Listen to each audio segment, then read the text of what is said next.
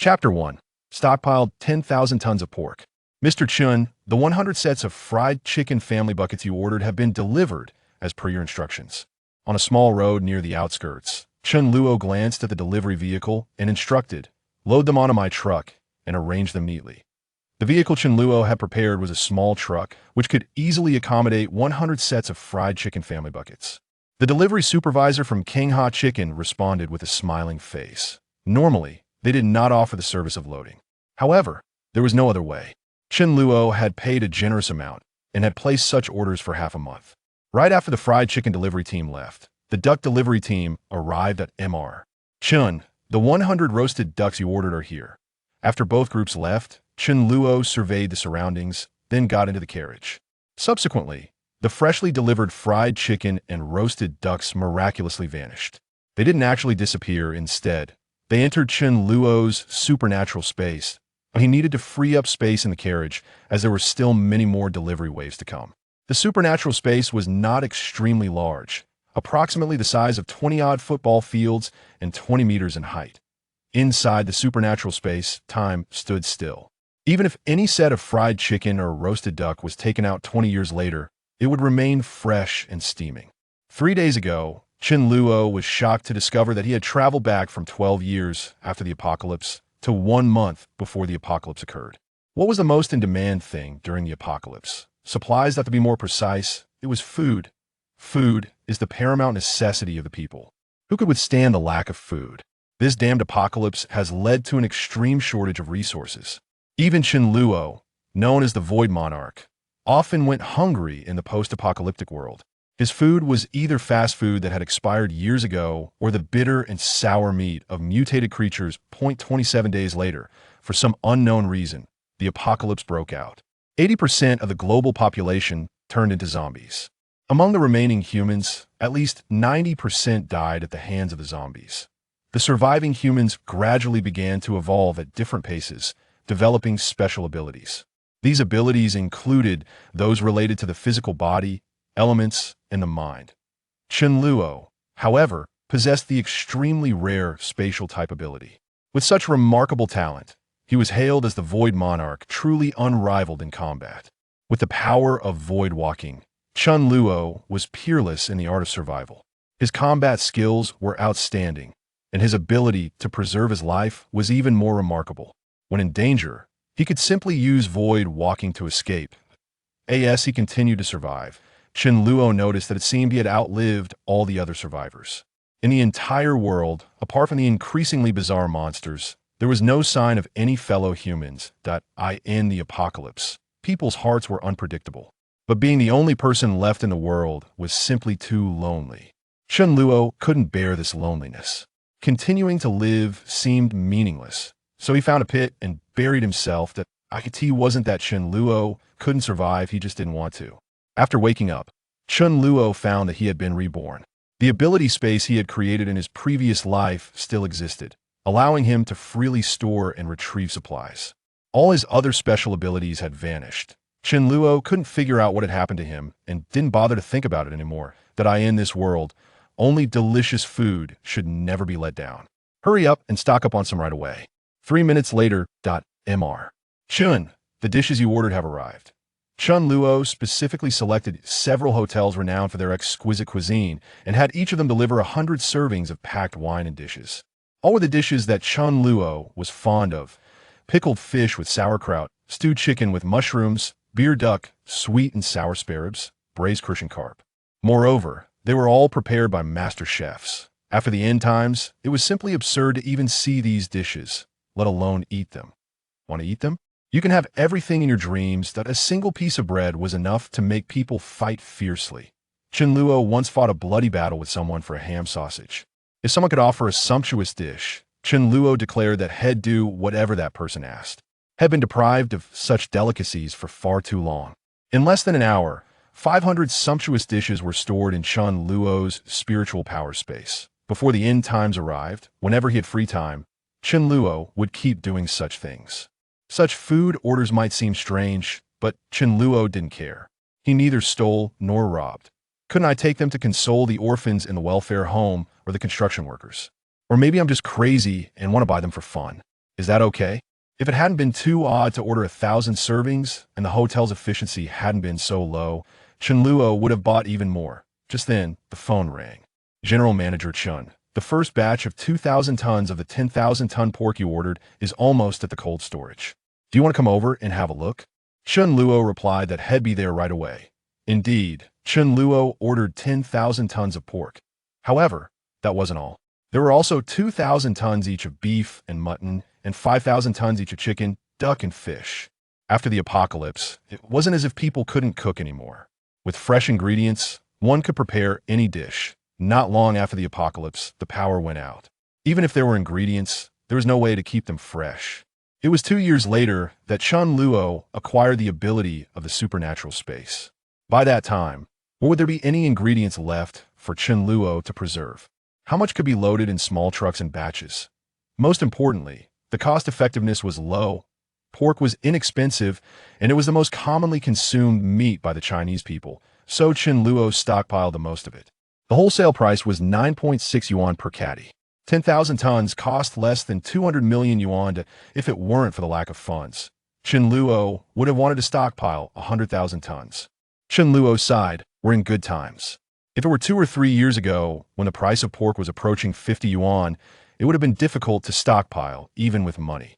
After all the stock supplies arrived, Chen Luo would find a suitable opportunity to store them all in the supernatural space. Upon arriving at the cold storage warehouse, General Manager Wang of the trading company that had received Chen Luo's large order greeted him with a beaming smile.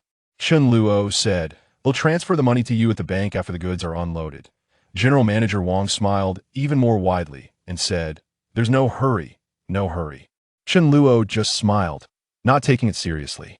For this batch of goods, he had paid a 10 deposit. He would pay 70 in total, paying for each batch upon arrival, and the remaining 30 would be paid 1 month later. If possible, Chen Luo would have liked to get the goods for free, but he wasn't familiar with them, and General Manager Wang simply didn't have the ability to advance the payment. Chen Luo beckoned to the hired pig slaughtering masters, Lao Zhang and Lao Li, and said, "Lao Zhang, Lao Li, keep a sharp eye. Don't let them fob us off with decades, old frozen meat." Lao Zhang, with his jiggling flabby cheeks, smiled and said, "General Manager Chun, rest assured, I've been slaughtering pigs for decades. One glance at the pork, and I can tell when the pig was slaughtered." Chen Luo jested, "I've lived for over 20 years. One touch of the circuit with my hand, and I can tell if there's electricity in it." Everyone was initially taken aback, then burst into hearty laughter. "General Manager Chun is so humorous," they said. After unloading the goods, Chen Luo and General Manager Wang of the trading company went to the bank to transfer the money. Just as they parted ways, Chen Luo's phone rang. An irate voice came from the phone. "Chen Luo, you sold shares worth over 3 billion for just 1 billion. You didn't even inform me about such a major matter. Do you still respect me, your uncle?" Chapter 2. The dog ranked first in the lightning department. 30 billion worth shares were sold for only 1 billion. Isn't this a complete sucker move? These shares were left to Chen Luo by his parents, originally accounting for 42 of the shares of the Chen Group. In 6 years, the share proportion dropped from 42 to 17. The original value of these shares was over 7 billion, but now it's only worth 3 billion. The development of the group requires financing, and a decrease in the share proportion is understandable. However, not only did the value not increase, but it plummeted instead, which is really unjustifiable. Chen Luo's uncle, Chen Jianan, under the pretext of investment, caused massive losses. Ostensibly, it was a loss, but secretly, the money lost just went into another pocket of Chen Jianan. In the last life, when the apocalypse occurred, Chen Luo was just a 21-year-old green youth with little experience in the world. Although he realized what was happening at that time, he was no match for the crafty Chen Jianan and couldn't break free from Chen Jianan's control. After being reborn, it is also difficult for Chen Luo to sell these shares at a normal price, because there is an agreement that Chen Jianan, the major shareholder, has the preemptive right to purchase Chen Luo's shares. Only when Chen Jianan doesn't want them can Chen Luo sell them to others. Once Chen Luo shows the intention to sell the shares, Chen Jianan will surely delay and do everything in his power to push down the price. By the time it reaches Chen Luo's hands, it might be less than 1 billion, and it will also waste a lot of time. Although there is nearly a month until the apocalypse, Chen Luo can't afford to waste time on this. Without money, who will sell you things? Chen Luo didn't have the time to haggle with Chen Jianan, so he approached a powerful young master and sold the 30 billion worth shares to him at a bargain price of only 1 billion, with the condition of getting the money the next day. This series of actions was like inviting a wolf into the house for a young master with a powerful background. Agreeing to Chen Luo would definitely not be a losing proposition. At the very least, one could earn 1 billion from this deal. When Chen Jianan learned of this news, how could he not be furious? Chen Jianan said on the phone, "Come to the group. Let's talk face to face." Although Chen Luo didn't want to see Chen Jianan, he still agreed. Otherwise, he wouldn't be able to have peace within this month. "Oh, Chen Luo, if you're being threatened, just blink." Chen Jianan put on a look of deep sorrow and remorse in front of Chen Luo. He was truly pained. A few more years of his manipulation, and he could have left Chen Luo penniless. Now, Chen Luo had simply sold out. This didn't conform to the agreement. But did it matter to some people? Chen Luo showed respect to his elder on the surface, yet a great sense of rose in his heart. 6 years ago, his parents died in a car accident due to brake failure, and the mastermind behind it was none other than Chen Jianan, his own uncle, his blood-related uncle. This was what Chen Fei, Chen Jianan's son, had said personally after the end of the world. Chen Luo smiled and said, "Uncle, no one is threatening me. I have a premonition that the price of pork will soar again. 50 yuan per gene is not a dream. In that case, the pork I stockpiled with 1 billion yuan could increase in value to 5 billion yuan. No, be more daring. 100 yuan per gene is not impossible." Chen Luo wasn't lying. Indeed, after the end of the world, trying to buy food with money? See if anyone would sell it to you for 100,000 yuan per gene. Chen Jianan listened to Chen Luo's words, staring at Chen Luo with his mouth wide open. Wasn't this pure idiocy? How could he even dream of such a thing? You weren't this stupid before. After the shock, Chen Jianan smiled. Although Chen Luo wasn't extremely intelligent, he wasn't stupid to this extent. Chen Jianan said earnestly, "Xiao Luo, look, how about selling it to me for 5 billion? Chen Luo shrugged and replied, "Sorry, uncle. I've already sold it, and the contract has been signed. It's impossible to buy it back from that young master." Chen Jianan frowned. That young master had a powerful background and was not someone to be trifled with. It was out of the question to buy it back at the original price. If he wanted to purchase it back, he would surely have to pay a hefty price. Chen Luo was quite busy, and his phone rang again. With an apologetic look, Chen Luo walked to the window and answered the phone. Seeing the note, his heart skipped a beat. Could it be? A young woman's voice came from the phone. "Mr. Chen, we've got some clues about the Chinese rural dog you commissioned us to find, the one with black fur and a missing ear. We've sent you the photo. Please confirm if it's the one you lost." Hearing this, Chen Luo's breath quickened immediately. After the apocalypse, some idle busybodies ranked the ability users of various departments. Naturally, Chen Luo ranked first in the space department. The first in the fire department was the flame spirit lady, who had the title of Blood Rose.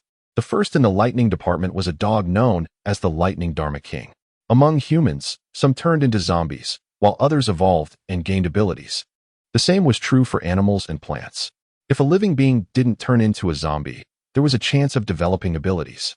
Generally, animals had lower innate qualities than humans, but there were exceptions, like the Lightning Dharma King. This was a dog that hadn't turned into a zombie, fresh dog meat. So many people had their eyes on it, but no one succeeded. Except for Chen Luo, all those who tried were severely punished. Hence, it got the title of Lightning Dharma King. The second, ranked Lightning, type Esper, Thunderstorm, was quite disgruntled. What did it mean to include a dog in the ranking? Damn it, I'm not even better than a dog. Later, it was proven that he was indeed inferior to a dog. The Lightning Dharma King was a dog without an owner. Chen Luo heard that someone had seen a black dog lacking an ear in a dog meat restaurant in Shanghai before the apocalypse, and it seemed to be the Lightning Dharma King. After being reborn, Chen Luo took it to heart and entrusted someone to search for it, promising 1 million yuan if found. This was no less than the price a certain principal offered to search for his beloved dog. Chen Luo immediately checked his phone. And indeed, the other party had sent a photo. In the photo was a black Chinese rural dog with a somewhat dispirited complexion and eyes revealing sadness. Chen Luo's pupils constricted. As the executioner who had ambushed the Lightning Dharma King several times before succeeding and eating it, Chen Luo was all too familiar with it. There was no help for it. Chen Luo was just too eager to eat dog meat. After eating it, Chen Luo regretted it. Lacking seasonings and without any cooking skills, Chen Luo could only boil it in plain water and add a little salt. The taste, well, it was incredibly delicious. The black dog in the photo, by its appearance, was precisely the lightning Dharma King. The missing left ear was even more conclusive evidence. Chen Luo couldn't help but laugh. Dharma King, in this life, we'll never lack for food. How about we keep each other company? I promise to treat you well, providing you with good food and drink. Wait, brother is coming to save you. I hope you'll recognize me as your master. Chapter 3. Is that 110? Putting away his phone, Chen Luo couldn't wait to go and rescue the lightning Dharma King. Chen Luo called out, "Uncle, I'm leaving now." Chen Jianan didn't stop him either. Squinting his eyes, he watched Chen and leave quickly. The Chen group had nothing to do with Chen Luo anymore. After Chen Luo left Chen Jianan's office, his steps paused for a moment. Both Chen Jianan and his son were rather fortunate. They didn't perish after the end of the world. Chen Fei even awakened a rather good supernatural power. Relying on the employees of the Chen group, he also established a force, and its strength was fairly decent. There would be no chance in this life. He had to die on the day of the apocalypse. That's what I said. Shortly after Chen Luo left, Chen Fei entered Chen Jianan's office. Chen Fei was tall, big, boned, and extremely robust. Chen Fei said in a hurry, "I found out. Chen Luo has recently ordered a large quantity of supplies." Chen Jianan lit a cigarette and said irritably, "He said he hoarded 1 billion yuan worth of pork. Damn it. He disrupted my plan." Chen Fei said in a somewhat astonished tone, "But as far as I know, he only placed an order for 10,000 tons of pork, which is nearly 200 million yuan. Chen Jianan sneered, "Chen Luo isn't that stupid. It seems he saw through my intention to swallow his shares and made up an excuse. I just didn't expect he would cut his losses bravely. Who among normal people would be willing to sell 30 billion yuan worth of shares for only 1 billion yuan at a low price? I underestimated him." Seeing that there was no one around, Chen Fei came to Chen Jianan's side and whispered in a hushed voice, "Dad, should we play some tricks to make him disappear? His parents are gone now. If he dies, we'll be the primary heirs to his estate." Chen Jianan directly waved his hand in refusal and said, "Xiaofei, back then, we had nothing, so taking risks was an option. But now, with our wealth approaching 10 billion, there's no need to risk for that additional 1 billion. If we get caught with a handle, it'll be a disaster we can't afford." Chen Fei cursed in a low voice, "This idiot, it's not the end of the world. Stockpiling so many supplies, he'll surely go bankrupt." Chen Luo entrusted 2 private detectives to look for the thundering Dharma King. If he were to offer a reward personally, the nosy, the idle, those who asked for information, the money grubbers, and the fraudsters would have annoyed him to death. After nearly an hour of driving, Chen Luo arrived at the appointed place. As soon as he got out of the car, a man and a woman came up to him. The man was the private detective Wang Ming, who looked shrewd. The woman was his assistant, in her early 20s, her eyes fixed on Chen Luo with a hint of eagerness. A young, wealthy, and extremely handsome man like him was bound to attract her. Chen Luo didn't engage in small talk and asked straightforwardly, "Where is it?" Wang Ming smiled and said, "Mr. Chen, come with me." Wang Ming had signed a contract with Chen Luo, not worried that Chen Luo would renege on the debt. He had also investigated Chen Luo in advance. Chen Luo held billions of shares in the Chen Group and was a super rich second generation, not likely to default on this 1 million yuan payment. The thundering Dharma King was currently in a dog meat restaurant. Presumably, this was why it looked sorrowful. Its intelligence told it that it might be eaten by someone at any time, perhaps tomorrow, or maybe even tonight. This dog meat restaurant was nearby. Otherwise, why would they make an appointment at this place? A minute later, Chen Luo arrived at a dog meat restaurant named Bayer. It is afternoon. Although the dog meat restaurant has not closed, there are clearly no customers. 2 large iron cages are placed at the entrance of the dog meat restaurant, in which 5 native dogs are locked up to be killed on the spot upon customer's order. Thunder King is among them. Thunder King is rather lucky. There are still 27 days until the end of the world, and during this period, it has not met with the misfortune of being eaten. Chen Luo's attention was immediately drawn to Thunder King. Thunder King is not very good looking, nor does it seem powerful. Its dispirited look makes it appear pitiful and helpless. At this moment, Thunder King is far from the powerful figure it will be after the end of the world, just a poor little thing. Chen Luo stared at Thunder King, and Thunder King seemed to sense it. It raised its head, and its body trembled violently. Cough, cough. Of course, it couldn't know in advance that the person in front of it would be the one to eat it in the future. It trembled purely out of fear. What else could one do in a dog meat restaurant? Being stared at like this, a dog with intelligence couldn't help but be afraid. Chen Luo was very excited. Thunder King. He might very well become the master of Thunder King. Just thinking about it made him feel delighted. The space-based power is not a powerful power in the initial stage. Powerful abilities like Void Walking cannot be mastered quickly, while Thunder King can make up for his lack of combat power in the early stage. When there is a battle, he can send out Thunder King, just like let the dog out strategy. There were 3 people standing outside the door. The on-duty waiter of the dog meat restaurant came out and asked, "Are you 3 here for a meal?" Chen Luo's expression suddenly turned fierce, and "Where is your boss? Call your boss out." Wang Ming looked somewhat gloating. Chen Luo's beloved dog appeared in the dog meat restaurant. How could he not cause trouble for the boss of the dog meat restaurant? Wang Ming was rather perplexed. Would a wealthy heir really keep such a common mongrel? It was truly rustic, its appearance not particularly appealing, and it was missing an ear. Was this troublemaking? The waiter, who only earned a salary of 3,000 yuan, was quite sensible. Did he really need to deal with such a hassle? He promptly went to fetch the boss. Amidst the lull, Chen Luo fixed his gaze on Thunderbolt King, wearing a kind and harmless smile. Shortly, by air, the owner of the dog meat restaurant emerged, beaming and asking, "What can I do for you 3 gentlemen?" Chen Luo pointed at Thunderbolt King in the cage and demanded furiously, "You still ask me what's going on? You've even stolen dogs right under my nose. If I hadn't discovered it in time, my big black dog would probably have ended up as dog meat." This was sheer nonsense. Chen Luo wanted to vent his anger on behalf of Thunderbolt King. How could they even think of eating dog meat? It wasn't about being reluctant to spend money. Even if it cost 100 million, Chen Luo would be willing to part with it for Thunderbolt King. And getting it for free was even more delightful. Bayer was taken aback. Had the dog owner come knocking? He had been in the dog meat business for so many years, and this kind of thing wasn't the first or second time he'd encountered. But this dog seemed to be a stray. Bayer quickly waved his hand and explained, "Is there some misunderstanding? All my goods come from legitimate channels." Chen Luo sneered and took out his phone. "Hello, is this the police? I'm reporting a dog meat restaurant that steals dogs. The origin of their dog meat is suspicious. As the saying goes, no businessman is without guile. Some things couldn't withstand scrutiny." Seeing that Chen Luo had called the police, Bayer immediately wilted. "It was really a misunderstanding. I didn't know this was your dog. I'm also a victim. I'll go settle the score with those who brought the dog here later. In this way, elder brother, please take your dog back. You don't need to pay a single cent. What do you think?"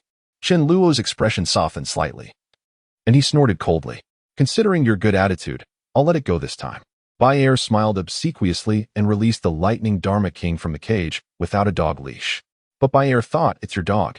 Are you afraid it will run away?" Chen Luo called out, "Xiaohei, come with me, let's go home." The Lightning Dharma King was a bit confused. "Xiaohei, who are you calling?"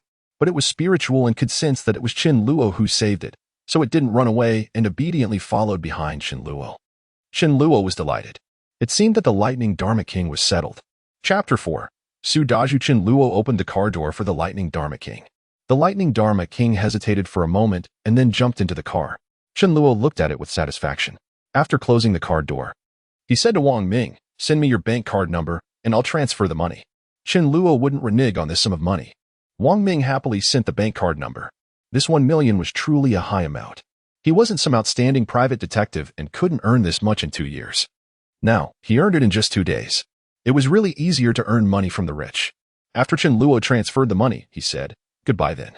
Seeing the money arrive in his account, Wang Ming said excitedly, "Young Master Chen, if you have any orders in the future, I will definitely handle them beautifully for you." Chen Luo smiled and nodded, then left with the Lightning Dharma King in a flamboyant manner. During the red light interval, looking at the Lightning Dharma King, Chen Luo smiled and said, "From now on, I'll call you Dharma King." The Dharma King didn't understand what Chen Luo meant and just let out a soft woof. Chen Luo didn't take it to heart. After awakening his superpower in the apocalypse, the wisdom of the Dharma King would be further developed, no less than that of a human. Otherwise, he wouldn't have managed to succeed only after several sneak attacks. Seeing that the Dharma King was filthy, Chen Luo specifically went to a pet store to buy some dog bathing products. As for dog food, Chen Luo didn't purchase any. Was the Dharma King an ordinary dog? It had to be well treated. Whatever he ate, it ate. As long as he had food, it definitely wouldn't go hungry. And if he had no food, presumably the Dharma King wouldn't let him starve either. Chen Luo immediately headed home. During this period, he had to cultivate a good relationship with the Dharma King.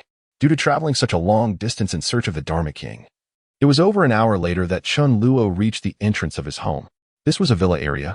which could be regarded as a truly luxurious mansion even in Shanghai. The land here was extremely precious, with a per square meter value of over 300,000 yuan. The villa was bought 10 years ago.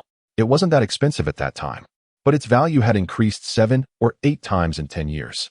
Chen Luo's villa was now worth 350 million yuan.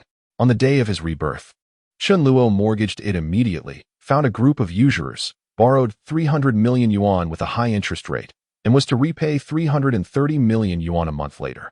Humph, a month later, your money will be mine, and my house will still be mine. If you have the guts, come and ask me for it. When passing by the security booth and seeing a tall security guard standing guard at the entrance, although he had seen the guard several times after his rebirth, Chen Luo's nose still twitched. This security guard had thick eyebrows and big eyes, and his face was rather simple-minded. He was so simple-minded that he seemed a bit foolish. His name was Su Daju, and he was Chen Luo's good brother after the apocalypse. His ability was a physical superpower. He was as indestructible as diamond, almost invulnerable to swords and guns, and extremely sturdy. However, due to supplies, Chen Luo and Su Daju were blocked by others. At that time, Chen Luo hadn't mastered the art of void walking. It was Su Daju who stalled the opponents. Chen Luo managed to escape safely, yet Su Daju was beaten to death. In Chen Luo's ears, there still seemed to linger the roar of Su Daju on his deathbed. Although Chen Luo avenged Su Daju afterwards, Su Daju had vanished forever. Chen Luo's eyes involuntarily turned red. My dear brother, in this life, I'll surely let you enjoy a life of luxury. The two were good brothers after the end of the world. Now their relationship is merely one of familiarity. Chen Luo wasn't in a hurry. When the end of the world occurred, Su Daju was on duty here. When the old events repeated themselves, they would become brothers again. Chen Luo stopped the car and said teasingly, Daju, after work tonight, I'll take you out for some fun. Is this fun proper? Su Daju grinned naively and said, No, brother Chen.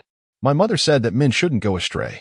Chen Luo was amused and asked, What else did your mother say? Su Daju grinned widely and replied, My mother also said that those who are overly attentive without reason have ulterior motives. Chen Luo led Fu Wang into the house. With a spacious garden and an exquisite villa, the unfamiliar scene made Fu Wang a bit timid. Whether Fu Wang could understand or not, Chen Luo smiled and said, Fu Wang, this will be your home from now on. Come on, I'll take you to have a bath first.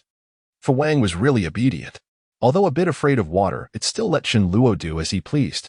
While bathing Fu Wang, Chen Luo couldn't help but start thinking about what else he should stockpile, if merely for himself and his brethren. The delicacies stockpiled by Chen Luo with the pickup truck would suffice to sustain him until the end of his lifespan, an amount that could never be exhausted in a lifetime. Having been reborn, Chen Luo has no desire to live as he did in his previous life. If he were the sole human left in the world, with only monsters remaining, the bone-chilling loneliness would be truly unbearable. Chen Luo desires more companions by his side, so he might as well establish a settlement on his own. The perils of the apocalypse do not solely stem from the scarcity of food. Rather, they predominantly arise from monsters and other survivors. Although Chen Luo possesses a formidable talent, he is not adept at frontal combat. To put it plainly, if hundreds of fairly high-level power users were to attack simultaneously, Chen Luo would have no choice but to flee.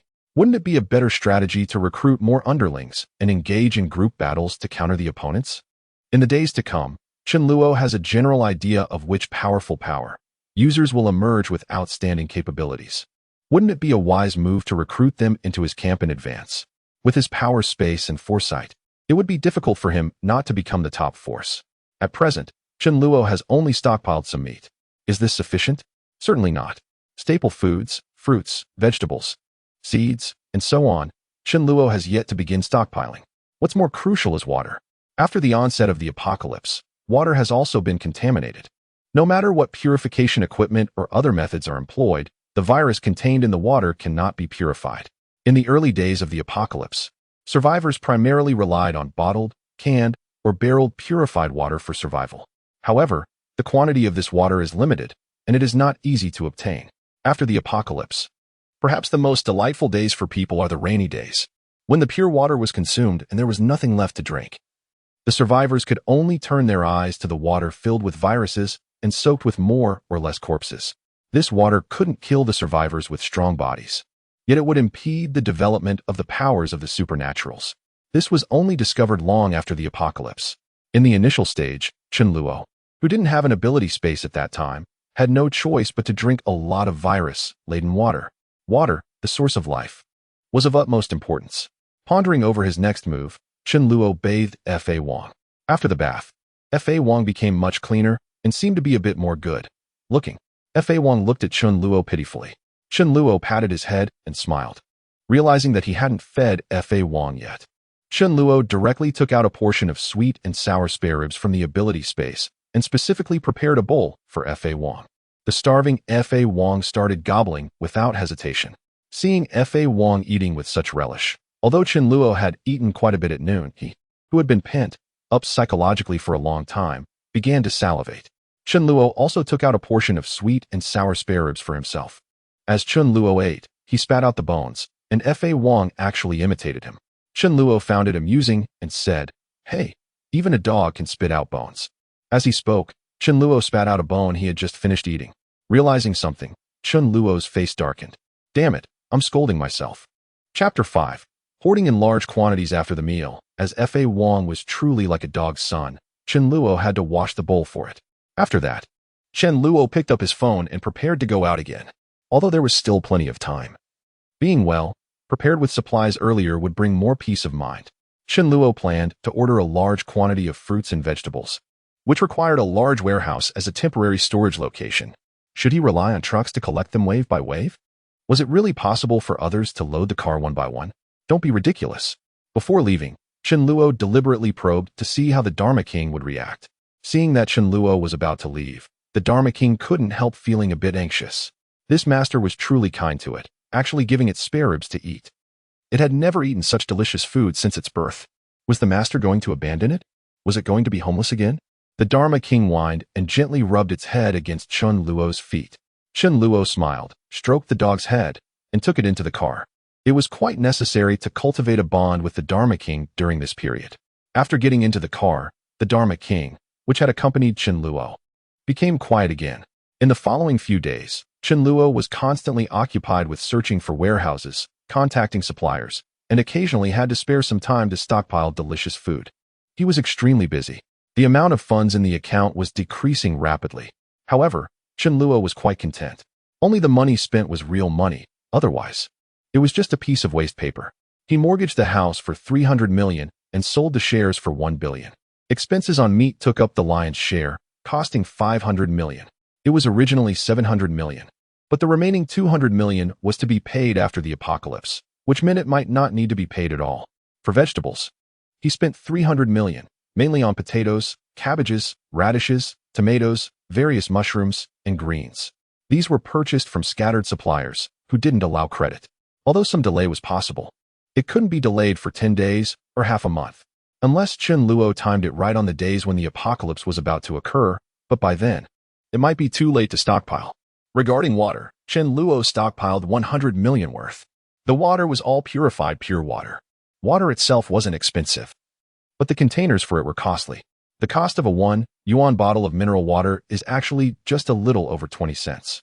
After deducting labor, factory buildings, and equipment, it's the bottle that holds the real value.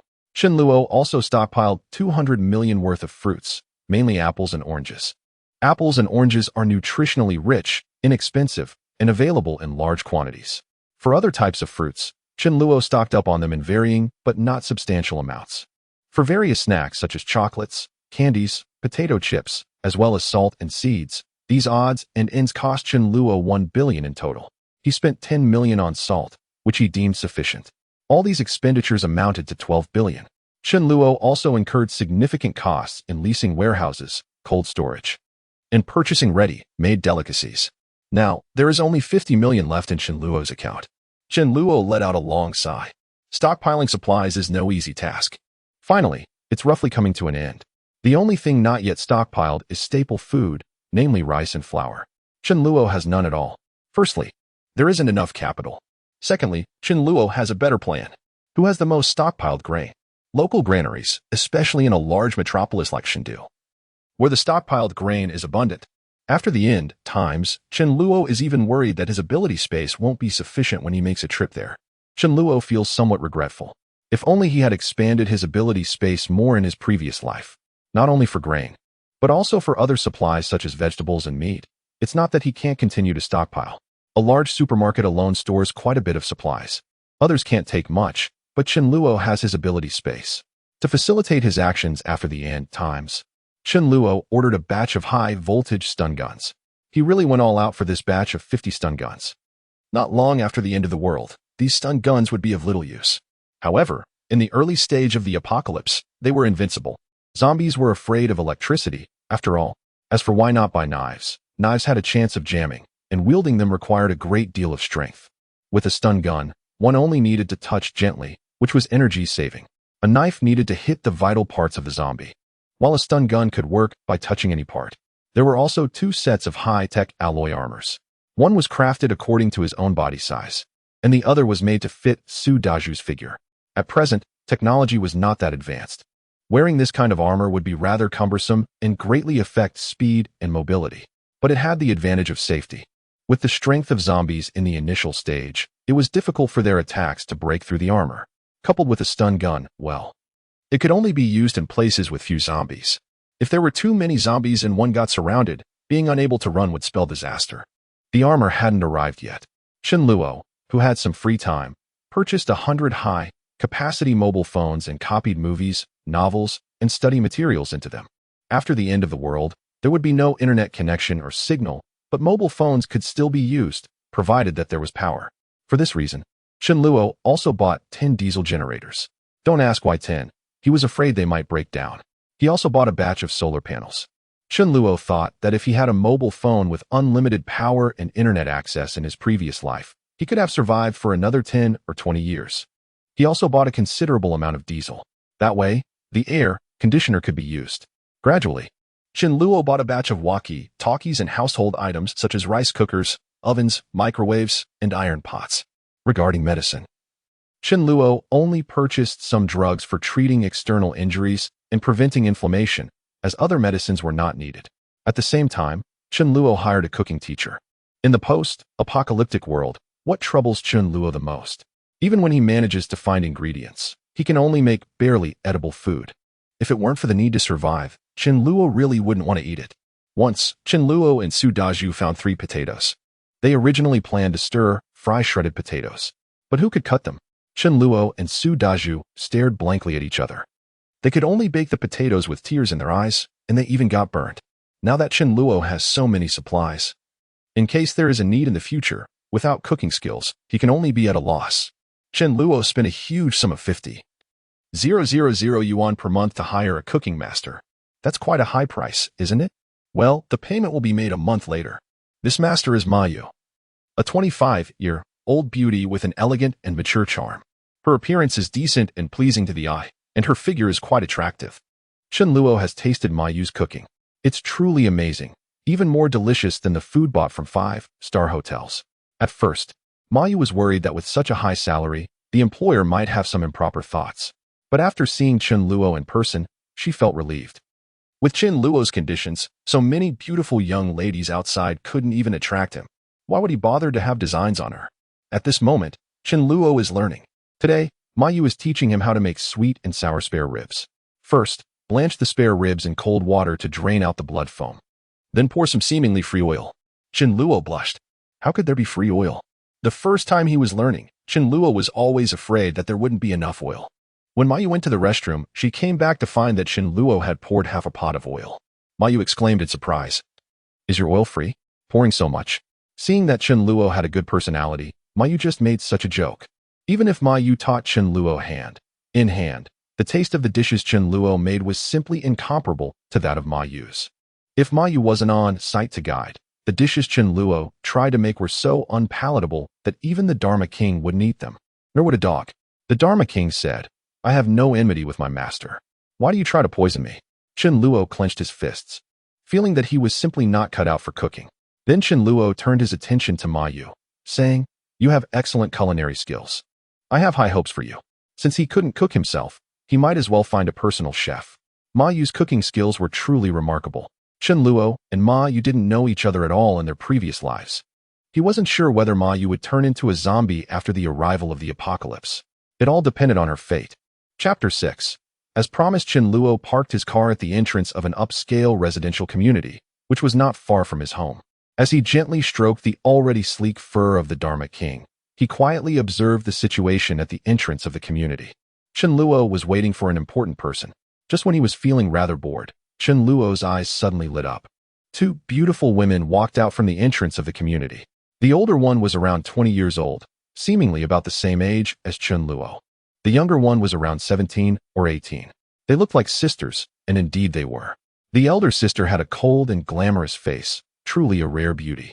The younger sister was youthful and attractive, no less than her elder sister. Her delicate and obedient appearance made people couldn't help but feel affection for her. Chen Luo felt a bit excited in his heart. As the saying goes, a fair maiden is what a gentleman desires.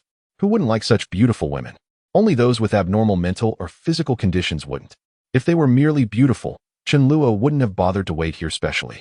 These two sisters were not just pretty. Elder sister is Myling, and younger sister is Meili. After the end of the world, Myling mastered the fire ability and is extremely powerful. She is the most powerful fire ability user known to Chen Luo, and is also the Blood Rose Spirit, Flame Lady mentioned by Chen Luo before. Since the character Ling is in Myling's name, and she controls fire, she is called the Spirit Flame Lady. Myling also has another nickname, the Blood Rose. A rose has thorns and is not easy to touch. Blood color describes her hot, tempered nature. However, not only is her temper hot, but her figure is also quite alluring. Younger sister Meili, in Chen Luo's view, is even more remarkable. Meili's combat ability is weak because she is not a combat-oriented class, but a healer, an auxiliary class. It is said that she can use the resurrection spell in the later stage. Goodness, who can resist such an ability? It is like a divine power. If one had to choose between Myling and Meili, only children make choices. Chen Luo decides to win over both sisters, of course not right now. Going up stupidly would make him seem like a love-struck fool. Chen Luo took out his phone and called Wang Ming, a private detective he had cooperated with before. I'll give you 3 days. I want information about them, especially what they like to eat. Whatever you two like to eat, I'll stock up on. To win a woman's heart, one must first win her stomach. Wang Ming readily agreed. Such a thing was quite simple for a professional like him.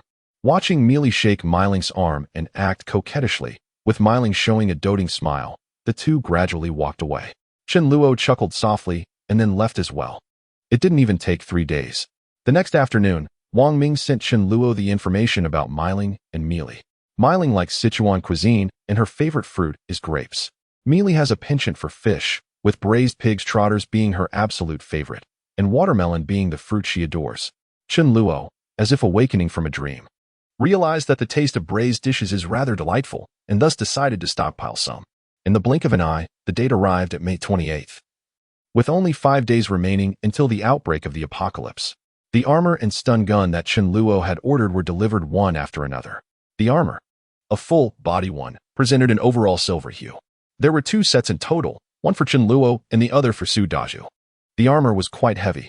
Chen Luo's set, though relatively smaller, still weighed 45 G. Wearing it required some physical exertion, yet its advantage lay in the security it offered. Chen Luo had also considered using a mascot costume or combat uniform. However, the mascot costume was not as convenient as the armor, being rather cumbersome. Low-level combat uniforms were of little use, and for high-level ones, Chen Luo had no access. In terms of defense, neither could compare to the armor. In the following days, Chen Luo was constantly adapting to the armor. The stun gun was purchased by Chen Luo through an entrusted security company. Each one cost around 40,000 yuan upon arrival. The high voltage it emitted could stun a person instantaneously, and a few seconds of electric shock could even prove fatal. There were 50 stun guns in total. It was inconvenient for others to hold them, but Chen Luo had a spatial ability. By rotating their use, it would be no problem to electrocute hundreds of zombies at once. Chen Luo also bought a 13-meter long heavy-duty truck and parked it near the cold storage. On the night of June 2nd, Chen Luo transferred all the remaining stockpiled supplies, except for the meat in the cold storage, into his spatial ability. Even if someone noticed the miraculous disappearance of the supplies, it was his property. What right did others have to comment? The apocalypse was going to break out the next day. At night, Chen Luo tossed and turned, unable to fall asleep. Having been reborn, he wondered if this damned apocalypse wouldn't come after all. If you don't come, The supplies I've stockpiled will result in a huge loss. Maybe it's better if you don't come. Sacrificing myself for the benefit of all mankind. Even with a huge loss, I'm still a wealthy man. Wouldn't it be wonderful to live a comfortable life in this prosperous world instead of experiencing that inhumane apocalypse? The next morning, Chen Luo woke up early, his mood rather complex. The end of the world would break out around 9:20. At 8 o'clock in the morning. Knowing Chen Jianen's habits well, Chen Luo knew that Chen Jianen wouldn't arrive at the group until 9 o'clock and was probably having breakfast at this time. Chen Luo took out his phone and dialed Chen Jianen's number. Chen Luo said respectfully, "Uncle, there's something I'd like to ask you for help with." Chen Jianen replied hypocritically, "You're my nephew. Of course I'll help you if I can." Chen Luo smiled and said, "Here's the thing. I'm in urgent need of a large sum of money recently. But as you know, I've used all my money to stockpile pork. I want to mortgage all the supplies I've stockpiled to you. They're worth 1 billion. I only want to borrow 500 million. Even among brothers, business is business. Uncle, let's sign an agreement. I'll only borrow it for 1 month and repay you 600 million when it's due. If I can't pay back the money then, the supplies will be used to settle the debt." Chen Jianen asked curiously, "What do you need so much money for in such a hurry?" Chen Luo fabricated a story. "According to my observation, virtual currency will rise sharply in the near future. Maybe it can increase 10-fold or 8-fold. 500 million can turn into 5 billion. Uncle, if you trust me, do this with me." Chen Jianen sneered, "I don't believe you at all. I'm afraid I'll lose all my capital. How dare you play with that stuff?" However, Chen Jianen did not decline. His mind raced as he thought that whether Chen Luo made a profit or suffered a loss, he himself would not lose out. And it was highly likely that Chen Luo would be left penniless. In that case, he could exchange 500 million into 1 billion worth of supplies. Although Chen Jianen did not think highly of Chen Luo's act of hoarding supplies, surely it would not be a problem to sell items worth 1 billion for 800 million. This deal was worth making. Chen Jianen sneered. When the time came for losses, don't blame him for showing no mercy. Chen Luo continued, "Uncle, please wait for me at home. I'll come to your place right now to discuss in person. I miss Fei Gu too. Call Fei Gu over as well." Chen Jianen readily agreed. Such a crucial matter couldn't be merely discussed over the phone, and the money couldn't be lent out so casually. He had to conduct an investigation first. After hanging up the phone, a cold glint appeared on Chen Luo's face. He thought to himself that they were doomed to die on the day of the apocalypse. Chapter 7. Why does this meat taste numb? The apocalypse would occur at around 9:20 a.m. on Thursday, with an error margin of no more than 3 minutes. Chen Luo couldn't forget such an important time, nor did he want to. 9:20 was not a weekend, but a working time. In the previous life, Chen Jianen was in the building of Chen's group when the apocalypse broke out. There were over 1,000 employees in Chen's group.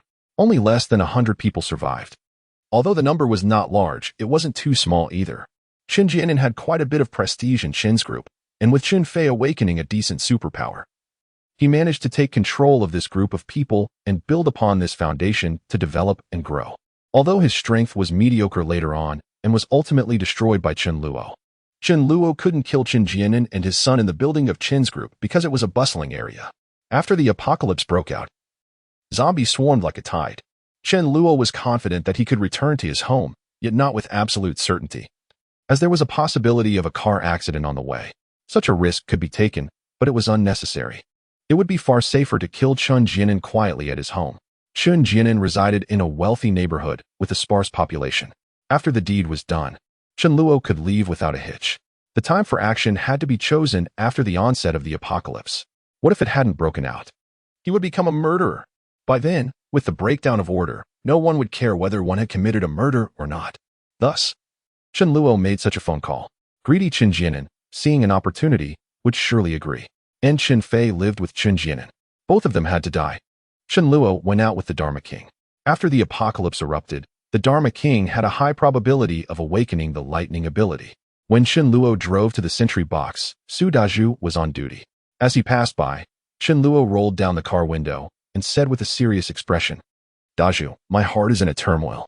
I have a premonition that something bad is about to happen. Be careful around 9 o'clock." Su Dazhu was taken aback for a moment and then nodded, saying, "Okay, Brother Chen." Su Dazhu might seem simple-minded, but in fact, he was just guileless. And his intelligence was completely normal. Surely no one would think that a high-end residential area like Chen Luo's home would hire a fool as a security guard.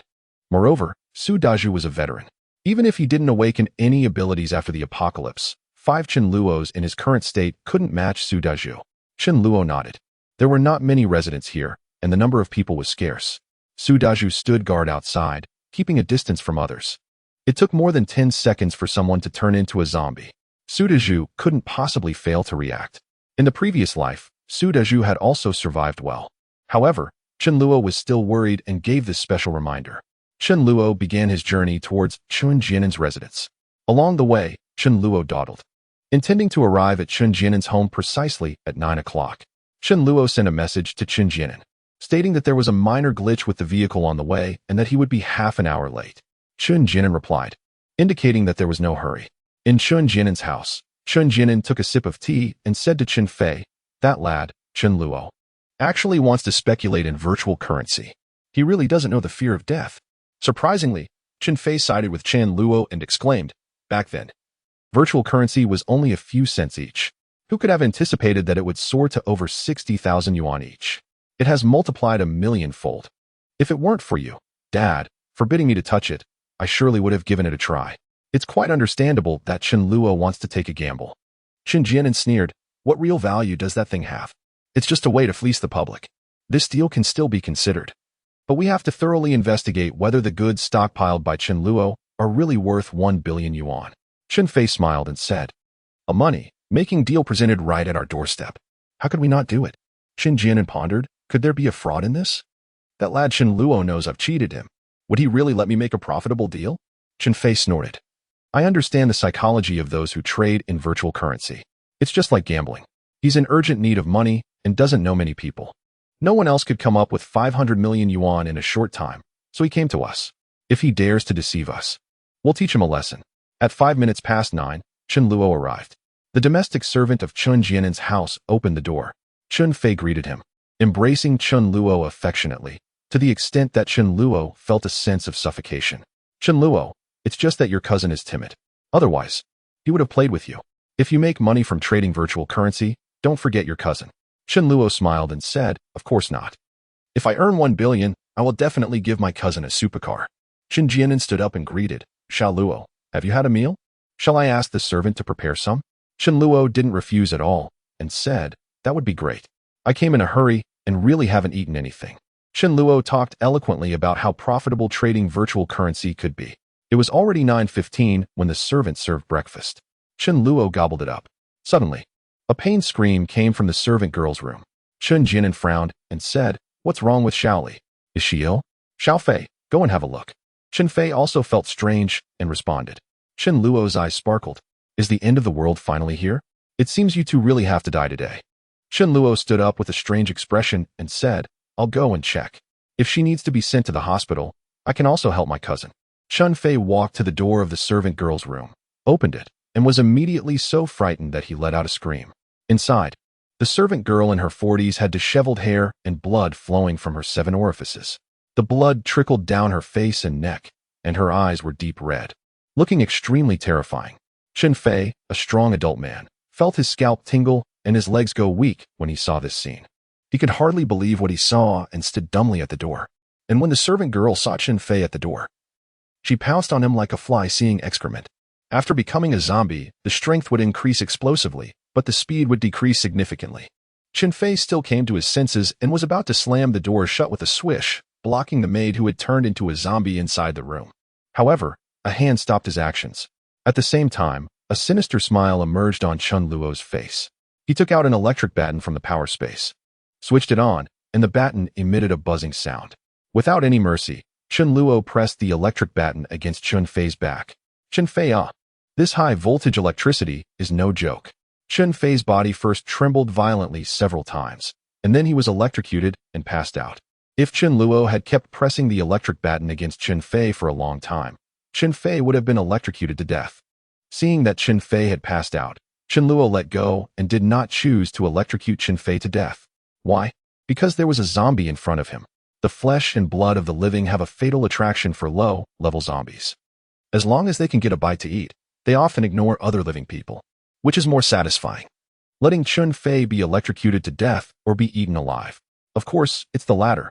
After being electrocuted and passing out, Chen Fei didn't fall down because Chen Luo was holding him from behind.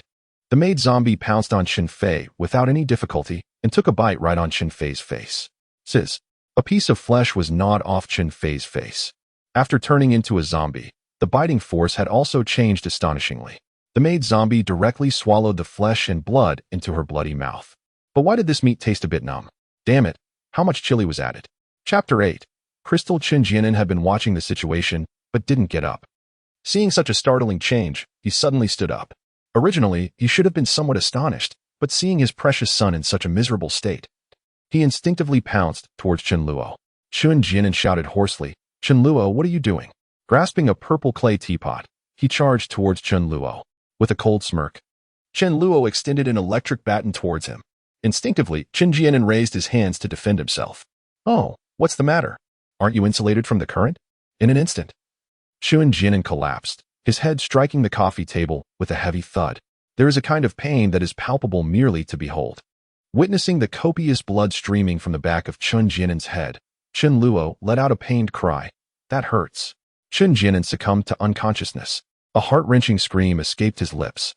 Chen Fei, enduring the agony of his face being gnawed upon, jolted awake. However, he found himself pinned to the ground by the merciless maid zombie. Under such circumstances, had Chen Fei not been shocked by Chen Luo, his robust physique might have afforded him a chance to resist. Yet, weakened and numb from the electric shock, he lacked the strength to contend with the zombie's formidable power. Regardless of the fact that she had once been a woman, the maid zombie paid no heed to Chen Luo, prioritizing her own hunger first. Chen Fei struggled, calling out, "Chen Luo, Dad, save me." Chen Luo, feigning surprise, retorted, "I have no son like you. Your father is lying on the ground."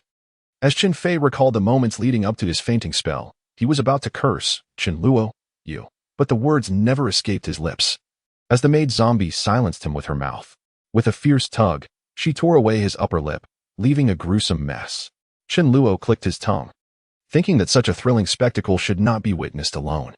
Chen Luo turned and entered the kitchen, filled a basin with water, and splashed it onto Chen Jianan's face, vigorously slapping him. As Chen Jianan slowly regained consciousness, he was confronted with a sight that filled him with rage.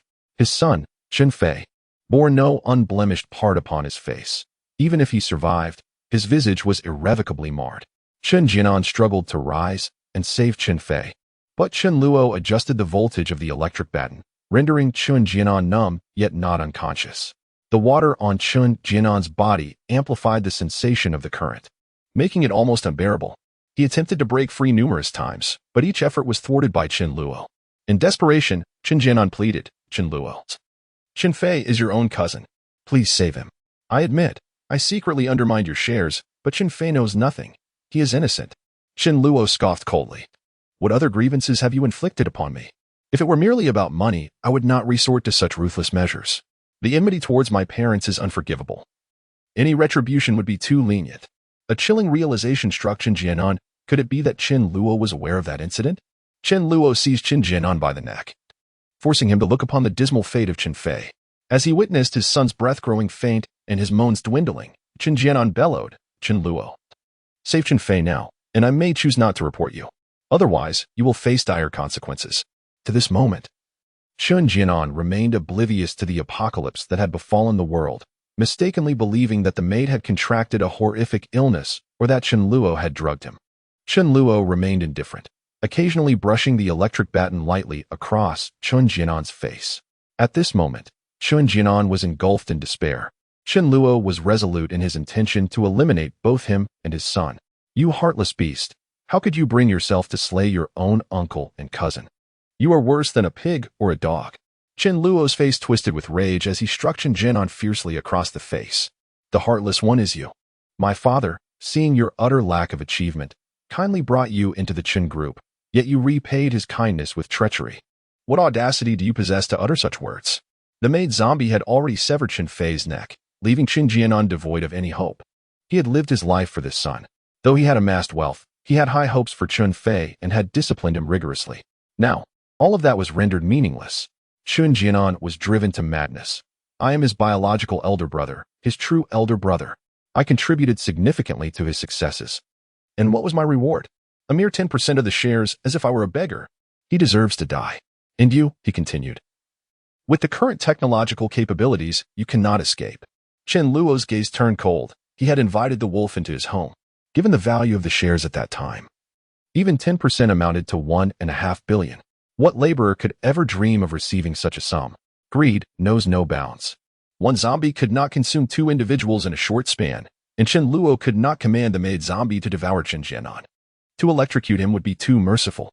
Chen Luo retrieved a dagger from his spatial abilities, plunging it with precision, creating 2 fatal wounds. He continued until Chen Jianan fell silent. In the chaos, Chen Fei had been brutally devoured. Hearing the commotion, the maid zombie, now sated, howled and turned towards Chen Luo. Zombies were not a novelty to Chen Luo, especially not these base, mindless creatures. Chen Luo remained unperturbed, adjusting the voltage of the electric baton to its maximum setting. The sound of sizzling electricity filled the air, accompanied by the acrid stench of burning flesh. This time, Chen Luo maintained the current for several seconds. The maid zombie emitted a series of anguished cries before falling silent, succumbing to unconsciousness. Zombies possess a sense of pain, yet they do not experience fear as a normal human would. Their sole desire is to consume flesh, devoid of any other emotions. They do not comprehend fear, yet they are acutely aware of pain. Eliminating them is not particularly challenging. Any method capable of dispatching a human will suffice. The only complicating factor is that even when their entrails spill forth or half their faces are torn away, they do not cease their relentless assault. Paralysis and dizziness affect them just as effectively.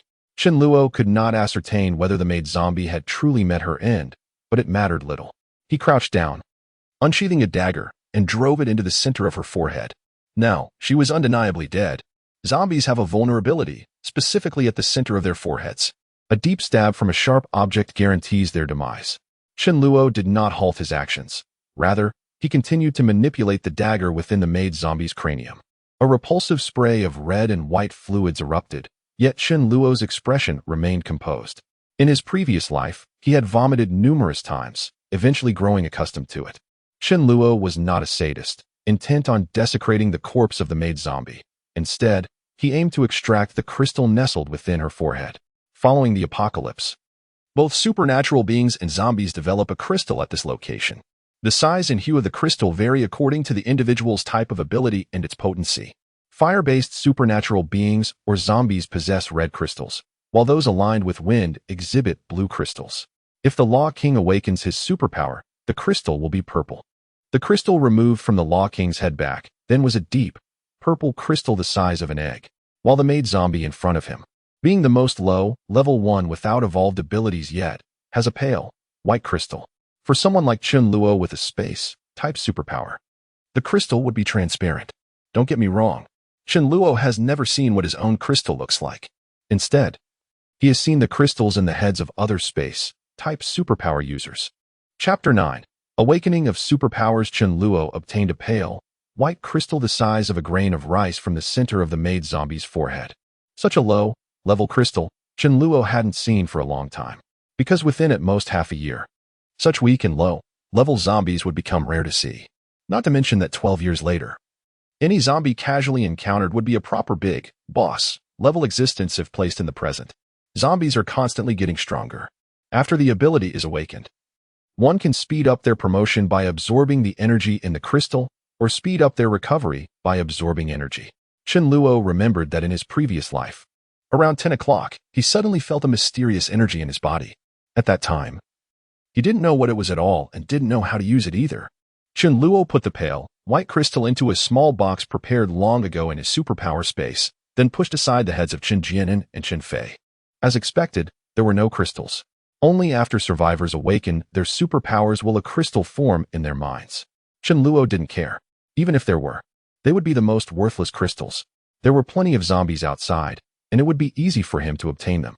After avenging himself, Chen Luo didn't leave in a hurry. In about half an hour, he would soon awaken his superpower. When awakening, there would be a brief intense pain in his head, so it was better to wait here for the awakening.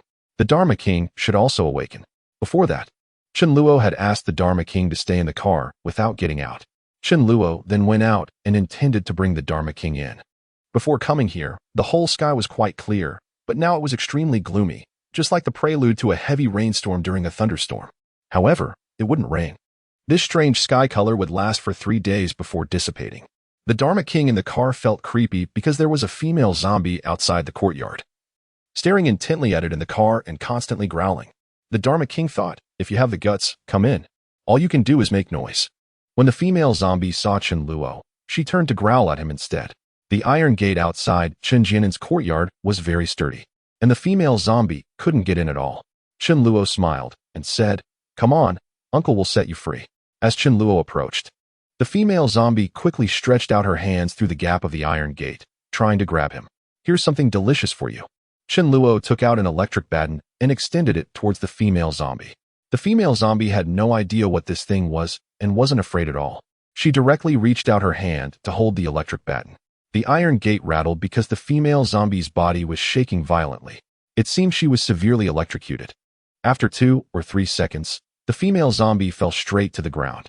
Chen Luo sighed. "This electric baton is really useful. Uncle has set you free. It's not excessive to charge a little reward, right?" Chen Luo saw that there were no other zombies around. So he opened the iron gate with confidence and took out the crystal from the female zombie's glabella. The Dharma King, who witnessed all this, was stunned. "Master, how could you be so ferocious?" Closing the iron door, Chen Luo released the Law King from the vehicle and ushered him into the building. Upon encountering the lifeless bodies of Chen Jianan and his companions, the Law King, seeing them for the first time, was understandably startled and clung tightly to Chen Luo.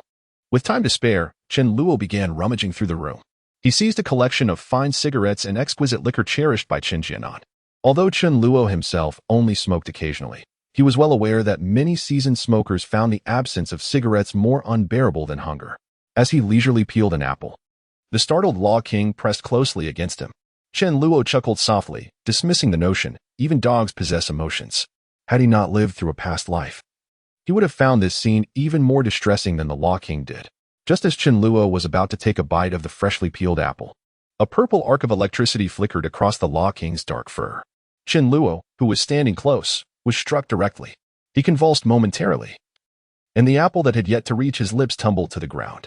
Surprised yet exhilarated, Chen Luo wondered if the Law King had awakened his abilities. "You rascal," he jested, "the first to be shocked after your awakening is none other than me." Quickly distancing himself from the Law King, he pondered the consequences of another jolt. Arcs of electricity began to dance sporadically across the Law King's body, his canine features contorted in pain. However, this discomfort lasted merely a few seconds before the Law King regained his composure. Chen Luo felt a twinge of envy. The potency of supernatural talents hinged on 2 factors: the timing of awakening, where an earlier awakening often signified greater potential, and the rate of ability growth, which, without question, dictated the strength of one's gifts. Even if 2 individuals possessed different innate abilities, their growth rates would inevitably diverge when provided with unlimited resources. The talent of the Mage King is undoubtedly unparalleled within the realm of lightning abilities. Furthermore, it is evident that at this moment, the Mage King's intellect has undergone a secondary awakening. Chen Luo inwardly cursed, lamenting the plight of humanity compared to that of dogs. Just then, he felt a sharp pain surging through his mind, as though something was being birthed within his skull. However, a smile crept onto Chen Luo's face. He too possessed remarkable potential. Although his head throbbed, his expression remained composed. He had long since acclimated to such levels of discomfort. Each advancement in his extraordinary abilities was accompanied by an experience of similar intensity. Suddenly, Chen Luo sensed a mysterious force burgeoning within him. Had it been his previous incarnation at this juncture, he would have struggled to harness this newfound power in a short span. But now, he was more than adept. Chen Luo extended his hand, gradually channeling the energy within him into the palm of his hand. A force of spatial energy manifested itself, invisible to all but Chen Luo, who could distinctly perceive it coalescing into a transparent orb. With a flick of his wrist, he propelled the spatial energy towards the wall opposite him. Instantly, a fissure, measuring a dozen centimeters in diameter and 4 to 5 centimeters deep, marred the surface of the wall, eliciting wide-eyed astonishment from the Mage King. Yet, Chen Luo shook his head. Such an assault was insufficient to annihilate even the most rudimentary of zombies, requiring 2 strikes to achieve that end. The previous orb of spatial energy had consumed approximately a quarter of his extraordinary power, while the destructive capacity of early-stage spatial abilities was not insubstantial. It paled in comparison to others due to its considerable energy expenditure. Nevertheless, under Chen Luo's precise and familiar control, The current stage of his mastery resulted in lesser consumption than that of his peers. In the initial stages, spatial abilities are not particularly formidable. It is only in the mid to late phases that they begin to exhibit their true potential. Once one masters void walking, energy pulses, and dimensional blades, they're destructive power rivals that of fire and lightning wielders, with unparalleled survival capabilities. Chen Luo promptly retrieved the 2 crystals he had recently acquired, gripping them tightly in his palm as he began the absorption process. Although he could not visually perceive the crystals within his mind, he could certainly sense their presence. After 5 minutes of concentrated effort, he fully absorbed the energies of the 2 crystals, feeling a slight augmentation within his mind's crystal, approximately by 1/5. Should he absorb around 20 more crystals, the crystal in his mind would undergo a minor transformation, signifying Chen Luo's ascension from a level 1 to a level 2 ability user. Chapter 10. No need for classification. Ability users are ranked from level 1 to 10, with levels beyond 10 categorized as king level. In his previous life, both the Law King and the Spirit Flame Princess reached the pinnacle of king level. After absorbing the Law King's crystal, Chen Luo ascended to another echelon of power. Yet, what is the worth of such power without sustenance, enjoyment, or companionship? Life felt meaningless. Death seemed preferable. Though Chen Luo had grasped the essence of his abilities, he found the Law King's newfound powers within him to be unmanageable and unfamiliar. He instructed, "Attempt to concentrate the energy within your throat, gather it momentarily, and then direct it towards your intended target."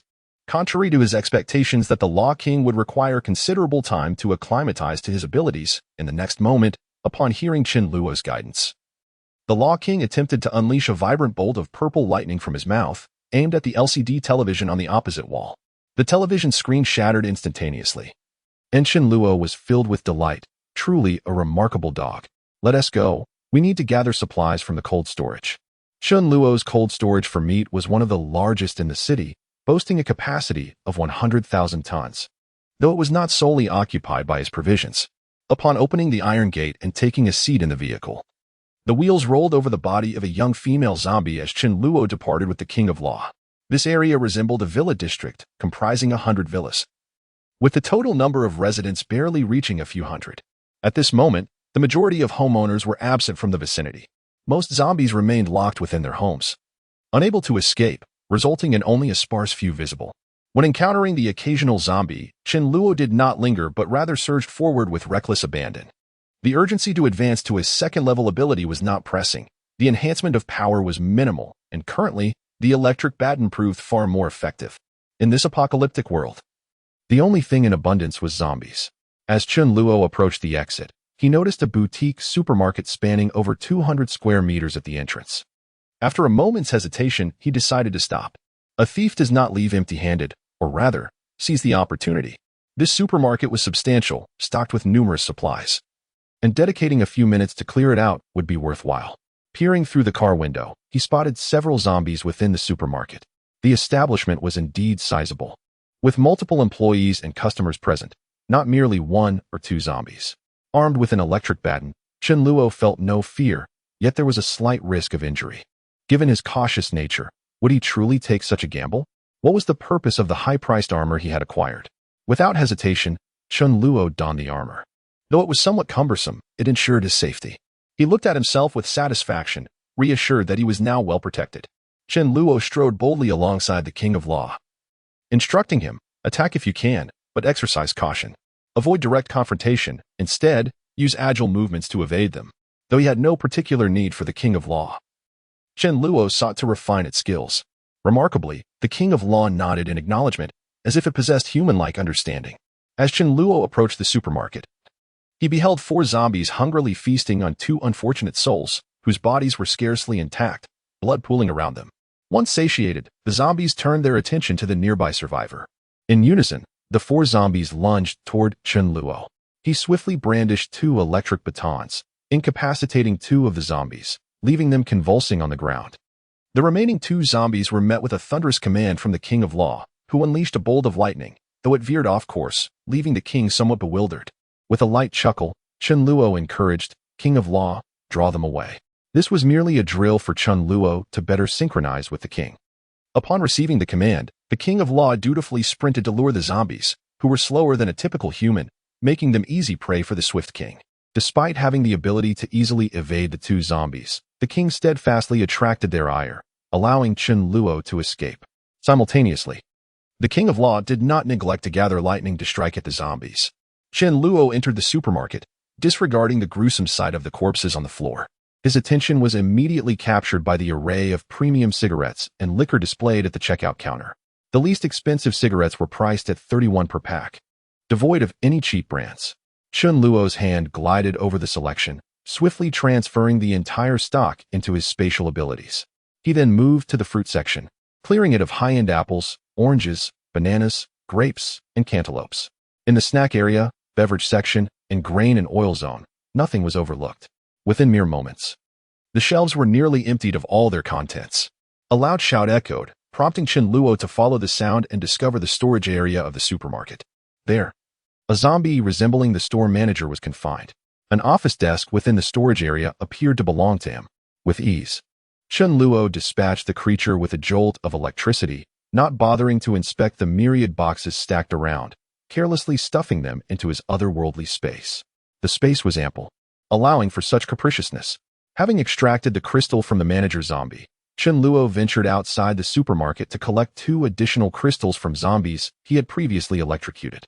The 2 zombies that had been herded by the King of Law were met with one demise at his hands, leaving just one remaining. It was not that the King of Law lacked the desire to eliminate. Having just awakened his powers, he found himself devoid of magic and unable to summon lightning. Feeling quite dejected, he pondered why his master could so effortlessly dispatch zombies while he struggled. Chen Luo chuckled, patting the dog's head. "You have done remarkably well. Grant yourself some time, and you shall become the most splendid of canines."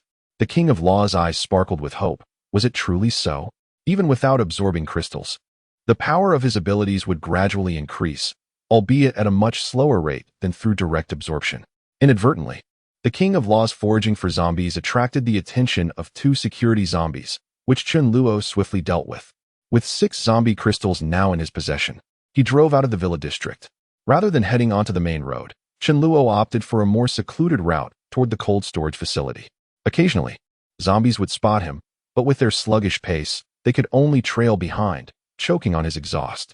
There were also instances where drivers abruptly transformed into zombies, their out-of-control vehicles crashing chaotically around them. In the wake of the apocalypse, within mere minutes, the global population plummeted by 80%, leading to a complete breakdown of order and production. The traffic lights, still operational, flickered in their red and green hues. Yet only those with deranged minds would continue to await the red signal. Chen Luo boldly traversed the intersection. Behind him, a white sedan sped alongside, and a young man leaned out of the window, anxiously inquiring, "Do you know what is happening?" "I can't get through to the police." Chen Luo, fixated on the road ahead, replied calmly, "Clearly, the apocalypse has commenced." Accelerating, he distanced himself from the young man, who, unwilling to relent, called out, "Hey, let us stick together for safety." Chen Luo's indifferent voice responded, "Not necessary." Chapter 11. Is the King of Law at fault? Wolves do not ally with sheep. Chen Luo contemplated recruiting some subordinates, but not just any random individuals. He sought only the elite. Ordinary survivors, at this stage, might possess some utility if compliant.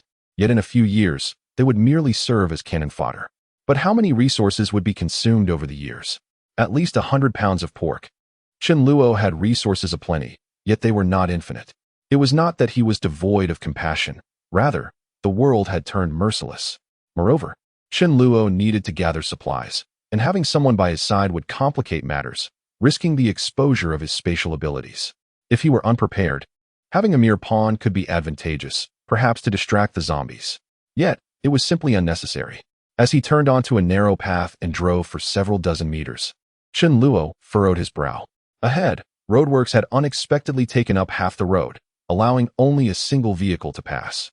However, an out-of-control van collided with the construction barriers, blocking the way entirely. A swift glance revealed over 20 zombies, the majority clad in workers' attire. This was the sole route to the cold storage. Taking a detour would consume precious time. Chen Luo exited the vehicle, realizing there was no alternative but to confront them. The King of Law also disembarked, and Chen Luo advised, "Just take care of yourself." With no living souls nearby, Chen Luo's sudden appearance prompted the horde of zombies to rush towards him like dogs drawn to carrion. Chen Luo chuckled nonchalantly, producing 2 electric batons, one in each hand. The crackling sound of electricity filled the air as 2 zombies fell to the ground instantly. Yet, he soon found himself surrounded by the undead. Unfazed, Chen Luo faced the onslaught. 4 or 5 zombies lunged simultaneously, but the batons could only incapacitate 2 at a time. Clad in cumbersome alloy armor, Chen Luo was unable to evade their attacks. Nevertheless, fully equipped in his metallic armor and wearing a sturdy helmet, he was not easily threatened. The alloy armor was impervious to the current breed of zombies. The zombies clawed and bit at him, but their attempts were futile. The claws scraped against the armor, producing an unpleasant screech, leaving only faint marks without posing any real danger. The zombies that attempted to bite fared worse. Though their teeth had sharpened and their bite force had significantly increased, they were still incapable of penetrating the armor. Ironically, the more formidable their bite, the greater the damage they inflicted upon themselves. Suddenly, 2 bloodied teeth flew into the air. With a powerful bite, the teeth were shattered. Chen Luo chuckled, remarking that in this apocalyptic world, no one would come to their aid for dental repairs. It would be wise to refrain from biting. Once their teeth were gone, they would be left with nothing but licking. Protected by his armor, Chen Luo was impervious to the zombies' attacks. Yet, mere armor was insufficient. It was not easy to inflict damage upon the zombies either. One zombie, having been electrocuted, did not succumb as expected, but instead exhibited fierce tenacity. Grasping the electric baton with all its might, it was evident that the baton had little charge left. Despite its high voltage, its effectiveness was fleeting.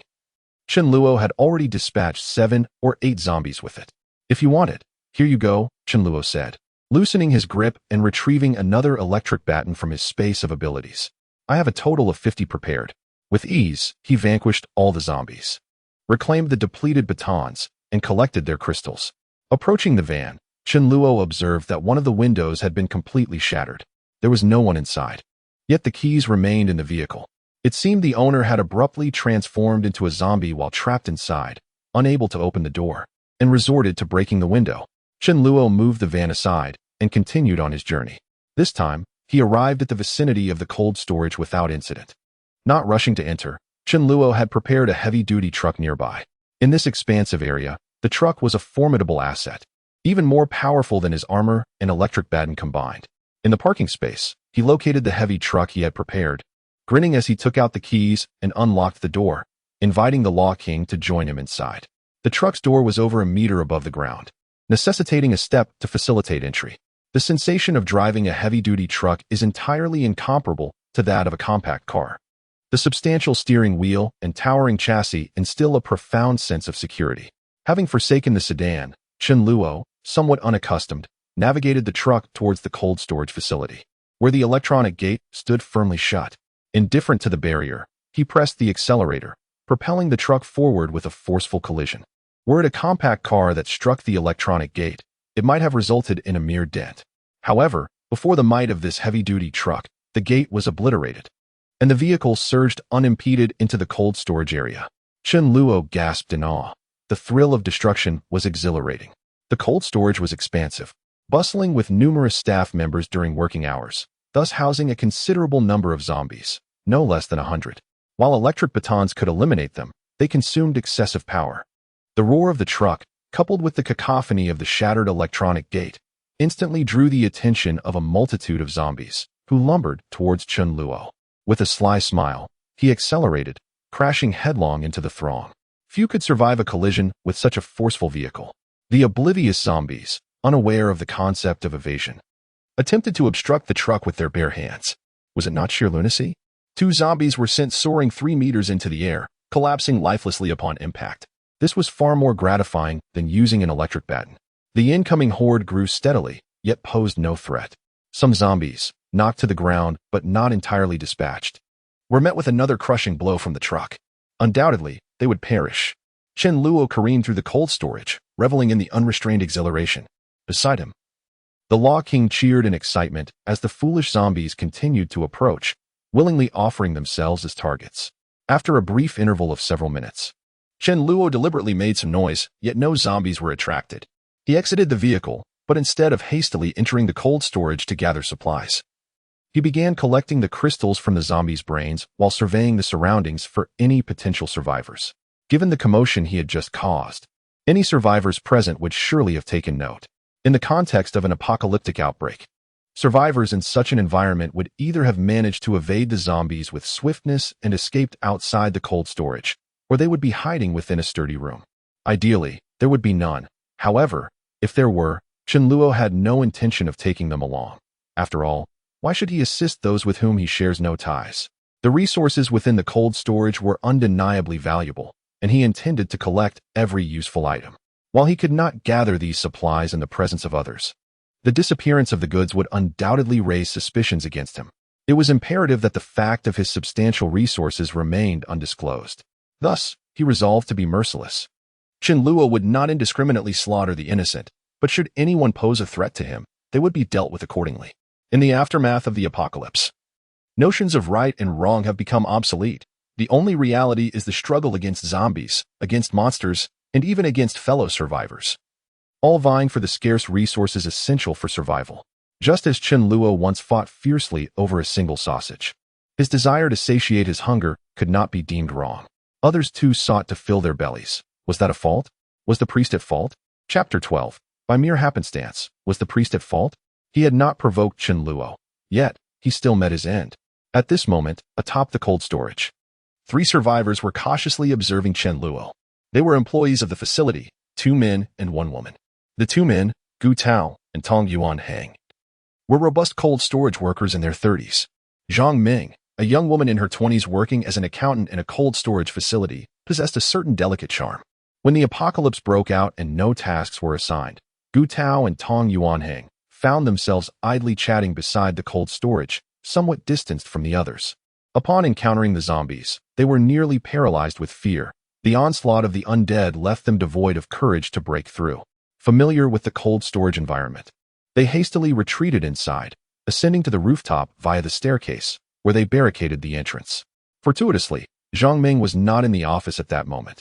Upon discovering the chaos, she screamed and fled, serendipitously catching sight of Gu Tao and Tong Yuanhang, and thus followed them to the rooftop.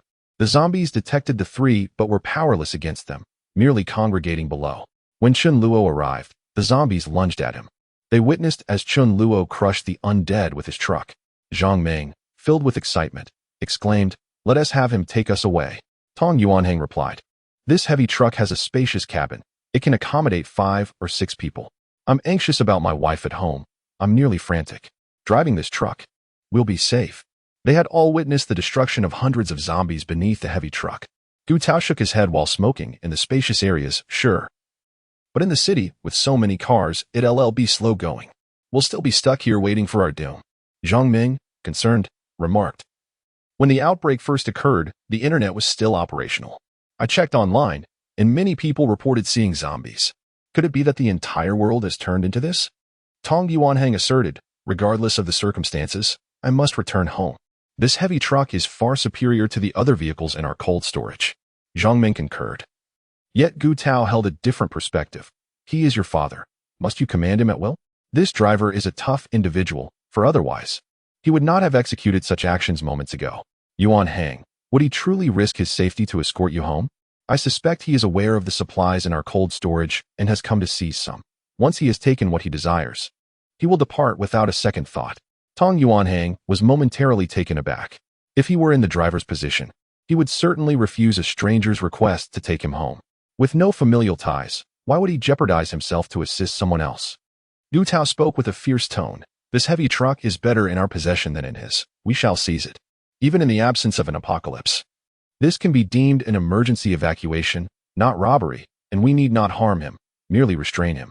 Suddenly, Zhang Ming exclaimed, Look, it appears he is wearing armor. Gu Tao and Tong Yuanhang immediately turned their attention, astonished, exclaiming their admiration. While the heavy truck was formidable, it would become vulnerable upon disembarkation. However, with armor, the situation would be markedly different. Gu Tao's resolve to commandeer Qianluo's vehicle solidified. What say you both? Tong Yuanhang quickly replied, Indeed, we must take it. This fellow dares to invade our cold storage for supplies, which is intolerable. Zhang Ming hesitated briefly, but ultimately agreed. reasoning that it was better for the vehicle to be in the hands of familiar colleagues rather than a stranger who could not be trusted. Seeing both of them in accord, Gu Tao smirked. Zhang Ming, employ your charm to divert his attention. Yuan Hang, join me in subduing him.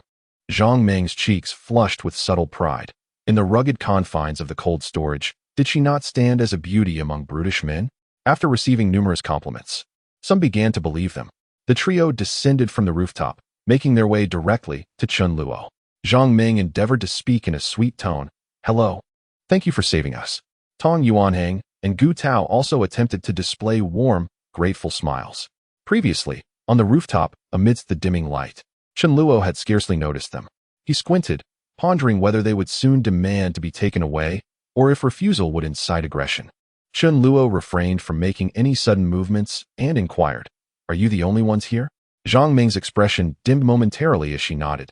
Yes. It is just the three of us who survived. A sudden sense of vigilance washed over Chun Luo as Gu Tao and Tong Yuanhang began to encroach upon him, one on each side. Among strangers, a subconscious distance of approximately 3 meters is typically maintained. Only those familiar with one another would close that gap to within a meter. With resolute intent, Gu Tao and Tong Yuanhang pressed their hands upon Chun Luo's shoulders.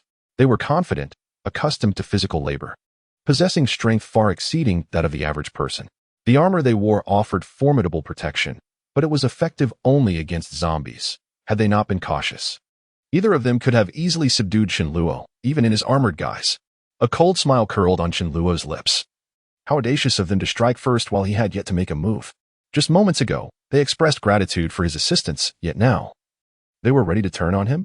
If Chun Luo had been unprepared, an ordinary individual in such a dire circumstance would have found himself in a precarious situation. The harsh environment magnifies the darker facets of human nature infinitely.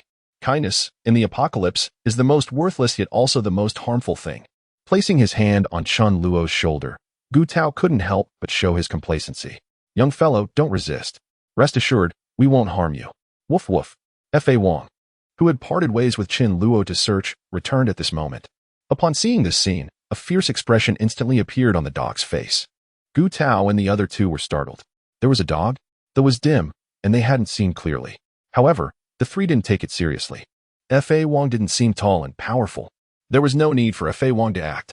Suddenly, 2 electric batons appeared in Chun Luo's hands, approaching the bodies of Gu Tao and Tong Yuanhang. The dead wouldn't expose the secret that Chun Luo could suddenly retrieve objects. The power of these electric batons had been verified long ago. The two immediately let out shrill cries, their bodies trembling violently, and they involuntarily released Chun Luo. Zhang Ming was stunned by this unexpected turn of events. Watching Chun Luo approach with the electric batons, she let out a terrified scream, Don't kill me. What? Do you think you're special? Zhang Ming tried to run. The speed she unleashed in this dangerous moment made it quite difficult for Chun Luo, who was wearing armor, to catch up. It didn't matter.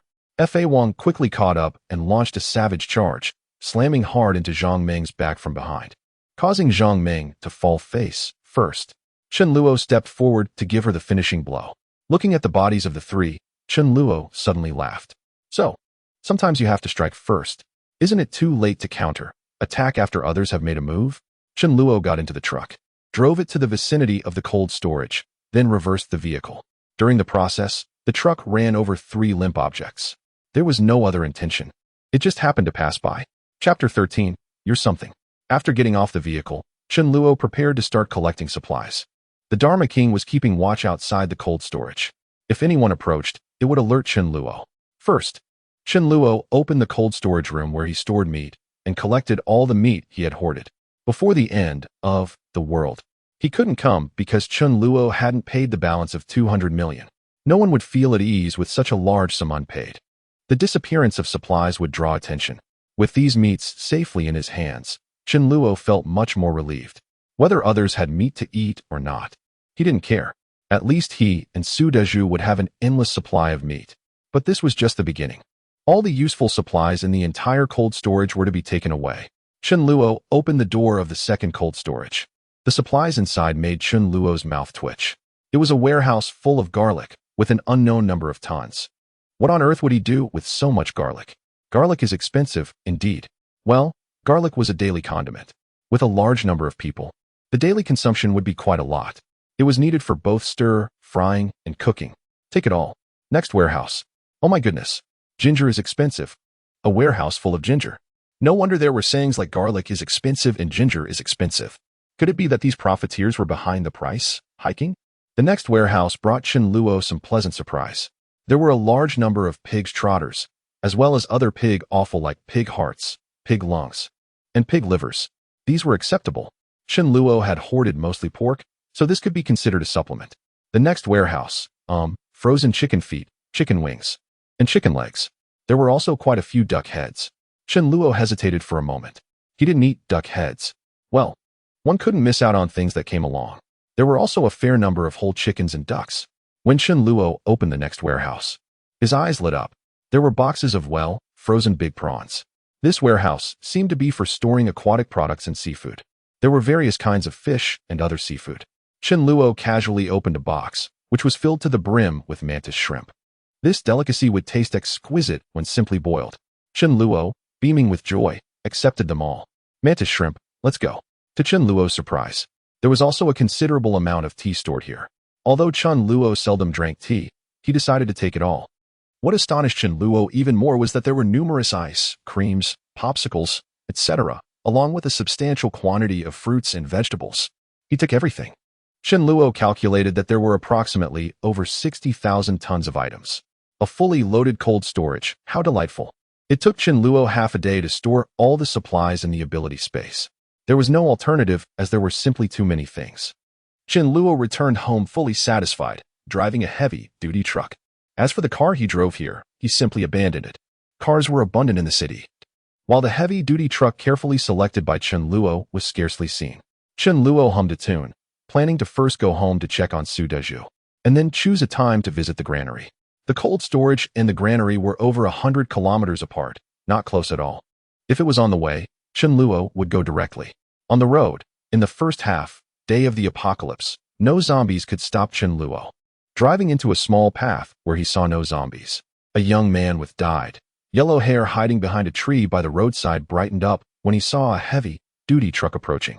Although this place could provide temporary shelter from zombies, one couldn't stay here forever. What about food and drink? If only this heavy-duty truck could take him along. The young man tightly grasped the wooden stick he found for self-defense, ran to the middle of the road, and shouted loudly, "Sir, please help me. Give me a ride." Chen Luo, expressionless, had no intention of stopping. Except for Su Dezhu, within the month of the apocalypse, Chen Luo would not accept anyone else. During this period, as long as one possessed audacity, survivors could procure some relatively accessible resources. They had yet to experience despair, or rather, they had not yet tasted the pangs of hunger. If one could satiate their hunger and approached him with the proposition, "Come with me," it would be quite different from offering a loaf of bread after a prolonged period of starvation. The latter scenario would undoubtedly yield greater impact. Moreover, enduring hunger cultivates resilience. Even for the enticing Mi Ling and Mi Li, Chen Luo deemed it necessary for them to experience hunger for a while. He was not in a hurry. "Why should I take you along, you little brat?" With a stick in hand, he thought, "What if you try to hit me while I'm driving?" He continued to accelerate without reducing speed. "If you dare block my path, I will not hesitate to run you down." The yellow-haired youth was taken aback by the unwavering approach of the heavy truck. Even if he wasn't inclined to assist, the least he could do was halt and utter a word.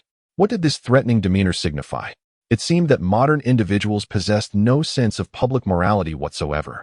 As the heavy truck drew within mere meters, the yellow-haired youth hurriedly stepped aside. Just as the massive vehicle was about to pass, he shouted in anger, "Damn it! You better watch out. I'll get you back when I have the chance." Upon hearing this, Chen Luo's expression darkened, and he brought the vehicle to a stop. There was no doubt regarding the youth's words.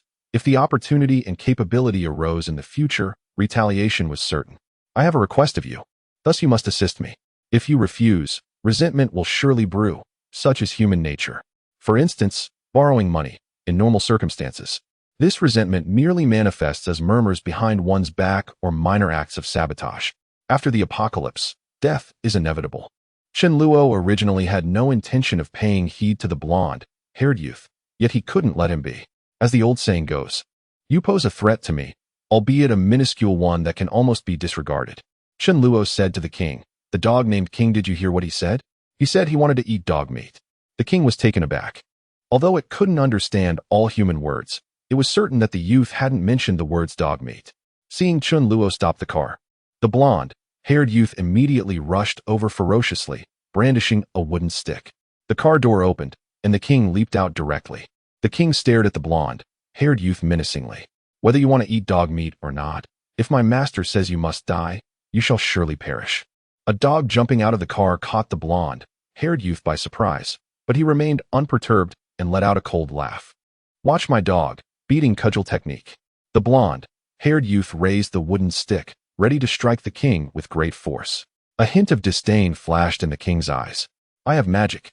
Do you really think I'll engage in hand-to-hand combat with you?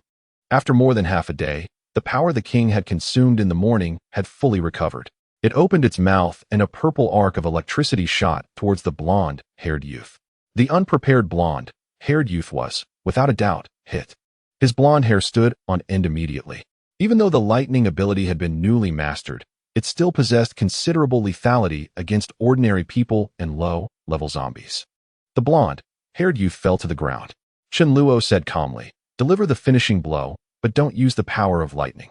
Chun Luo had the king take action, also intending to train the king.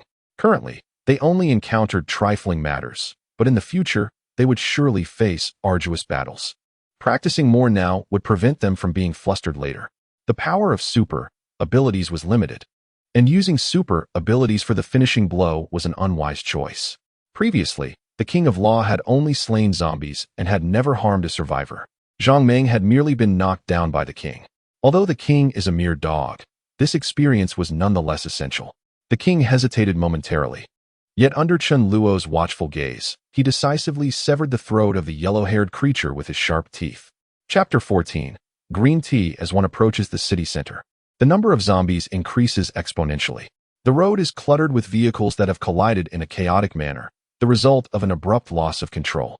The streets of the Divine City are teeming with cars, so much so that odd-even traffic restrictions are imposed. In bustling areas, the thoroughfare is utterly congested, with hundreds of vehicles crashing into one another in a chain reaction. Unless the obstructing vehicles are cleared, neither Chun Luo's heavy truck nor even a tank could hope to navigate through. Fortunately, the vicinity of Chun Luo's villa is relatively tranquil, nestled amidst mountains and waters. With scarce human activity and vehicles, he deliberately chose less traveled routes, willing to take longer detours and invest extra time. Occasionally encountering 2 or 3 cars obstructing his path, Chun Luo accelerated and barreled through, sending the smaller vehicles flying. After a bumpy journey, he finally neared his home, exhaling a sigh of relief. It had not been easy. Surveying his surroundings, Chun Luo prepared to park the heavy truck by the roadside rather than driving into the villa area. While the truck is powerful, it possesses certain drawbacks. It lacks agility, unable to navigate some roads that smaller vehicles can, and turning is quite cumbersome. The roads within the villa area are not wide enough to accommodate a heavy truck. Squeezing in is feasible, but extracting it would be quite a challenge. As for Chun Luo's reversing skills, they are best left unmentioned. He instructed, "King, exit the vehicle and lure the zombies away, then wait for me inside the villa area." Chun Luo gestured towards the direction of the villa, and the king, understanding his command, leapt from the vehicle and barked energetically. More than 20 zombies attracted by the heavy truck immediately shifted their attention to the King of Law. The speed of dogs is inherently swift. It is unlikely that any companion could match the pace of a fully grown, normal dog. With awakened abilities, the King of Law's speed has surged even further. Now imbued with formidable strength, the King of Law moves with lightning-like swiftness. Not only is it fast, but it is also agile, effortlessly maneuvering through the slow-moving zombies. The voice of the King of Law gradually faded into the distance, and Chun Luo chuckled softly. Even though the King's innate talent may not be exceptionally strong, it remains a remarkably dependable companion. At the very least, it will not betray him. Chun Luo could easily dispatch these zombies. Yet he intentionally allowed the King of Law to divert them, not for any other reason, but to have the zombies serve as sentinels for his vehicle. Without the presence of zombies, there would be a risk of someone approaching the heavy truck. While it cannot be driven away, it could still be vandalized. This free labor should not be overlooked. Upon reaching the entrance of the villa district, Chun Luo was relieved to find that among the 2 security zombies, there was no sign of Su Daju. He had been genuinely concerned about the potential for a butterfly effect, fearing that the world might shift. transforming Su Daju into a zombie, leaving Chun Luo utterly helpless. With his electric baton, he swiftly dealt with the few zombies he encountered and began his search for Su Daju. Chun Luo recalled that during the outbreak, Su Daju had fled into the villa district, scaling a wall to hide in a villa. At that time, they had not collaborated. Later, when food supplies dwindled, they fortuitously crossed paths while seeking resources in the supermarket within the villa district and subsequently teamed up. Chun Luo could hardly bear the thought of waiting over a month to reunite with Su Daju. His brother, he had missed him dearly. Chun Luo could not bear to see Su Daju suffering from hunger for over a month. Whatever I eat, you shall partake as well. Furthermore, Su Daju was initially unaware of the existence of the crystals, which caused him to miss out on crucial developmental time. Chun Luo must make up for this lost opportunity. However, he could not recall which villa Su Daju had hidden himself in, only remembering it was somewhere in the outskirts. This posed no challenge for Chun Luo. He was willing to employ tactics that others dared not. Just then, the King of Law returned, shamelessly seeking recognition, prompting Chun Luo to affectionately pat his head. Armed with an electric baton, Chun Luo called out loudly, "Su Daju, where are you?" Although zombies possess poor eyesight, their auditory and olfactory senses are remarkably acute. Shouting could attract them. But was Chun Luo deterred by this? Within a villa, Su Daju was hiding with a gentle girl. Upon hearing Chun Luo's call nearby, he couldn't help but voice his frustration. Is this person insane? He doesn't fear attracting zombies. Even if he perishes, it's one thing, but he mustn't endanger us. Yet, Su Daju found himself unable to remain seated. It's Brother Chun. Did he not realize how perilous this was? Yet, Brother Chun resorted to such a method to seek him out? Their friendship had not reached such a depth, yet Su Daju was nonetheless moved. He approached the window and, indeed, spotted Chun Luo, with the gentle girl joining him. Just then, a zombie was lured over, and without a hint of panic, Chun Luo dispatched it with a jolt of electricity. This scene was witnessed by Su Daju and the gentle girl. The girl was not the owner of the villa. Rather, she had fled alongside Su Daju when the apocalypse erupted. The demure girl was taken aback. The electric baton possessed formidable power. With such a means of self-defense, one would fear no zombies, which explained the audacity of this individual. Su Daju shouted, "Brother Chun, I'm here." Chun Luo also spotted Su Daju, a smile involuntarily gracing his face. A true comrade, indeed. However, upon noticing the delicate girl, Chun Luo's expression darkened. How could he have forgotten that scheming vixen, Chun Jing? In his previous life, he and Su Daju had suffered greatly due to her machinations. Chun Jing was cunning, fearing the risks of tap water. She conducted an experiment on Su Daju, claiming, "Daju, have some tea." Completely unsuspecting, Su Daju complied. After teaming up with him, Chun Jing would often say to Su Daju, "I always feel so secure by your side."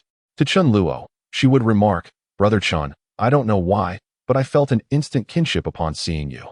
When food was distributed, Chun Jing would secretly hoard a portion, pretending to be famished and feigning weakness, even collapsing in a show of pity.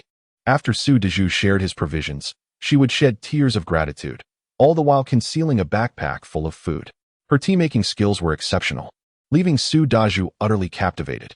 Reflecting on these events, Chun Luo seethed with rage, wishing he could strike Chun Jing dead at this very moment. Yet, he knew he must remain composed. Eliminating her outright before she had brewed the tea would only create a rift with Su Daju, driving them further apart.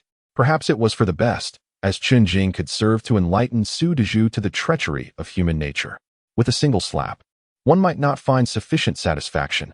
However, I shall ensure your demise. Chun Luo said, "Daju, come with me to my home. It is prudent for us to look out for one another." Su Daju nodded eagerly. Indeed, there is a certain reassurance in the company of another man.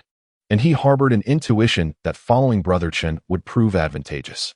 Just that morning, Brother Chun had issued him a warning, and now, unexpectedly, trouble had arisen. Chun Jing concurred, recognizing that with Brother Chun wielding an electric baton, her safety was assured. Chapter 15, The Law of the Ace-Bred Brother Chun. My name is Chun Jing.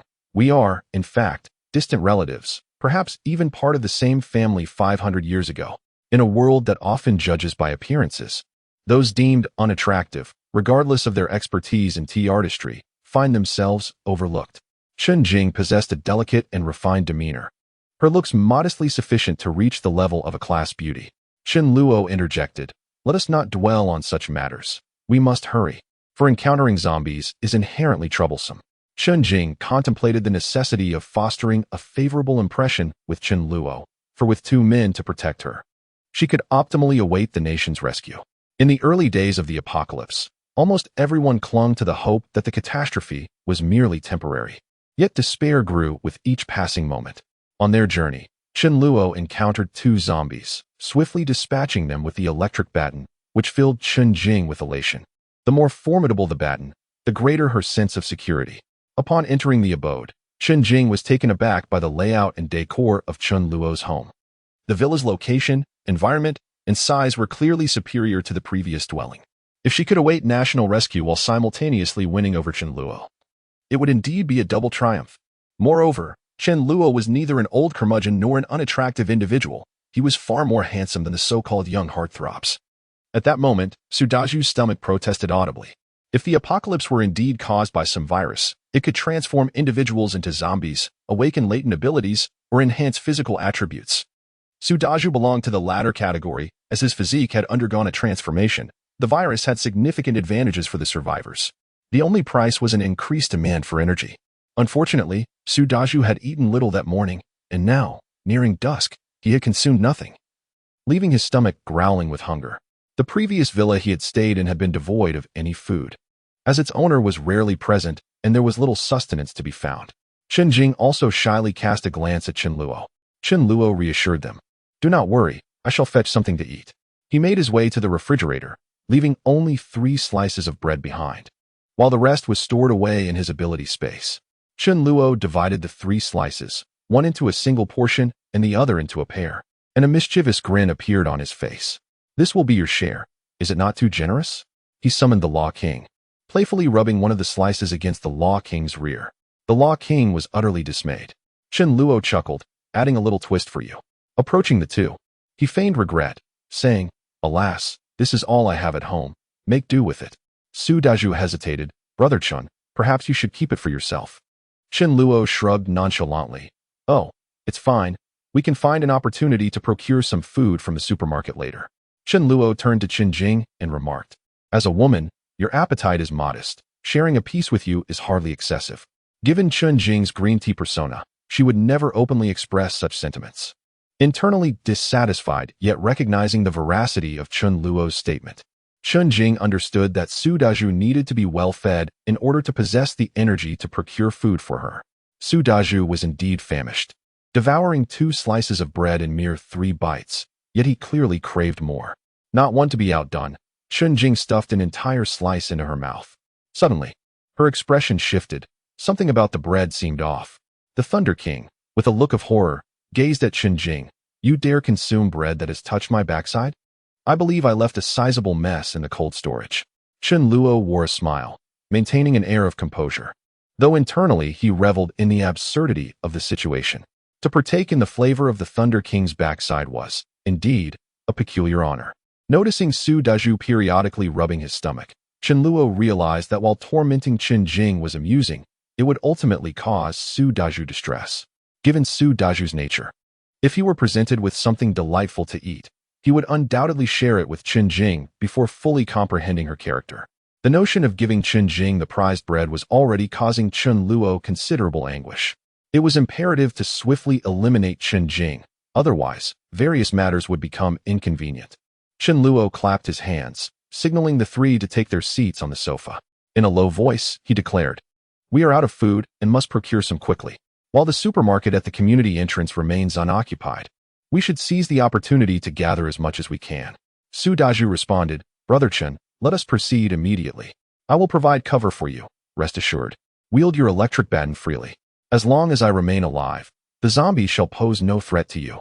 Chen Luo shook his head and said, "This method won't work. Even when fully charged, this stun gun can only electrocute for zombies. I've seen that there are far more zombies in the supermarket than that. I have a better idea." Chen Luo pointed at Chen Jing and said, "Young lady, with your petite figure, you must be quite swift. You go and lead the zombies away, while Big Zhu and I go to the supermarket to get supplies, and then we'll meet back at home." Chen Jing was stunned. "Me? Lead the zombies away?" Chen Jing said plaintively, "Brother Chen, I've been weak and sickly since I was a child. I really can't run fast. Isn't this sending me to my death?" Chen Luo snorted. Then I'll be in charge of leading the zombies away. You and Big Zhu can go get the supplies. Is that okay? Chen Jing still wasn't willing. It was too dangerous. Chen Jing said with a sobbing voice, Brother Chen, it's really not that I don't want to. I've only eaten one piece of bread you gave me since this morning. I'm afraid I don't have the strength and will end up dragging you down instead. Chen Luo said discontentedly. Then what do you say you can do? You can't just do nothing and let Big Zhu and me take risks while you reap the benefits. Chen Jing never expected that Chen Luo would show no chivalry towards a woman and have no sense of being a real man. Isn't it natural to take care of a woman? He actually wanted her to join the action. Chen Jing could only look at Su Dazhu pitifully, hoping he would say a few words in her defense. Chen Luo didn't give her the chance. He coughed and said, I haven't had a drop of water since this morning. My throat is parched. It's my fault for not stockpiling some mineral water at home. I don't even know if the tap water has been contaminated. Well, how about this, Chen Jing? You test it for me. If you do, I won't ask you to go. Chen Jing was furious. Is this what a man should be doing? Using me as a test subject? Out of fear that the water might be contaminated, she dared not drink, and Su Dazhu stood by her side. She didn't even touch the Waha bottled water in her backpack, worried that Su Dazhu might ask for it. Why must I be the one to do something? If I could, why would I need you? Chen Jing whispered, I can help you with laundry and take care of your needs, Chen Ge. Please don't make things difficult for me. Just then, out of the corner of her eye, she spotted the King of Law and exclaimed with delight, Right. We can let it test whether the tap water is drinkable. The King of Law stared at Chen Jing in bewilderment. Though I am not human, you are indeed a dog. You want me to conduct an experiment? How dare you? I feel like biting you. Infuriated, the King of Law lunged towards the backpack that Chen Jing clutched tightly. Startled, Chen Jing screamed, holding onto her bag for dear life, and its contents spilled out, revealing her true identity. The King of Law barked towards Chen Luo, who brightened at the sight. What good things do you have? Let me see. Could Chen Jing single-handedly team up with a dog? Chen Luo forcibly opened Chen Jing's backpack.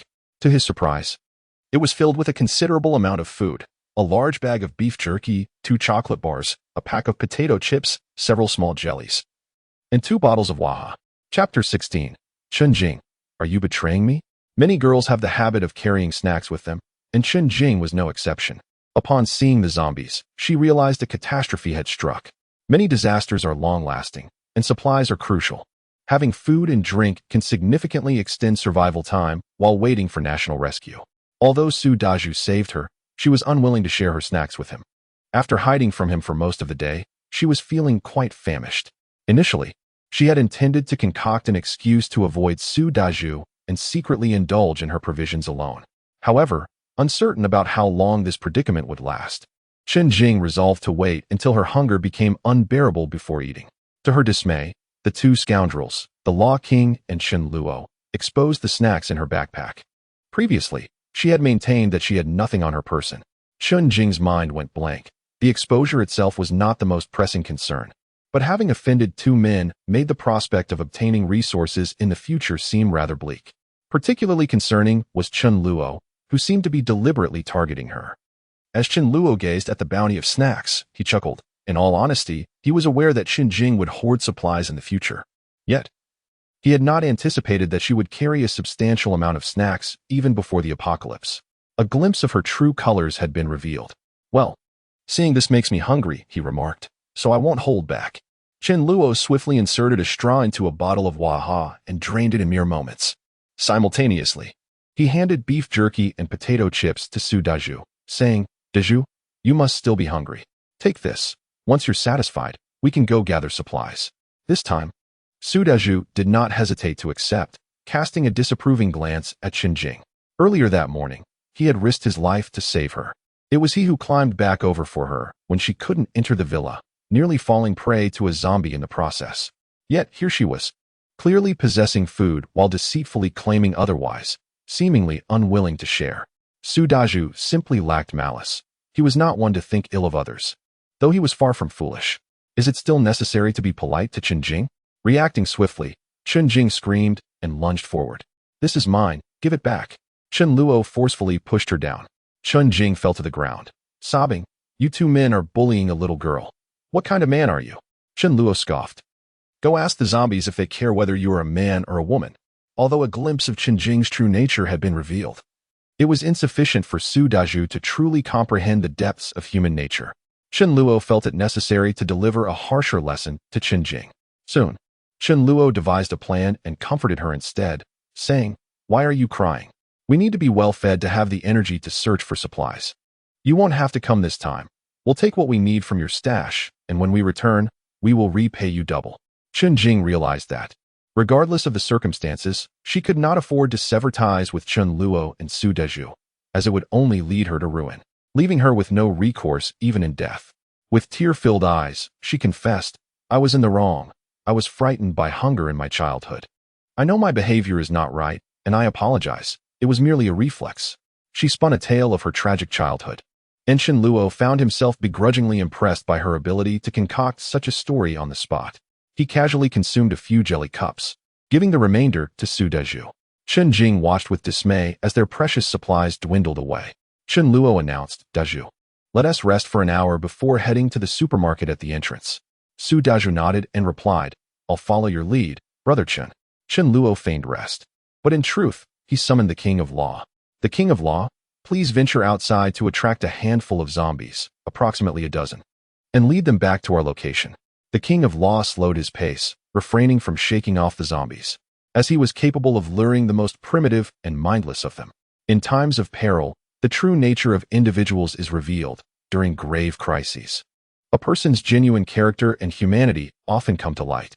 The King of Law cast a puzzled glance at Chen Luo, understanding the concept of drawing zombies, yet perplexed by the notion of bringing them to the house. Chen Luo dismissed his concerns with a glance, stating, "Do not worry about the details. Upon your return, all will become clear." The King of Law complied and set off. Chen Luo first descended the stairs stealthily, discreetly opening the door to his home. He then retrieved 4 cloves of garlic from his otherworldly space and proceeded to mince them in the kitchen. Garlic, though ineffective against zombies, possesses a pungent aroma that can significantly attract them.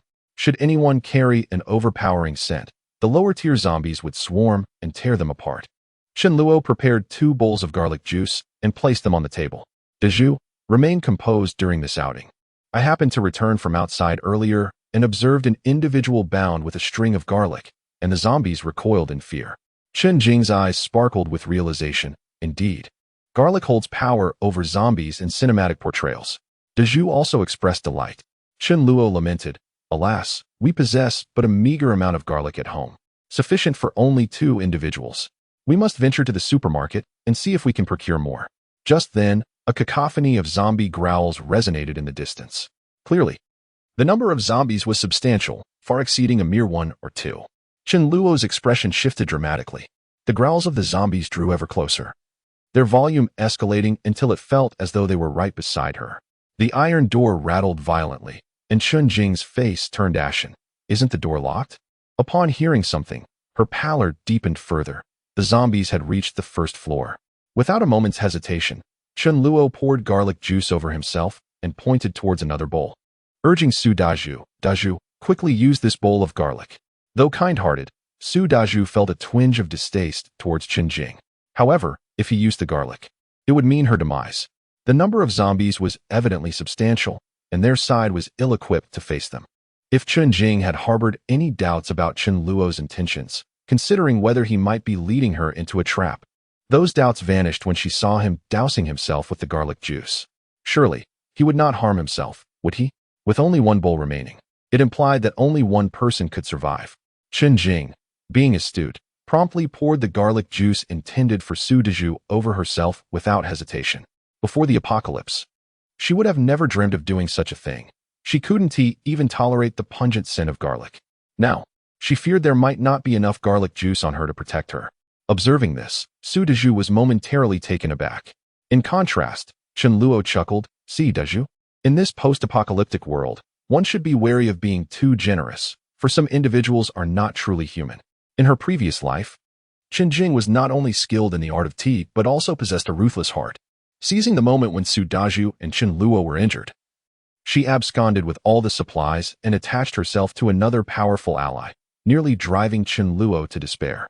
Chen Jing's complexion shifted dramatically. "You betrayed me?" Chapter 17. The tragic fate of the Law King. Chen Luo's reaction made Chen Jing realize that she had once again fallen into a trap. But why? After all, It was Chen Luo who had splashed garlic onto himself. Chen Luo scoffed, "A trap? Did you not leap into it of your own volition? Am I the one who forced you to douse yourself in garlic?" He continued candidly, "Let me be frank. You are doomed. Zombies are exceedingly sensitive to the scent of garlic." Chen Jing, in despair, lamented, "All I wanted was to survive." "Is that such a crime?" Chen Luo retorted, "Not at all. However, it is indeed a misstep to relentlessly bully an honest person, especially when that person is my brother. To employ your own words, we all wish to live, so sacrificing you, what fault lies in that?" Chen Jing's skills in tea artistry were effective only against the naive. A heartless individual, in the aftermath of the apocalypse, would merely become an instrument for venting frustrations, barely receiving enough energy to sustain life each day. In her previous life, Chen Jing had believed she had latched onto a new pillar of support, only to discover it was the beginning of a nightmare. Not everyone could be a Su Deju. As the zombies began to close in, Chen Luo lost interest in further conversation with Chen Jing. He retrieved armor from his otherworldly space and donned it with practiced ease. Soon, Chen Jing would be but a corpse, and the dead reveal no secrets. As for Su Deju, Chen Luo would inform him that his awakened ability was that of space manipulation. The sight of Chen Luo donning his armor astonished both onlookers. Chen Jing finally grasped the source of Chen Luo's audacity in splashing garlic upon himself. "Daju, find a room to hide. You will only weigh me down now," Chen Luo instructed. Su Daju acquiesced, recognizing that with such armor, zombies posed no threat to Chen Luo, and he would indeed be a burden. Chen Jing also desired to find a room. The previous distraught look on her face had vanished, replaced by obsequiousness and flattery. "Brother Chen, spare me this time. You can do whatever you want of me afterwards." Chen Luo sneered, "I wish you were dead. If you die, I'll let you go." The zombies were ascending the stairs. Chen Luo gave Chen Jing a fierce kick, shoving her towards the horde of zombies. This time, Chen Jing was completely devastated. "Chen, what on earth have I done to offend you? You've been targeting me since we first met. Chen Luo, you'll come to a bad end." Chen Luo watched coldly, unmoved. My heart had long since turned cold. Those who had harmed me or my brothers in my past life, not a single one could be spared. Chen Jing was no longer of any use. If it weren't to let Su Daju witness the cruelty of human nature, dealing with a Chen Jing wouldn't require so much effort. I even skipped dinner to deal with you. Evidently, one Chen Jing wasn't enough for the zombies to share. The remaining zombies lunged towards Chen Luo, but were effortlessly electrocuted to death by him, gazing at the mess and bloodstains all over the ground. Chen Luo was on the verge of collapse. "My home." Chen Luo felt like crying but had no tears. "I miscalculated. The home I'd lived in for over 10 years has really run into bad luck today." Su Daju emerged, looking at Chen Jing's remains with a complicated expression. Chen Luo didn't say much either. He beckoned Su Daju to move all the zombie corpses out of the villa. Otherwise, how could they still live here? It took them nearly half an hour to move all the zombies to the roadside a bit farther away from the villa. There was nothing else they could do. Looking at the bloodstains all over the ground, Chen Luo was truly too lazy to clean up. At this moment, it would be nice to have a little maid. Ma Yu is quite impressive, executing tasks with remarkable efficiency. However, Chen Luo is uncertain whether she is alive or deceased. Regardless of her fate, it is prudent to prepare for the apocalypse, ensuring a smoother transition upon his arrival. The question arises, who shall undertake the labor? Chen Luo is disinclined to do so himself, preferring to delegate the task to Su Deju, while he takes a moment to rest. Feeling somewhat guilty, Chen Luo then turns his gaze toward the wizard. "You shall do it," he decides. Chen Luo gathers several cloths and a bucket, instructing the wizard on how to pour water and wring out the cloths. "Esteemed wizard, this heavy responsibility falls upon your shoulders. Only after completing it will you be permitted to dine." "Woof woof," the wizard responds, somewhat dazed, yet unable to refuse Chen Luo's command. "You truly are a loyal companion." Su Daju remarks, "Chen, let us venture to the supermarket to procure some supplies." With Chen Luo's armor and electric baton, the task seems exceedingly effortless. After a long day, Chen Luo has no desire to exert further effort, finding little interest in the meager offerings of the supermarket. He waves his hand dismissively, stating, "I have something far more delectable. Come, let us ascend and enjoy some drinks." Having consumed merely 2 slices of bread and a few snacks, Su Daju's appetite, even before his awakening, was insufficient. At the dining table, Chen Luo presents an impressive array of 8 dishes: spicy chicken, beer duck, pickled fish, braised pork, braised ham hock. stir-fried cauliflower, green pepper scrambled eggs, and home-style tofu. Deliberately positioning the spicy chicken before Su Daju, knowing his fondness for poultry. He also produces 2 bottles of chilled beer and a generous portion of rice, as Su Daju prefers not to dine solely on vegetables. The tantalizing aroma of the dishes nearly causes Su Daju to drool, and his eyes widen in disbelief. This is simply outrageous. Has it materialized from thin air? Su Daju, with a foolish expression, inquired, Brother Chunyu. Chen Luo chuckled softly and replied, Daju, have you felt any changes in your body? Su Daju nodded, stating, This morning, after a brief headache, I sensed a significant increase in my strength.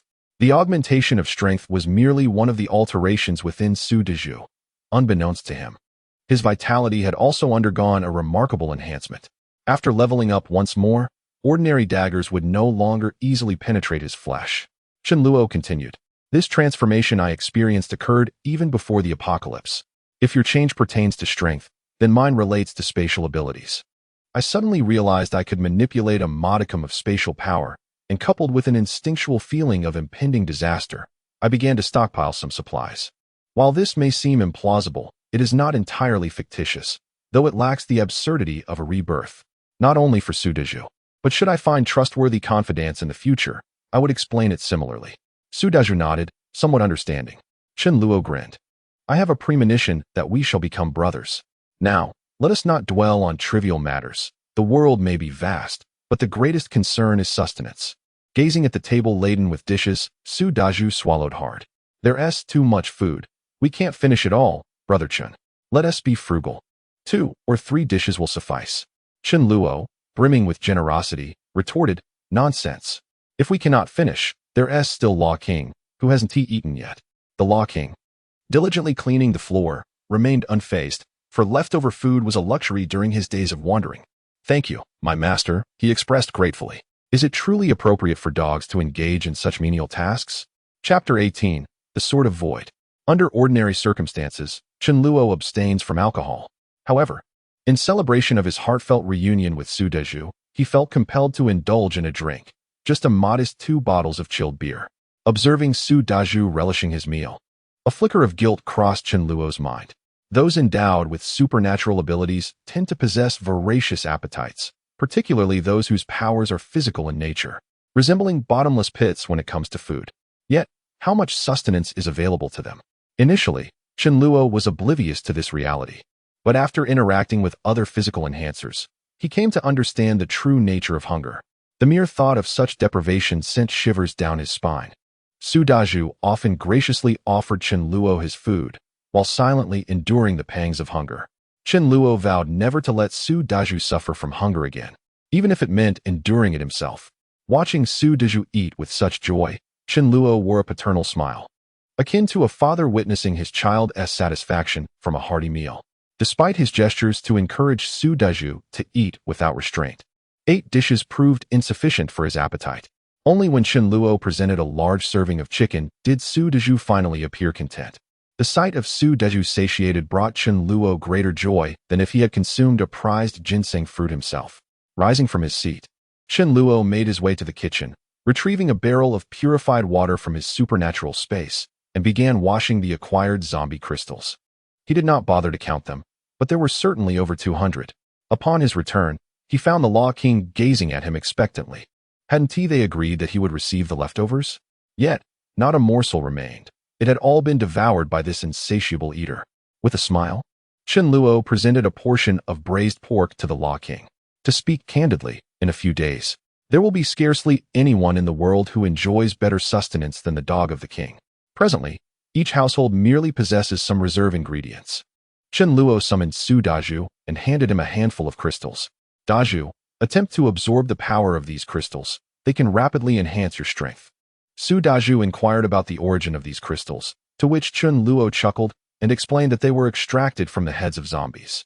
Su Daju's face immediately contorted in distaste, feeling somewhat nauseous. Suddenly, he recalled something and, with a puzzled expression, asked, Brother Chun, how did you know there was such a thing in the zombie's head? Chen Luo replied, when you were experiencing that headache this morning. Did you not feel something forming within your mind?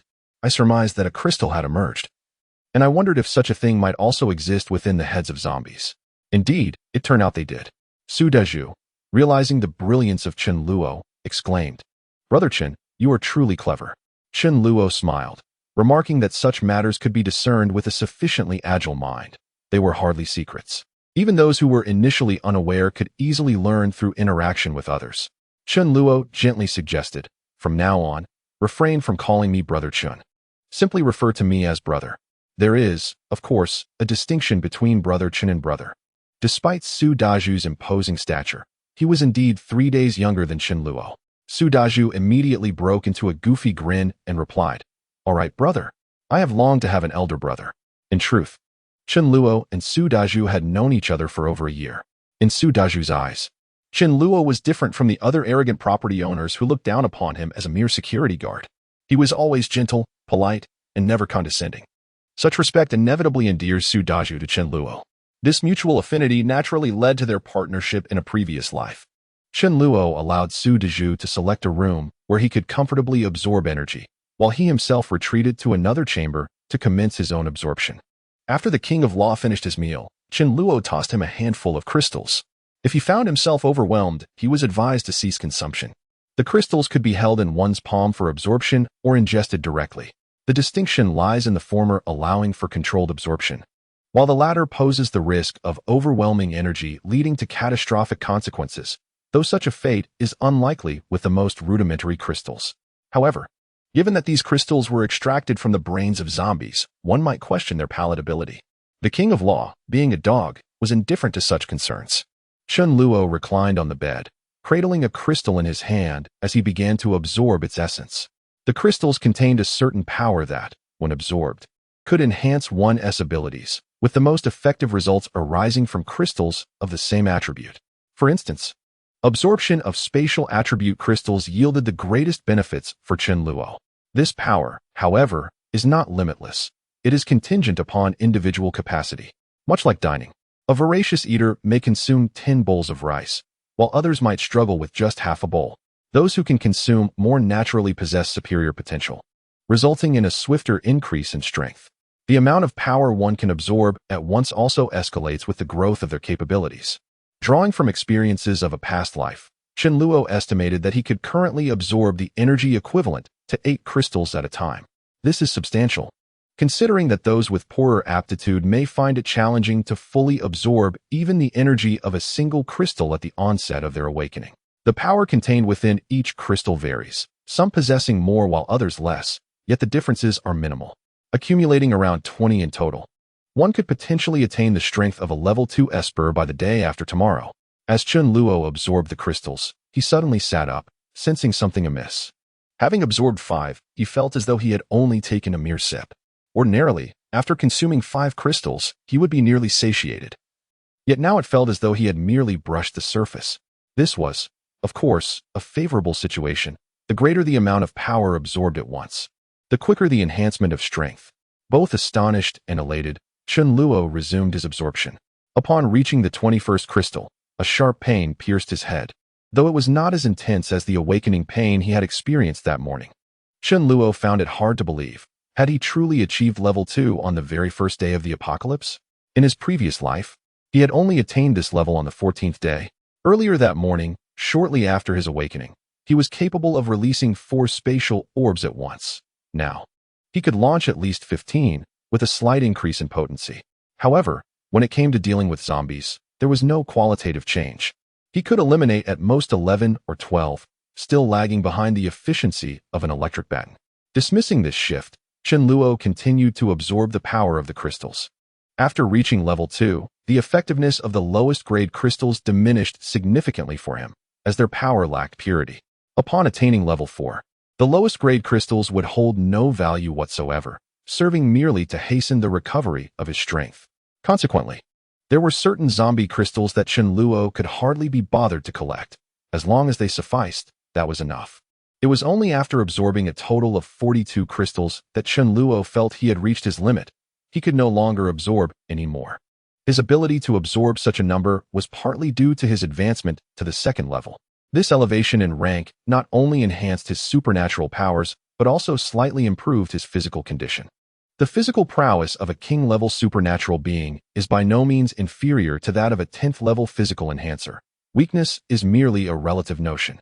As he sensed the power coursing through his body, Chen Luo rose to his feet, uncertain whether he could now wield the void sword.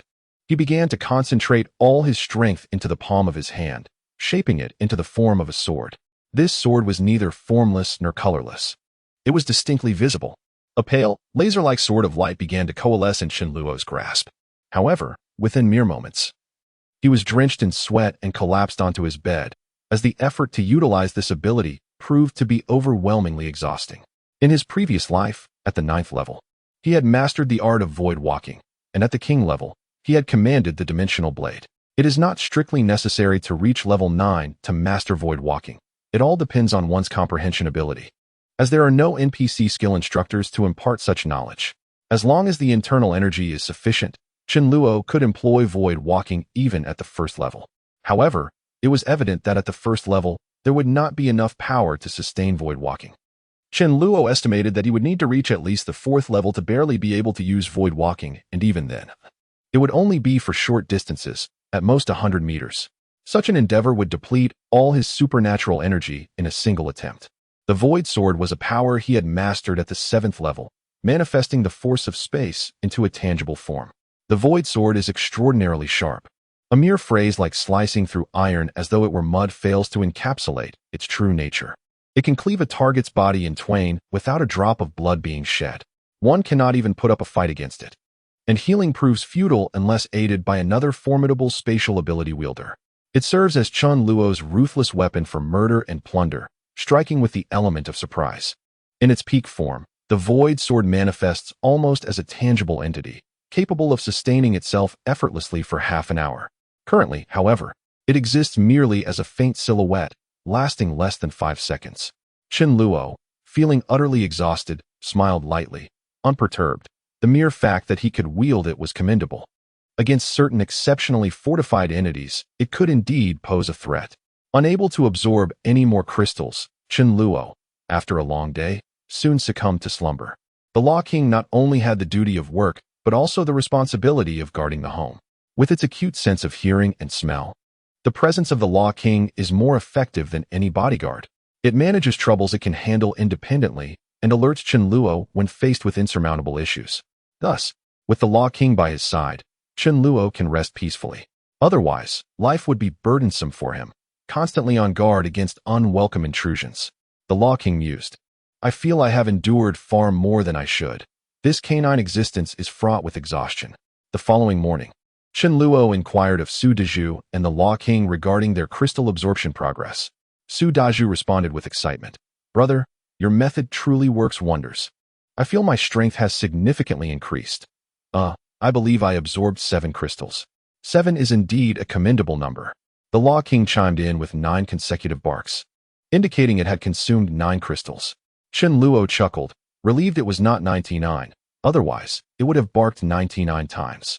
Once one has subordinates, it is better to provide them with a comprehensive education spanning 9 years.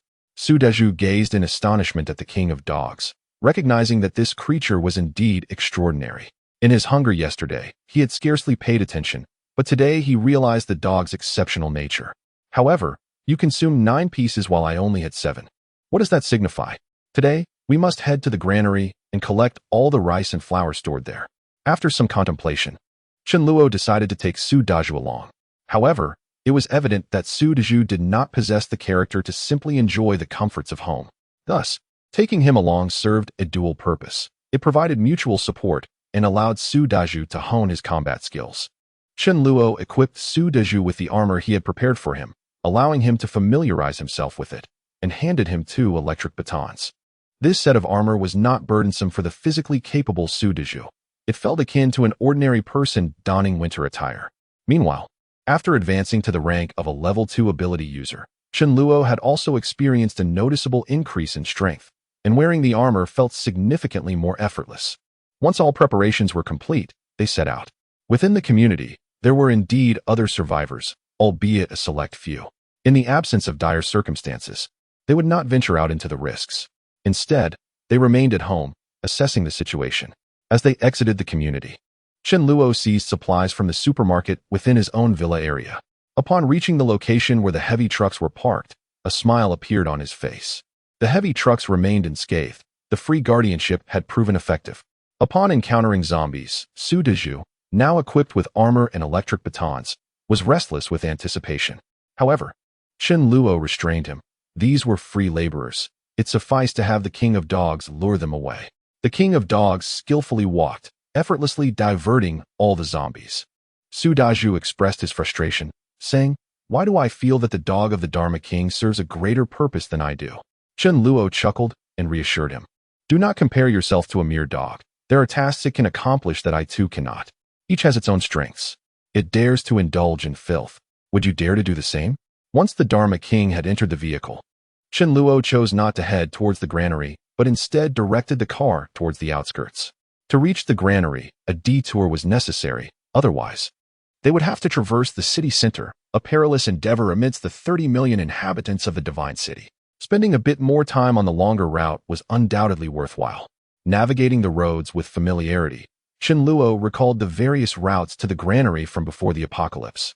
Having meticulously studied them and even scouted the vicinity, along the way, he encountered several survivors, much like the previous one with yellow hair, attempting to block the road and hitch a ride, but Chen Luo maintained his speed. "If you dare to obstruct me, I shall not hesitate to run you over." The journey spanned over 100 kilometers, and it took Chen Luo more than 5 hours to arrive. The granary was a 3-story building, elongated yet not particularly large. Even if filled to capacity with provisions, it could not hold a substantial amount. However, beneath it lay an expansive basement, presumably filled with an unknown quantity of grain. The above-ground area was merely an office space. Chen Luo drove the heavy truck directly into the granary. The spacious area made it exceedingly easy to dispatch the zombies. He circled within the granary, continuing his assault until he had nearly eradicated all the undead present. Throughout this endeavor, he did not encounter any survivors. If there had been any, they would surely have cried out upon hearing the commotion. Chen Luo squinted, noting that there were quite a few personnel in the granary. It seemed improbable that not a single survivor remained. He approached the corridor leading to the basement of the office building, finding the door ajar. The corridor was enveloped in darkness, and as Chen Luo illuminated the area with his flashlight, he was met with the sight of a skeleton, causing his pupils to dilate in shock. This was evidently a human remains, stripped of flesh, leaving only a bare skeleton behind. Some mutated small creature must inhabit the granary. Was it ants or perhaps rats? Normal zombies would leave behind some remnants of flesh. They do not consume everything. It is only creatures like mutated ants or rats that would devour so thoroughly. They may be weak individually, but their sheer numbers are daunting. Chen Luo had witnessed a legion of large ants, numbering in the hundreds of thousands. Anyone would flee in their presence. The skull of the skeleton faced Chen Luo. Its entire body slumped in his direction. One could deduce that the individual had ventured into the basement, encountered the terrifying creatures within, and attempted to flee in haste. But alas, had not succeeded. Chen Luo hesitated. If he were to encounter an overwhelming number of foes, his chances of survival would be slim. Yet, if he did not descend to retrieve the provisions, it would be an extended period before he could return. With a firm resolution, he bit the bullet. He could not afford to gamble.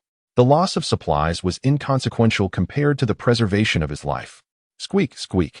Chen Luo's expression changed dramatically, and without a moment's hesitation, he seized Su Dezhu and fled. That sound was unmistakably the call of a rat swarm. Chapter 20. The Mutant Rat King. The current predicament was no longer about Chen Luo's choice to enter the granary's basement, but rather, the rat swarm had caught the scent of Chen Luo and his companions and was now emerging. Ordinarily, Chen Luo isn't intimidated by an ordinary rat horde. Even if there are hundreds of them, he doesn't get overly flustered. The crux lies in the uncertainty of the rat horde's size. If there are thousands, then it's all over. At present, Chen Luo lacks means of large-scale destruction. Once surrounded and pushed to the ground, he can only await death. An electric baton can definitely not kill a large number of rats due to its power limit. Not knowing the exact situation, Chen Luo is absolutely reluctant to engage in a desperate battle and thus pulls Su Dezhu along to flee. Chen Luo finally understands why there are no survivors in the granary. With the sharp teeth of the mutated rats, aside from those solid, thick iron doors like the ones on safes, ordinary anti-theft doors, and wooden office doors simply can't stop the rats. Rats also have a keen sense of smell. Other than running out of the granary, survivors have no chance of survival. When the Dharma King saw a mass of dark figures rushing out from the basement, he was startled and immediately fled. The Dharma King called out anxiously, meaning for them to run first while he would draw the rats away. The Dharma King also judged that the rat horde was not like zombies. Their speed was far beyond what zombies could achieve. The two in armor would surely be caught up soon. Chen Luo and Su Daju were running towards the outside of the office building. Once they got on the heavy-duty truck, although they couldn't use the truck to deal with the tiny rats, they would be basically safe. The Dharma King chose to run towards a corridor on the right. He couldn't run in the same direction as Chen Luo and Su Daju. With his speed, he could surely outdistance them. If that happened, the lagging Chen Luo and Su Daju would surely be in trouble. However, only some of the rats that rushed out first chased after the Dharma King. Although the rats were fast, they were still a bit slower than the Dharma King, who had awakened the lightning ability. A gigantic rat, nearly the same size as the Dharma King, cast a glance at the fleeing Dharma King. After a moment's hesitation, it chose the direction of Chen Luo and Su Daju. After all, human flesh was more delicious.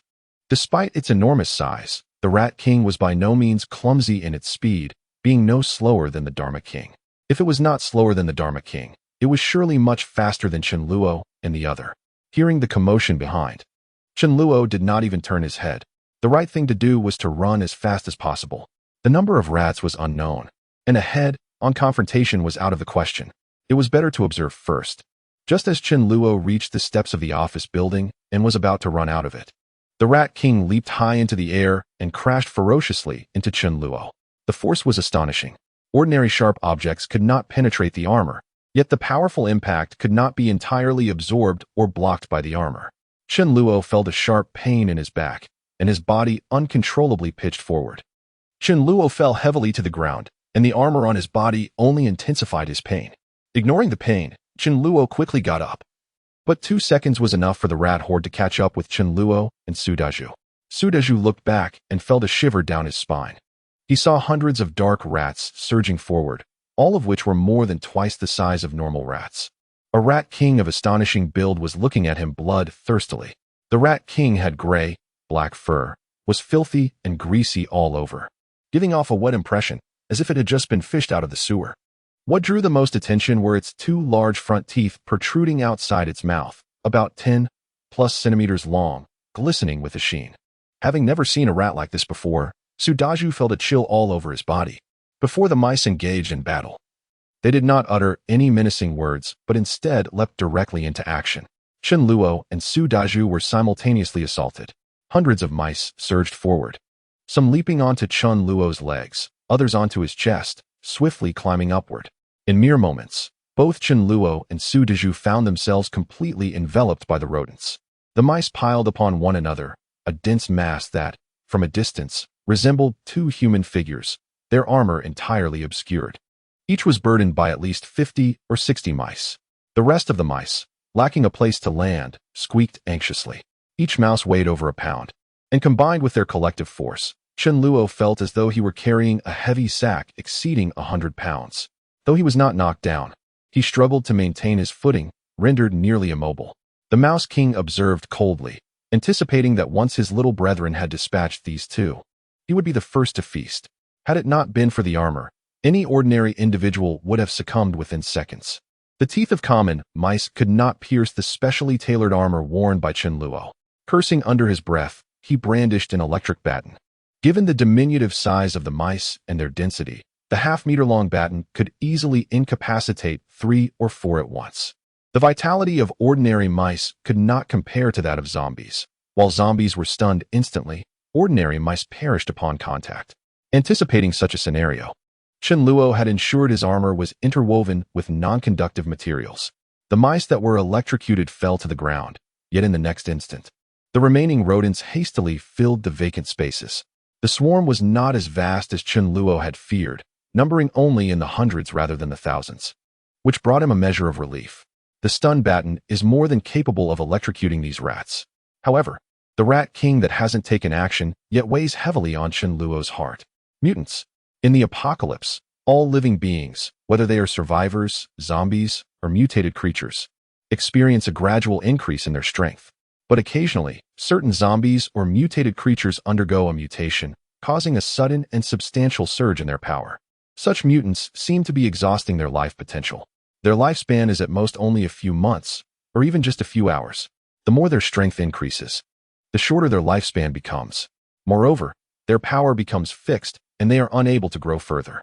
But regardless of how long they can survive, encountering them while they're alive is like stepping in dog feces, an extremely unlucky situation. The Rat King in front of them is evidently a mutant.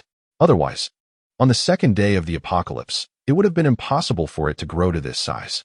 The king of French bulldogs, which had attracted some of the rats, ran to the end of the corridor. Without slowing down at all, it crashed into the glass at the end and escaped through the broken window. Ignoring the pain, the king of French bulldogs quickly ran towards Chun Luo's side, barking loudly, attempting to draw away the rat horde.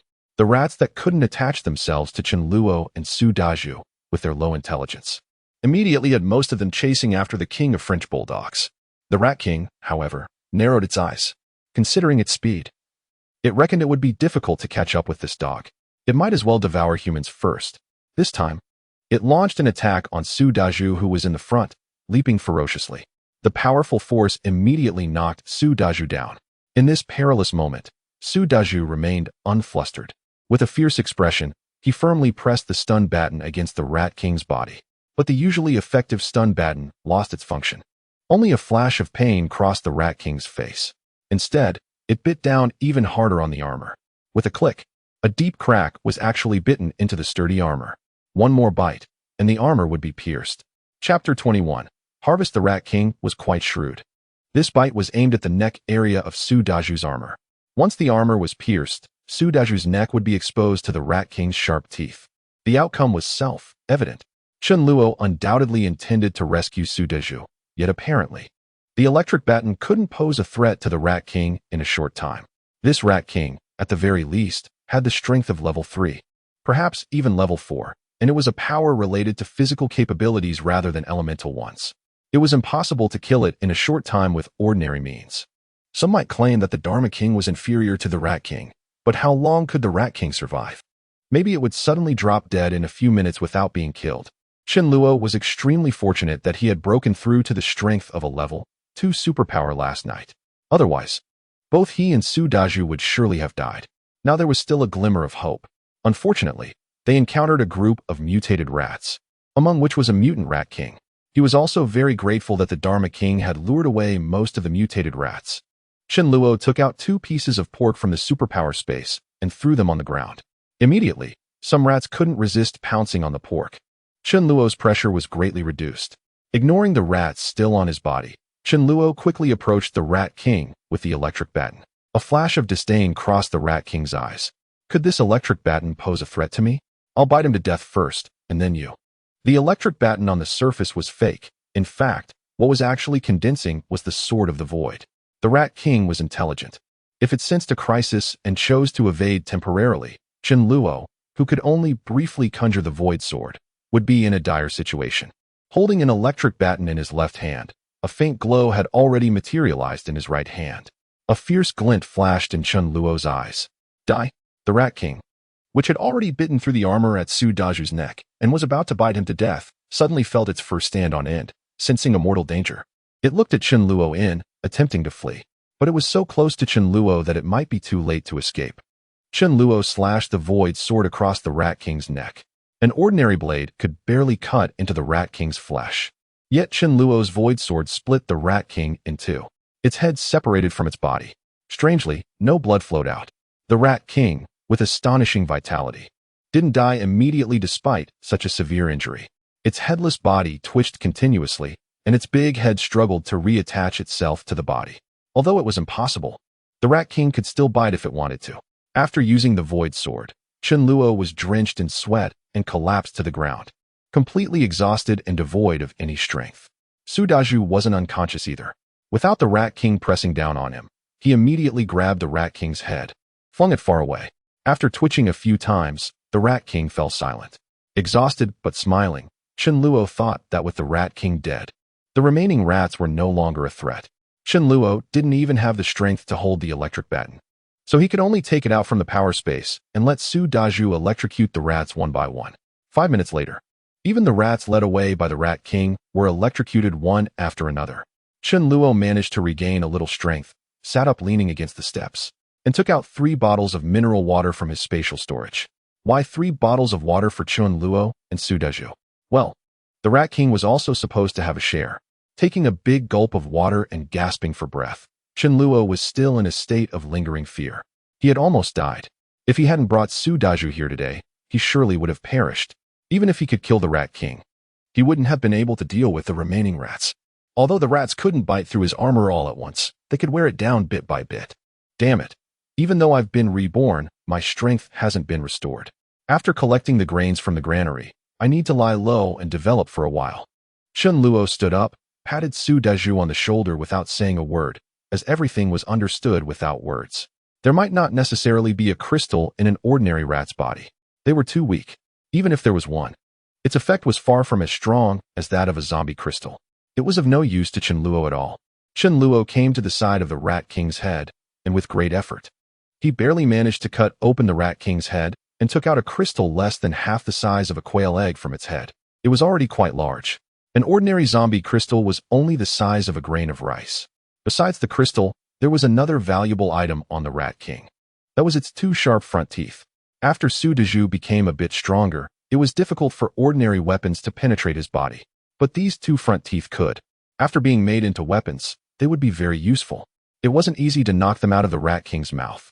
Chen Luo had little strength left, so he left it to Su Dezhu. Su Dezhu also had to exert a great deal of effort to get these 2 front teeth in hand. Chen Luo said, "Let's go. Let's take a look in the basement. The rat horde has been dealt with. There should be no danger in the basement. Even if zombies entered, the rat horde would launch an attack." If Chen Luo had arrived a few days later, perhaps not even the zombies outside the granary would be seen. However, Chen Luo still entered the granary with great caution, and the Dharma King kept patrolling constantly. Apart from a dozen human remains and a few mutated rats, there was nothing else. Chen Luo turned on the lighting in the basement, and the entire situation of the basement came into view. It stretched as far as the eye could see and was extremely spacious. Bags of grains were stacked high. Chen Luo didn't look around much and just wanted to secure the goods. It wasn't until a little after 8 o'clock in the evening that Chen Luo had loaded all the grains into his ability space.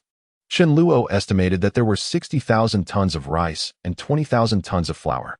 This was the largest granary in the divine capital, and there were other granaries. But Chen Luo didn't plan to go there. The locations were too far and too dangerous. He almost had a mishap today. So much food was enough for 10,000 people to eat for decades. It was completely sufficient. Moreover, the ability space was almost full and couldn't hold any more. Su Dezhu opened his mouth wide and said, "Brother, just how big is your ability space?" Chen Luo smiled and said, "It's not that big. It's about the same size as this granary." Chen Luo then said with a serious expression, "Dezhu, you must never let slip about the fact that I've stockpiled so many supplies, no matter who it is. Don't say a word." Su Dezhu was the taciturn type, not talking much, but Chen Luo still reminded him. Su Dezhu nodded seriously in response. "Don't worry, brother.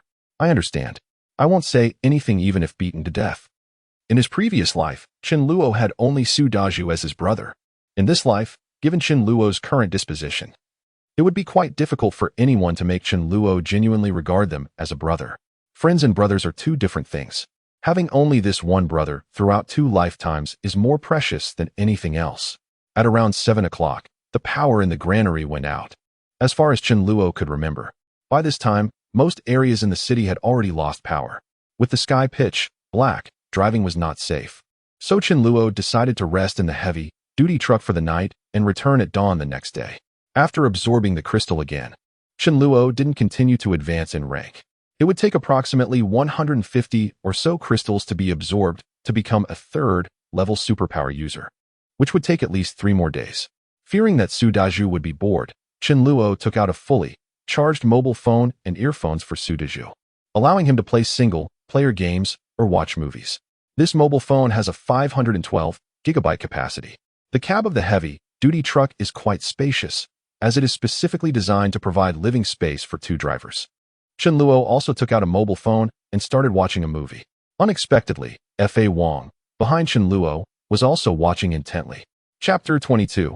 Behave yourself, Brother Jian. There's a large truck coming over there. On the roadside in the morning, 4 young people were trudging forward. They were thirsty and hungry and were checking if there were any supplies in the vehicles that had stopped out of control from time to time along the roadside. The one called Brother Jian was Wang Jian, a youth around 25 or 26 years old. Hearing this, he turned his head and saw that it was indeed a large truck. His face lit up with joy. Wang Jian waved his hand and said, "Stop it." The other three immediately assented and began to daydream. There must be something on this large truck. Perhaps it's a vehicle full of instant food. A truckload of watermelons would also be wonderful. They can not only quench thirst, but also satisfy hunger. Other fruits would do as well, even if it's not supplies. My uncle is a driver. I know that truck drivers usually keep cases of mineral water in their vehicles all year round. And there are also plenty of snacks like marinated eggs, marinated chicken legs, and biscuits. At this, the four of them felt even hungrier. Brother Jian, if he doesn't stop, you'll have to use your divine power to puncture his tires. The other two echoed, looking at Wang Jian with a mix of awe and envy. Wang Jian awakened his superpower last night. He suddenly found that he could control metal. At first, he thought he could control anything, but after experimenting, he realized that he could only control metal. The people beside him were stunned when they discovered this. Superpower? They had no idea that survivors would gradually awaken superpowers at different speeds within half a month. This was the treatment only the protagonist in novels could have. They definitely had to hold on to this thigh tightly. Wang Jian, who was originally ordinary and of low status, suddenly became Brother Jian to the other three. Wang Jian was extremely proud. I'm destined for greatness. This world will sooner or later submit to me. Many superpowered individuals become arrogant after awakening their superpowers, thinking they're second only to heaven and earth. Wang Jian was by no means an exception. With Wang Jian's approval, the three immediately blocked the middle of the road, while Wang Jian, assuming an air of superiority, stood by the roadside. This large truck was Chun Luo's heavy-duty truck. Stop! Stop the vehicle! In the face of the shouting of this group of people, Chun Luo's lips curved into a faint smile. If you're not afraid of death, then keep blocking my way. Just as before, Chun Luo did not slow down at all, facing the speeding heavy-duty truck. The three of them naturally dared not block it forcefully and instead started cursing loudly. Wang Jian's face turned gloomy. Is he really showing no respect at all? Wang Jian, who had been prepared, took out a long and sharp iron nail. Using his metal controlling ability, he directed the nail to rapidly pierce towards the rear tire of the heavy-duty truck. The punctured rear tire immediately began to leak air. Chun Luo only felt the vehicle body shake violently. He was astonished. What's going on? Chun Luo had to stop the vehicle to check. Seeing Chun Luo slow down and stop, Wang Jian and the other three showed smug expressions and quickly ran over. Without hesitation, two of them opened the carriage of Chun Luo's truck. Wang Jian, on the other hand, came up to the car window viciously and slapped the window hard. Didn't you hear me telling you to stop? Keep running if you can. Before the apocalypse, Wang Jian wasn't this arrogant. But after the apocalypse, he awakened his ability. With the flattery of his three lackeys, his ego had swollen beyond measure. Get out here, don't feign death. Chun Luo stared at Wang Jian in astonishment. Was it you who damaged my vehicle? Chun Luo flew into a rage. If my truck is broken, how can I get home? There are still over 90 kilometers to my home. Without this heavy-duty truck, the journey home will be extremely dangerous. Ordinary vehicles can't travel freely in the city. At this moment, the two lackeys who had opened the carriage were greatly disappointed. The carriage was completely empty. They shouted, "Brother Jian, damn it! There's nothing here." Hearing this, Wang Jian felt disappointed and even angrier. He roared, "Get out of the car." Chun Luo was trembling with rage. That despicable fellow. Opening the car window, Chun Luo forcefully pressed a well-condensed spatial sphere onto Wang Jian's face. Caught off guard, Wang Jian was hit squarely. The spatial sphere exploded on Wang Jian's face. With a shrill scream, Wang Jian's face was blown to a bloody pulp, his entire facial skin gone, and he immediately collapsed unconscious. Wang Jian never expected that aside from him, there was actually someone else who had mastered superpowers. He was supposed to be the protagonist. This sudden turn of events sent the other three people fleeing in panic. Wasn't Brother Jian the protagonist? How could he die? Chun Luo patted the buttocks of the Fa Wang, a name perhaps. Understanding his intention, the Fa Wang jumped out of the car and chased after the three. After barely calming his anger, Chun Luo explained, "Daju, it's not that I'm heartless. If we were just ordinary people and fell into their hands in this situation, think about what the consequences would be." On the third day of the apocalypse, Su Daju didn't have a deep understanding of the apocalypse, so Chun Luo specifically explained. The remaining 3 people were quickly killed under the pursuit of the Fa Wang. Chen Luo's anger subsided slightly. However, even though his anger lessened, the car was still broken and couldn't be repaired accordingly. Chen Luo and Su Dezhu got out of the car and observed. Soon they found that one tire was punctured. All the air had leaked out, and the tire was flat. In the middle of nowhere, where could they find someone to fix the tire? There was no other way. Chen Luo took out the learning materials, relying on himself. Besides copying a large number of movies, novels, and games, Chen Luo also copied a lot of learning materials. Ahem. Genuine learning materials, including aspects such as planting, circuitry, agriculture, biology, and medicine. He tried his best to copy all the learning materials that could be gathered on the market. With the help of learning materials, Chen Luo, exerting great effort, managed to repair the tire together with Su Dezhu.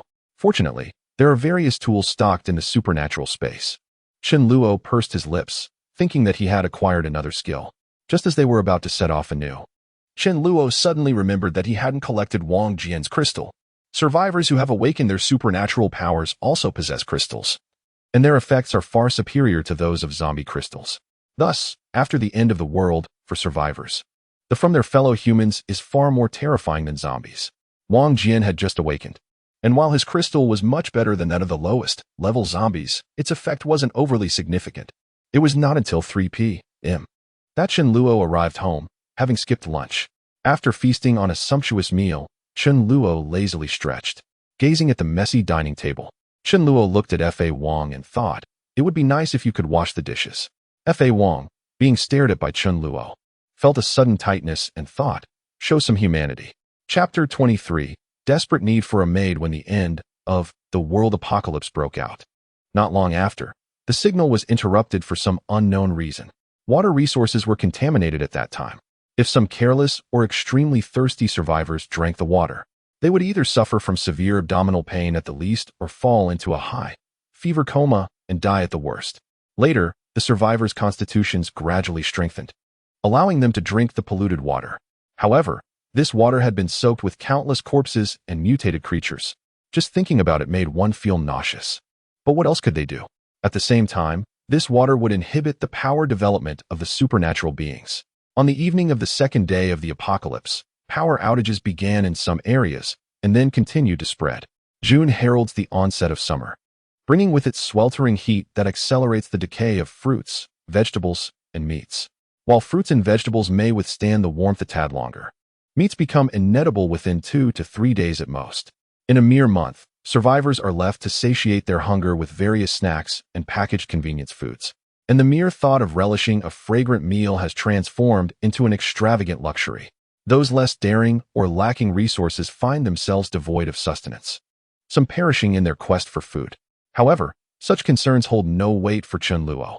The sovereign of the law ponders whether to indulge in braised pork or spare ribs today. Consuming the same fare day in and day out has grown tiresome. Perhaps a change in flavor is in order, something lighter. In the living room, curtains drawn, Chen Luo and Su Dezhu entertained themselves with the colossal LCD television. Engrossed in PSP games, this monotonous existence, eating, playing, and sleeping, seems aimless, a mere waiting for death while indulging in distractions. Yet, in these apocalyptic times, Chen Luo harbors no ambitions of world-saving. He takes a sip of ice-cold cola and sighs, pondering the bleakness of his circumstances, feeling equally despondent. Casting a glance at the lost sovereign, who is fixated on the television, Chen Luo suggests, perhaps you should seek out zombies to hone your skills and attempt to master new abilities. The lost sovereign has recently ascended to the 2nd tier, experiencing a significant surge in his innate powers, now capable of wielding other lightning-based skills. However, mastery of these abilities is not simply a matter of leveling up. It demands personal insight. Chen Luo is proficient only in spatial abilities, leaving him unable to assist with other elemental skills. This journey must be undertaken alone. The most expedient method of honing one's craft lies in the crucible of battle. The King of Lo reluctantly diverted his gaze from the enticing LCD television before him. This game appeared to be quite engaging. It was one thing to deny a dog the privilege of playing, but to even deny it the opportunity to watch was excessive. Chen Luo chuckled inwardly, recalling how the King of Law resembled his younger self, who would bring his GBA to school, surrounded by a throng of classmates eager to observe his gameplay. Yet, I do this for your own good. Without sharpening one's skills, one cannot attain greatness. Su Daju also ascended to the second level yesterday, yet he remained slightly behind the King of Law. However, in the early stages, the rapidity of their advancement rendered this disparity negligible. Su Daju was different. He was an ability user of the physical strength system, lacking any skills to master. His progression was merely a matter of his physical prowess growing stronger, requiring only combat experience. Yet, the zombies outside were at their most rudimentary level, offering little in the way of refinement. As the King of Law stood up and opened the door to embark on his journey, Chen Luo suddenly recalled something and hastily called out, "Wait a moment." The King of Law turned to look at Chen Luo, perhaps pondering whether he was being dissuaded from going or if concerns for his safety prompted a cautionary reminder. Chen Luo continued, "Could you please dispose of the 2 garbage bags I've packed on your way out?" The King of Law exclaimed, "Are you suggesting I treat the dog as anything less than a dog?" Watching the King of Law depart, Chen Luo shook his head. "You are far too worrisome. When will you learn to clean up after yourself and take out the trash? Only then will you truly embody the essence of a mature dog. I neither commend nor expect you to act of your own accord. Oh dear." Su Daju stood by, chuckling at the plight of the King of Law. Chen Luo remarked, "Pay no mind to him. Let us continue our game." As the clock struck 6:30, it was time for dinner. Chen Luo was beset by melancholy. Despite indulging in lavish feasts daily, his digestive system was in turmoil. In the early days of his reincarnation, he had been stifled for an extended period, craving nothing but meat. The very first dishes that sprang to mind were the greasy buckets of fried chicken and roasted duck. The ready-made delicacies he ordered were all hearty meat dishes. Although there were vegetable options, they consisted solely of stir-fried cauliflower, hand-torn cabbage, and oil-braised eggplant. Simple stir-fried greens or vegetable and egg soup were conspicuously absent. Who could withstand such a diet? Chen Luo found himself filled with regret. He had underestimated the situation. He possessed an abundance of ingredients that could last a lifetime, and ample learning materials as well as numerous cooking videos. Yet, if merely watching videos could transform anyone into a master chef, then everyone would be one. Presently, Chen Luo desired nothing more than a bowl of vegetable soup. Yet it was nowhere to be found. Even the task of discarding trash relied on the assistance of the legal king. It was impossible for Chen Luo to manage on his own. The legal king was rather inept and struggled with many tasks. Chen Luo felt an urgent need for a maid to tend to his daily needs, to live a life of ease where someone else managed the chores of washing dishes, sweeping floors, and doing laundry. His thoughts immediately turned to Ma Yu, whose culinary skills were remarkable. With her presence, he could eat whatever he desired, and afterward, she could assist with the dishes. Chen Luo found her personality quite agreeable and her appearance pleasing. Even before the apocalypse, he had harbored such thoughts about her. He was uncertain whether she was alive or dead. Even if she were alive, he would let her go hungry for a few more days for easier management. However, now he, the epitome of laziness, found himself in dire need of a caretaker. Witnessing the legal king toil tirelessly, Chen Luo felt a pang of sympathy and decided it was time to relieve him of his burdens. When Ma Yu came to Chen Luo's home to teach him cooking skills, Chen Luo once specially saw Ma Yu back home. The place where she currently resides is the staff dormitory of a 5-star hotel not far from Chen Luo's home. Ma Yu is a chef there and was poached by Chen Luo with a high salary to teach cooking part-time. If Ma Yu lived too far away or in the downtown area, Chen Luo would directly abandon this idea, for there are not only Ma Yu in the world. Chen Luo thought it over and decided to play it safe. He thought that he would be able to advance to a 3rd-level superpower tomorrow, and the day after tomorrow he would go to check on Ma Yu's situation. If it didn't work out, he would look for other candidates. Chen Luo sighed and decided to make do tonight with some winter melon and spare rib soup. Chapter 24. The good die young after advancing to the 2nd level. Chen Luo could absorb around 50 of the lowest-level crystals every day. If they were higher-level crystals, the quantity would decrease accordingly. As for that crystal of the Dharma King, Chen Luo took more than a week to completely absorb it. Tests showed that absorbing crystals once a day was the optimal way. Keeping the body in a slightly starved state could help absorb a bit more, which was more effective than absorbing once every few hours. With a sudden pain in his mind, the crystal in Chen Luo's mind underwent a small transformation. Chen Luo smiled. Having advanced to a 3rd-level superpower, it only took 4 days. In his previous life, Chen Luo reached this level 1.5 months later. Even with the Dharma King's remarkable talent, when he absorbed crystals with all his might every day, it still took him half a month to advance from the 2nd level to the 3rd level. But for Chen Luo, it only took 3 days. Oh! Dharma King, In this life, you should be fortunate to follow me. Otherwise, there would be no need to use a sneak attack to deal with you. The extraordinary power within Chen Luo can be termed as magic or spiritual power. Compared to when he was at the second level, not only has its purity increased, but more significantly, its quantity has approximately tripled. The Void Sword, which could only last for 5 seconds before, can now persist for 20 seconds. His strength has thus witnessed a substantial enhancement. However, to utilize the Void Walk ability, he still falls far short. At least, he needs to reach the 4th level. Currently, the zombies have not even attained the level of a 1st level ability user. They can be considered level 0 and are quite feeble. After reaching the 4th level, the crystals of level 0 zombies will be of no use to Chen Luo. By then, his strength will no longer be able to grow rapidly. Even at present, the crystals of level 0 zombies have little effect on Chen Luo. To advance to the 4th level relying on them, at least 1,000 pieces are required. The number of crystals in Chen Luo's hands is dwindling, and he must replenish them in large quantities. When searching for Mayu, he can obtain some near that 5-star hotel. The next morning, Chen Luo set off with Su Daju and the Dharma King. As they passed by the supermarket in the community, they witnessed an interesting scene. There was a young man whom Chen Luo recognized as being from the same community. They often saw each other around, but it was merely a matter of recognition. In today's neighborhood relationships, even if you live next to me, I may not even know your surname. This young man carried out a large bag of items from the supermarket in a hurry, intending to leave. Most of the supplies in this supermarket had been collected by Chen Luo. Some scattered items that had fallen to the ground or were in the corners were left untouched by Chen Luo, so there were still a few remaining. At that moment, another woman rushed out of the supermarket. She immediately tried to seize the supplies in the young man's hands and cried out with a sobbing voice. "You've taken all the things in the supermarket. How am I supposed to survive? Give me half." Although it was only the 5th day of the apocalypse, everyone was well aware of the preciousness of supplies. Only with food could one survive. The young man paid no heed to her and forcefully shook her off, saying, "Get lost. Whether you have food or not has nothing to do with me." The woman was a tough one. She hugged the young man tightly, saying, "If you don't give me any, I'll hold on to you.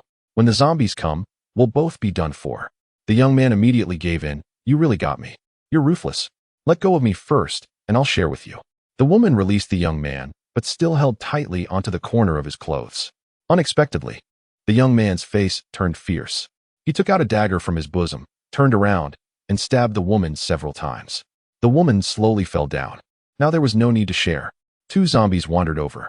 When the young man saw Chen Luo and the others, fearing that Chen Luo would snatch his things, he fled in a hurry. As long as one was bold enough, even if they couldn't defeat the zombies, they could rely on their speed advantage. Chen Luo shook his head. The young man was not a good person, but what did it have to do with him? He didn't have the right to judge others either, for he himself was not a good person. After being reborn, Chen Luo had no intention of being a good person. Good people don't live long. The ones who die the fastest are the good people. He was not a hero and didn't want to be a good person either. Getting onto the heavy-duty truck, Chen Luo pondered over which route to take. The once bustling international metropolis no longer had its former prosperity. It seemed rather quiet, with the roars of zombies coming from time to time. Fortunately, the 5-star hotel where Mayu is situated, while located within the city, is not in the bustling city center. Otherwise, Chen Luo would never dare to venture there. It would be far too perilous. The vehicle was immobilized, and disembarking would inevitably result in being surrounded by at least 1,000 zombies. The presence of a heavy-duty truck in the city felt rather incongruous. Typically, trucks of Chen Luo's kind are prohibited from traversing the city streets. The roads were flanked predominantly by residential complexes, where many survivors remained vigilant about the happenings outside. Upon spotting Chen Luo's truck, numerous individuals would call out, "Driver, what is the situation outside? Could you share? Driver, could you bring some food up? I'll pay any price. I'll offer 10,000. Just bring me something. I'm not picky. I'll pay 100,000 for a pound of pork." Chen Luo rolled his eyes, disinclined to respond, thinking, "I am not Tang Sung, and you are not the White Dragon Horse." Such calls often brought about complications for him. However, Chen Luo could not afford to educate each individual on their conduct. Within the city, maneuvering the heavy truck was a challenge due to the numerous obstacles and turns. In less than 20 minutes, he arrived at the rear entrance of Yunlai International Hotel. Chen Luo instructed, "Daju, don your gear and disembark." Su Daju nodded and donned his armor. The 3 of them, 2 men and a dog, exited the vehicle. This time, Su Dezhu did not carry an electric baton. Instead, he wielded a solid iron rod. The electric baton had limited power, and since Su Dezhu had leveled up to the second tier, his strength had significantly increased, rendering the iron rod more lethal than the electric baton. Following closely behind Chen Luo, a horde of 40 to 50 zombies, having not lost track of them, rushed forward as soon as Chen Luo and Su Dezhu stepped out. Chen Luo wielded an electric baton, while Su Dezhu brandished an iron rod, delivering a forceful blow to the head of a zombie. The impact was tremendous, ensuring that both the undead and the survivors alike would face the consequences of such a powerful strike. The zombie's head immediately split open, gushing a mixture of red and white, leading to its swift demise. The head is indeed the Achilles heel of a zombie.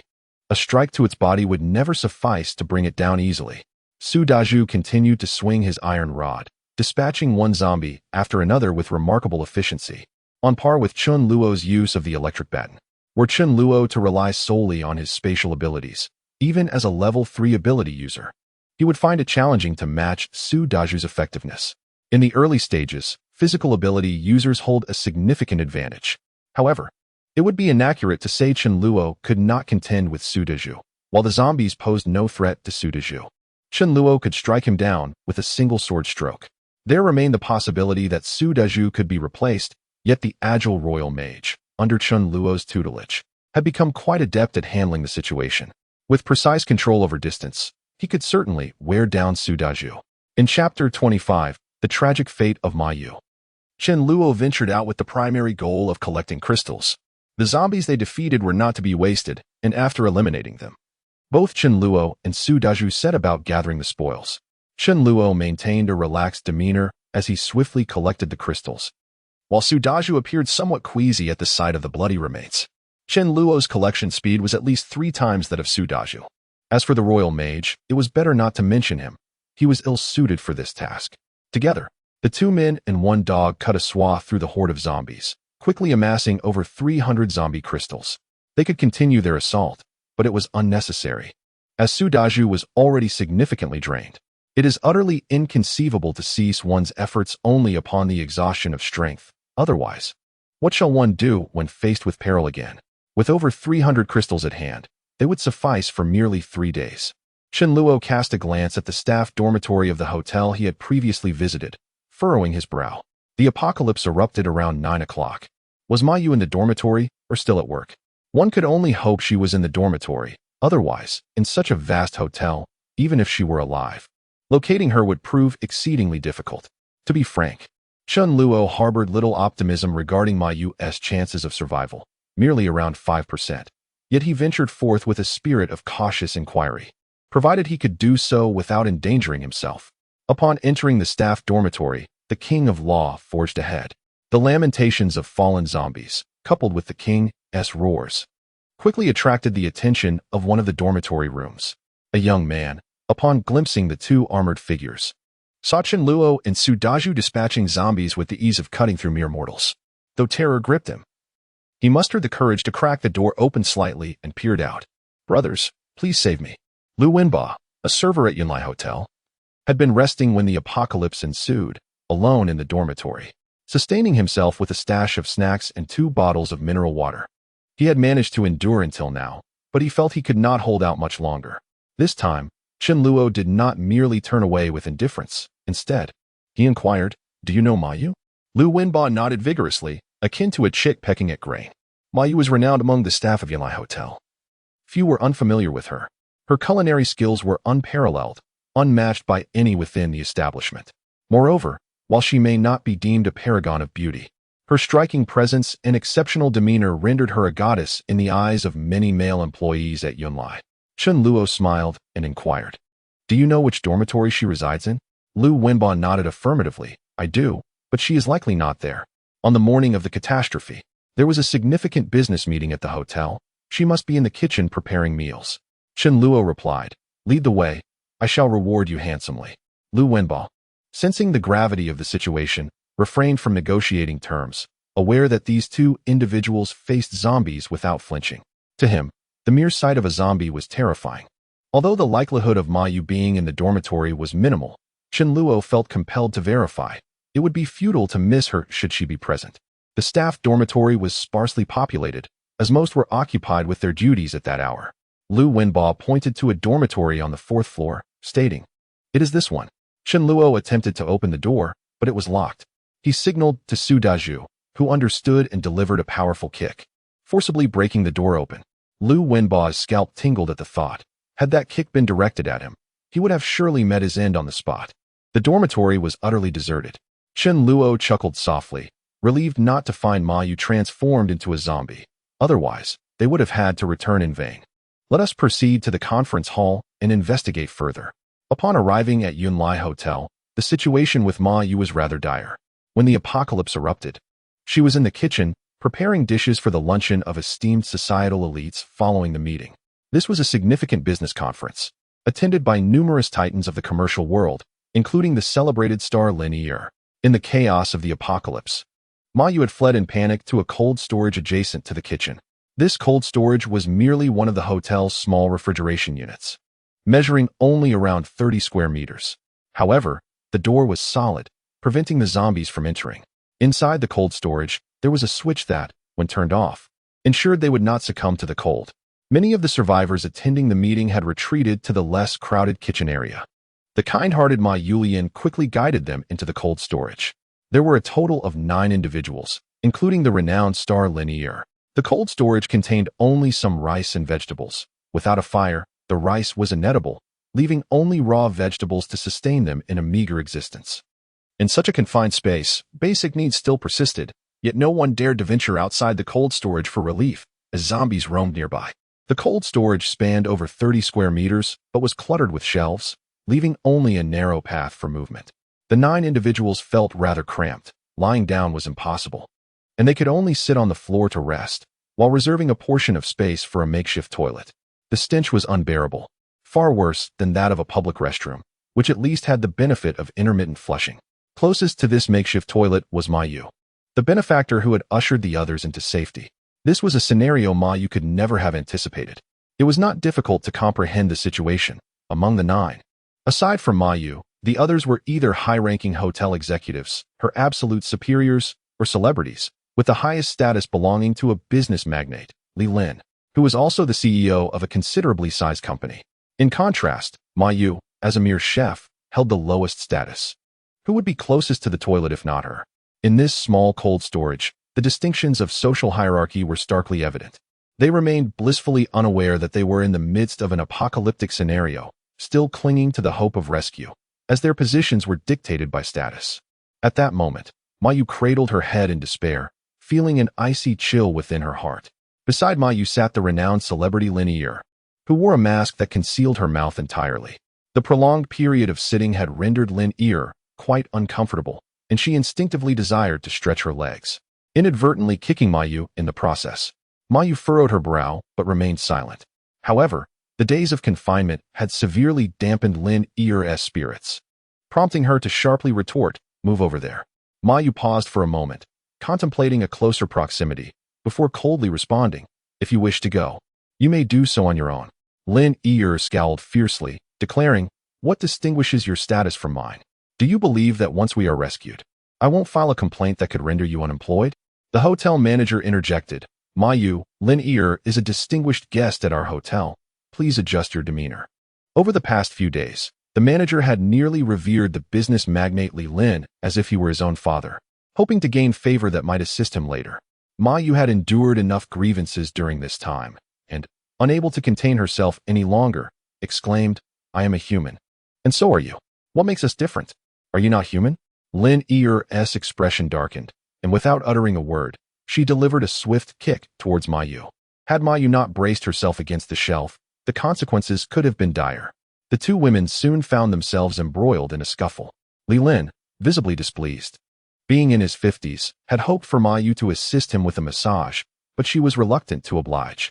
He then glanced at the dwindling vegetables, realizing they would not last much longer. With a chilling demeanor, he commanded, "Throw her out." Chapter 26, 200,000 monthly. Join my company among the 9 individuals in the cold storage. All but the chef Ma Yu could be considered societal elites. The minds present were far from simple. They observed everything occurring within the cold storage. Without a reduction in personnel, the supplies would be utterly insufficient. With fewer individuals, the space would not feel so constricted.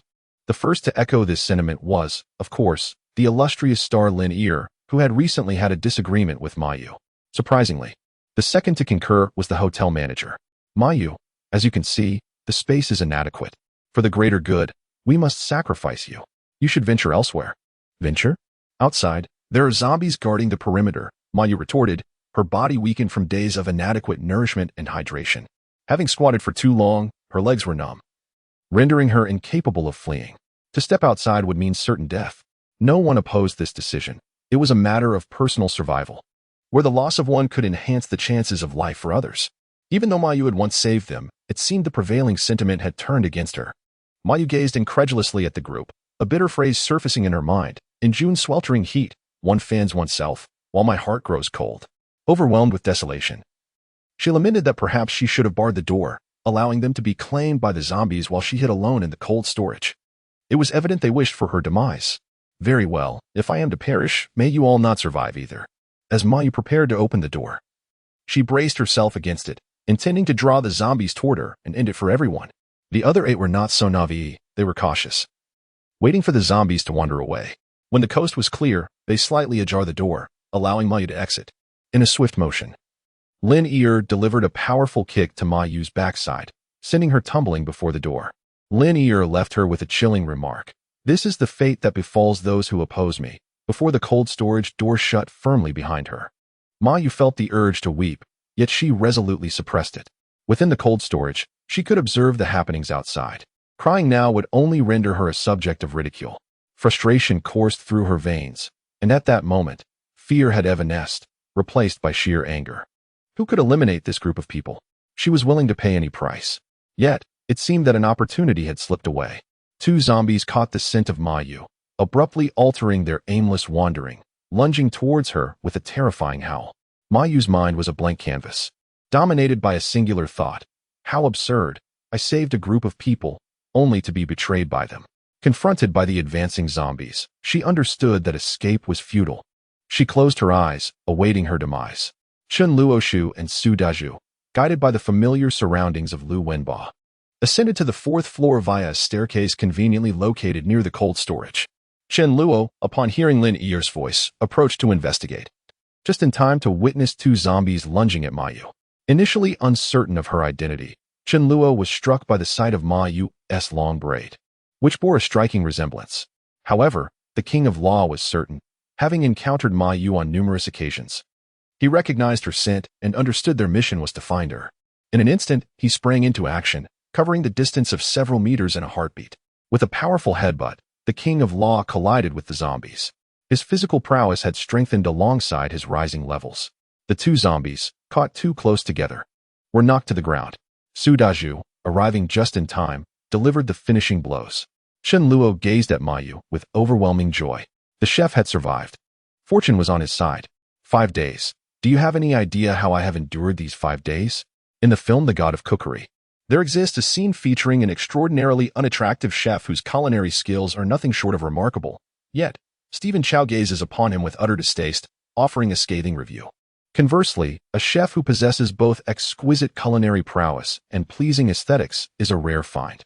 Otherwise, witnessing a rugged man prepare a meal would compel Chen Luo to deduct a staggering 80 points. Mayu gazes in astonishment at the King of Law, whom she recognizes, particularly due to the absence of the distinct characteristic of a left ear. As Chen Luo approaches with a smile, he exclaims, Mayu, it is I, Chen Luo, who has come specifically to rescue you. I have braved considerable peril to arrive here. Do you not feel touched? Dedicate yourself wholeheartedly to being my chef. After a moment of astonishment, Mayu is indeed moved and exclaims excitedly, Chen Luo, thank you. As Su Daju prepares to assist Mayu, the surrounding zombies, along with those in the grand conference hall, are drawn to the commotion, converging upon their location. With no time to reminisce with Mayu, Chen Luo and Su Daju take their positions at the door, one on each side, with the King of Law in the center, engaging in a ferocious slaughter of the approaching zombies. The undead come in relentless waves. If 100 or more zombies were to assemble, Chen Luo would not dare to withstand them head-on. Before long, not a single living zombie remains. Meanwhile, those in the cold storage observe the scene through a window on the cold storage door. though they cannot hear the conversations among Chen Luo and his companions. Lin Yi, overwhelmed with emotion, covers her mouth, tears glistening in her eyes. They have been saved. After enduring 5 arduous days, salvation has finally arrived. Business magnate Li Lin's leg no longer aches. However, the individuals within the cold storage remain apprehensive, choosing to wait until no zombies are left before opening the door. With a beaming smile, Li Lin expresses his gratitude, saying, "Thank you, heroes, for saving us." Lin Yi took off her mask, wearing a gentle smile, presenting a reserved and innocent demeanor. "Hello, I'm Lin Yi. Delighted to meet you all." If she didn't take off the mask, how could Chen Luo recognize her as Lin Yi? She was a top-tier star among the A-list, just a step away from the status of a superstar. Perhaps these two were her die-hard fans, taking better care of her than Li Lin did. Chen Luo cast a sidelong glance at her and scoffed, "You're rejoicing too soon." Chen Luo then asked Ma Yu, "What's going on?" "I'll stand up for you." Everyone else was hiding safely in the cold storage, but only Ma Yu was outside, almost getting devoured by zombies. Chen Luo could easily surmise that something underhanded had occurred. Somehow, upon hearing Chen Luo's words, Ma Yu's pent-up grievances suddenly welled up, and she choked back sobs as she recounted what had happened. Chen Luo sneered upon hearing this, thinking that one shouldn't always be a good Samaritan. Ma Yu was of value. That's why Chen Luo came to her rescue. If she were worthless, he wouldn't care about her fate. Li Lin and the others exchanged glances. They seemed to be acquaintances of Ma Yu. "Humph, in this world, there's nothing money can't fix." Li Lin smiled and said, "Young man, could you please send me home? After the crisis is resolved, come work at my company. I'll offer you a monthly salary of 200,000 yuan. 200,000 yuan was quite a high amount. That would be over 2 million yuan a year. How many wage earners could reach that figure? In a few years, one could become a multi-millionaire." One person took out a checkbook and presented it to Chen Luo, saying, "As long as you send me to a safe place, fill it in as you like. Fill it in as one likes." I wonder if one could write 100 million billion yuan. This was the so-called blank check. Chen Luo exclaimed, "Goodness. This person is even more adept at getting something for nothing than I am." This sight made Ma Yu want to laugh. She had no idea how wealthy Chen Luo was, but at least she knew that the villa Chen Luo owned was worth several hundred million. Among those present, perhaps only Li Lin was wealthier than Chen Luo. Chapter 27, The Luckiest Thing. All that Ma Yu said enraged Su Dazhu. He detested such people who bite the hand that feeds them. Someone saved you, yet you want to send that person to their death. Is this something a human being could do? Unable to contain himself, Su Dazhu stepped forward and gave each of them a resounding slap. Lin Yi wasn't spared either. Su Dazhu's strength sent them reeling, their heads spinning. Li Lin angrily said, "You." But in the end, he didn't dare to utter any harsh words. He had just witnessed how these two massacred the zombies. These people covered their faces, seething with anger but not daring to speak out. Lin Yi hung her head, feeling deeply humiliated. Lu Wenba opened his mouth wide. "You're so audacious. Aren't you afraid of their retaliation? These people are no ordinary folks. They have profound connections and backgrounds." The conditions offered by these people made Chen Luo sneer.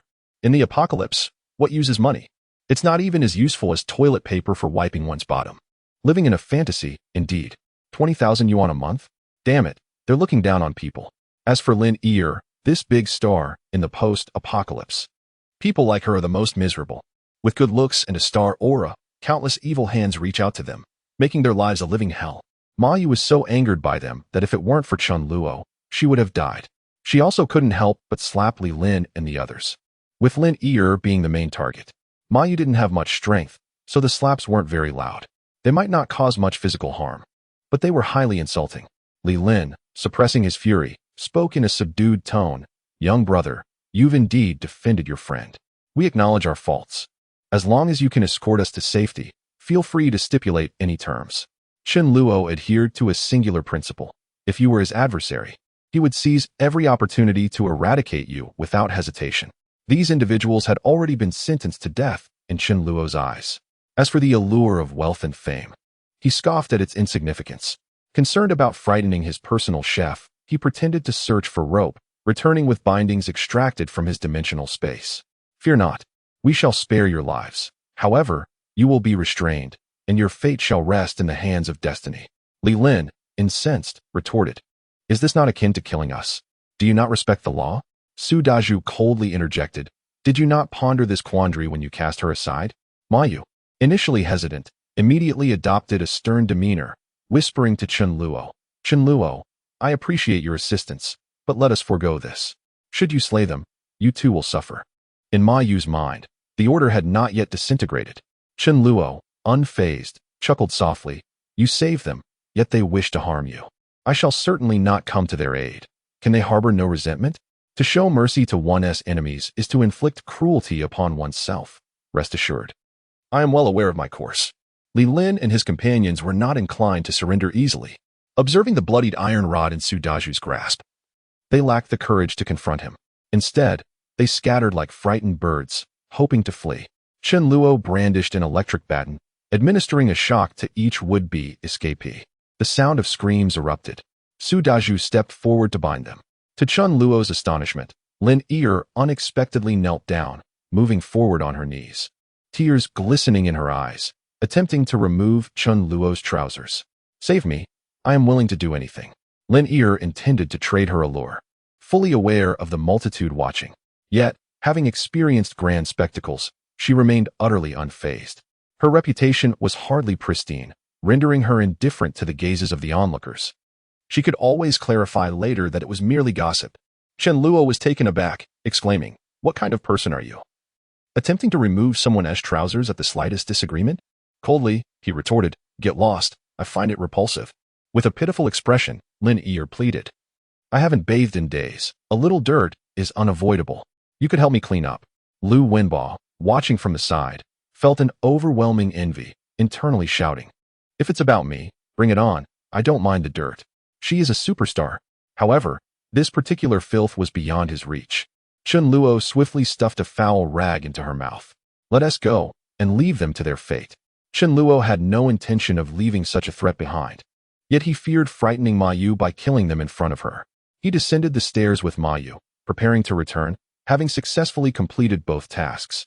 Meanwhile, he discreetly issued orders to the King of Law. The king understood and, upon turning, went to the third floor to attract some zombies towards Li Lin and Lin Yi. As Li Lin and others beheld the approaching zombies, all except for the gagged Lin Yi screamed in terror. Chen Luo shrugged, saying, "It seems they are rather unfortunate to encounter zombies so soon." Ma Yu sighed, "They will be devoured by the zombies. This is not your concern, Chen Luo." Lu Wenbo opened his mouth and said, "Big brother, I wish to follow you." With such robust thighs, slaying zombies would be as effortless as quenching one's thirst. Staying close to him would undoubtedly ensure safety. Chen Luo chuckled lightly and directly declined. "What qualities do you possess that would warrant my acceptance of you?" Lu Wenbo stammered, unable to articulate a response. Chen Luo handed him Su Daju's hefty iron rod and said, "Take this. Slay 10 zombies on the street, and I shall allow you to accompany me." Lu Wenbo shook his head in fear, exclaiming, "No, no, no, I cannot.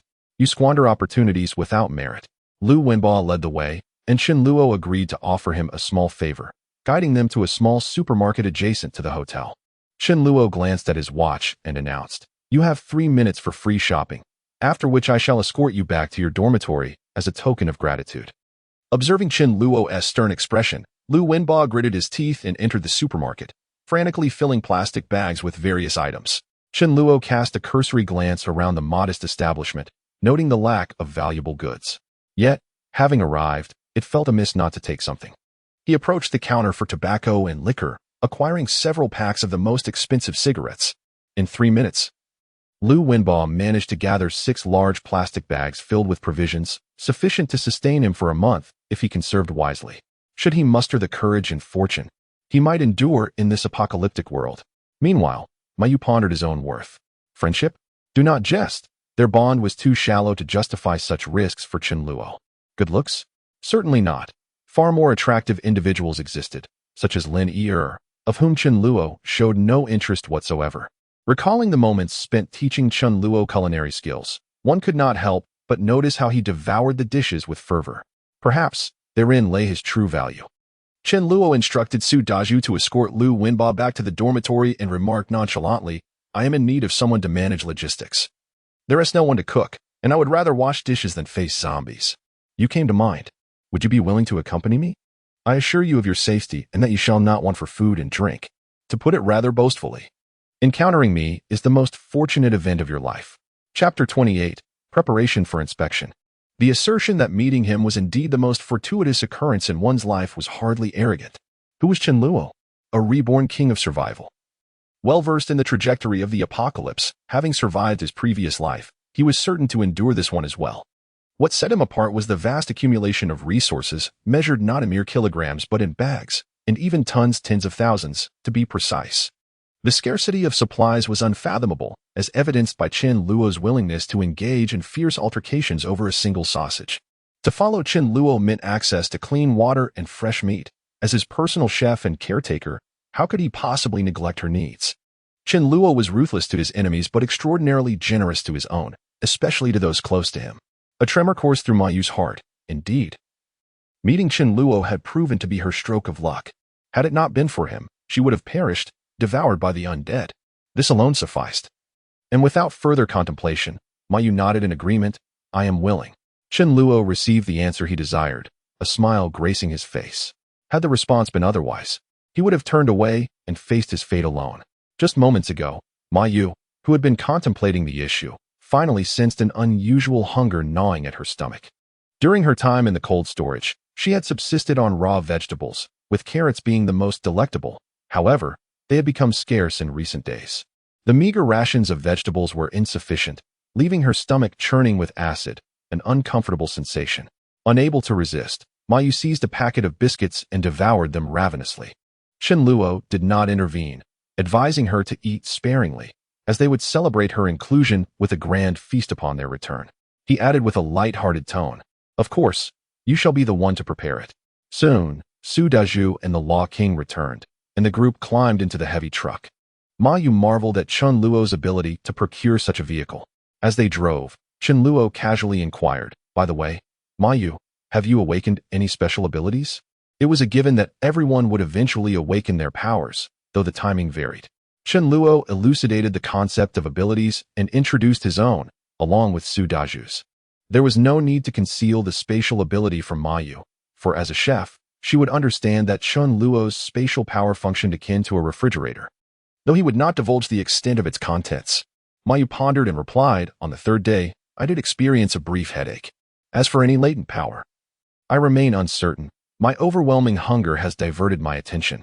Awakening an ability on the third day was neither exceptional nor dismal. After hearing this, Ma Yu concentrated on sensing the energy within her, and gradually, a flicker of weak flames manifested in her palm, startling her. Chen Luo was filled with delight. Cooking requires fire, does it not? Dishes prepared using gas, induction cookers, charcoal, or firewood each possess distinct flavors. The flames conjured by an ability wielder render the culinary creations even more delectable. While fire wielders are not particularly rare, the true treasure lies in the fact that this individual is also a culinary master. If this person happens to be visually pleasing, then Chen Luo has indeed struck gold. Soon enough, the journey home was smooth. Chen Luo eagerly retrieved the ingredients and presented them to Ma Yu, urging her to prepare a sumptuous feast. Ma Yu was already aware of the extraordinary spatial abilities, though she was uncertain of their extent, and thus was not taken aback. After all, she herself had mastered the art of fire, so understanding Chen Luo's command over space was not particularly challenging. The enticing aroma wafting from the kitchen made both of them, along with their dog, unable to resist salivating. In just over an hour, Ma Yu had prepared 8 exquisite dishes: scrambled eggs with tomatoes, braised tofu with mushrooms, green pepper scrambled eggs, stir-fried greens, chicken stewed with vermicelli, braised pork with potatoes, human lamb, and stir-fried prawns with onions. The soup was a delicate seaweed and egg drop concoction, presenting a feast for the eyes, nose, and palate. The ingredients Chen Luo had purchased were prepackaged, requiring at least half an hour for preparation, and there was indeed a noticeable difference in flavor compared to the freshly made dishes. Ma Yu's creations were far more aromatic. Initially, Ma Yu had hesitated to prepare so many dishes, doubting whether they could finish them all. Yet, jokingly, Su Dazhu could easily devour them all by himself. Chen Luo and Su Dazhu, with their hearty appetites, looked at the table laden with food, confident they would not embarrass themselves. However, after 5 days of subsisting on mere raw vegetables, Ma Yu could not help but swallow hard at the sight of the sumptuous spread. Chen Luo grinned and said, What are we waiting for? Let's dig in.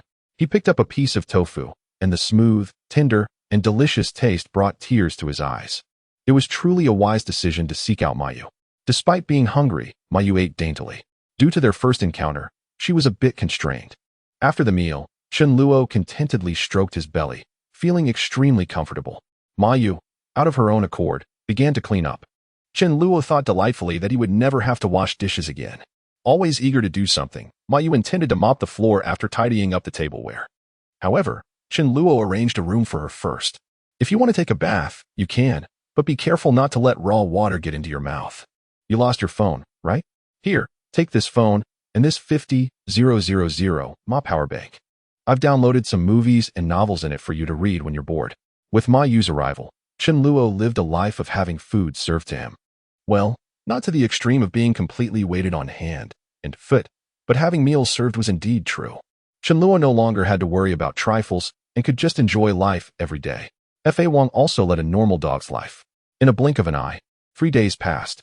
The crystals that Shenluo obtained from killing zombies were almost used up. Having reached level 3, Shenluo could absorb 80 of the lowest grade crystals daily. Su Daju needed 10 crystals every day. Fa Wang needed 12 or 13, and Mayu, who was still at level 1, required 2 crystals per day. Mayu was indeed fortunate. The crystals that others had to fight for with their lives, Shenluo casually gave to her. To advance to a level, for her ability user, it would take at least another 10 days or so. Shenluo prepared to go out and obtain another batch of crystals. At the same time, Shenluo didn't forget Mi Ling and Mi Li. 10 days have passed, and I wonder if they have endured the hardships of the apocalypse. Surely, it is still not sufficient, and they continue to suffer from hunger. However, Shenluo intends to visit the home of Mi Ling and Mi Li, not with the intention of rescuing them, as the timing is still not ripe. The purpose is merely to ascertain whether they are at home. Mi Ling attends a university in the capital, while Mi Li is a senior high school student. When the apocalypse erupted, it was not a weekend, and perhaps they were still at school. Shenluo plans to check if they're at home. Death is certain. They must be alive. As for Mayu, Shenluo is uncertain due to their lack of past interactions. Shenluo has engaged with Mi Ling before, and he has also witnessed Mi Li alive. Shenluo remarked, the art of resurrection. Such abilities, if not wielded wisely, may invite divine retribution. Chapter 29. The Talking Cat. As Shenluo prepared to leave, he earnestly advised Mayu, no matter who it is or what excuse they present, do not open the door. Even if someone were to perish before your eyes, it is forbidden. He instructed her to secure the windows tightly, refrain from peering outside, and absolutely avoid stepping out. The consequences would be hers to bear. Following the incident at the hotel's cold storage, Mayu was understandably frightened and nodded solemnly. Shenluo and the formidable Su Daju, the king, were set to venture out to collect crystals, leaving Mayu alone at home. It was impractical to take her along, as she would only be a burden. Her role was to manage the logistics. Moreover, it was out of the question to leave anyone behind to protect her. Not even the king. The king was indeed a capable assistant. Should danger arise, he might very well turn the tide. Shenluo provided Mayu with 2 electric batons for her protection. That would suffice. Upon exiting the residential complex, Shenluo arrived at the area designated for the parking of heavy trucks, his expression darkening at the sight before him. The window on the right side of the truck's cabin had been shattered, the damage so complete that it was evident someone had breached the vehicle. It appeared they had sought to ascertain whether there were any supplies within. How blind could one be? Even from outside, it was apparent that the truck was devoid of resources. The truck's compartment had also been left ajar, carelessly abandoned after its intrusion. Shenluo, having remained indoors for 3 days, found it unsurprising that the heavy truck had attracted unwanted attention. He felt a pang of sympathy for Fa Wang, having refrained from allowing him to inspect the vehicle, deeming it unnecessary. Suddenly, 2 zombies lunged at him. With a swift kick, Shenluo sent one of the creatures flying. Exclaiming in frustration, "What on earth were you looking at? What use are you?" The zombie, bewildered, could only respond with confusion. Climbing into the truck, Shenluo muttered curses under his breath, vowing to find out which little rascal was responsible for this mischief. After inspecting the vehicle, he was relieved to find everything in order apart from the shattered window. He maneuvered the truck onto a nearby street with sparse foot traffic, opting to ram into zombies with the truck whenever possible. Should that fail, he and Su Daju would disembark to eliminate the undead. In just over an hour, Shenluo had amassed over 300 crystals.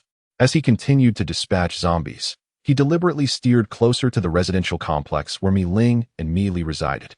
After collecting more than 500 crystals, Su Daju, panting heavily, took a brief respite, allowing Chen Luo to enter Mi Li's community.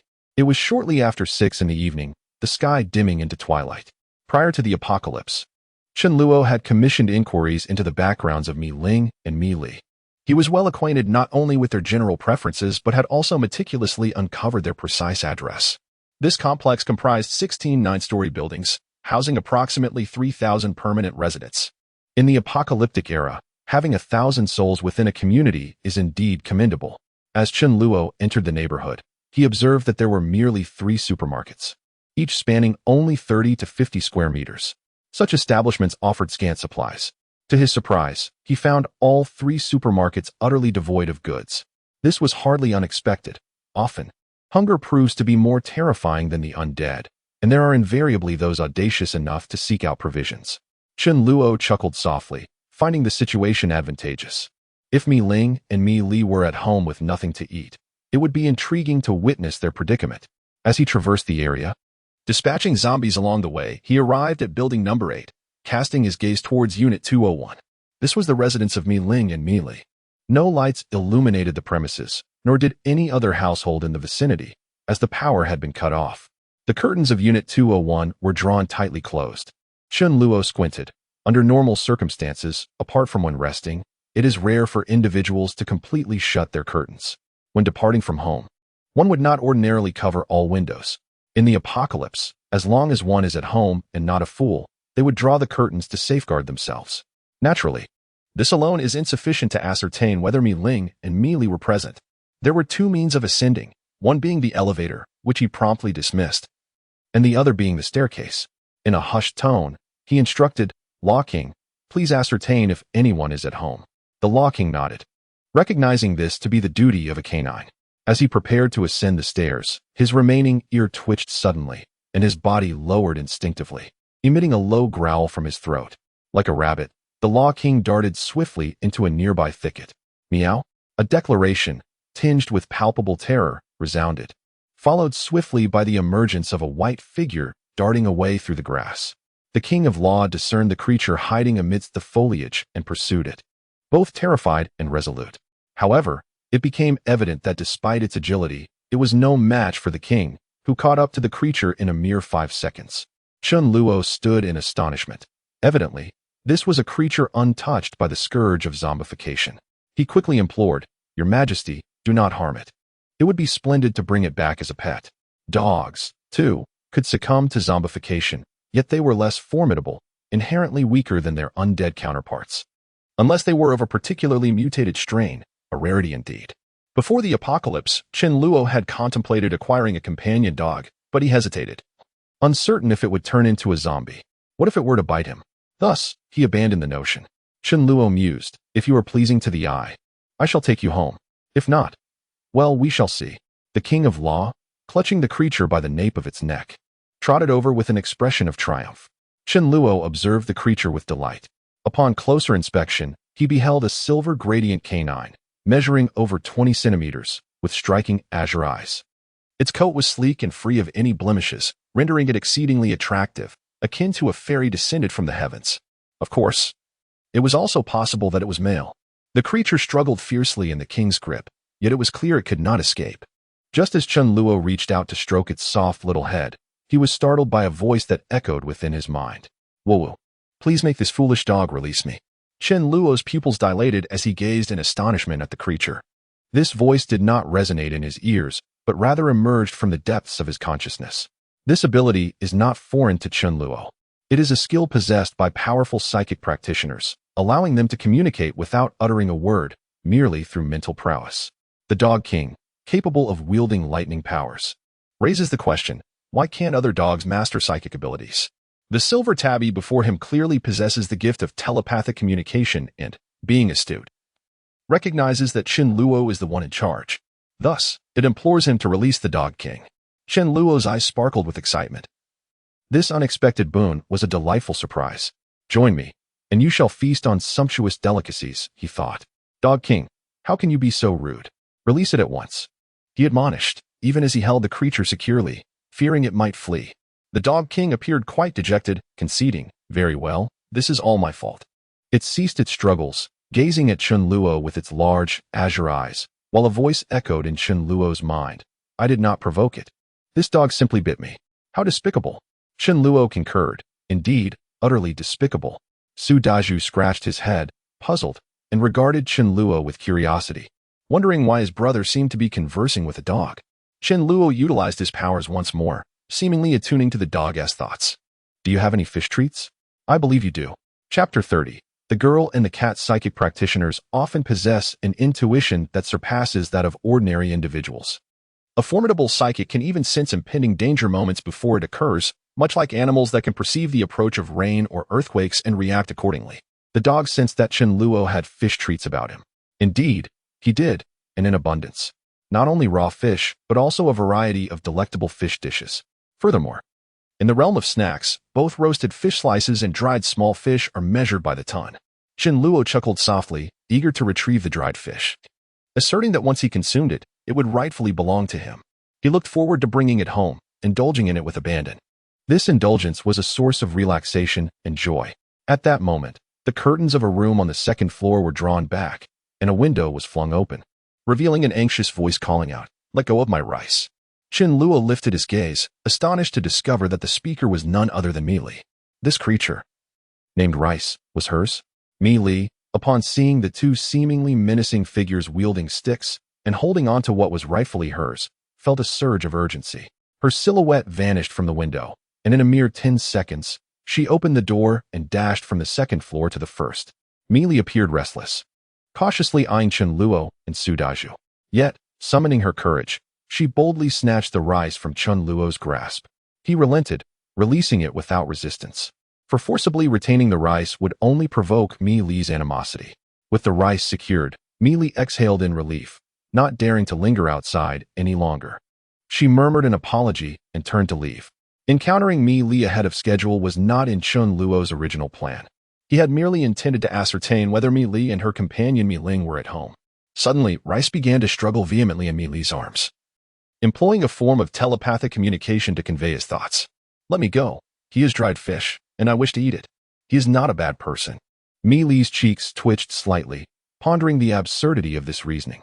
Nevertheless, Rice broke free from her hold, leaping to the ground, gazing at Chun Luo with a pitiful expression. It had been over a week since Rice had tasted dried fish, pleading, "Please, just one piece." In Chun Luo's mind, thoughts raced swiftly. Evidently, only Millet was at home. If Mi Ling were present, she would never have allowed Millet to venture down alone. The sisters were not together. Was this perhaps an opportunity to start courting the younger sister first? Of course, it was impossible to offer resources right off the bat. Even Su Daju knew that excessive kindness without reason was surely ill-intentioned. Chun Luo had originally planned to adopt a cooperative approach. Mi Ling and Millet were not mere ornaments. With his formidable strength, profound understanding of danger, and trump card of a vast amount of supplies, Chun Luo was fully confident in binding them firmly and willingly to his side. In his past life, he had never seen this cat, Rice. Nor had he heard that Millet and Mi Ling had won. Evidently, Rice had met its end halfway. This cat had an incredibly accurate intuition. It could even sense that there were dried small fish on him. Thinking of this, Chun Luo smiled and said to Rice, "There must be dried small fish in that large supermarket outside. Come on, I'll take you there." Then Chun Luo said to Millet, "Shall we cooperate and search for supplies together?" Millet was instinctively about to refuse. She couldn't possibly go out with two strangers she didn't know. But Rice didn't care. It nodded in agreement right away. Seeing Millet hesitate, it persuaded, "I can sense that this person has no ill will. He can be trusted." Millet was still hesitant. Rice grew impatient. "Then don't go. I'll go with him. You stay at home as usual and wait for me to bring you food." That really hurt. Rice's words made Millet's cheeks flush. For over a week, it was thanks to Rice, with its small and nimble body, that they had obtained supplies by going out. If it were not for the King of Law, no one could easily capture such a nimble and intelligent being. Now, the supermarkets outside lay barren. Unless Rice ventures to an even more distant place, finding supplies would be fraught with peril. Nevertheless, having heard that those two bore no ill intentions, Mi Li chose to trust them, for Rice's intuition was remarkably accurate, especially after awakening her psychic abilities. Indeed, the household was running low on provisions. Gathering her resolve, Mi Li declared, "Very well, I shall accompany you. Rice, I am placing all my faith in you. she added. Chun Luo smiled, recognizing this as a promising beginning. Mi said, "Please wait for me a moment. I will fetch some items from upstairs." Shortly thereafter, she returned, donning a red helmet, likely from an electric scooter, and draped in a sturdy leather jacket that concealed her youthful figure. In her hand, she wielded a rolling pin. With a timid tone, she addressed Chun Luo. "You must be aware of Rice's ability to communicate with others. I too have unexpectedly acquired a special power, akin to that of a priest in a game." Chun Luo chuckled softly, not wishing to withhold information. "I am Chun Luo, with abilities akin to a spatial magician. This is Su Daju, equivalent to a warrior. And this dog, my companion, is named Fa Wong, a master of lightning magic. You may refer to him as the Lightning King." Upon hearing this title, Fa Wong proudly straightened his posture, proclaiming, "I am no mere combat inept like Rice." Mi stared in astonishment at Fa Wong, realizing that not only had Rice gained extraordinary abilities, but even a dog could wield the power of lightning. It seemed she had emerged from a world that had drastically transformed. Rice urged, "Quick, go find the dried small fish. Just 2 steps away." They ran into several zombies head-on. Chun Luo and Su Daju remained unperturbed, yet Millet tensed up nervously. She said with a slight tremble, "I'll boost Big Brother Su Daju's strength." As a warrior was required to be in the front, Millet was well aware of this. Thus, she first enhanced Su Daju's power. It wasn't really necessary, but Chun Luo was curious to see. A ball of pale golden light emerged from Millet's hand and swiftly entered Su Daju's body. Judging from Millet's proficient movements, it seemed she had practiced. Millet then increased Chun Luo's power as well. Chun Luo closed his eyes to feel it. It was equivalent to an increase of 1/3 of his strength. If his previous strength was 30 points, then it had increased by 10 points. Of course, it couldn't be a percentage increase.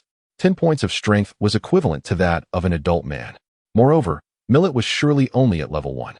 As her level rose, the boost she could provide would be greater, and she could enhance more than just one target. With Millet's power up, Su Daju effortlessly killed several zombies. Instead of feeling delighted, Millet's face turned pale. The zombies' heads were smashed, with brains and blood oozing out. The scene was too bloody for her. A lone zombie came running over. Millet stammered, "I've never fought a zombie before. This zombie is just right for me to practice. Sooner or later, I have to go through this." Chapter 31. Make braised fish for you. Millet looked timid while saying something somewhat fierce. If the world were overrun with creatures like zombies, then she must overcome her dread of such beings. Listening to Millie's words, Chun Luo was somewhat astonished. With a delicate exterior yet a resolute interior, and with Chun Luo watching over her, there would be no mishap. Chun Luo didn't decline. "Daju, give Millie the iron rod in your hand." The power of a rolling pin could in no way compare to that of a solid iron rod. Su Daju looked at Millie, whose body was trembling incessantly with amusement, yet then handed her the rod with admiration. Millie wanted to prepare herself mentally a bit more, but the zombies wouldn't grant her that time. Gazing at the charging zombie, Millie nervously cast a strength buff on herself. The zombie opened its gaping maw, and Millie's mind went blank for a moment, yet her eyes quickly grew determined. However, Millie had absolutely no combat experience. As the zombie lunged at her, she didn't know how to evade. Alas, she just stood her ground and fought. The zombie's hands, equipped with sharp fingernails, pressed firmly onto Millie's arms. Were it not for the thick leather jacket she was wearing, much flesh would likely have been clawed off. Simultaneously, the zombie's mouth lunged towards Millie's snow-white neck. Millie's iron rod struck forcefully towards the zombie's head. Millie's strength amplification was a fixed enhancement. At this moment, though she seemed like a delicate maiden, her strength was greater than that of an adult, healthy male. The zombie was battered until its head bled, and the splattered blood landed on Millie's helmet and leather jacket. The head was the zombie's weak point. But only someone with the strength of Su Daju could smash a zombie's head with one strike of the rod, and Millie was still a bit short of that. The relentless onslaught of zombies continued, and Millie, startled by the splattered blood, brandished an iron rod, as if smashing a watermelon, furiously striking at the undead. Although the zombie lay lifeless, Millie persisted in her assault. The creature's skull was utterly obliterated, a sight that sent shivers down Chun Luo's spine. "Dear sister, you've gone a bit overboard," he thought. After dispatching the zombie, Millie crouched down and removed her helmet. The gruesome scene nearly made her retch. But only dry heaves escaped her, as her stomach was empty. Chun Luo offered her a tissue and a bottle of mineral water, which she accepted with a grateful glance. 2 minutes later, tranquility returned to Millie as she surveyed herself, then glanced at Su Deju and Chen Luo, finally comprehending why they appeared so fearsome. Her own blood-stained clothing was indeed rather intimidating. Chen Luo offered words of encouragement, noting that at least she had mustered the courage to confront the zombies and had not faltered in a critical moment. Mi Fan sighed, commenting on her tendency to fret, asking whether they were still going to search for dried fish. Upon their arrival, Chen Luo had already eliminated numerous zombies, leaving few to roam the vicinity of the neighborhood. He led Mi Li and Mi Fan into his sturdy truck, which provided her with a significant sense of security. This enhanced her peace of mind regarding their quest for supplies. Nearby stood a large shopping mall, the only one in the area, with supermarkets located on the second and third floors, ensuring a wealth of resources. However, the primary objective was not merely the supplies. It was also to cultivate a sense of camaraderie with Mi Li. While en route, Chen Luo cautioned Mi Li. What should we do if we encounter other survivors in the mall? Mi Li was startled. After a moment of thought, she said, with the strength of you, Brother Chen Luo and Brother Deju, you can kill quite a number of zombies. If there are survivors, by then, they can surely escape on their own. I've observed that zombies don't move fast, so escaping is achievable. We're not saviors. They have to rely on themselves. If he wasn't still rather unfamiliar with Mi Li at this moment, Chen Luo would have liked to pat her head. She was absolutely right. It's better to depend on oneself than to always place hopes on others. What? Do you expect someone to escort you all the way home and then take good care of you with delicious food and comfortable accommodation? Chen Luo thought it would be a good idea to have Ma Yu tell Mi Li about her experiences when there was time. Soon, they reached the road beside the mall. There were quite a few vehicles blocking the way. Chen Luo observed and realized that they couldn't use the heavy truck to crush the zombies. Firstly, it was inconvenient to turn around, and secondly, there were many electric bikes around the mall, and the road was uneven in many places where the truck might get stuck.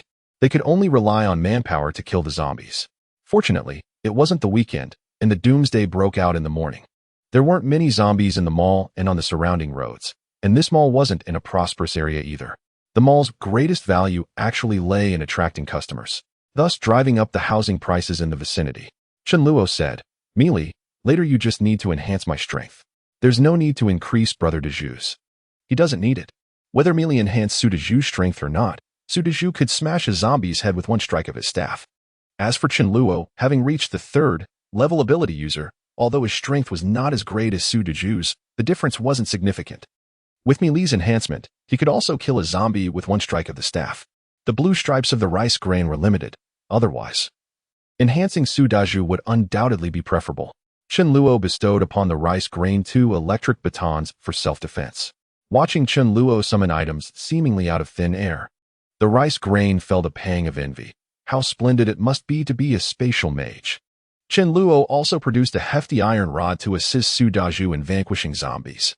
The electric batons offered diminishing returns for Chen Luo, and in time, their efficacy would wane further. The rice grain was astounded as it observed Chen Luo and Su Deju effortlessly dispatching the zombies. These two were remarkably formidable. Even in my absence, they would surely procure resources from this place with ease. Suddenly, the Mage King seemed to grasp an insight, and from its mouth emerged a fist-sized sphere of lightning, shimmering with silver light. This sphere soared to the gathering of zombies and erupted abruptly, instantly obliterating 4 of them. The Mage King cast a triumphant glance at the rice grain, as if to say, "Is this all you can achieve?" To be honest, the rice grain was somewhat taken aback, yet it could not allow its spirit to falter, feigning an air of disdain. Chen Luo found himself at a loss for words. Could it be that the Mage King's lightning sphere was inspired by the rice grain? However, the amplification was minimal, for the sphere consumed significantly more energy than an electric arc attack. On the first floor of the shopping mall, clothing sales predominated, with staff outnumbering customers. The second floor was dedicated to snacks, while the third floor housed fresh produce, where the number of zombies was undoubtedly higher. Upon reaching the second floor, Chen Luo instructed, Mage King, draw the zombies in and eliminate them in batches. If a horde of 100 zombies converges, I too would be forced to flee. After 5 minutes, Chen Luo and Su Deju had thoroughly cleared the zombies from the second floor. The blue bar of the rice grain had completely depleted, allowing Chen Luo to amplify it for just 2 minutes. Chen Luo said, Rice grain, go fetch a bag, fill it as much as you can. Meanwhile, the rice had discovered the location of the dried fish snacks in the snack area, imploring Chen Luo to assist in opening the package. Chen Luo, with an air of temptation, remarked, Patience, for I have fresh fish. Later, we shall return and I will prepare braised fish for you. Chapter 32. The hero saves the beauty. The rice was of paramount importance to the rice grain, which, in a bold act of daring, seized it from Qinluo's grasp. Were it not for the rice, the grain would not have so readily boarded Qinluo's proverbial ship of thieves. With the rice firmly in hand, the rice grain found escape nearly impossible. If the rice grain remained, then Mi Ling could not flee either. Furthermore, Qinluo held a deep fondness for this particular creature, not only due to its striking beauty and charming intelligence, but also because of its unique abilities. Qinluo began to realize that the rice's awakened powers were far more complex than mere mental energy. Such a rare ability for mental communication could not possibly be mastered at the nascent stage of psychic development. At least, Qinluo had never witnessed it before. The fact that the rice could grasp mental communication immediately upon awakening left Qinluo perplexed, as this was indeed a first for him. Such a rarity deserved to be carefully nurtured. After all, this was a creature of gluttony. Others would find it difficult to earn its favor. Yet Qinluo could easily maintain control. Indeed, upon hearing braised fish, the rice's eyes sparkled with excitement. Oh, splendid! However, it has been ages since I last savored dried fish, and I find myself quite hungry. Let me indulge a little first. Qinluo smiled as he helped the rice open the package of roasted fish slices. Began to gather supplies, prioritizing high-calorie treats such as candies and chocolates. At this moment, she was unconcerned about the potential weight gain from indulging in these delights. As she surveyed the array of beverages, she contemplated her choices and ultimately opted for mineral water, deeming sugary drinks too sweet and unquenching, only intensifying her thirst with each sip. Suddenly, an unusually rotund figure, obscured by the shelves, went unnoticed by at first. This corpulent silhouette moved with caution, attempting to remain silent. Coincidentally, as this hefty figure descended from the third floor, the vigilant was patrolling on the opposite side. Failing to detect it in time, yet was the first to perceive the anomaly, barking an urgent warning as he swiftly approached direction. Wits alert, who had her back turned to the unwelcome guest, finally noticed the intruder. Upon glimpsing its visage, terror washed over her, leaving her pale and breathless. The figure towered over 2 meters, resembling a massive ball of flesh, with its legs and neck nearly obscured. A disturbingly swollen belly dominated its form, while the skin appeared akin to boiled pig intestines, riddled with unsightly folds and an unsettling pale pink hue. While zombies could be frightening in their own right, this grotesque figure was in a league of its own, rendering the undead almost endearing by comparison. Anyone encountering such a horrifying visage for the first time would undoubtedly be taken aback, felt an instinctive urge to flee. But she stumbled over the 2 hefty bags of food she had collected. As sounded the alarm and rushed towards her, surprisingly arrived even more swiftly. As the rice unexpectedly issued a warning, it abruptly halted while Qinluo was consuming the small dried fish. I sense that the grains are in peril, it conveyed, though it could not articulate the source of this danger. Naturally, Qinluo took this to heart. If the origin of the threat was unknown, he would seek out the grains. The corpulent zombie, grinning maliciously, proclaimed, "I am famished, ravenously hungry. Allow me to devour you." With unsteady steps, the grain stumbled to its feet, resolutely hurling the 2 sizable bags of food it had painstakingly gathered at the gluttonous zombie before turning to flee. Just as it took off, the terrified grain collided with the approaching Qinluo. Upon seeing the grotesque figure of the overweight zombie, Qinluo's pupils constricted. Yet he calmly reassured the grain, "Take refuge behind me. Do not fear, for I am here." Despite the menacing presence of the zombie looming nearby, the grain found an inexplicable sense of tranquility wash over it at Qinluo's words. It gazed blankly at the not particularly robust shoulder shielding it, yet felt an overwhelming sense of security. Qinluo had not anticipated encountering another mutated being in this location. Perhaps the odds were 1 in a million. Having dispatched so many zombies, meeting another was hardly astonishing. Once a zombie reaches a certain level, it acquires a modicum of intelligence, with higher levels corresponding to greater cunning. Qinluo speculated that within the zombie's body resided a virus, constantly evolving and enabling it to exert control over the undead. The corpulent zombie before him was not an uncommon sight in his previous life. It was referred to as the Devourer. Its belly resembled an insatiable abyss, capable of consuming endlessly while simultaneously excreting. The imagery was disturbingly vivid. Before him stood the Devourer, which, fortunately, had not been continuously feeding. Thus, Qinluo was spared from the nauseating stench of its excrement. Among its peers, the Devourer was exceptionally formidable, possessing immense strength and robust defenses, capable of launching itself in a meat-based assault and even self-detonating. The mere thought of its insides exploding in a grotesque display was enough to induce revulsion. Observing its stature, Chen Luo discerned that it resembled a third-tier zombie, not particularly tall, yet on par with him in rank. Had he been faced with another third-tier ability user? Or if he had not possessed the skills acquired in his previous life, even a foe of the same level would have posed a considerable challenge. However, in the present moment, it was merely a matter of a single strike. The Void Sword gradually materialized in Chen Luo's grasp when the Law King arrived, unleashing a recently comprehended lightning orb from behind the Devourer. Although the lightning orb inflicted significant damage on ordinary zombies, it also consumed considerable energy, making it less effective than employing an electric arc. Nevertheless, its high single-target damage proved somewhat useful against the corpulent zombie. The orb detonated behind the Devourer, injuring its back. Yet it was far from a critical wound. With the Law King at level 2 and the Devourer at level 3, coupled with the latter's defensive prowess, the Devourer turned in fury, roaring at the Law King. Seizing this opportunity, Chen Luo swung the Void Sword towards the Devourer. While there might be individuals capable of withstanding Chen Luo's somewhat insubstantial Void Sword, the third-tier Devourer was certainly not among them. The Devourer was cleaved in two, akin to a tree severed by a chainsaw. Its self-detonation ability never had the chance to manifest, as it collapsed into two lifeless halves. Chen Luo turned to shield Mi Li's eyes, whispering gently, "Do not look. Its carcass is repulsive." The sound was almost hypnotic, causing Mi Li to involuntarily close her eyes. At that moment, her mind was filled with the image of Chen Luo wielding the Void Sword. It was undeniably captivating. How could someone be so striking? With a single stroke, he vanquished a terrifying monster. Mi Li allowed Chen Luo to take her hand, guiding her to another location. Upon opening her eyes, she couldn't help but gaze at him.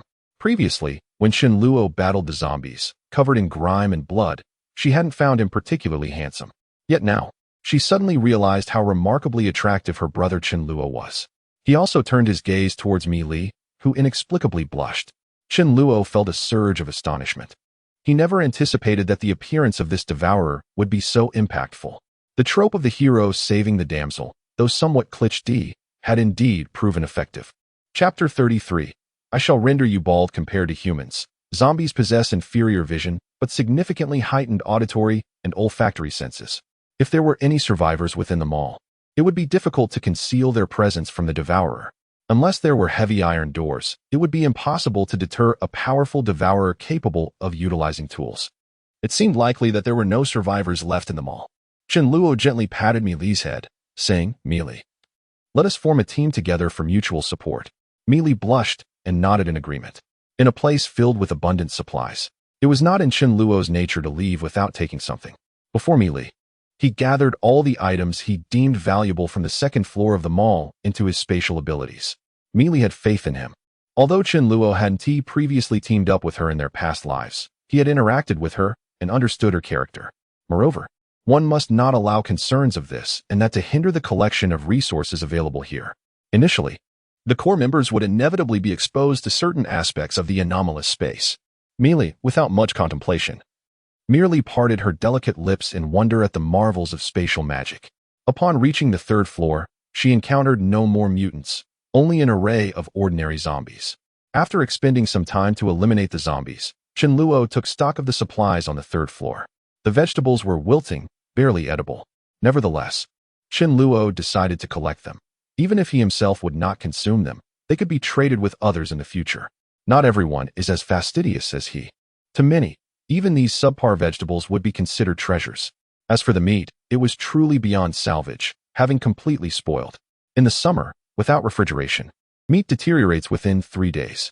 Mi Li located a cabinet containing fresh pig trotters, retrieving a piece covered in mold.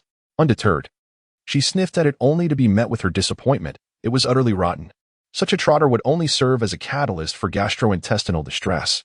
With a long sigh, Mi Li lamented her uncertain prospects of ever tasting braised pig trotters again. Chen Luo, observing her from the side, suppressed a chuckle, choosing to remain silent and plan a surprise for Mi Li. "Let us go," he said. "It is time to leave." The entire supermarket contained resources only on the second and third floors. The other levels were filled with clothing, amusement areas, restaurants, and cinemas. Mi Li nodded in agreement. Chen Luo continued, Mealy, why not come to my place to familiarize yourself with it and enjoy a dinner together? Had it not been for their experience in the shopping mall, Mealy would have certainly declined. Yet, now she hesitated, not out of reluctance, but because she needed to stay home and await her sister. Should her sister return and find her missing, how distressed she would be. Mi Fan remarked that Mi Ling was certainly alive, harboring a premonition that Mi Ling would come back to seek her. Mealy was uncertain of the truth in this, yet willing to believe, for she could not fathom the sorrow of a world devoid of her sister. Had it not been for the scarcity of food at home, Mealy would have undoubtedly chosen to remain there, waiting for her sister, rather than accompany Chen Luo. With a hint of reluctance, she expressed, "Brother Chen Luo, I wish to go as well, but I must wait for my sister. Once she returns, I shall join you."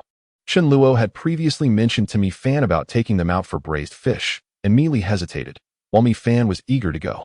Mi Fan urged Mealy, "Did you not leave a note at home? Mi Ling will not worry upon seeing it. Moreover, I have a feeling that Mi Ling will not return today." Only those who could communicate with its spirit could hear Mi Fan's words. Resolute, Mealy inquired, "Brother Chen Luo, your home is not far, is it?" Chen Luo provided his address, confirming it was indeed nearby. Mealy replied, "Very well. But we cannot linger for too long." Chen Luo glanced at her, adding, "If you wish to stay overnight, I would of course not refuse." He called the Su Daju and Fa Wang, and together they set off homeward. The most anxious among them was Mi Fan, who had dreamt the previous night of savoring fish. There was no greater joy in the world than indulging in fish. In the car, Chen Luo observed Mi Fan, who was restlessly shifting about, unable to contain its excitement, and he couldn't help but chuckle. This creature was indeed remarkable, capable of sensing danger. While its ability was still in its infancy, it was already quite extraordinary. This is something that only a psychic with at least a 10th level mental ability can achieve. However, why didn't the rice sense that the Dharma King bid it? After some thought, Chen Luo found the answer.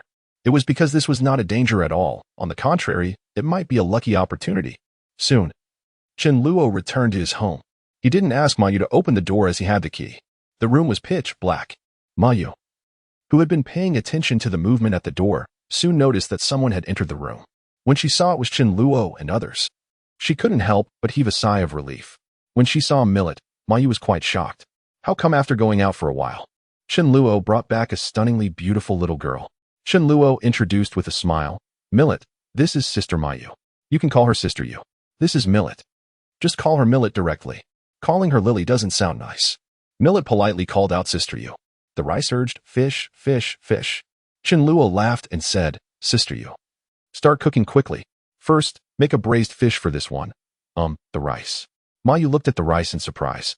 It was indeed a very beautiful one. But this treatment, cooking for it first? Even the Dharma King didn't have such treatment. Mayu said, "It can't eat anything too salty. How about I make a steamed fish for it?" Millet directly made the decision on behalf of the rice and agreed. But the rice said to Mayu, "Make two. The bigger ones." Mayu was startled by the voice that suddenly appeared in her mind. Only after Chen Luo explained did Mayu understand why the rice had such a high status. Before Chen Luo returned home, Mayu had already started preparing the meal. The vegetables were ready, just waiting to be put into the pot after Chen Luo arrived. As Chen Luo requested, 2 steamed perch were first served to Myfin. When this dish was placed in front of Myfin, a delicious aroma wafted all around. Millie also liked fish, but this was made for Myfin. If there had been no one else around, Millie would surely have snatched one. However, with several people nearby, she felt too shy to do so. She could only secretly swallow a mouthful of saliva. "Alas, Myfin, you don't even know to give me one. I've loved you in vain usually."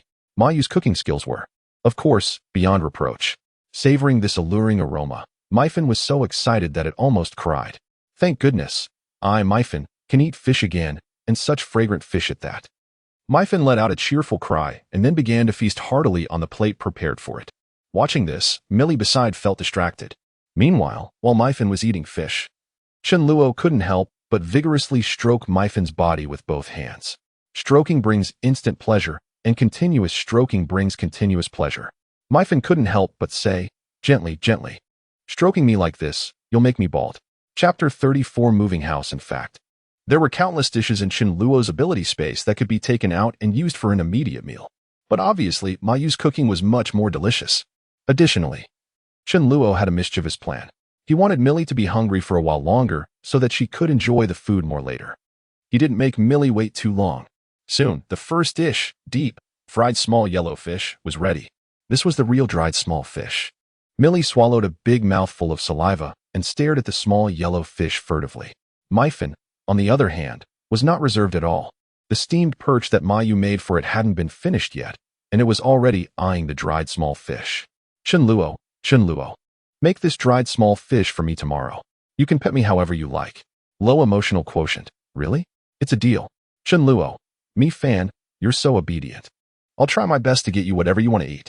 Mi Fan was moved to sobs. Chenluo, you're so kind to me. Chenluo said to Mi Li, you must be hungry. Have some small fried yellow fish to pad your stomach first. Although Mi Li was extremely greedy, her good upbringing made her shake her head. No, Sister Yu is busy. Let's wait for Sister Yu. Seeing that Mi Li was persistent, Chenluo didn't persuade her further. The remaining dishes were cooked one after another. With Su Dezhu, a gluttonous big eater here, besides breakfast, Chenluo always prepared 8 dishes and 1 soup. And the portions were large. Otherwise, it wouldn't be enough. Within a week, unless Chenluo specifically instructed, Mayu wouldn't cook repetitive dishes. Others had to eat whatever was available with no choice. Want to pick? It's already good enough to have something to eat. At Chenluo's place, one could choose what they wanted to eat, and surely they could get whatever they desired. Tonight's dishes included deep, fried small yellow fish, shredded celery with pork, sweet and sour spare ribs, pickled fish, braised crucian carp, stir, fried potato, eggplant and green pepper, bean sprouts with vermicelli, candied tomatoes, and seaweed and egg drop soup. Mealy was dumbfounded. Even before the apocalypse, she rarely had so many dishes. It wasn't that she couldn't afford it, but there was no need to waste food as she couldn't finish them. Mealy said movedly, Brother Chenluo, although this is my first visit, isn't it too extravagant? Mayu found it a bit funny. Should she tell this child that this is our normal diet? It is quite natural for Millet to have such a reaction. Didn't she also make a fuss when she first came? However, Chenluo remained silent. Millet had no idea what Chenluo meant, so she also kept quiet. Chenluo waved his hand grandly and said, It's all right. We're teammates. Come on, you must be starving, aren't you? Let's start eating. Chenluo took up his chopsticks first, for fear that Millet would feel ill at ease. Sure enough, upon seeing Chenluo start eating, Millet dared to pick up a deep, fried small yellow croaker that she had been longing for. She had long been lured by the aroma of this small yellow croaker to the point that her stomach was growling. The moment the small yellow croaker entered her mouth, the crispy, fragrant, and tender taste spread throughout her body. Millet had an impulse to burst into tears. Woo, it's even more delicious than I imagined before. Chenluo smiled and said, Millet, don't be so polite. I'm not in the habit of picking food for others. Whatever you want to eat, just help yourself. After that, Chenluo started eating heartily. The more refined he ate, the more restrained Millet would feel. The more straightforward and forthright he was, the more relaxed Millet would become. Millet responded with a slightly blushing face. The 2 steamed perch had already made Mianfan's bulge. Mianfan was rubbing his belly with his paws to aid digestion. Suddenly, Fawang touched Chenluo with his paw and meowed a few times towards Mianfan. Fawang thought that although Mianfan was a weakling in battle, he was not completely useless. At least he could translate for him. Fawang said, Weakling, translate for me. Tell the master that I'm tired of eating meat and want to have rice soaked in vegetable soup tonight. Weakling? Who's the weakling? Mianfan was enraged. He had intended to translate for Fawang that he wanted to eat excrement, but upon hearing the latter part that he was tired of eating meat, Mianfan told Millet in disbelief. Mealy's eyes widened in disbelief. Tired of eating meat? Is that even a human thing to say? Oh, indeed it wasn't. But upon a second thought, Mealy felt at ease. With Brother Chenluo being so capable, was it really that strange? Chenluo personally picked up the large basin the abbot used for meals, filled it halfway with rice, and then poured a bit of soup over it. Even such a simple dish of rice soaked in soup was something many people could only dream of having now. Usually, Mealy's appetite was only 1 bowl, but this meal, she directly finished 3 bowls of rice. Feeling a bit embarrassed for eating so much, Mealy lowered her head. Mayu smiled and stopped Mealy, who was about to snatch the job of washing the dishes from her. After a moment of silence, Mealy said, Brother Chenluo, I've been here for quite a while. It's time for me to go back. I'm afraid my sister will worry if she comes home and doesn't see me. Chenluo nodded. However, it was impossible to let Mealy go back alone. She probably wouldn't be able to make it home alive. After all, she was just a healer. Even with the buffs she could cast on herself, she could at most handle 2 zombies. He definitely had to send her back. But if he sent her back, what if Mealy got hurt while he was away? In his previous life, Mealy hadn't, but now that this butterfly, had emerged. Who knew if a butterfly effect had occurred? Chen Luo's interest in Mealy wasn't just because of her beauty. Well, it couldn't be said so definitively either. An 18-year-old girl was appealing to men of all ages. What was most important was Mealy's abilities. Mealy not only had a great talent, but also excellent comprehension. Some skills couldn't be mastered just by reaching a certain level. Mealy is the soul light type Esper who has mastered the resurrection technique. Just like Chen Luo, although there are other space type Espers, Chen Luo is the only one who has mastered the ability of Void Walk. The significance of the resurrection technique is self-evident, and Mealy must not be put at risk. As for Myfin, to be honest, its ability enables it to predict, seek good fortune, and avoid disaster, and distinguish whether a target is benevolent or malicious. This is also a national treasure level ability. Having thought of this, Chen Luo made a decision to protect Myfin and Mealy closely. It was impossible to ask Mealy to move to his side because she was waiting for her sister. Chen Luo also had to wait for Myling, the Flame Spirit Princess. Then it would be better for him to move there. Having thought of this, Chen Luo said, Mealy, it doesn't matter where I live. How about I, Daju, and sister you move to your place? There must be unoccupied houses beside you. We can just move there, and it will be convenient for us to look after each other. Mealy was stunned at first, then said with great delight, okay. It was clearly Chen Luo taking care of her rather than mutual care. Chen Luo smiled and said, Daju, sister you pack up. We're getting ready to move. In Chen Luo's team, Chen Luo is the absolute core. Although Ma Yu was a bit reluctant to part with the environment she had just become familiar with, she still agreed without hesitation. Moving was only temporary. Mealy's place was not suitable for settlement, nor was it suitable as an assembly point. And with Chen Luo, a space type Esper, moving was a piece of cake. Whatever needed to be taken away could be simply thrown into the Esper space. What Ma Yu packed were cooking tools, some seasonings, and daily necessities. Chen Luo and Su Daju only brought some clothes. In less than 5 minutes, Chen Luo and the others had finished packing. The cab of the heavy truck was spacious, and with 4 people and 1 dog, it didn't seem crowded. In the vehicle, Su Daju was engrossed in chasing an ancient costume TV drama, taking advantage of the idle time. He took out his mobile phone and started playing it obsessively. The dog named Rice curiously squatted behind Su Daju to watch. A coquettish female voice came from the phone. You rascal, why are you only coming now? This made Su Daju giggle foolishly. Rice was also watching with great relish. Meanwhile, Millet was rather envious. Her mobile phone had run out of power long ago, and she even disdained to use it as a brick. Seeing Millet's expression, Chen Luo took out a mobile phone and a power bank and handed them to her. Take them and have fun. There are many movies, novels, and games in it. I also have laptops here. Do you want one? Chen Luo had dozens of laptops. He didn't buy too many because in the digital city, such items were abundant. Millet exclaimed with admiration, Brother Chen Luo, I feel like you're like Doraemon, having a magic pocket with everything in it. When they arrived near Millet's residential community, Chen Luo hesitated about where to park the heavy truck. After thinking for a while, he let it go, thinking it could be parked anywhere as the heavy truck would soon lose its value. After zombies evolved to level 1, they wouldn't be so stupid as to not dodge and let themselves be crushed. Moreover, after reaching level 1, zombies, like humans, could release various spells. Although the power was rather weak, despite being weak, they could pose a threat to the heavy truck. On the 20th day of the apocalypse, some zombies started evolving gradually. Even now, a few zombies that had eaten humans had already evolved to level 1. If the rate at which the strength of the survivors increases fails to keep up with that of the zombies, their fate need not be elaborated. Chen Luo drove the car into Mealy's community and casually found a place to park. Now, Mealy is no longer afraid when she sees zombies. She is completely unflustered, a change that occurred within merely a few hours. The best temporary residence is the house opposite Mealy's. The door of this house is tightly shut, yet the window is unexpectedly open, indicating that no one is at home. Su Daju easily climbed to the 2nd floor. With a slight exertion of his hand, the anti-theft fence was directly broken. The door is locked with a key and cannot be opened even from the inside. Since no one has the skill to unlock it, Su Daju could only break it open by force. But the door was damaged. Although the door is not a very powerful means of defense, when someone breaks in violently, it can at least serve as a warning. Otherwise, something like a dog or a mouse might enter, which could potentially pose a threat to everyone's safety.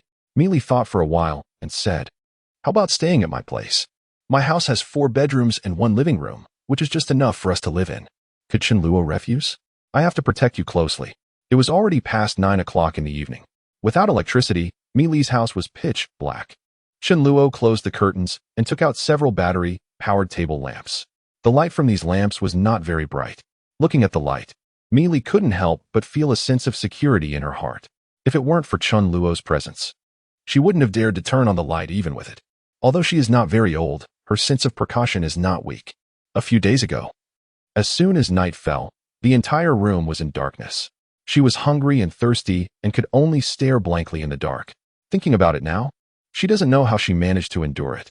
Now, the world outside is full of danger, but with Chen Luo around, Mi Li inexplicably feels at ease. Chen Luo magically produced 2 watermelons and smiled, saying, "Let's enjoy some watermelon." For Mi Li, watermelons were her favorite fruit. Gazing at the watermelons, she felt as though she were in a dream. Everything that had transpired today seemed surreal. Remembering the terrifying, overweight zombie encountered in the mall, she found solace in the fact that Chen Luo stood before her like an unyielding mountain, so kind to her. Unable to contain her emotions, Mi Li embraced Chen Luo tightly. "Brother Chen Luo, I believe the luckiest moment of my life is meeting you and my sister." Caught off guard by Mi Li's affection, Chen Luo felt his heart race. Alas, his charm was undeniable, leaving him helpless. Having just met Mi Li today, he knew that haste would lead to his true nature being unveiled. Ma Yu observed Mi Li. How could anyone resist someone like Chen Luo? Handsome, considerate, and of excellent character. Not to mention affluent? If he were to flirt with someone, who could withstand it? She mused that if he had pursued her, she might have found it equally difficult to resist. Realizing her boldness, Mi Li released Chen Luo. Her face flushed as she nibbled on a piece of watermelon to mask her embarrassment. After finishing the watermelon, Mi Li began to assign rooms. "Sister Yu, you'll stay in this room. It was previously reserved for visiting classmates. Brother De Zhu, this room is where my sister paints, with a bed moved in. It would be perfect for you." Su De Zhu shrugged nonchalantly. "I'll sleep on the floor. It's cooler that way. No need to move the bed." "Brother Chen Luo, this is my sister's room. You may stay here," Mi Li announced. Although the most suitable occupant for the room belonging to Mi Ling would have been Ma Yu, Mi Li chose to assign it to Chen Luo instead. Due to the superior conditions of this room, it is well understood by all that Sima Zhao's intentions are transparent. Ma Yu, however, remained indifferent, unconcerned about which room to occupy. Chen Luo was somewhat taken aback. "Am I to stay in Mi Ling's room? That would be delightful. But if Mi Ling returns, where will she reside?" He dismissed the thought, resolving to settle in first. The decor of Mi Ling's room exuded a soft blue hue, embodying an elegant style complemented by a faint fragrance. As Chen Luo reclined on the bed, which was already adorned with a cooling mat, he sprawled out in sheer comfort. Suddenly recalling something, he retrieved a crystal, washed it, and made his way to the living room to present it to Mi Li. This is a crystal. When held, it absorbs the energy contained within. In gaming terms, it enhances your magical prowess and levels. However, if you feel overwhelmed, do not force the absorption. Chen Luo instructed Mi Li, who nodded in innocent comprehension. The absence of crystal absorption does not hinder the growth of one's innate abilities. It merely occurs at a slower rate. Today, Mi Li had already utilized her power amplification 7 times. If she absorbed it today and again tomorrow night, she would undoubtedly ascend to the 2nd level. Upon returning to Mi Ling's room, Chen Luo intended to begin his own absorption of the crystal before retiring for the night. However, he was taken aback to find Mi Fan seated on the bed, awaiting his arrival. Mi Fan cast a sultry glance at Chen Luo. "Where have you been, you rascal?" Chapter 36. The deep concern of Mi Ling. Though Mi Fan and the Law King had gained significant wisdom, they had not undergone 9 years of compulsory education. Their command of the written language was lacking. The profundity of Chinese characters eluded them, leaving them puzzled by certain phrases. For instance, "Have you come?" "Yes, I have." "Are you coming?" "Indeed, I am." "Are you still not here?" "No longer coming. Unable to come." Hee. Rice merely finds it amusing and does not comprehend its significance. Upon seeing Chen Luo arrive, she simply had to say something. "Chen Luo," Rice remarked, "tonight, I will sleep with you, and tomorrow, I shall sleep with Rice Grain." "Oh, you truly are a scoundrel, ensuring to share your affections equally." Without a moment's hesitation, Chen Luo playfully tussled with Rice. Rice is indeed endearing, possessing beauty, charm, and a sweet tongue. Despite having only met today, Chen Luo has already developed a fondness for Rice. How profound is this affection? If Chen Luo were to lose everything and only have a piece of dried fish left, he would undoubtedly refrain from consuming it himself, opting instead to offer it to Rice. "You eat the dried fish, and I shall eat?" Rice exclaimed. "Please do not touch my belly, it tickles." Upon inspecting, Chen Luo discovered that she was indeed a little female. After a playful scuffle with Rice, Chen Luo began to absorb crystals, and Rice naturally partook as well. "Ah, Rice, let us cultivate together in my embrace." To Chen Luo's slight surprise, Rice was able to absorb 8 crystals, slightly less than the Mage King. Tomorrow, he would inquire how many rice grain could absorb. After completing his absorption, Chen Luo assessed that it would take approximately 6 or 7 more days for him to reach the 4th level. At that time, the most basic crystals would no longer be of use to him. That night, Rice curled up beside Chen Luo, nestled in a ball. Had it not been for Chen Luo's strong resistance, Rice would have insisted on sleeping atop his belly. How could one possibly rest under such circumstances? The following morning, the first to rise was Mayu, as she had the responsibility of preparing breakfast. The morning repast consisted of her handmade large meat buns, tea eggs, accompanied by congee and a side of shredded cucumber. Alas, one cannot ask for too much, especially in this post-apocalyptic world. Chen Luo yawned, seated himself at the dining table. And naturally, Mayu would clean up after the meal. The sensation of having food served so effortlessly was delightful. Chen Luo inquired, "Meili, how many crystals can you absorb?" Meili replied, 9, isn't that a bit few? The king, indulging in a large meat bun, contemplated that indeed, it was somewhat lacking. 1 less than a dog. Chen Luo chuckled. Being able to absorb 9 at the first level was already quite exceptional. After the meal, it was time for leisure. For what else was there to do? Chen Luo retrieved the batteries and study materials he had purchased, connecting them to Mi Li's home electricity, enabling the use of the refrigerator and television. The air conditioner could be left aside, as Mi Li's model was not a silent one. Su Daju continued to chase his television series, while Chen Luo took out a desktop computer to engage in some AAA gaming. In terms of experience, the desktop was indeed superior. To be honest, the enjoyment derived from many single-player games was hardly inferior to that of online games. And single-player games did not require an internet connection. A large game could easily provide Chen Luo with a month of leisure.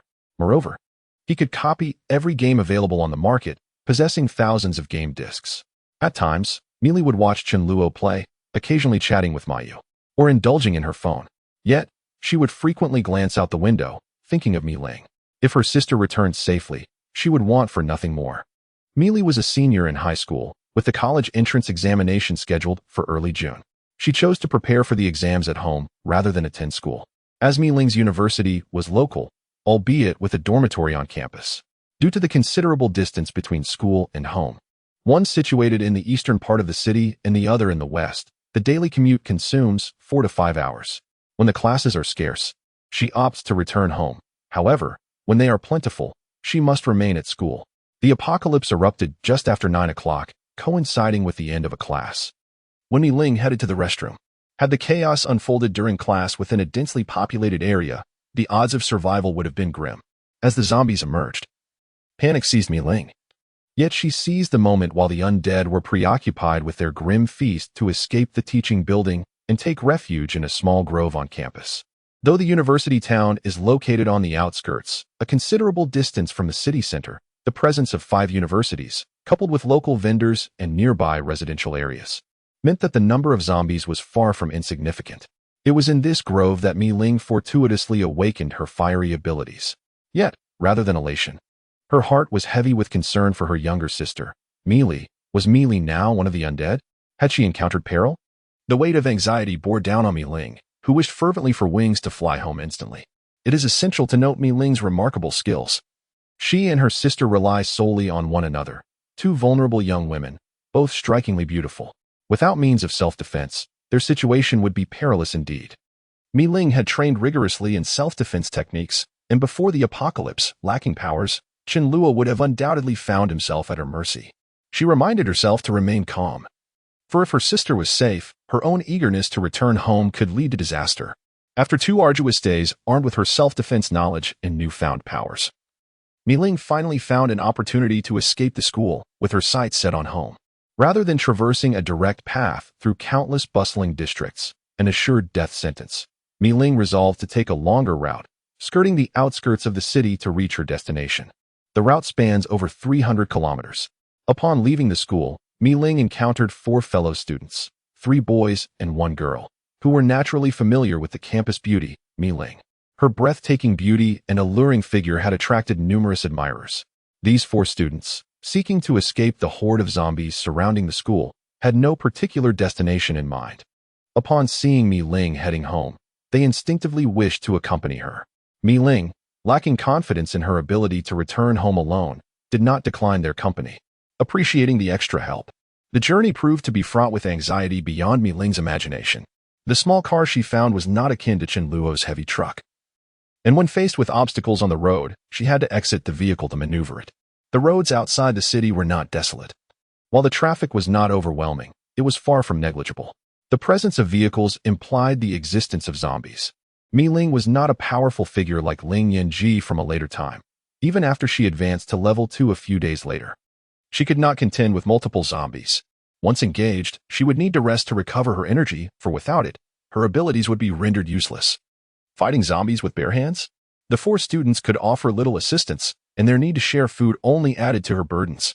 2 of them, a boy and a girl, had perished, leaving only Zhang Zhun and Wang Xinwu. Mi Ling found herself constantly on guard against them, which was exceedingly exhausting. Without navigation, the trio surprisingly took a wrong turn. Throughout the journey, Mi Ling faced hunger and thirst, her thoughts often drifting to her little sister, Mi Li, leaving her utterly haggard. At her lowest, she went an entire day without food. Mi Ling sorrowfully pondered her own struggles. How could her frail sister possibly endure? Had she succumbed to starvation at home, or met a dire fate while searching for supplies? Such thoughts plagued Mi Ling, often leading her into nightmares. Mi Li expressed her disbelief, stating that she was faring better now than she ever did before the apocalypse while at home. The house was just ahead, yet the most arduous stretch through the urban area lay before her. In her heart, Mi Ling prayed, "If you are still alive, Mi Li, please hold on. I have saved a piece of chocolate just for you."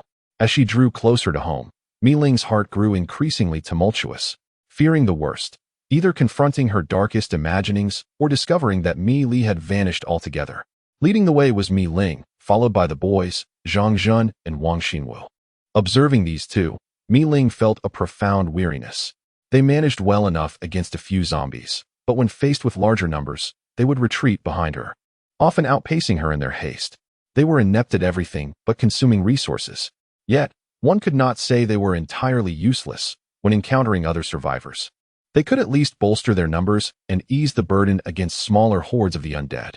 Though they claimed to assist her in searching for her sister, Mi Ling sensed their true intention was to find a strong ally while inching closer to safety. You might as well contribute something, she thought. Should she find Mi Li, the best course would be to establish a clear boundary with these companions, Mi Ling pondered. At last, she arrived at the entrance of the community, fully prepared for battle. How could she not know the usual population of this neighborhood? There were bound to be numerous zombies. After traveling 100 miles, one must not falter in the final stretch, she reminded herself, determined not to let her guard down now. However, upon entering the community, she was perplexed to discover that the zombies were remarkably few, only 3 or 4. Why are there so few zombies? Regardless of the reason, this was a fortunate occurrence for Mi Ling. As she passed by the supermarket, she instinctively glanced inside. It would be even better if she could procure some supplies on her way back, faster than Mi Ling or Zhang Zhun and Wang Xinwu. However, they were met with disappointment. The supermarkets they visited were utterly barren. Throughout their journey, apart from an encounter with a stocked supermarket a few days prior, they found that 8 out of 10 supermarkets were devoid of supplies. The remaining 2 were swarming with zombies, which deterred them from entering. This was only natural, as the undead were indeed terrifying, yet hunger loomed even more ominously. Confronting a zombie might not necessarily lead to death, but starvation could certainly prove fatal. Those with courage could clear out an entire supermarket with several trips. Not bothering with such thoughts, Mi Ling dashed to the ground floor of her building, where she found no zombies to impede her. She called out fervently, Mi Li, are you there? We're having barbecue tonight. Will you be cooking? Yujia? Chen Luo, craving a change of flavor, suddenly recalled that it had been over half a month since he last indulged in barbecue. The thought of it paired with chilled beer was exhilarating. Chen Luo had even prepared a barbecue grill, stocked with a variety of spices. Ma Yu smiled and replied, while I may not rival the top barbecue chefs, I assure you it will not be inferior to what you find outside. Then I shall begin marinating right away.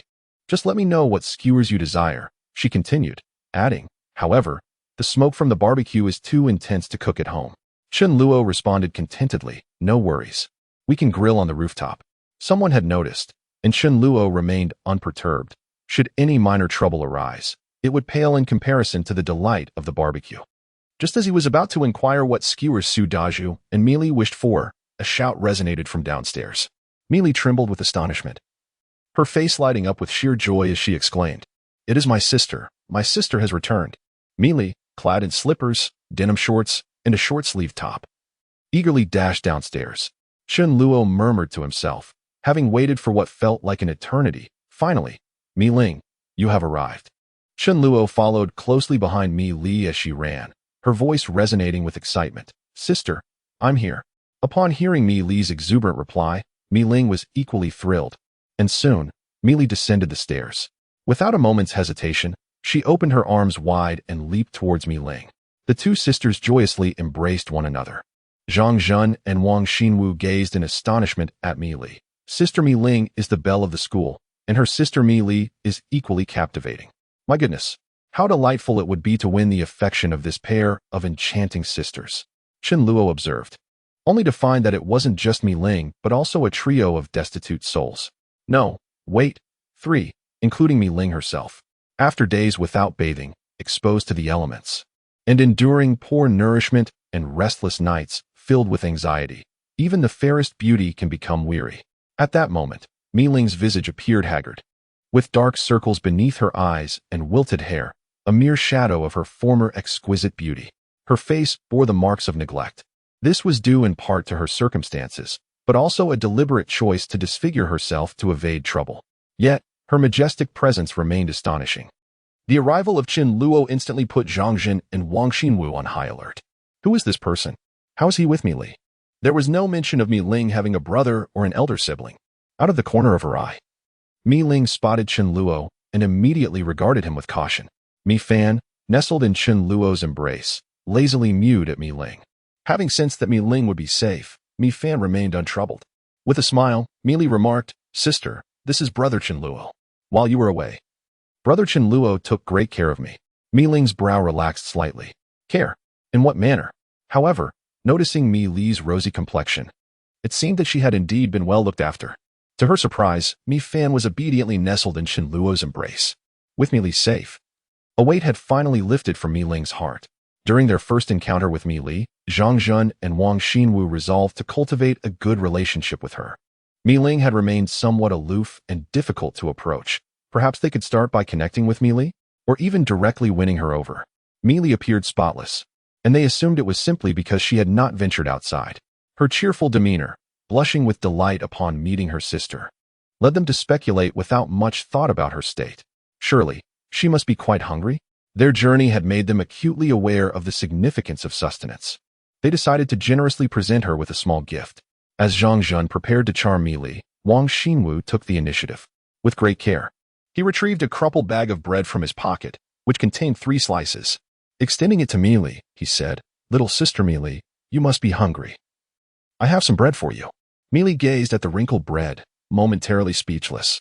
She awkwardly replied, I don't think I need it, mistaking her politeness for reluctance. Wang Xinwu gritted his teeth and produced a single corn sausage, the kind that costs merely a yuan per bag. Please, don't be shy, little sister Mi Li. Bread paired with a sausage is a perfect match. Zhang Zhun gazed at Wang Xinwu in astonishment, exclaiming, Goodness, you've really gone all out, haven't you? It's becoming increasingly difficult to procure supplies from the supermarkets outside, unless one dares to venture into those infested with zombies. Are you truly willing to live like this? Originally intending to offer his own packet of instant noodles to Mi Li, Zhang Zhun reconsidered upon witnessing Wang Xinwu's considerable sacrifice. He deemed it unnecessary to follow suit. You're impressive, but I shall refrain from joining you. My focus will remain on pleasing Mi Ling. Wang Xinwu was taken aback to see Mi Li show no inclination to accept the offering. Mi Li, why aren't you eating? Chapter 38. The Living Dog. Suddenly, 2 individuals appeared, directly inquiring if she would partake. Mi Li did not recognize these strangers. Were it not for her sister's introduction, she would have swiftly departed. Even with Chen Luo present, Mi would never accept anything from an unfamiliar person. Furthermore, Zhang Jun and Wang Xinwu had gone several days without bathing, their frantic movements leaving an unpleasant odor that nearly overwhelmed Mi. They encroached upon her space, evoking tears as she pleaded, "Please, don't come any closer. I'm really not hungry." Mi Ling was about to retrieve the chocolate she had preserved for such occasions. Unfortunately, food had become exceedingly scarce on their journey. They had navigated the outskirts of the city, encountering very few shops along the way. Yet, observing Mi Li's radiant complexion, rosy and fair, contrasted starkly with her own disheveled appearance, which left her feeling like a mere shadow of her former self. With a hint of suspicion, Mi Ling scrutinized Chen Luo's attire and demeanor. Were it not for her own disheveled state, she might have believed he was merely a handsome gentleman out for a stroll in normal times. Was he truly taking good care of my sister? As Mi Li continued to decline Wang Xinwu's outstretched hand, an awkwardness enveloped the moment. Could it be that she truly was not hungry? Given the opportunity, you fail to seize it. When hunger strikes, your desires may well elude you. Mi Li, with a sheepish demeanor, suggested, "Sister, let us return home." Observing from the side, Chen Luo stifled a laugh at the sight of Ling Yanji in such a disheveled state. Had he not known better, he might have failed to recognize her. Mi Ling expressed her gratitude to Chen Luo, saying, "Hello, I am Mi Ling. Thank you for taking care of my sister." Though Mi Ling remained somewhat guarded towards Chen Luo, it was evident that Mi Li had been well looked after and had suffered no harm. Chen Luo replied with a gentle smile, "I am Chen Luo." Mi Ling reached out to gather Mi Fan into her arms. After such a long separation, she missed her dearly and was relieved to see that Mi Fan was unharmed. However, Mi Fan turned her head away in refusal, using her telepathic ability to communicate with Mi Ling. "Oh dear, step back. Have you not bathed in days? You're filthy. What if I get dirty from you?" Mi Fan continued, "It's one thing for you to dirty me, but if Chen Luo were to hold me and I were to soil him, that would be quite unacceptable." Upon hearing Mi Fan's words, Mi Ling first displayed a look of disbelief. Mi Fan can talk, yet soon after, her expression soured. Is that even human language? You're not concerned about my cleanliness, but rather about staining Chen Luo? I am your master, after all. Mi Ling was perplexed. How had Mi Fan completely turned against her after just half a month apart? Although astonished by Mi Fan's newfound abilities, Mi Ling refrained from raising her voice. Casting a glance back at Zhang Jun and Wang Xinwu, she noted that their presence had been more of a hindrance than a help during their journey, leading her to feel that their companionship had become burdensome. It is infuriating to reflect upon. In their presence, I find myself reduced to a mere enforcer, clearing the path for them, only to have them cower behind me in times of peril. I must have been out of my mind to have chosen such burdens. I have endured enough and can no longer allow them to impede my sister and me, as it is increasingly unsafe. Zhang Jun and Wang Xinwu followed along. Their hearts lightened with amusement. Our life together with the campus beauty is about to commence, they mused. Living together will surely nurture our bond. After all, we are the ones escorting you in search of your sister. Mi Ling tentatively inquired, "Is there anything to eat at home?" She was quite hungry herself, having intended to gather supplies after reuniting with her sister, but the supermarket was devoid of provisions. Yet, within the entire community, there must be resources available. A few rooms belonging to the residents who had turned into zombies might yield some rice to sustain us for a while. Chen Luo scoffed, "Of course there is food. An abundance of it. But unless you, Mi Ling, heed my words, join me, and call me big brother, you shall not partake." Chen Luo shouted, "You jia. Isn't there some rice at home? Let us cook a bit. After all, it would be unreasonable to deny some rice to the sister of Mi Ling Mayu." Having certainly noticed the commotion downstairs, refrained from descending, but paused upon hearing Chen Luo's words. "Aren't we planning to have a barbecue?" However, being astute, she quickly grasped Chen Luo's intention. Mayu nodded, "All right, I will cook some right away. Is there another woman in the house?" This thought brought Mi Ling a measure of reassurance. Chen Luo added, "But do be careful not to wash the rice. We mustn't waste water." On ordinary days, Chen Luo and his companions would wash the rice before cooking, but did the trio of Mi Ling require such a ritual? Certainly not. Considering the presence of the rice grains, merely having something to eat was a blessing. Mayu chuckled, acknowledging that washing was indeed unnecessary. The rice might be a tad soiled, but hardly to any significant degree. Upon hearing the sound of water, Zhang Jun and Wang Xinwu realized their throats felt as if they might ignite. Their journey had posed not only a challenge regarding sustenance, but also concerning hydration, exacerbated by the sweltering heat, leaving them both on the verge of collapse. At that moment, They arrived at the threshold of Mi Ling's abode. Eagerly anticipating a drink of water, they dashed straight to the kitchen, where Ma Yu was pouring bottled, purified water into the rice cooker. Without hesitation, Zhang Zhen snatched the remaining third of a bucket from Ma Yu's hands and, with great fervor, began to drink directly from it. Had it not been for Wang Xinwu's incessant urging, Zhang Zhen might have continued for half a minute. Wang Xinwu, undeterred by the saliva of his companion, took hold of the bucket and indulged as well. Ma Yu observed the two in their beggar-like state, drinking directly from the bucket, and was instantly filled with disdain for them. With irritation, she exclaimed, "There are bowls readily available. Can't you pour the water into one and drink from it? What about the others if you drink like this?" Zhang Zhen, unfazed, replied nonchalantly, "My apologies, but we are quite parched. Rest assured, we are not ill." Wang Xinwu, however, expressed his discontent. "You remain comfortably at home, shielded from the sun. Of course you are not thirsty. Do you have any idea of the hardships we have endured on this journey?" Zhang Zhen concurred. Indeed, please be understanding. We shall refrain from such behavior in the future." Ma Yu wore a cold expression, questioning why she should empathize with them. She was indifferent to their suffering, as it was not her doing that had caused their plight. Mi Ling shook her head, weary of further conversation. After finishing their meal, everyone dispersed. Mi Li, feeling sympathy for her sister, offered Mi Ling the remaining half of her nutritional drink. Mi Ling, feeling parched, took a small sip, leaving the other half for Mi Li. Yet the more she drank, the thirstier she became. It was delicious, so perhaps it was best to reserve more for Mi Li. Wang Xinwu and Zhang Zhen, having had their fill, emerged from the kitchen, surveying their surroundings with satisfaction. Truly, the residence of the campus belle was spacious and stylishly decorated. Alas, it was unfortunate there was a man present. Suddenly, Zhang Zhen froze, his gaze fixated on the dog lying beneath the sofa, the living dog. For over half a month, it had subsisted on mere scraps of fast food, instant noodles, bread, chips, and other snacks, hardly enough to sustain it. Its stomach could no longer endure the deprivation. As the saying goes, a dog's flesh, once boiled, is irresistible. Chapter 39. Have you finished eating? Then we shall begin our meal. Zhang Zhen, influenced by his elders, was accustomed to consuming dog meat, particularly savoring dog meat hot pot, which he once deemed a delicacy before the apocalypse. Now, the allure of the dog beneath the sofa was greater than that of Mi Ling and Mi Li combined. Wang Xinwu was not much different from Zhang Zhen. Upon encountering fresh meat, who could resist? Yet, it was evident that the dog was not a mere caged creature, but one that was cared for. Zhang Zhen pointed at the dog, inquiring, "Whose dog is this?" Chen Luo chuckled, "It belongs to me." He understood well the intentions behind the two men's eyes. Zhang Zhen furrowed his brows and said slowly, "Brother, it's not that I want to criticize you, but you probably have no idea how chaotic the outside world is. Life is difficult enough for humans. How can you feed food to a dog? Just now I heard you say that there's still a bit of rice at home. What will you do when it's gone? Take my advice and stew this dog. Not only will it save food, but it can also fill our bellies."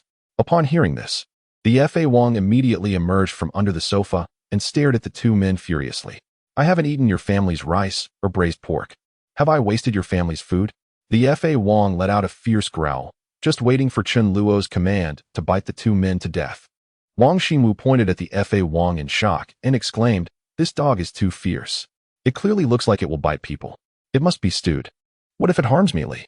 Zhang Zhen said, "Although I've never killed a dog, I've killed countless zombies. How could I be afraid of a dog? I'll kill this dog. You just wait to eat." The smile on Chen Luo's face instantly vanished, replaced by a cold expression. "Indeed, there's no extra food to feed the dog. But as for you two mongrels, get out." Zhang Zhen flew into a rage. "Kid, watch your mouth. Have you ever fought zombies single-handedly? Let me tell you, I've killed numerous zombies with a brick in my hand." Chen Luo was stunned. Fight zombies? He really hadn't. Chen Luo shook his head. Zhang Zhen sneered. He knew this guy was just a pretty boy who dared only to stay at home. Then he said to Mi Ling, "Mi Ling, look at how much hardship, suffering, and danger we've endured on the way here with you. Don't you know how difficult it is to survive? This young fellow even feeds the dog with grain. Isn't this a waste?" Wang Xinwu interjected. "What we ate and drank along the way, you experienced it firsthand. You saw with your own eyes how much our stomachs suffered. In this world, we can no longer keep dogs. Can't we eat it to improve our diet? And we're not being selfish, we'll eat it together." Mi Ling felt extremely tired. She had said this kind of thing so many times. Didn't they understand what her original intention was and how much effort she had put in along the way? Mealy became impatient. She had originally planned to have a farewell meal and then part ways, but now she said they might as well go their separate ways immediately. They could find an unoccupied house in the community and live on their own. From then on, everyone would fend for themselves and not interfere with each other. Break up? Zhang Jin and Wang Xinwu were stunned at first, and then they were truly enraged. Mi Ling, have you no conscience? I took such a great risk to help you find your sister. Now that we found her, you're ungratefully trying to kick us out. Have you no conscience at all? I didn't expect you to be so beautiful on the outside, yet so cruel on the inside. Mi Ling didn't refute their words at all. She just kept nodding. Yes. Yes, I'm just this ruthless, this cruel. Have you finished scolding? If so, then leave. Due to her stunning beauty and graceful figure. There were countless people who were jealous of Mi Ling and couldn't have her, fanning the flames and spreading malicious rumors. Gossip such as being kept as a mistress, having plastic surgery, and being a home wrecker was everywhere. Moreover, since she and her sister had depended on each other for survival. If Mi Ling's heart hadn't been strong, she would have broken down long ago. It wasn't that Mi Ling didn't know how to be grateful. It was just that sigh. She was so angry that her chest hurt. In the end, was it you all who escorted me? Or was it me who escorted you all? Without you all, my life wouldn't have been that arduous. Mi Ling didn't refute at all. Instead, she directly admitted, leaving Zhang Jun and Wang Xinwu at a loss for words. They were somewhat dumbfounded. Mi Ling said coldly, leave now, or I, who am ruthless, will be impolite. Zhang Jun was so angry that he was about to raise his hand to slap Mi Ling, only to remember that he and Wang Xinwu together were no match for Mi Ling. On the way, 5 survivors were smitten by Mi Ling's beauty and were about to slip away. However, Mi Ling neatly fought against all 5 of them and dealt with those 5 people. Wang Xinwu nodded and said, fine, Mi Ling. You're ruthless. We'll see about that. They couldn't even handle Mi Ling, and there were still 2 women, 2 men, and a dog in this room. Mi Ling really dared to kill people, but they were fools and still dared to utter harsh words before leaving. Chen Luo patted the head of the divine dog, motioned with his mouth in the direction of those 2 people, and whispered, make them stay far away, or we'll have to dispose of their corpses. The divine dog trotted downstairs following those 2 people. Mi Ling wasn't ruthless enough. Clearly having become enemies with these 2, she still didn't act decisively. Mi Ling looked at the divine dog suspiciously. Was it going to offer itself as dog meat? When the divine dog went downstairs, it saw those 2 people enter the adjacent unit. Well, there was no other way. Just end you directly. Biting those 2 people with its mouth was really disgusting. Wang Xinwu said hatefully, that damn bitch. I'll never rest until I've killed her. Zhang Jun nodded in agreement. Suddenly, there came a commotion from behind. The 2 were pleasantly surprised to find that the dog meat had come. They couldn't handle Mi Ling, but couldn't they handle a dog? But how could this dog use magic? Both Zhang Jun and Wang Xinwu had also awakened their supernatural abilities. After all, it had been more than 10 days since the end of the world. One had a flesh-based ability and the other an ice-based one. However, they were both novices who had just awakened at level 1. The Magic King opened his mouth, and a thunderball shot towards the 2 of them. The thunderball exploded beside them. The Magic King, at the peak of level 2 and on the verge of breaking through to level 3, struck out in anger, concentrating a great deal of power in a single thunderball. The 2 standing together were instantly killed. The Magic King sneered, with such meager skills. You still want to eat dog meat? After dealing with the 2, the Magic King, with his skillful footwork, returned home. At home, the rice cooked by Ma Yu was already ready. Although it was just simple rice, the aroma it emitted was irresistible to Mi Ling. She hadn't eaten anything cooked for many days. Mi Ling directly filled a big bowl of rice. Well, she just ate the rice, not even with pickled mustard tuber. Ma Yu didn't cook much rice, just the normal amount of 3 small bowls. But it wasn't too little either. Normally, Mi Ling only ate 1 bowl. As a result, Mi Ling ate up all 3 bowls. Everyone just watched Mi Ling eat. Mi Ling felt extremely distressed, thinking, sister is so pitiful. Putting down the chopsticks, Mi Ling said contentedly, sorry, I ate a bit more. But don't worry, with me here, getting food isn't difficult. Mi Ling planned to search house for some rice and flour. She would never let Mi Ling go hungry. She would return double the amount that Mi Ling had eaten from Chen Luo. Chen Luo responded with an "oh" and said, "You finished eating, right? Then let's start our meal." Chapter 40. All for your elder sister's sake, humph. Only if Mi Ling is like Mi Ling, calling brother and being obedient, will Chen Luo take her to enjoy delicious food and live a life of luxury. Otherwise, we won't treat you poorly either. Have rice every day. You're not yet one of us. With Mi Ling's capabilities, even if Chen Luo doesn't provide, she can find rice and flour. It's just that there isn't that much time on the way for her. Mi Ling was startled. Haven't you eaten yet? Mi Ling blushed slightly. Sorry. It seems I've eaten all of everyone's food. Is there still enough rice? If not, I'll go find some now. Ma Yu secretly chuckled. Is that little bit of rice even enough to fill a big fellow's? And it's unwashed rice at that. Chen Luo wouldn't even eat it. Chen Luo waved his hand. No need. We have plenty to eat. Sister Yu, come here. I'll tell you what dishes to make. Chen Luo went to the refrigerator and put the dishes to be prepared for lunch today into the refrigerator. Sister Yu, let's not have barbecue for now. Today, we'll make mapo tofu, shredded cabbage, sauteed shredded potatoes with chili and vinegar, sliced pork in hot chili oil, spicy diced chicken, braised prawns in oil, spicy crab, and cabbage with beef. For the soup, let's make a tomato and egg soup. Ma Yu nodded. But if we make them now, it will take at least over an hour to finish all these dishes. Chen Luo smiled. It doesn't matter. Serve them one by one. Cooking was Ma Yu's task. Ma Yu didn't care how many dishes to make. She was eager to spend more time this way. Chen Luo then said to Mi Li, come on. Let's go to your room. I have something to tell you. Mi Li replied with an "oh" and obediently stood up from the sofa, following Chen Luo to her room. Mi Ling furrowed her brow, pondering the situation of a solitary man and woman in a room. However, it seemed improbable that Chen Luo would dare to corner my sister in my presence. If he had such intentions, he likely would have acted upon them sooner rather than waiting until now. I would take a moment later to converse with Mi Li and learn more about this so-called brother Chen Luo. Chen Luo escorted Mi Li to the balcony attached to the room. She stood in the corner, while Chen Luo leaned against the wall, adopting a posture reminiscent of a playful cornering as he spoke to her. Mi Li's cheeks flushed involuntarily. Mi Li, Chen Luo said, being with your brother means you need not worry about food or drink. You can have whatever you desire, correct? Mi Li nodded in agreement. And being with your brother, you feel safe, without a trace of fear. Mi Li nodded once more. Chen Luo chuckled as he affectionately ruffled Mi Li's hair.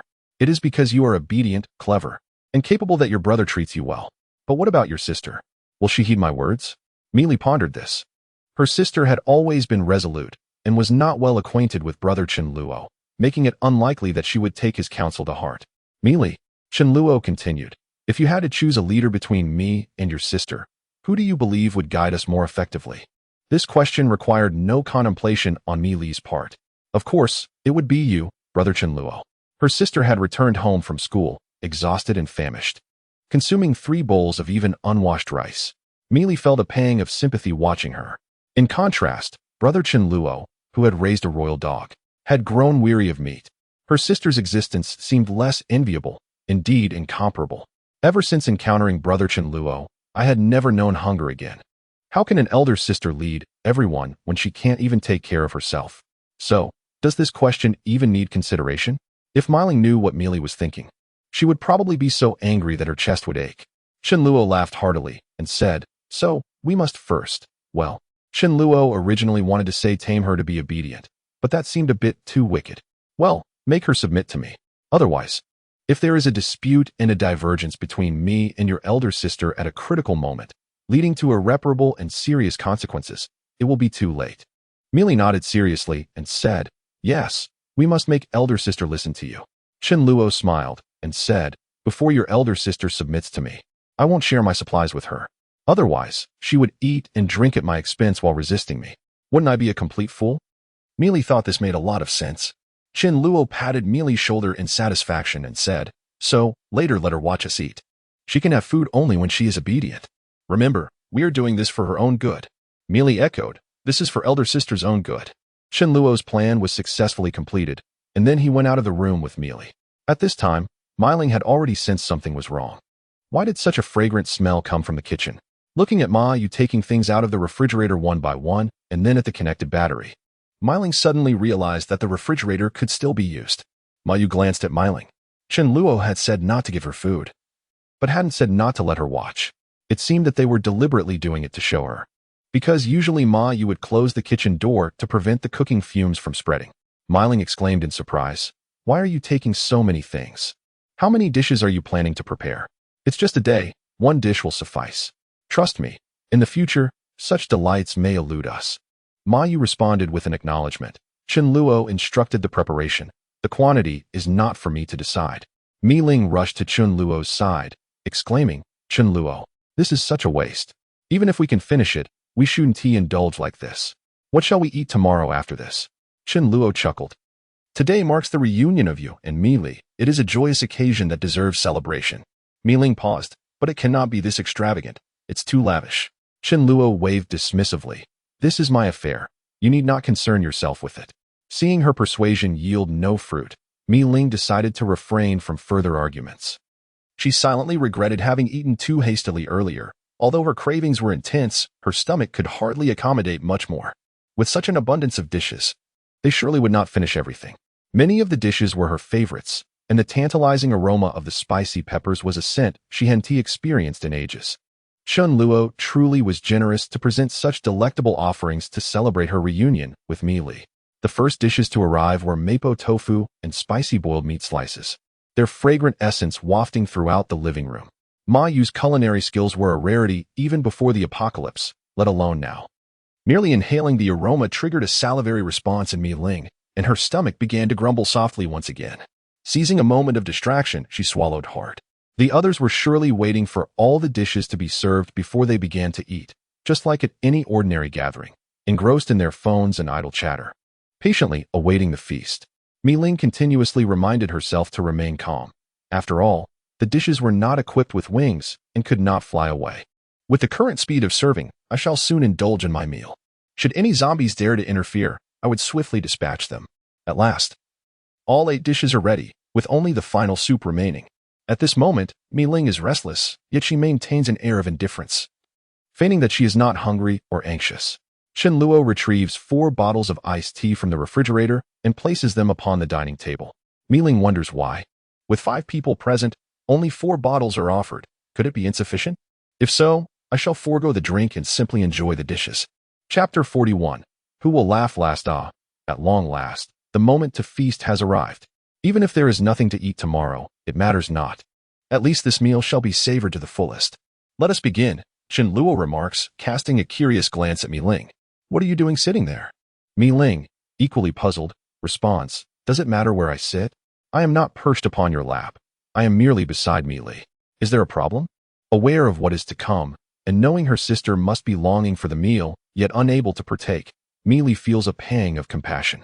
However, she reminds herself that it is all for her sister's sake, and they must endure this momentary hardship. Chun Luo, being quite kind, encourages her sister to hold on. Clearing his throat, Chun Luo adds, We are about to eat. It seems inappropriate for you to remain seated here.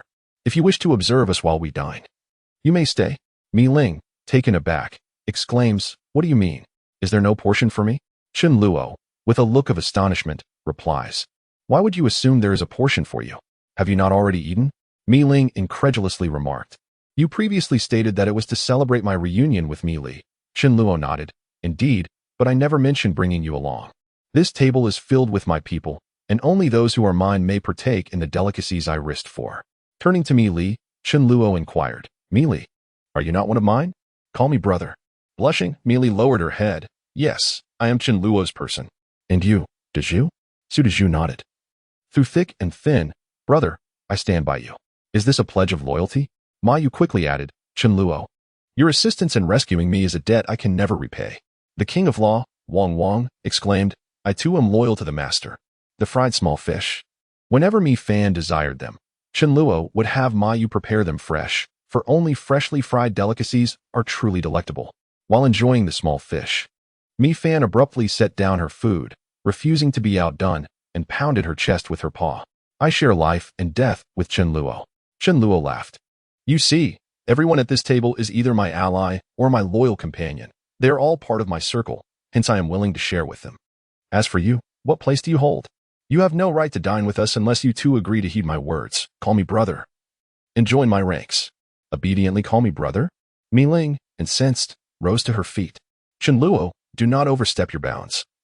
Do you intend to humiliate me over a mere meal? I assure you, I, Mi Ling, do not partake in food offered without merit. In a huff, Mi Ling plopped down on the sofa in the living room, growing increasingly irate. Wasn't this clearly a deliberate attempt to play tricks on her? Oh, not a word was mentioned in advance about not giving her food, and then, just as they were about to start the meal, she was informed she couldn't have any. Was a single meal really that significant? Did they think she, Mi Ling, had never eaten before or couldn't resist the temptation? Should she drive them away? Mi Ling thought resentfully. This was her home, after all. But Mi Ling quickly dismissed this thought. You, Chen Luo, are truly despicable. However, I, Mi Ling, can clearly distinguish between right and wrong. Chen Luo had taken care of Mi Li, so Mi Ling couldn't retaliate against him in such a manner. It would make her seem petty and incompetent. Damn it. The spicy aroma of Sichuan cuisine wafted over, constantly tantalizing Mi Ling. Ordinarily, Mi Ling would have been indifferent. But during the past month, she didn't even want to think about what she had been eating. Seeing Mi Fan constantly munching on greasy dried small fish, Mi Ling furrowed her brows and said, Mi Fan, don't always eat those greasy things. It's not good for your stomach. Mi Fan licked the oil from the corner of his mouth and replied, Sure. Eating just plain rice or junk food is much better for the body. You'd better care more about yourself. Ouch, that hurt. These words delivered a 1,000-fold blow to Mi Ling. Her mouth twitched, and she was so angry that her chest ached. What made Mi Ling even angrier was that despite Chen Luo treating her this way, her own sister, Mi Li, was sitting there eating, not uttering a single word in her defense. She clearly wasn't on the same side as her. Are you still my sister? My Mi Fan. My Mi Li, they've all betrayed me. Mi Ling never expected that after rushing home with so much effort, she would be faced with such a scene of being abandoned by all. Chen Luo exclaimed in admiration, Sister you, this diced chicken with chili peppers is really delicious. Come, Mi Li, taste this spicy crab, it's quite delightful. The atmosphere in the living room became unbearable, especially with the enticing aroma of the dishes wafting through the air. With a cold expression, Mi Ling retreated to her room. As she entered, a sharp pang of discomfort struck her chest. There lay a man's pair of pants on the bed. Whose could it be? Chen Luo's? Or perhaps that Su Daju's? A fleeting thought confirmed it was indeed Chen Luo's. Mi Li, how could you allow a man to reside in your sister's room? Clenching her fists, Mi Ling gritted her teeth and muttered, For the sake of you caring for my sister, I shall endure this. She began to gather her belongings, relieved to find that her intimate garments in the wardrobe showed no signs of disturbance. Though Chen Luo might be a dog, he was certainly not a pervert. Mi Ling contemplated moving into Mi Li's room to share accommodations, seizing the opportunity to inquire, Mi Li, whose sister are you, really? Having just returned home. She had already quarreled with Zhang Zhan and Wang Xinwu, devoured 3 bowls of rice, and was ultimately drawn back to the food, which left her feeling utterly unwell. After more than half a month without a proper wash, she nearly succumbed to an unpleasant odor. Determined to take a shower, she decided not to endure any longer. Despite the unfamiliar presence in her home, her room had a shower, but to her dismay, the body wash seemed to be depleted. Hence, she dashed to the communal bathroom to fetch some. Witnessing this, Mi Li could not help but express her concern. Sister, Brother Chen Luo said it's fine to bathe, as long as you keep water from entering your mouth. Mi Ling scoffed. Only now did he show concern for her. She locked the door behind her and commenced her shower. Yet, amidst the cleansing, she couldn't shake the thought of how she had become such a solitary figure. Regarding rice, it is somewhat understandable. It is often said to be a traitor, and indeed, there is truth in that. Where there is milk, there is a mother. But what of the rice grains? Surely, one would not sell a sister merely for sustenance? As such thoughts crossed her mind, a smile involuntarily graced Mi Ling's face. At the rate you consume, in no more than 3 days, you too shall find yourselves resigned to a diet of mere rice or flour, much like myself. At that juncture, rice will have no choice but to return to my embrace. The rice grains, after all, are my dear sister. She could never stray to the outside. Once I unveil Chen Luo's treachery, Mi Li will undoubtedly side with me. Our home is equipped with a refrigerator, yet how much can it truly hold? The supermarkets outside may offer supplies, even meat, fruits, and vegetables. However, with the power cut, anything we might gather is likely spoiled. Just wait and see who ultimately prevails. Chapter 42. A bit of competition. After finishing the meal, Chen Luo produced grapes for everyone to share. Come, enjoy some grapes. The deep purple grapes were large and sweet. Chen Luo deliberately raised his voice, ensuring Mi Ling in the adjoining room could hear. Grapes? This was Mi Ling's favorite fruit. She swallowed hard but feigned disdain, suspecting they were merely frozen remnants, aged and lacking freshness. After a refreshing bath, Michigan Ling donned a long black dress that accentuated her originally fair skin and enchanting visage. With a deep sigh, she felt considerably more at ease, aside from her hunger. Mi Ling began to gather her belongings, preparing to move into Mi Li's room. Once she finished tidying up, she stepped out of her room.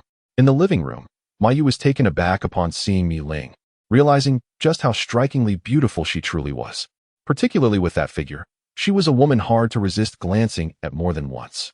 Chen Luo too found himself stealing furtive glances. Her physique evoked a compelling allure. While engrossed in his game, he muttered a rhyme, eating grapes without spitting out the skins. Yet when abstaining, one still expels the skins. Mi Ling furrowed her brow, pondering how effortlessly Chen Luo seemed to navigate through life. What was his secret to acquiring resources? And what kind of enchantment had he cast upon Mi Li? Mi Ling commanded, "Come, let us retire to your room." Mi Li responded affirmatively and followed Mi Ling into her chamber. She wished to persuade her sister to heed Chen Luo's advice sooner rather than later. Upon entering the room, Mi Ling promptly locked the door and then pushed Mi Li onto the bed, her hands busy, teasingly pinching Mi Li's waist. With a fierce tone, Mi Ling exclaimed, "So, Mi Li, I rushed back from school only to find you betraying me, conspiring with a stranger against your own sister. Now tell me, what transpired? You didn't even defend me earlier." As Mi Li pleaded for mercy, she attempted to reason with her sister. "Sister, if we are to function as a team, we must have a leader to prevent disagreements in critical moments, and the best candidate for this role is none other than Brother Chen Luo. He fears you may not listen, which is why he has acted in such a manner. He discussed this with me beforehand, and I find his reasoning sound." Mi Ling paused momentarily before responding with a cold laugh. "Have you been brainwashed? As long as he demonstrates sufficient capability, I shall naturally heed his words.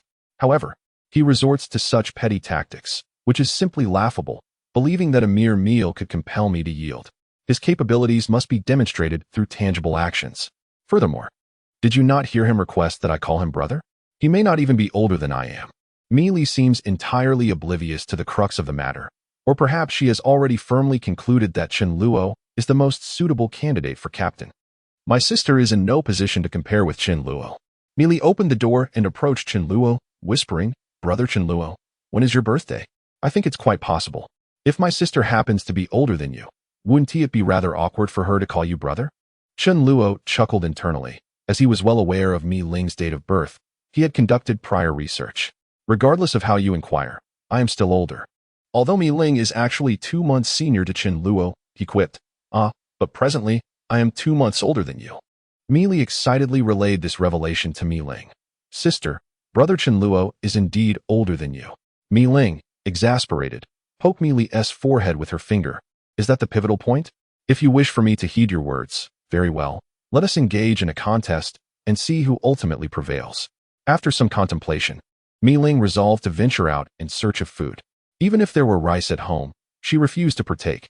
She would not accept anything from Chen Luo. Yet, she had no intention of venturing to a distant supermarket in search of meat. Firstly, even if there were any, it would likely be spoiled. Secondly, she could not allow her competitive spirit to place her in perilous circumstances. Her life was not solely her own, for her sister depended on her. Mi Ling decided to procure supplies within the confines of their community. Mi Ling changed into a more convenient outfit for movement and prepared to leave. Mi Li inquired, "Sister, where are you going?" Mi Ling cast a sidelong glance and replied, "I wouldn't dare consume certain individuals' offerings. I shall seek something within the community myself." "Going out to search for something?" Mi Li voiced her concern. "What if you encounter danger?" "Sister, I wish to accompany you," she insisted. Mi Ling's quest for sustenance was not something Chen Luo could justifiably impede, nor could he prevent Mi Li from joining her. If they merely searched within the community, the risk should be minimal. Chen Luo suggested, "Take Mi Fan along as well. Should any danger arise, he can provide an early warning. F.A. Wang, please follow them discreetly." He motioned to F.A. Wang, indicating that intervention was unnecessary unless a threat emerged. Mi Li was well aware of F.A. Wang's capabilities, and she felt a surge of joy. Despite Chen Luo's tendency to overshadow her sister, he still exhibited genuine concern for her well-being. Mi Fan, nestled in Chen Luo's embrace, watched as he engaged in a game, occasionally gesturing with his mouth to display his prowess.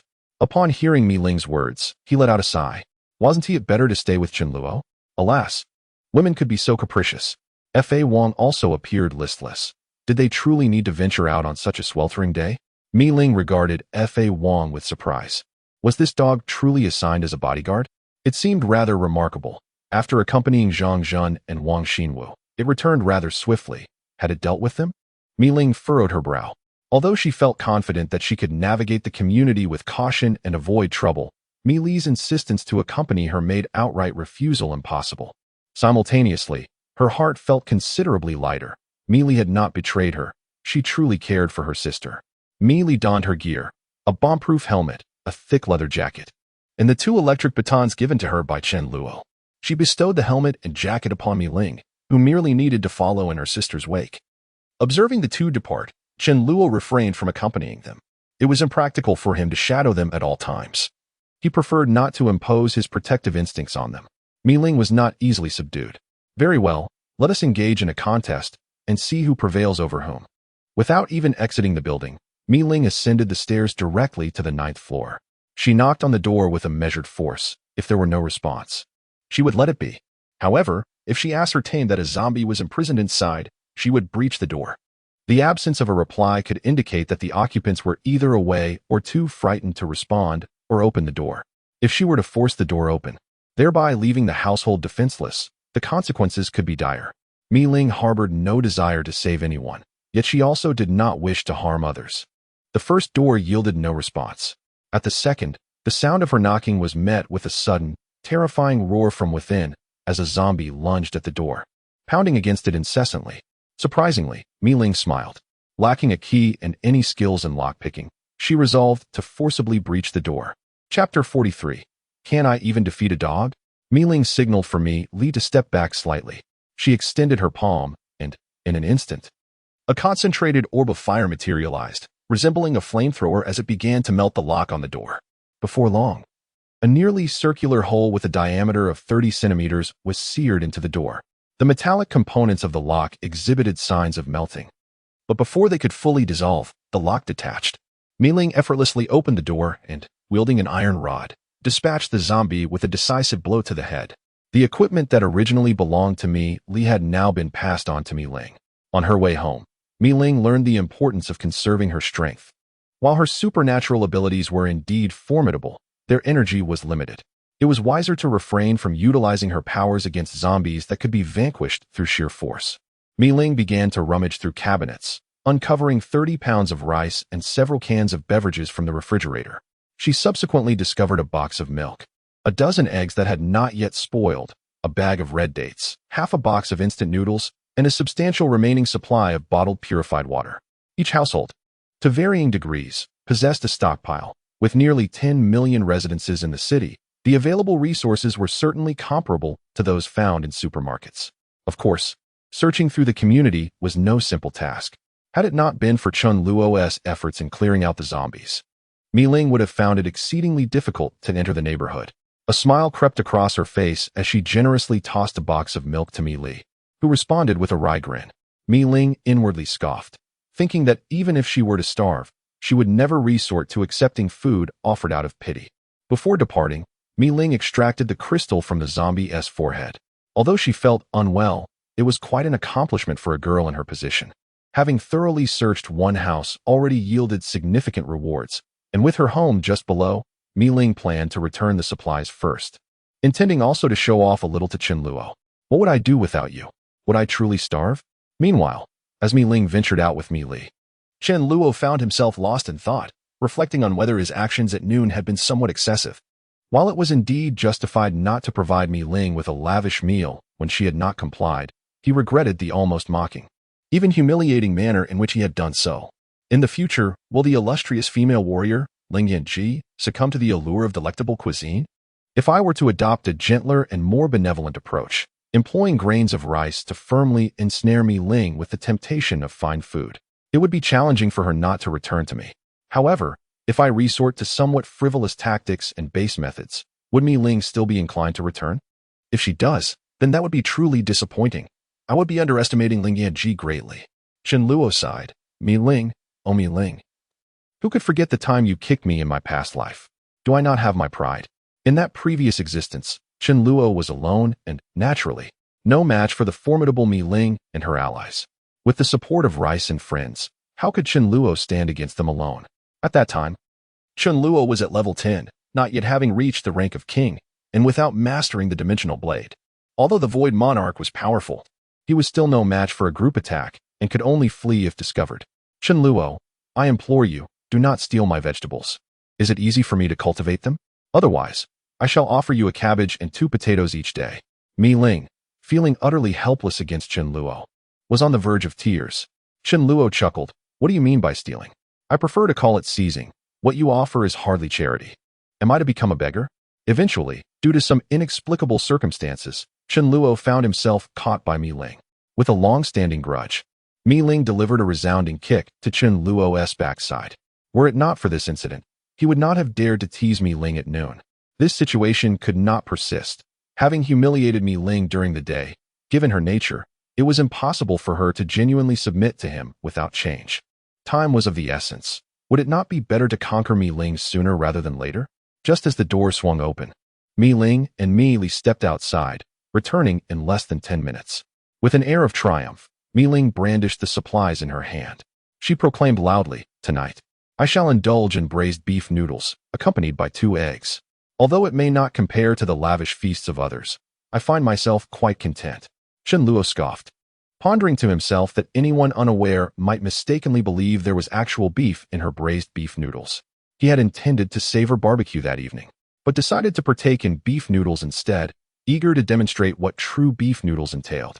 Rising with a serious demeanor, Chen Luo said, "Mi Ling, we need to have a conversation."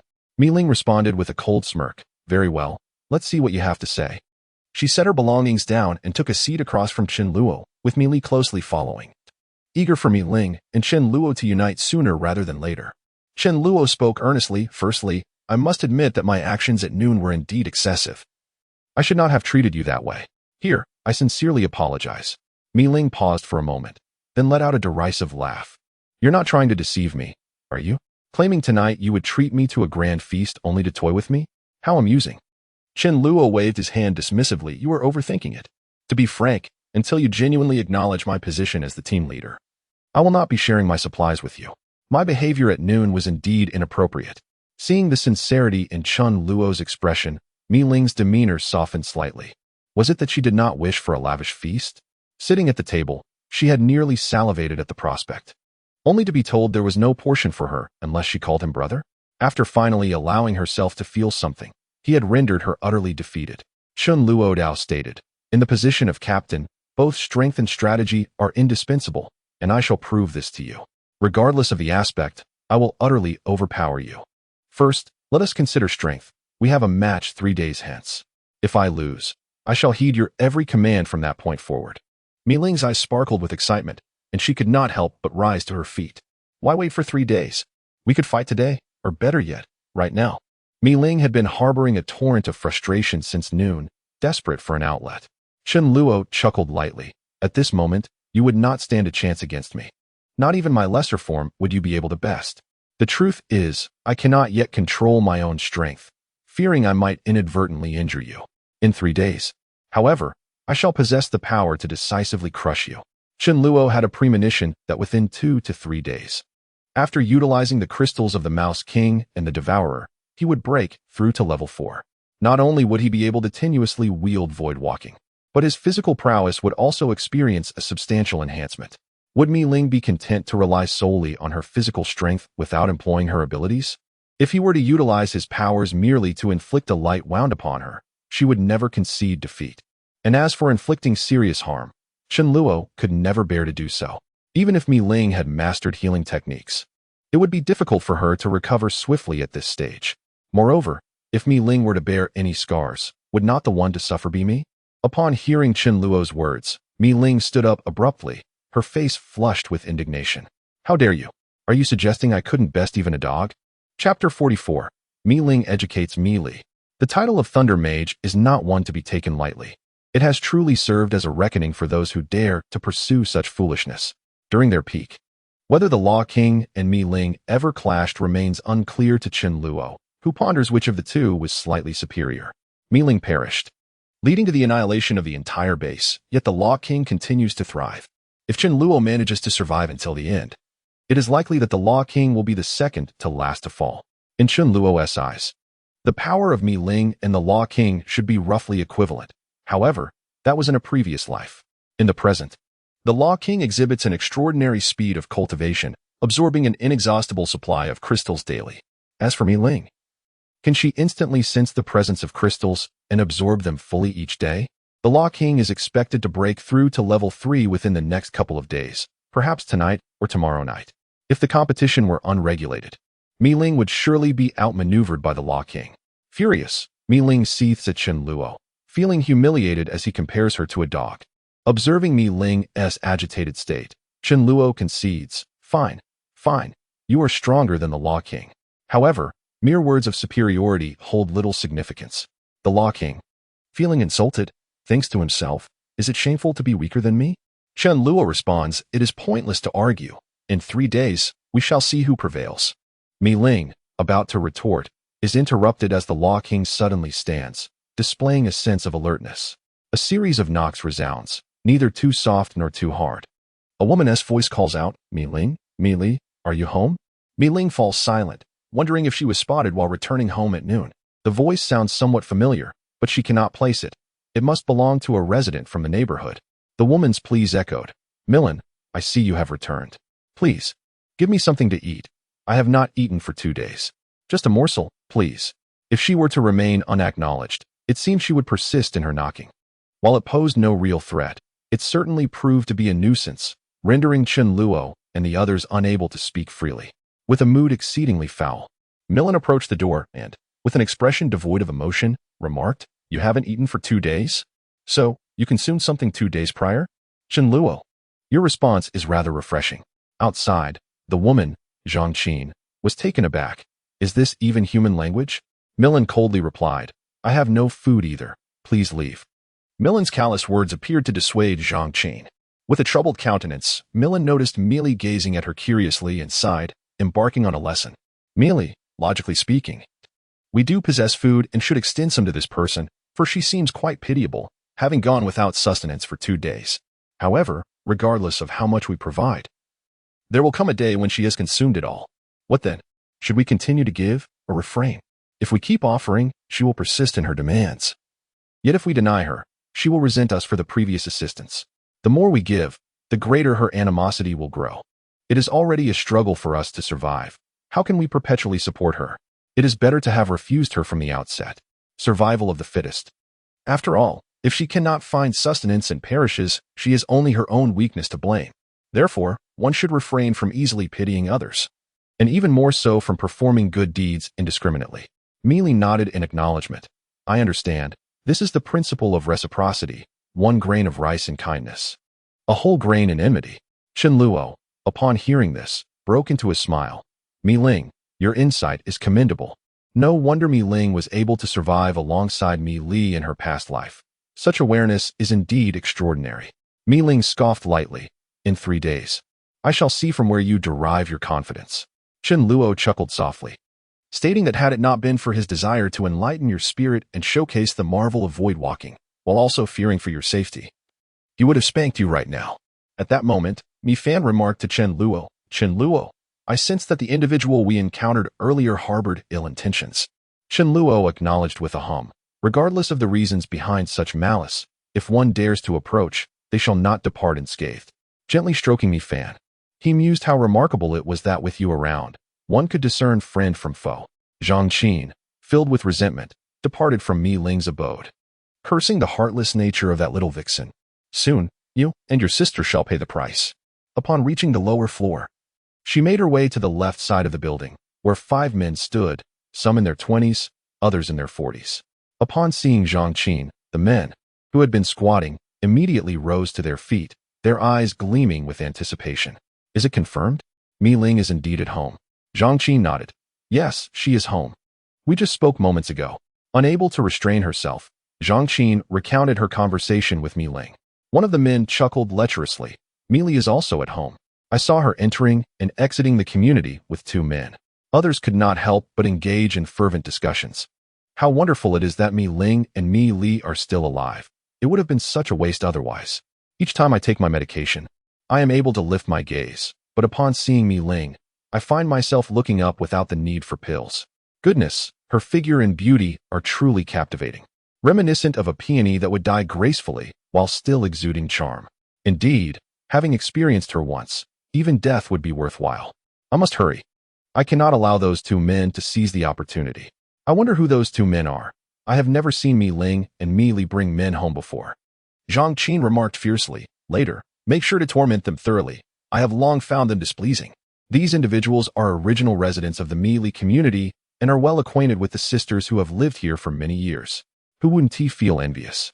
Yet, before the apocalypse, societal order restrained their desires. Even with thieving hearts, they lacked the courage to act. Those who dared to take liberties would soon encounter Mi Ling's formidable self-defense skills. As for Zhang Qin, she was uncertain if her husband, who had been working outside, was still alive. Prior to the apocalypse, he often cast lecherous glances at Mi Ling and Mi Li. After witnessing this, she had quarreled with him countless times and harbored resentment towards the sisters. Consumed by jealousy regarding their beauty, she was eager to test the waters for these 5 men and even suggested it herself. At Mi Ling and Mi Li's residence, there are currently 2 men and 2 women. However, here, there are 5 men, so why should they feel fear?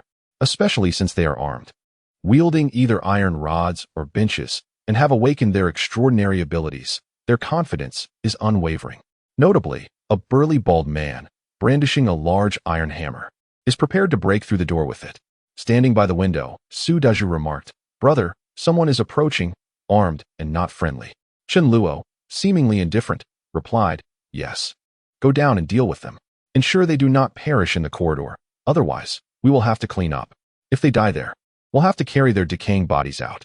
Do we want to tread upon their foul remains every time we enter or exit?" Chapter 45. Mi Li, you two are going to face me together now. Su Daju nodded and, wielding his iron rod, prepared to step outside. Without needing Chen Luo's directive, Fa Wang intuitively followed closely behind Su Daju. Mi Li said, "Let me enhance Brother Daju's abilities." With a swift motion, Mi Li unleashed 2 beams of golden light into Su Daju's form, one enhancing his strength, the other augmenting his defense. Under Chen Luo's guidance, Mi Li had already reached level 2, mastering a new buff that bolstered defense. The enhancement was significantly greater than that of level 1. Where previously the strength increase was a mere 10, it now surged to at least 30. As Mi Li's level continued to rise, this augmentation would only become more formidable. Although Mi Li's natural talent surpassed that of Su Daju, she had only begun absorbing crystals a few days later, and it would take approximately another week for her to catch up. Mi Ling was also eager to witness the prowess of this man and his dog. Chen Luo observed from the window as rays of sunlight cascaded through the curtains, illuminating his face. Mi Ling unexpectedly noted, "Oh, this fellow is rather handsome." She moved to the other side of the window, maintaining a distance of half a meter from Chen Luo as she gazed down at the scene below. As Zhang Qin and the 6 others approached the corridor of the building, a black mutt suddenly dashed out. Its glossy fur and robust physique suggested it was well fed. The 6 individuals exchanged glances, their first instinct being the prospect of a meal of dog meat. The dog, however, barked furiously at them. In unison, they decided to move forward to eliminate the threat, but from an unseen angle, Su Daju emerged like a ghost, startling them all. Without hesitation, Su Daju raised an iron rod and struck the bald man wielding a large hammer, delivering a brutal blow to his head. Su Daju, possessing considerable strength bolstered by Mi Li's abilities, turned the bald man's skull into a shattered mess akin to that of a ruptured watermelon. The bald man fell to the ground, eyes wide open, lifeless. The remaining 5, although they had awakened their own supernatural powers, were nonetheless shaken by the gruesome scene unfolding before them. Yet, Su Daju was relentless. He swung his rod again, this time targeting Zhang Qin. The other 4, trembling, attempted to strike Su Daju with their benches and iron rods, but their feeble efforts were inconsequential against him. One among them, trembling as he was, tried to conjure an ice arrow. However, as a recent awaker of his powers, he was far from proficient, unable to unleash a spell instantaneously. He would require at least 5 seconds to do so. Did he have that time? The true peril came from the dog, whose attention had been momentarily diverted by Su Daju. Even if their focus had remained, the outcome would have been no different. The dog unleashed a lightning sphere that obliterated 3 of them instantly, while the final survivor met his demise at Su Daju's hands. From the very moment the battle commenced until its conclusion, a mere 5 seconds elapsed, executed with remarkable efficiency. Mi Ling was hardly surprised. On her way back, she had single-handedly confronted 5 individuals. However, those 5 were devoid of awakened abilities. Additionally, the Mage King and Su Daju exhibited a somewhat sinister demeanor. Yet Myling did not harbor any disdain. After all, killing is killing. Why must it be conducted with ostentatious honor? Qianluo, on the other hand, was somewhat taken aback by the Mage King's initiative to attract attention, as he had not instructed him to do so. Had he mastered such skills through self-study? Regardless of whether it was the Mage King or Su Daju, both possessed the prowess to take on 5 adversaries. Qianluo merely felt a twinge of unease. Opting for caution, casting a glance at Mililai, Qianluo mused that since Myling had just imparted a lesson to Mililai, he too would offer one. Mililai, extract the crystals from the foreheads of those 6 individuals. Mililai, taken aback, pointed to herself, me? Qianluo nodded affirmatively, indeed. Although you serve as a support and can remain in the background, there are certain experiences you must personally undergo to avoid discomfort during critical moments of combat. Mililai had observed Qianluo extracting crystals before but had always turned away, unable to bear the sight. Now he was asking her to do it herself? She looked at Myling with hopeful eyes, wishing she would intercede on her behalf. To her surprise, Myling slowly nodded. Mililai, this is something you will inevitably face. It is better to familiarize yourself with it now, while it is still safe. Myling swore, on her honor, that her encouragement was not motivated by a desire for retribution for Mililai's earlier silence. Accepting the dagger Qianluo handed her, Mililai descended the stairs, her face pale. Su Daju dragged the 6 corpses to the roadside, preparing to retrieve the crystals. At Qianluo's gesture, he shrugged and stepped aside to allow Mi Li to proceed. With a quivering voice, Mi Li pleaded, "Master, please assist me."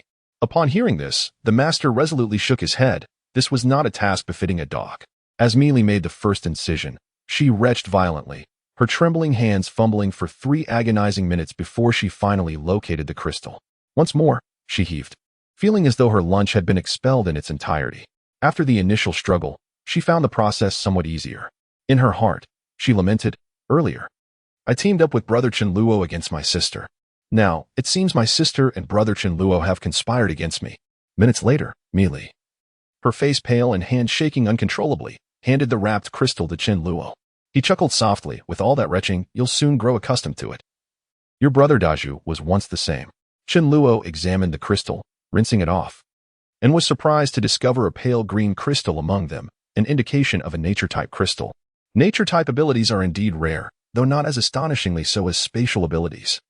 Perhaps 2 or 3 out of 100 individuals might possess such powers.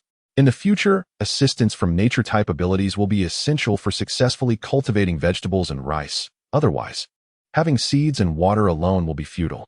This predicament arises from the pervasive pollution of the earth. Initially, nature-type abilities lack combat prowess, only beginning to manifest their strength in the later stages, which requires at least 6 months for their levels to rise sufficiently for successful cultivation. Mi Ling let out a soft hum and began to prepare noodles, considering it quite a luxury to use a packet of instant noodles paired with 2 eggs. Qianluo's spirits lifted. "Sister Yu, let's also have noodles, beef noodles." Mayu nodded and first stewed the beef to bring out a rich broth. Mayu and Mi Ling cooked simultaneously. Looking at the slices of beef with a fresh and lustrous color, there seemed to be almost half a pot of it. Perhaps 5 or 6 caddies. Mi Ling was stunned. Were they eating beef or beef noodles? Was there such a way to eat beef noodles? Mi Ling rummaged in her own pot and only found 2 grain-sized pieces of beef. Mi Ling didn't realize that Qianluo was targeting her, because she thought Qianluo would eat whatever was available, and there wasn't so much for him to be picky about. Mi Ling finished cooking first and immediately felt that her beef noodles didn't smell appetizing. Comparing it with the beef aroma coming from the kitchen, it really didn't. Qianluo said, "First, serve a bowl for Mi Li." Mi Li had no appetite and softly said, "I can't eat." Mi Ling clenched her hands. "I can't eat either."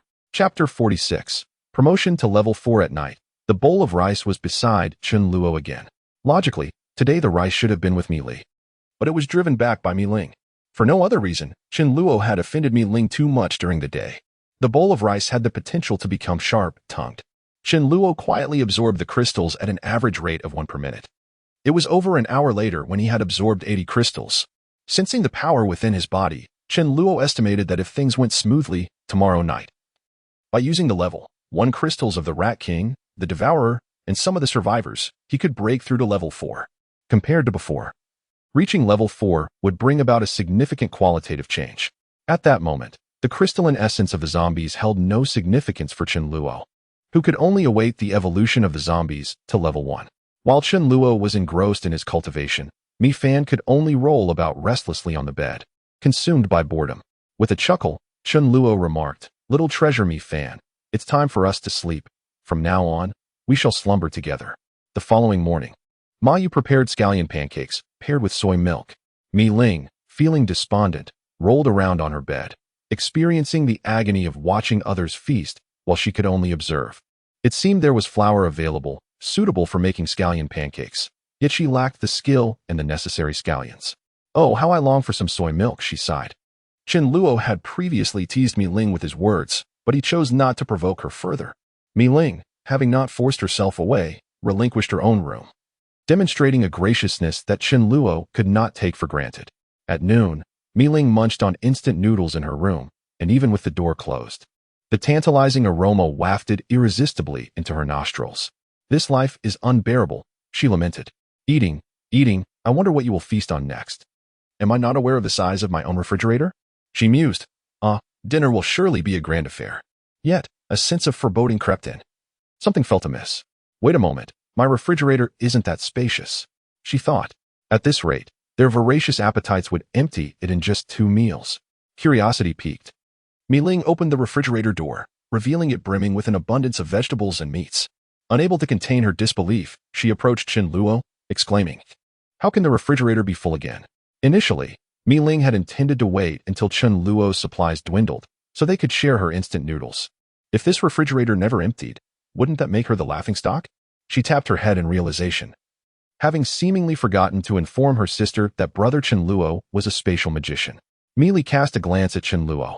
Seeing that Chen Luo didn't object, she said timidly, "Sister, brother Chen Luo is a spatial ability user. His space contains some food that can last at least several years." Mi Ling exclaimed, "Why didn't you say so earlier?" "Do you know, Mi Ling, I feel like a clown right now." Mi Ling dared not say more. Mi Ling snorted coldly and said, "According to the agreement, we'll have a fight in a couple of days. If you lose, as you promised, you'll obediently listen to me." Chen Luo smiled and said, "Maybe it can be done tomorrow. I'll try my best to meet your need to be defeated." To be honest, Mi Ling also felt that Chen Luo's strength was not ordinary. At least, the strength of this dog was quite good. And Su Daju also gave her a sense of being formidable. But what could she do? Admit defeat directly? Both Mi Ling and Mi Fan had defected. Now, only by defeating Chen Luo could she gain the upper hand. Chen Luo had kidnapped Mi Ling, leaving her with no way out. She couldn't give up on Mi Ling. Mi Ling fantasized about defeating Chen Luo either tomorrow or the day after tomorrow.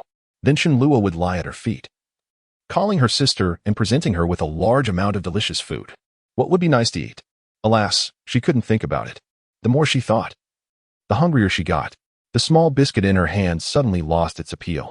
In the evening, Chen Luo got everything ready early and started absorbing crystals. Level 4 was of great significance to Chen Luo. He could use Void Walk, which would bring a qualitative change in his strength, especially a huge improvement in his self-preservation ability.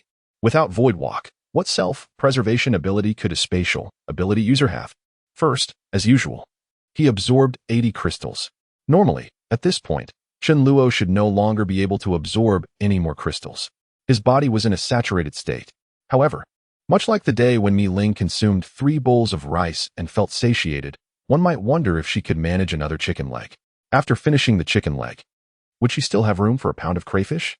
Following that, perhaps a sip of soup and a piece of fruit? The extent of one's appetite is influenced not solely by the quantity of food consumed, but also by the quality of the dishes. Inferior crystals are akin to rice, while superior crystals resemble abalone or lobster. Yet, such indulgence should be a rare occurrence. Prolonged overindulgence can overwhelm the body and adversely affect the appetite for subsequent meals. Chen Luo first extracted 7 primary survivor crystals. Once absorbed, he utilized the Devourer crystal. He was tantalizingly close to attaining level 4. Subsequently, Chen Luo produced the crystal from the Rat King. This was a level 4 crystal, with marginal utility even for a level 7 ability user. Upon absorbing this crystal, Chen Luo's body felt an exhilarating surge, akin to Mi Ling finally savoring the grapes she had longed for. Waves of energy coursed through his palms, transmitting into the crystal within Chen Luo's mind. The crystal began to expand gradually, accumulating energy until it reached a threshold that triggered a qualitative transformation. Suddenly, an intense pain surged through Chen Luo's head, causing his face to twitch involuntarily. Nevertheless, this discomfort was entirely bearable for him. Having previously transcended to level 10 and the king level, the pain he experienced then was incomparable to what he felt now. Some female survivors remarked that the agony at level 7 was akin to that of childbirth. Meanwhile, Mi Ling sensed Chen Luo's condition and remained motionless, casting worried glances in his direction, fearful of disturbing him. The crystalline entity within Chen Luo's mind seemed to incessantly exude a mysterious energy, permeating throughout his entire being. This was fortifying Chen Luo's physique. The transitions from the 4th to the 7th and then to the 10th level represented significant metamorphoses. The physical attributes of a 4th level elemental or specialized ability user would rival those of a 3rd level physical enhancement user. As the pain in his mind dissipated, the crystal continued to release energy, enhancing Chen Luo's body. It was only after a minute that he exhaled deeply, a smile gracing his face. More than half of the crystal energy from the Rat King remained unspent. The power of his abilities at the 4th level had only increased by approximately 1/3 compared to the peak of the 3rd level, not a substantial increment. But the quality had undergone a remarkable transformation. He could unleash more potent spells with fewer energy resources. 2 peak 3rd level ability users would not stand a chance against a single 4th level user, provided their combat experience was equivalent. Most importantly, Chen Luo had now acquired the ability to traverse the void. Approaching the window, he gazed at the starry sky, pondering whether one day he might traverse the void and reach the moon directly. Unable to contain his excitement at mastering void walking, Chen Luo felt an overwhelming urge to utilize it once. In his previous life, he had employed void walking with such ease, akin to the act of drinking water, becoming second nature, though he had previously lacked the requisite power. With a thought, he attuned himself to the familiar spatial energy, and in an instant, he vanished, reappearing in the living room. There, the Law King, who had been guarding Chen Luo's door, was startled nearly out of his wits upon seeing a shadow suddenly materialize in the living room. Woof woof woof. The Law King leapt in fright. I guarded the door for you, yet you came to scare me? Chapter 47. The loser has to be kicked. Early the next morning, Millen said discontentedly, Did you make your dog wake me up in the middle of the night, disturbing my rest, just to win the duel? The Dharma King cast a resentful glance at Chen Luo. It really scared the dog to death at that time. Chen Luo smiled and said, You overestimate yourself. Have breakfast first. After that, we can have a competition. Millen's eyes lit up. No need to wait until tomorrow. Have breakfast? What you call having breakfast? I call it just filling my stomach. Ma, you made barbecued pork buns, egg tarts, fried eggs, and whose spicy soup this morning. Alas, I usually don't eat this well. As long as I win against Chen Luo, then he'll have to listen to me. Millen confirmed. If I win, will you really listen to me? Chen Luo nodded and said, Of course. You seem quite confident. How about we add some stakes? Millen became alert immediately. Although Chen Luo had never made a move, everyone seemed to think Chen Luo was very powerful. She didn't have much confidence in defeating him. She had no choice but to have a competition with him. Millen shook her head resolutely. Then Chen Luo said, In 3 seconds, I'll make you lose convinced. If I can't, you win. Defeat me in 3 seconds? Millen was enraged. Although you might be really powerful, can I even hold out for 3 seconds? During the competition, there should be at least a 3-meter distance between us at the beginning, right? As long as I don't choose to confront you head on and dodge a bit, these 3 seconds will pass in an instant. Su Daju looked at Chen Luo in surprise. Could it be that big brother? You're going to be ruthless? With a single stroke, Mi Ling would meet her demise. Yet, such an action seemed implausible. Mi Ling inquired, What is the distance between the competitors? Chen Luo replied, Approximately 20 meters. The greater the distance, the easier it would be for Mi Ling to fall into the trap. A cold smile crept across Mi Ling's face from the very start of the contest. She would take a step back, convinced of her strategy. What was the incentive for this duel? Chen Luo chuckled. It's quite simple. You merely need to lift your rear, so I may deliver a kick. Mi Ling responded with bewilderment. Why do you wish to kick my sister's posterior? After a moment of contemplation, she asked, If you lose, am I permitted to kick you as well? Chen Luo waved his hand dismissively. You can kick me to your heart's content, as many times as you wish. Alternatively, if you have any other demands, I shall gladly oblige. On the surface, it appeared that Chen Luo was at a significant disadvantage. This was indeed an uneven contest. However, he brimmed with confidence, having advanced to level 4 just the day before. armed with the skills from his previous life. How could he possibly lose to Mi Ling? It was utterly inconceivable. Mi Ling hesitated, sensing the oddity of the situation. Was it truly so inflated? Nevertheless, should she lose, the utmost consequence would be a single kick directed at him. Though slightly embarrassing, the potential rewards outweighed the risks. And she was amenable to any conditions. Mi Ling nodded in agreement. Very well, I consent. Chen Luo felt an overwhelming surge of exhilaration. At long last, he had a legitimate opportunity for revenge. After all, once he had subdued Mi Ling, when would he have another chance to kick her? He declared, "Dezhu Mi Li, you are both witnesses. Whoever resorts to trickery shall be deemed a dog." The king of law retorted, "Were it not for your status as the master, I would have bitten you. Is it unacceptable to play tricks? Must one truly be a dog?" Mi Ling vehemently demanded to have the competition right away, as she could then have her breakfast. Could Chen Luo refuse? The two directly went up to the rooftop. The area of this rooftop was not small, nearly the size of a basketball court. Chen Luo and Mi Ling were 20 meters apart.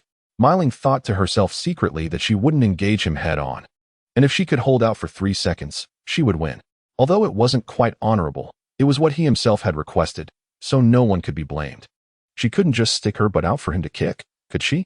That would be too embarrassing. There was no choice but to be a little bit shameless. Millie, acting as the referee, signaled 3, 2, 1. Start. Mi Ling's eyes fixed intently on Chen Luo. The moment Chen Luo made a move, she would make a corresponding evasive action. The next second, Mi Ling's pupils constricted abruptly. Chen Luo had disappeared? How could that be? She had been staring at him intently. Invisibility? Millie and Su Daju's expressions were as if they had seen a ghost, their mouths wide open. Mi Fin was rather proud. As Chen Luo's confidant, she was the first to know, because Chen Luo suddenly appeared behind Mi Ling, who was completely unaware. It was not until Chen Luo gently placed a hand on Mi Ling's snow-white neck that Mi Ling stood there in disbelief, reacting. Mi Ling instinctively tried to give Chen Luo an over-the-shoulder throw, but it was of no use. Her strength was no match for Chen Luo's. Chen Luo didn't even budge. At the same time, Chen Luo leaned his head close to Mi Ling and gently blew a breath into Mi Ling's ear. Mi Ling, you've lost. If Chen Luo had used not his hand but a sharp dagger to slit Mi Ling's throat, then Mi Ling would have perished on the spot. With an unsightly expression on her face, Mi Ling realized that distance was by no means a constraint. What kind of ability was this? Was it the instantaneous movement of the space-related system? Could such an ability really be mastered by a human? The abilities to emit flames, ice, and lightning were still within the realm of comprehension. However, the sudden breakthrough of spatial limitations for movement was rather astonishing. It was like the resurrection technique. And even Chen Luo found it hard to believe when he heard about it. Mi Ling managed to suppress the shock in her heart with difficulty, feeling dejected in her heart. I've lost. Although Chen Luo hadn't hurt her in the slightest, and she hadn't lost her combat ability, denying her defeat would be nothing short of being unreasonable.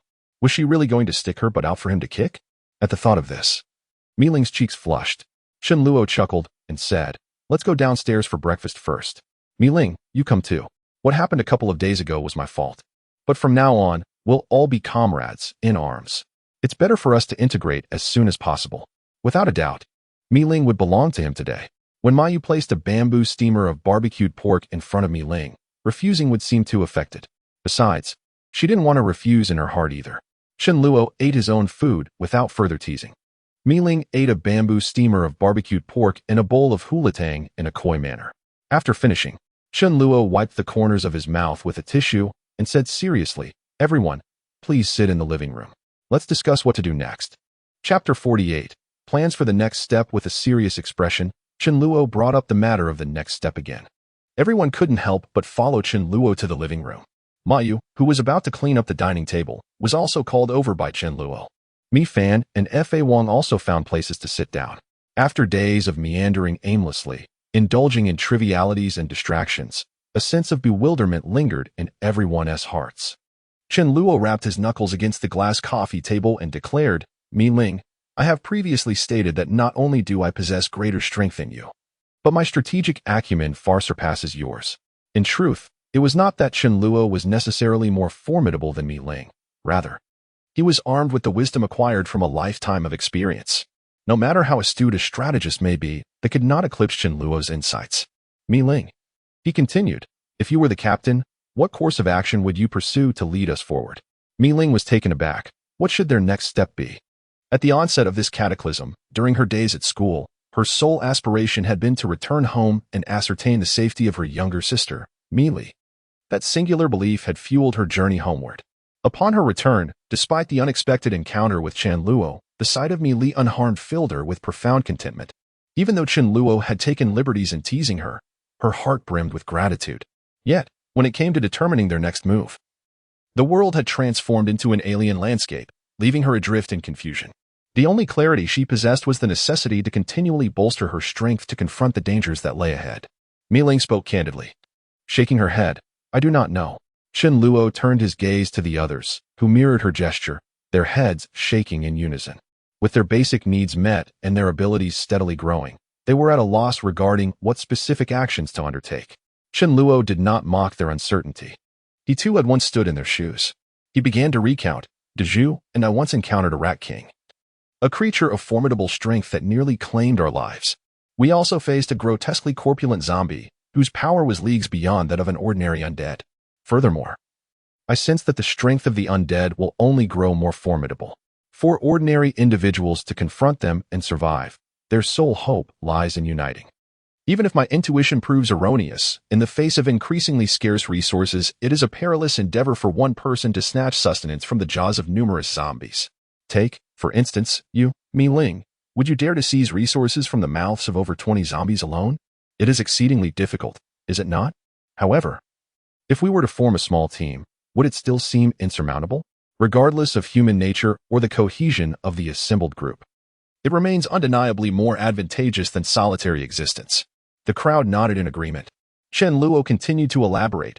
Survival through teamwork and communal living is an inevitable trend. No matter how strong an individual may be, they would be compelled to flee when faced with a multitude numbering in the hundreds or thousands.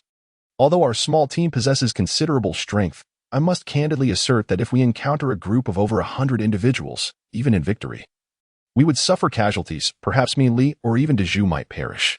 This is utterly unacceptable. We must either establish our own team or join an existing one. Only in this manner can we ensure our continued safety and survival. In my past life, Chen Luo, along with Su Deju, had to join a gathering point. There was no alternative, as failing to do so would render them vulnerable to oppression. In this lifetime, however, Chen Luo finds no necessity to join any group. He can thrive independently, with supplies sufficient to last a lifetime. When danger arises, a mere void walk allows for a swift escape. Yet, can others do the same? They cannot follow Chen Luo in his flight. Unless Chen Luo is still the same as in his previous life, cowering until the end, outliving everyone, and experiencing the loneliness of his previous life all over again. Then what on earth is the point of my rebirth? Meili completely agrees. If she doesn't join a team, she'll be bullied. On the way back, she often encountered the covetous gazes of many people. If she weren't strong enough, or if the number of opponents was small, she would have no chance of coming back alive. To be honest, I'm not one to submit to others. Why should I have to curry favor with others? Besides, Meili and Meili, you two beautiful sisters. What if someone asks you to sleep with them after you join a team? Don't you think there will be no one with ulterior motives then? With the collapse of order and people's desires unleashed, the experiences of two beautiful women can be easily imagined. Meili's face turned fierce. Whoever has designs on me and my sister, I'll castrate him. Chen Luo's face showed an awkward, forced smile. Chen Luo cleared his throat. So, it's completely impossible for us to join others' teams, yet we don't want to be bullied. Then our next step is to create a team, a larger one. But not just accept anyone. After Chen Luo's explanation, everyone suddenly saw the light. Indeed, they must form a larger team. Chen Luo said, "If the strength of zombies is getting stronger and there are too many zombies near the city center, any rational person would choose to run to the outskirts. If my judgment serves me right, it won't be long before many individuals rush to the outskirts, forming various gathering points. In my previous life, once the zombies evolved to level 1, they gained a modicum of intelligence and became significantly harder to exterminate. Their strength having also increased. Establishing gathering points in the city center would be tantamount to courting death. Those with the capability and fortune had no choice but to retreat to remote areas. One crucial detail that Chen Luo neglected to mention is that the apocalypse is not merely about zombies. Numerous plants, animals, and insects have undergone mutations. Even marine creatures have evolved, with some formidable sea beings capable of surviving on land, venturing onto the surface. Though few in number, their individual combat prowess is extraordinarily potent. This has compelled the survivors in coastal cities to seek refuge in the Divine City. Even more alarming is the near-total annihilation of humanity. Chun Luo's survival is not attributed to direct confrontation, but rather to his unparalleled ability to endure.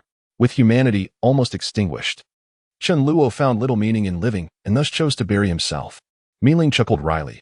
I truly do not possess the far-reaching thoughts you attribute to me. I also find your reasoning quite valid. Chun Luo smiled lightly, suggesting, then why not call me brother? This request might be somewhat difficult for Mi-Ling to articulate. However, you wouldn't renege on the earlier promise, would you? Chun Luo could hardly contain his excitement. Chapter 49. I let you kick, not hit. At last, the opportunity for revenge is at hand. Haha, Mi-Ling, you did promise to accept the wager. If you renege, the consequences shall be more than just a singular blow. Resisting would be futile. Chun Luo suppressed the thrill surging within him, clearing his throat. All right. Let's leave it at that for now. Expanding the team isn't an immediate concern. Mi-Ling, please accompany me to my room. I have some matters I wish to discuss with you privately. It would certainly be inappropriate to kick Mi-Ling in front of everyone. So it is best to fulfill their promise in a more secluded setting. Mi-Li, innocent and naive, genuinely believed Chun Luo had something important to share with Mi-Ling. Ma Yu cast a curious glance before proceeding to tidy up the dining table. Initially taken aback, Mi-Ling soon felt a flush rising from her pristine neck. Was he truly going to kick her? Yet, they had made a promise. Sighing, she mused, I am still too young. I fell for Chun Luo's ploy. How could he possibly add such embellishments without sufficient assurance? Gritting her teeth, Mi-Ling stood up, thinking, a kick is merely a kick. What significance does it hold? Chun Luo entered what was originally Mi-Ling's room, and she followed slowly behind him. The inquisitive Mi-Fan wished to tag along, thinking it reasonable to eavesdrop. But Mi-Ling shooed her away. Previously, Mi-Fan had remained silent, but what if she began to chatter incessantly in the future, or worse, used this incident against her at a crucial moment? Mi-Fan looked forlornly at the shut door, lamenting how kind Chun Luo was. After the door closed, Mi-Ling's complexion betrayed an unmistakable blush. With her back turned to Chun Luo, she feigned indifference and said, all right, if you're going to kick me, then do it quickly. Chun Luo regarded her with a puzzled expression. Do you have some misunderstanding about presenting your backside, or is your grasp of language lacking? Mi-Ling straightened her posture. She was not presenting her backside at all. Her already rosy cheeks turned a deep crimson, akin to a ripe apple. This was utterly mortifying. Is it really necessary to be so serious? Mi-Ling exclaimed in frustration. I don't quite understand why you feel the need to add the twist of kicking me. It was you who toyed with me previously, not the other way around. Have I offended you in any way? Perhaps you could suggest a different punishment. As long as it isn't too excessive. Indeed, for a normal person to wager with a girl, an overly bold action would merely involve a kiss.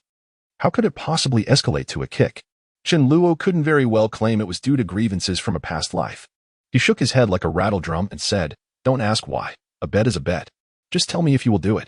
Mi-Ling, feeling both embarrassed and angry, wrestled with her thoughts before biting her lip and conceding, fine. Mi-Ling, will keep my word. She leaned against the wall opposite the bed, her elegant curves gently arching. Hurry up.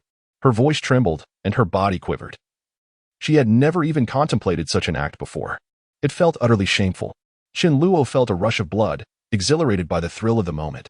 I am about to engage in such an act with the future female warrior, Ling Yinji. The thought was almost unbearable. Suddenly, Chun Luo hesitated.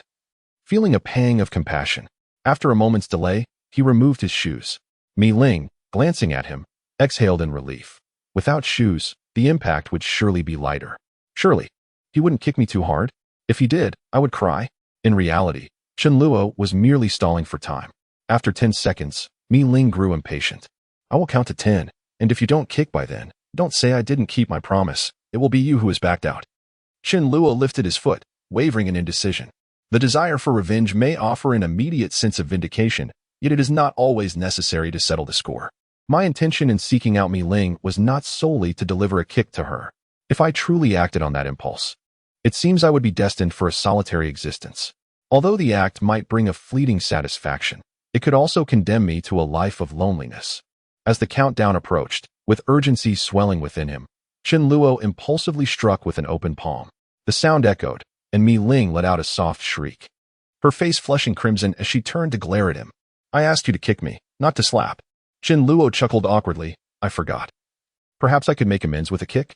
Anyone else would have succumbed to a fit of rage at such a suggestion. Mi Ling lunged at Chen Luo, her fury palpable. I will strangle you. Her hands gripped fiercely at his arm and waist as Chen Luo struggled to resist her assault. Caught in a whirlwind of pain and pleasure, it wasn't until he was breathless that she finally relented, her expression fierce as she warned. If you dare to speak of this, I will truly strangle you. If either Mi Li or Mi Fan were to learn of this, she would lose all semblance of dignity. Chen Luo nodded vigorously, resembling a chick pecking at grains. Mi Ling lingered in the room, needing a moment to regain her composure before exiting. Chen Luo suggested, let us have sister you prepare some of your favorite dishes for lunch. As a celebration of your official induction into our team, Mi Ling issued a stern warning. If you dare to toy with me again, I will turn against you. Chen Luo replied with a sheepish grin. If I continue to play tricks on you, I would be no better than a dog. The king of law interjected. Is that how you exhibit politeness? After Chen Luo went out, Mi Ling lay on the bed. Suddenly, something occurred to her, and she murmured in bewilderment, strange. He didn't even ask me what I liked to eat. Could it be that Mi Li told him? Chen Luo had asked Ma Yu to prepare lunch well in advance. Usually, there were 8 dishes, but today there were 12. Most of them were the ones both Mi Ling and Chen Luo loved. Gazing at the table laden with dishes, Mi Ling was filled with excitement. She knew that without Chen Luo, and if the apocalypse hadn't been mitigated, she might never have been able to taste any of the 4 dishes on this table in her entire life. When she was on her way home from school, what she worried most about was that her sister, Mi Li, might not have enough to eat, go hungry, or be in danger. However, look at how they were living now. It was like a paradise. Not only was Mi Li well protected, but they also had rich food every day. Thinking of this, Mi Ling raised the drink in her hand, stood up, and said sincerely, Thank you so much, Chen Luo, for taking care of my sister. Chen Luo smiled and replied, It's only natural. And indeed, it was only natural. Then they started the meal, just like when he was with Mi Li. Chen Luo ate heartily with big mouthfuls of meat. Influenced by him, Mi Ling also let go of her reserve. As Mi Ling chewed the spicy meat slices in her mouth, she exclaimed inwardly, Oh my, these meat slices are simply delicious. I've been charmed once again, but this time, I won't lose. After the meal, Chen Luo took a sip of tea and said to the contented Mi Ling, Mi Li, this place isn't an ideal residence. In the future, other survivors will rummage through it at least 8 times a day. It'll be quite bothersome. For a relatively densely populated neighborhood like this one, everyone knows that such neighborhoods are rich in supplies. Before long, there will be a multitude of people coming to search for supplies. Primarily, the terrain is unfavorable, and the field of vision is not broad enough. If there is a choice, it is advisable not to reside in high-rise buildings. Let's tidy up in the afternoon. There's no hurry. You can put anything in my space and leave tomorrow. Chapter 50. Recruitment at Night. During the process of the Dharma King absorbing the crystal, he suddenly howled. Instead of being startled, Chen Luo was delighted. This indicated that the Dharma King had reached the 3rd level. With each level of promotion, one's strength almost doubles. Presumably, apart from Chen Luo. The Dharma King is the 2nd person in the world to reach the 3rd level. Given the Dharma King's agility and speed, it can easily take on dozens of 1st-level ability users single-handedly. It will still take at least a week for Mi Lisu and Daju to reach the 3rd level. The next day, when it came to leaving the home where they had lived for more than 10 years, although Mi Ling and Mi Li were reluctant, since Chen Luo had spoken, deeming this place inappropriate, they had no choice but to move. The location Chen Luo chose was the original villa area of his own home. There were no high-rise buildings nearby, and the view was unobstructed. The entire villa area could accommodate the forces he established. To the far south of the community was connected to a mountain. If a zombie tide came, they could climb the mountain and retreat. It was a good location.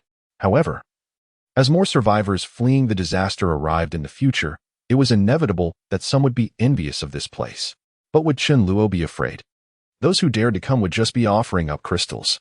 In the initial stage, at most, some small groups, consisting of a dozen or at most several dozen people, would come to cause trouble, and Chen Luo could easily handle them. After a period of development, with Chen Luo's knowledge and resources, his strength would far exceed that of others. What pleasantly surprised Chen Luo slightly was that his heavy-duty truck was still there. However, to his annoyance, all the fuel had been stolen. Fortunately, within Chen Luo's ability space, there existed some reserve gasoline. He had not stockpiled much fuel, as it was readily obtainable and became increasingly superfluous in the later stages. having just enough sufficed. The driver's cabin of the heavy truck, having lain idle for several days, had one window shattered, accumulating a thin layer of dust. After a brief tidying up, the group boarded the truck, which would soon serve solely for transporting goods. The notion of using the truck to ram into survivors was utterly impractical. No one would foolishly allow themselves to be struck.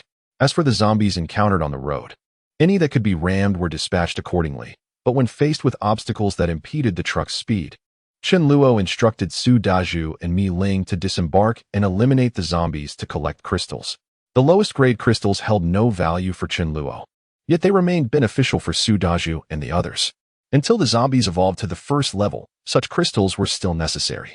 Chen Luo refrained from intervening, wishing for Mi Ling and her companions to gain some experience. As they approached a corner, a sorrowful cry suddenly pierced Chen Luo's ears. "Brother Fong, I beg you. Don't worry about us. Just run. Stop with the nonsense. If we are to die, let us perish together."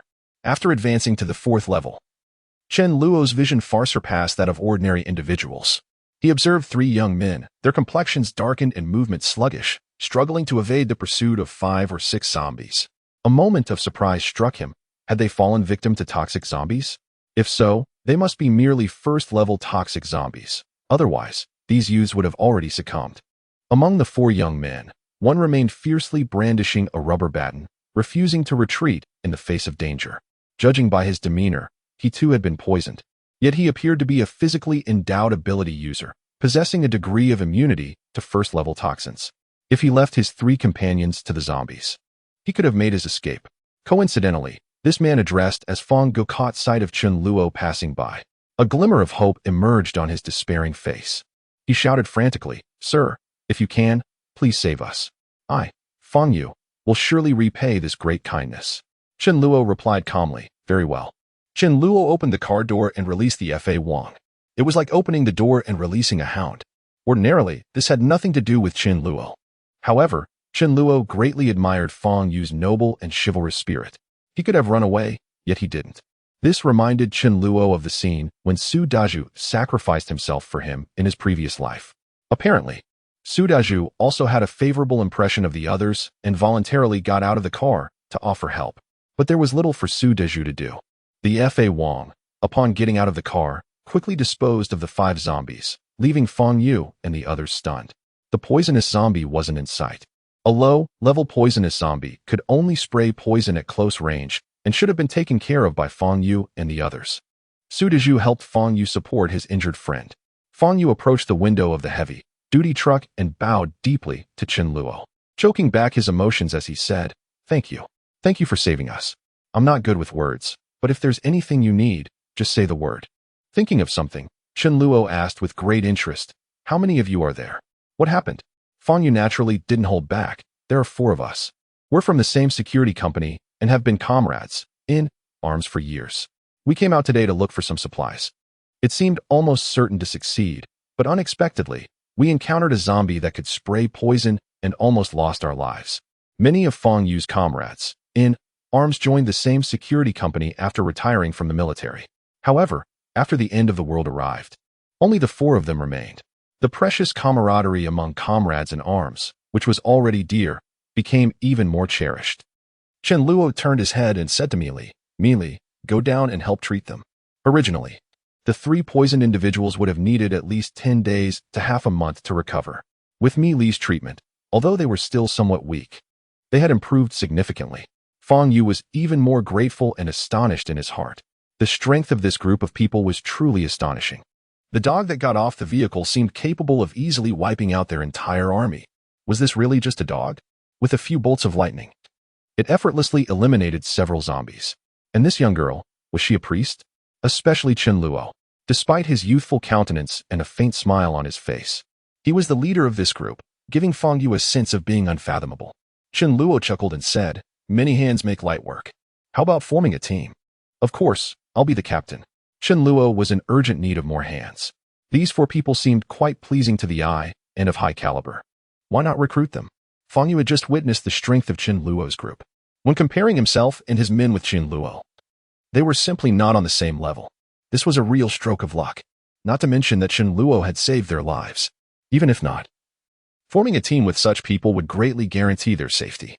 Fang Yu simply couldn't think of a reason to refuse. Fang Yu turned his head and glanced at his three brothers. None of them objected. He immediately clasped his fists towards Chen Luo and said, "Thank you for your esteem. You've also saved our lives. It would be ungrateful to refuse."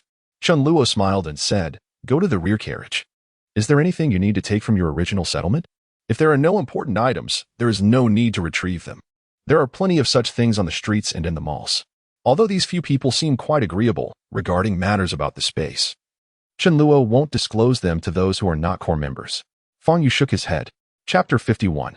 Only those who are sufficiently loyal get to eat meat. Mi Ling said, "These four people are truly good. They not only have the courage to fight against zombies, but also don't abandon their teammates in life and death situations." Chen Luo nodded. "It doesn't matter if their strength is a bit low. Quality is the key. Otherwise, if they run away when in danger, what's the use of having high strength?" Mi Fan also didn't sense anything unusual about these four people. When they arrived at the villa area where Chen Luo's home was, Chen Luo still parked the car in the old place. The zombies in the villa area that had been mostly killed by Chen Luo had now increased in number again. Zombies would keep wandering around. When they came to the door of his own villa, Chen Luo pointed to a villa next to it and said to Fang Yu and the other three, "There should be no one in this household. You clean it up first, and I'll come over to find you later." It was impossible for Chen Luo to live with Fang Yu and the others. Firstly, they hadn't reached the level of trust yet. Secondly, it was inconvenient. Fang Yu and the others nodded. As soon as Chen Luo entered the door, his face darkened. The window in the living room, which was originally tightly closed, had been smashed, and broken glass shards were all over the floor. There were signs that someone had rummaged through the place. With a little thought, Chen Luo knew that someone had come in to search for supplies. Most likely the survivors in the villa area. Shaking his head, Chen Luo didn't bother to find out who did it. "If anyone dares to come again when I'm at home, don't blame me for being ruthless." Chen Luo said, "Mi Ling, Mi Li, you two go to the third floor and choose a room. Dezhu and Sister Yu, you two still stay on the second floor. Then everyone do a general cleaning." Chen Luo himself would live on the third floor. His intention was as plain as the sun in the sky. On the third floor, Chen Luo's bedroom was in the middle. Mi Ling and Mi Li chose the remaining rooms on the left and right. He. Chen Luo took out the belongings of Mi Ling and Mi Li from the space and asked them to tidy up.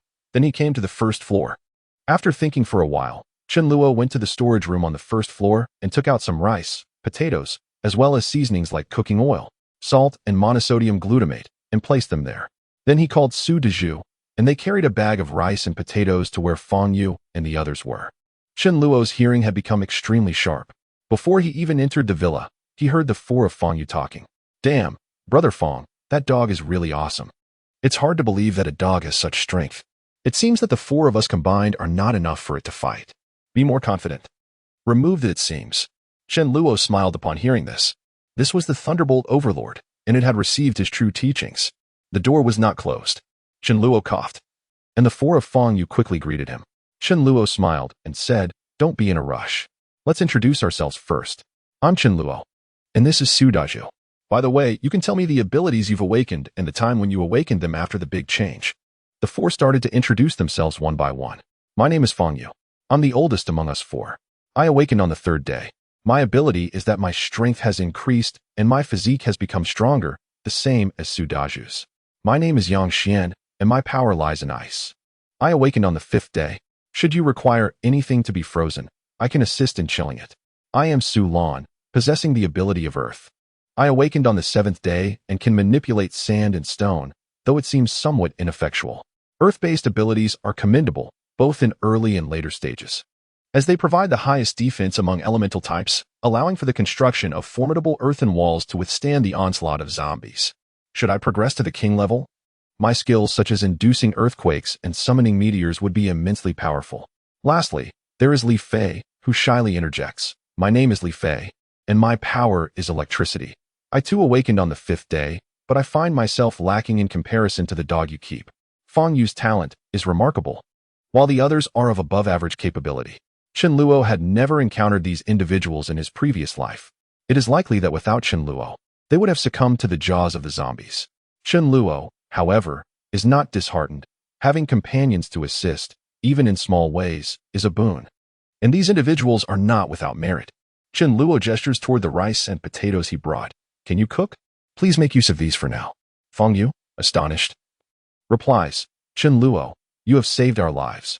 We have yet to repay you. How can we accept your provisions? We shall seek some for ourselves shortly. Chen Luo smiles gently. You are being overly formal. We are now a team. Sharing my provisions with you is but a trivial matter. After you have eaten, take a moment to rest. This afternoon, I would like you to organize the supplies from the villa area for centralized management. Should Fang Yu and the others perform admirably, Chen Luo believes they could indeed be valuable core members. At that time, I would divulge a few secrets of the extraordinary space, occasionally providing them with some meat. Now, to share the same sumptuous meals with them, feasting on lavish dishes daily, is nothing short of sheer folly. While I cannot consume it all, their lack of sufficient loyalty precludes any such indulgence. Su Dazhu is a brother. In a past life, he sacrificed himself to save Chen Luo. Thus, Chen Luo is willing to treat Su Dazhu to exquisite delicacies, ensuring that he never lacks what he desires. Mi Ling and Mi Li are future allies who understand the unspoken dynamics. Mayu serves as the royal chef, cultivated by Chen Luo as a trusted confidant, whose culinary skills are indispensable. Fang Yu is equally straightforward, nodding in agreement. Very well, let us see how we, the four brothers, perform henceforth. Chen Luo then produced a walkie-talkie, handing it to Fang Yu. This will facilitate communication in the future. This walkie-talkie operates without the need for a signal, with a maximum communication range of 2,000 meters, proving exceedingly useful in situations where mobile phones are inoperative. Upon returning home, Mayu lamented, Chen Luo, the natural gas here has been cut off. Shall we resort to using an induction cooker for our meals? Chen Luo, having anticipated this, retrieved 2 gas tanks from his space, delivering one to Fang Yu and the others. Survivors have little need for natural gas after establishing a gathering point. Should a fire be necessary, fire elemental abilities suffice, as there are few ingredients to sod, perhaps just boiling some rice. After the meal, at 2 o'clock in the afternoon, Chen Luo convened Fang Yu and the other 3. In the future, we will settle here permanently. First, conduct a reconnaissance of the entire villa area. For villas with occupants, leave them alone for the time being. For those unoccupied, search for supplies inside. Also, collect the matching car keys. Having a car will be more convenient. If there are other survivors, Chen Luo won't trouble them without reason. Let them fend for themselves for now. When we have more people, if they are suitable, invite them to join us. If not, give them some food and send them away. This is already a very gentle way of handling things. For those unreasonable ones who refuse to leave, they might not be allowed to leave at all. Chapter 52. This person is truly pitiable in the afternoon. Chen Luo summoned Fang Yu, Yang Xian, and 4 others, as well as Su Dezhu, Mi Ling, Mi Li, and others to the entrance of the villa. Everyone was divided into 2 groups, aiming to clear all 100 villas in the community within an afternoon. For villas with people, don't touch them for the time being. There must be other survivors in the community. Chen Luo won't drive them away for now. Firstly, there is no need to do so for the time being, and it would be too immoral. Driving them away is almost equivalent to killing them. Chen Luo isn't so bad as to harm those who have no enmity with him. Secondly, what would the people around him think of him? A person so cold-blooded would make anyone with a relatively correct outlook on life, values, and worldview feel disheartened. Without Chen Luo driving them away, they will come out to look for supplies when their own run out. They will either die at the hands of zombies or live well. Those who live well demonstrate good capabilities. If appropriate, Chen Luo wouldn't mind taking them in. Suddenly, Chen Luo, who has a sharp sense of hearing, heard the sound of a car approaching. Someone was driving into the villa area. The vehicle seemed to be of a considerable tonnage. Chen Luo took a few steps and turned his gaze towards the source of the sound, where he beheld 2 white buses entering the community. A group of people disembarked from the vehicles. Upon seeing the leading figure, Chen Luo muttered to himself, "How could I have forgotten about this devoted admirer?" In his previous life, Chen Luo had struggled for 12 years in a post-apocalyptic world. Akin to recalling events from the age of 9 for an ordinary person, significant matters and individuals remained etched in his memory. Yet, some recollections only resurface upon encountering the relevant circumstances. The leader of this group was a woman, seemingly named Mu Tiange, and she was indeed quite beautiful. However, Chen Luo felt indifferent towards her, for she was a psychological deviant. Mu Tiange held a certain notoriety in the capital, being the CEO and chief designer of a fashion design company. The scale of her business was modest, and her fame did not stem from her looks, but rather from her peculiar hiring practices. Her company exclusively employed women, particularly those without boyfriends, and married women were outright excluded. Most speculated that she harbored a psychological aversion to men. After the apocalypse, Mutinga, along with her employees, established a sanctuary for female survivors, although changes were later implemented. The reason she was deemed a psychological deviant was due to her stringent prohibition against romantic relationships among her subordinates. Any infractions were met with severe punishment. After all, who among them was devoid of desires? Even livestock have their instincts. Her most significant role, however, was as the foremost devotee of Mi Ling. Surprisingly, it was through Mi Ling's persuasion and the fervent discontent of her team that Mu Tiange begrudgingly accepted a limited number of male survivors. Among Mi Ling's many admirers, Mu Tiange was the most fervent, and it was rumored that she ultimately perished while saving Mi Ling, who subsequently succeeded her position. Even among the most devoted admirers, few are willing to sacrifice their lives for another. The title of the foremost admirer is indeed well-deserved. It is precisely due to Mu Tiange that even if Mi Ling possesses extraordinary talents and formidable strength, survival in the apocalypse would be a daunting challenge without his support. As Chen Luo reminisced, he recalled that Mu Tiange had ventured out with his subordinates to gather supplies and had even approached Chen Luo's home at one point, only to abandon the endeavor upon spotting someone inside. Confoundingly, Chen Luo felt a twinge of embarrassment upon witnessing a gathering predominantly composed of young women. One could hardly deny the temptation to join such a group. However, at that time, Mu Tiange had no interest in accepting male members, and thus, Chen Luo was summarily dismissed without a second thought.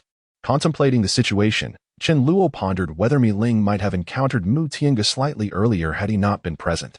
Should he conceal Mi Ling from Mu Tiange's gaze? No, that would be futile. Mu Tiange was indeed an ardent admirer.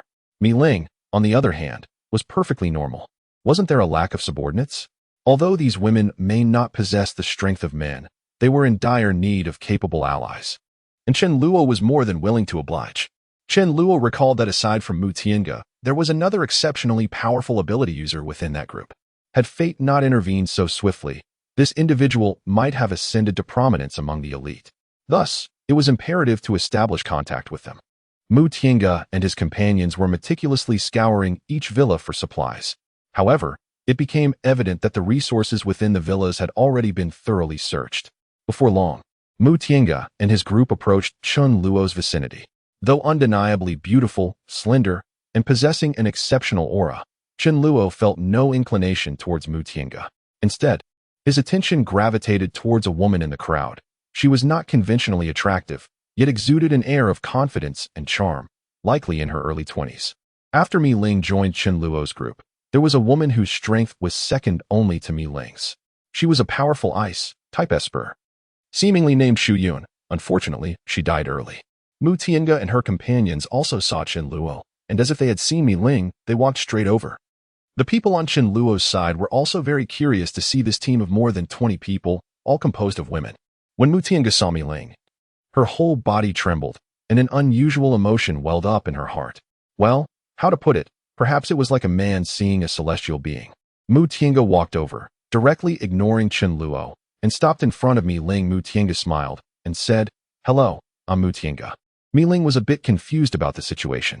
She had heard of Mu Tiange. The other party was polite, so Mi Ling also said politely, "I'm Mi Ling." Mu Tiange motioned to the team members behind her and smiled. "We're all women. What do you think of joining us?" Chen Luo cursed inwardly. They really didn't take him seriously, digging into his team right in front of him. Apparently, Mi Ling didn't disappoint Chen Luo.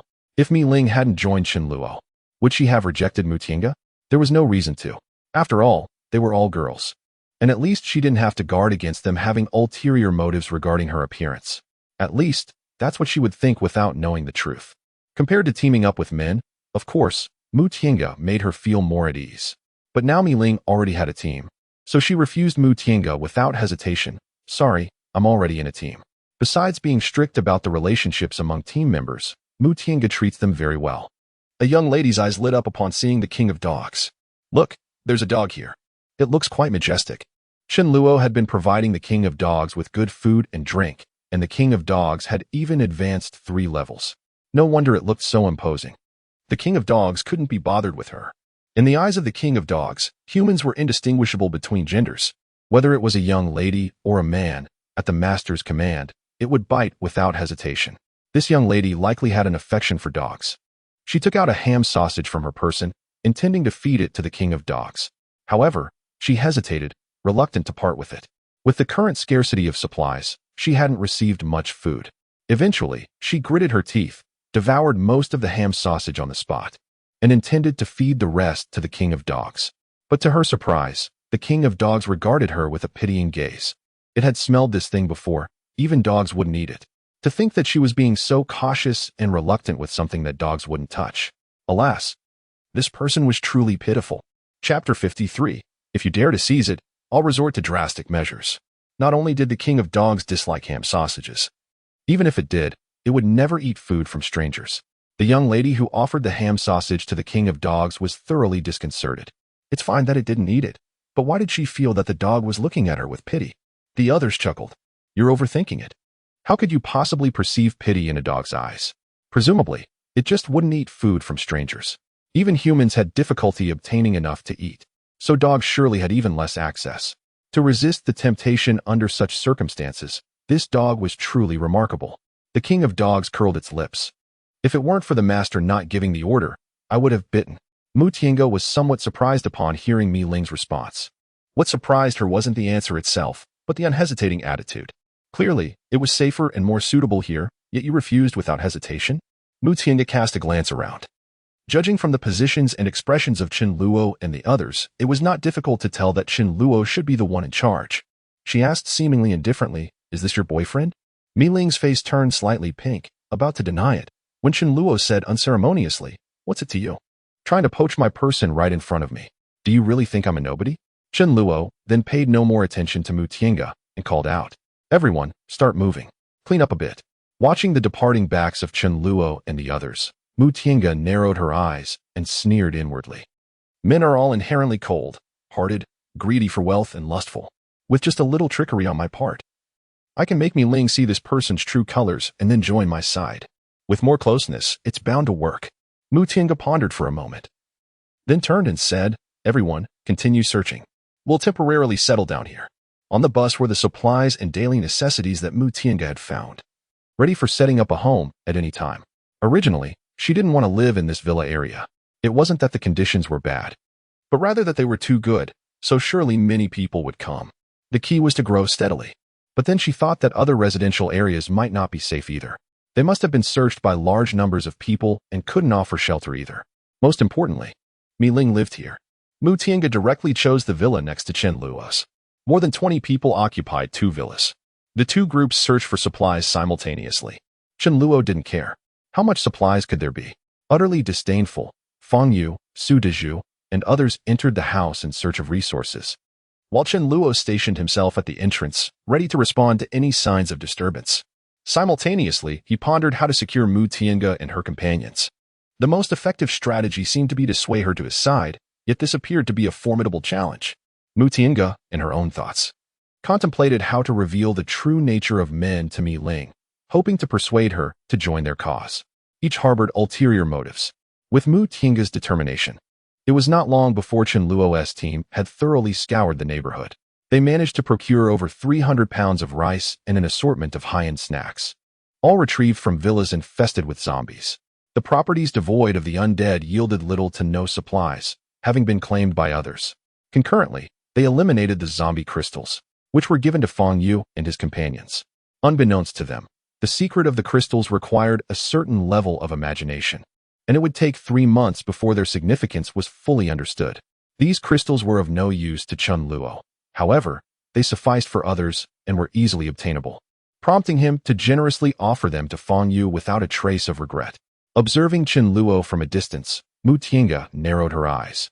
Suspecting that this young man was also aware of the secret behind the crystals, a notion likely conceived by Mi Ling, the gathered supplies were entrusted to Fang Yu. Meanwhile, Ma Yu commenced the cooking process, ensuring the kitchen windows remained tightly shut, as Chen Luo's kitchen exhaust system was remarkably efficient, allowing not a trace of smoke to escape. In contrast, Mu Tiange opted for a different approach, opening the windows and eschewing the exhaust, preparing to stir-fry some wilted cabbage and overripe potatoes. If not consumed promptly, they would indeed spoil. Despite her reluctance to part with them, she deemed it better than letting them rot. Mu Tiange urged a fellow cook, Xiaoling, "Please try to make it as flavorful as possible." Xiaoling, With a bitter smile, remarked, "Sister, without natural gas, we cannot even cook." Mu Tiange furrowed her brow. She had 4 sisters endowed with fire-based abilities, yet their powers were still rather feeble. Not only was their strength insufficient to prepare a meal, but they also struggled to control their abilities, often inadvertently burning the pots. What were they to do? With darkness descending, venturing out to seek a gas canister posed certain dangers. It was better to postpone that endeavor until tomorrow and make do with a meal today. Snacks were acceptable, yet consuming them for every meal would soon become tiresome. They had been unable to find any apparatus to generate electricity, rendering even the simplest rice dish impossible to prepare. Mu Tiange listlessly munched on a yolk pastry, taking small sips of water, reluctant to drink too much. One of her sisters had suffered greatly after consuming contaminated water, nearly succumbing to severe stomach pain. Water was indeed a precious commodity. Perhaps Mi Ling found herself in a similar predicament. An idea sparked in Mu Tiange's mind. Her eyes lighting up, this could be an exquisite opportunity to garner affection. Gritting her teeth, she retrieved a package of roasted duck from the supplies in the living room. This roasted duck was of the kind that came in a plastic bag, laden with preservatives. While it was termed roasted duck, those who had tasted it would scoff at the notion. Such fare was unfit even for dogs. This delicacy was rare, typically found only in large supermarkets, never in smaller shops. The challenge of acquiring it was no small feat. Mu Tiange had scavenged it from a household. In total, there were 5 bags, and they had divided 3 among themselves, leaving 2 remaining. Among the group of sisters, some wore expressions of delight, while others cautioned, "Sister, let us conserve it for another time. It will be hard to find again." Did they truly believe she would share this with them? Mu Tiange fetched a plate and placed the roasted duck, weighing a mere 500 grams, upon it. The duck, enhanced with artificial coloring, appeared quite appealing. The packaging had been torn open, and a group of young women gathered around. And although the numbers were many, the duck was small, yet everyone managed to secure a piece of meat. Ultimately, Mu Tiange, holding the plate, made her way outside. Shuan paused momentarily, inquiring, "Sister, where are you going?" Mu Tiange replied, "I am going to deliver this to Mi Ling." The others were momentarily stunned, and one girl exclaimed, "Sister, we risked our lives to snatch this from the clutches of zombies, and you're giving it to someone else?" Anyone in her position would feel discontented. Mu Tiange reassured them, "I sense that Mi Ling is quite remarkable. Exchanging this roasted duck for a sister seems worthwhile, does it not?" A devoted admirer always finds a justification. Mu Tiange's preferences remained concealed for the time being. Although the group was displeased, they could not sway her decision. With the roasted duck in hand, Mu Tiange arrived at Chun Luo's residence, but the door was closed, and she could not enter through force. Suddenly, a dog appeared. It was Fa Wang, who glanced curiously at her arrival. Mu Tiange exhibited a wary expression, pondering whether this dog might leap forth to snatch her roasted duck. "Should you dare to take it, do not blame me for being ruthless." Chapter 54. I bring you cucumbers. Mu Tiange was a rare mental type ability user, capable of employing psychic attacks and manipulating objects such as iron needles and daggers. However, at her current secondary level, she was unable to execute mental assaults. Nonetheless, she could still manipulate objects and retrieve items from the air. Yet, she mused, would Fa Wang really take an interest in such trivialities? Woof, woof, woof. The king of law barked, declaring that before him, one was less appealing than the aroma of braised pork. "Do not employ your charms," he continued.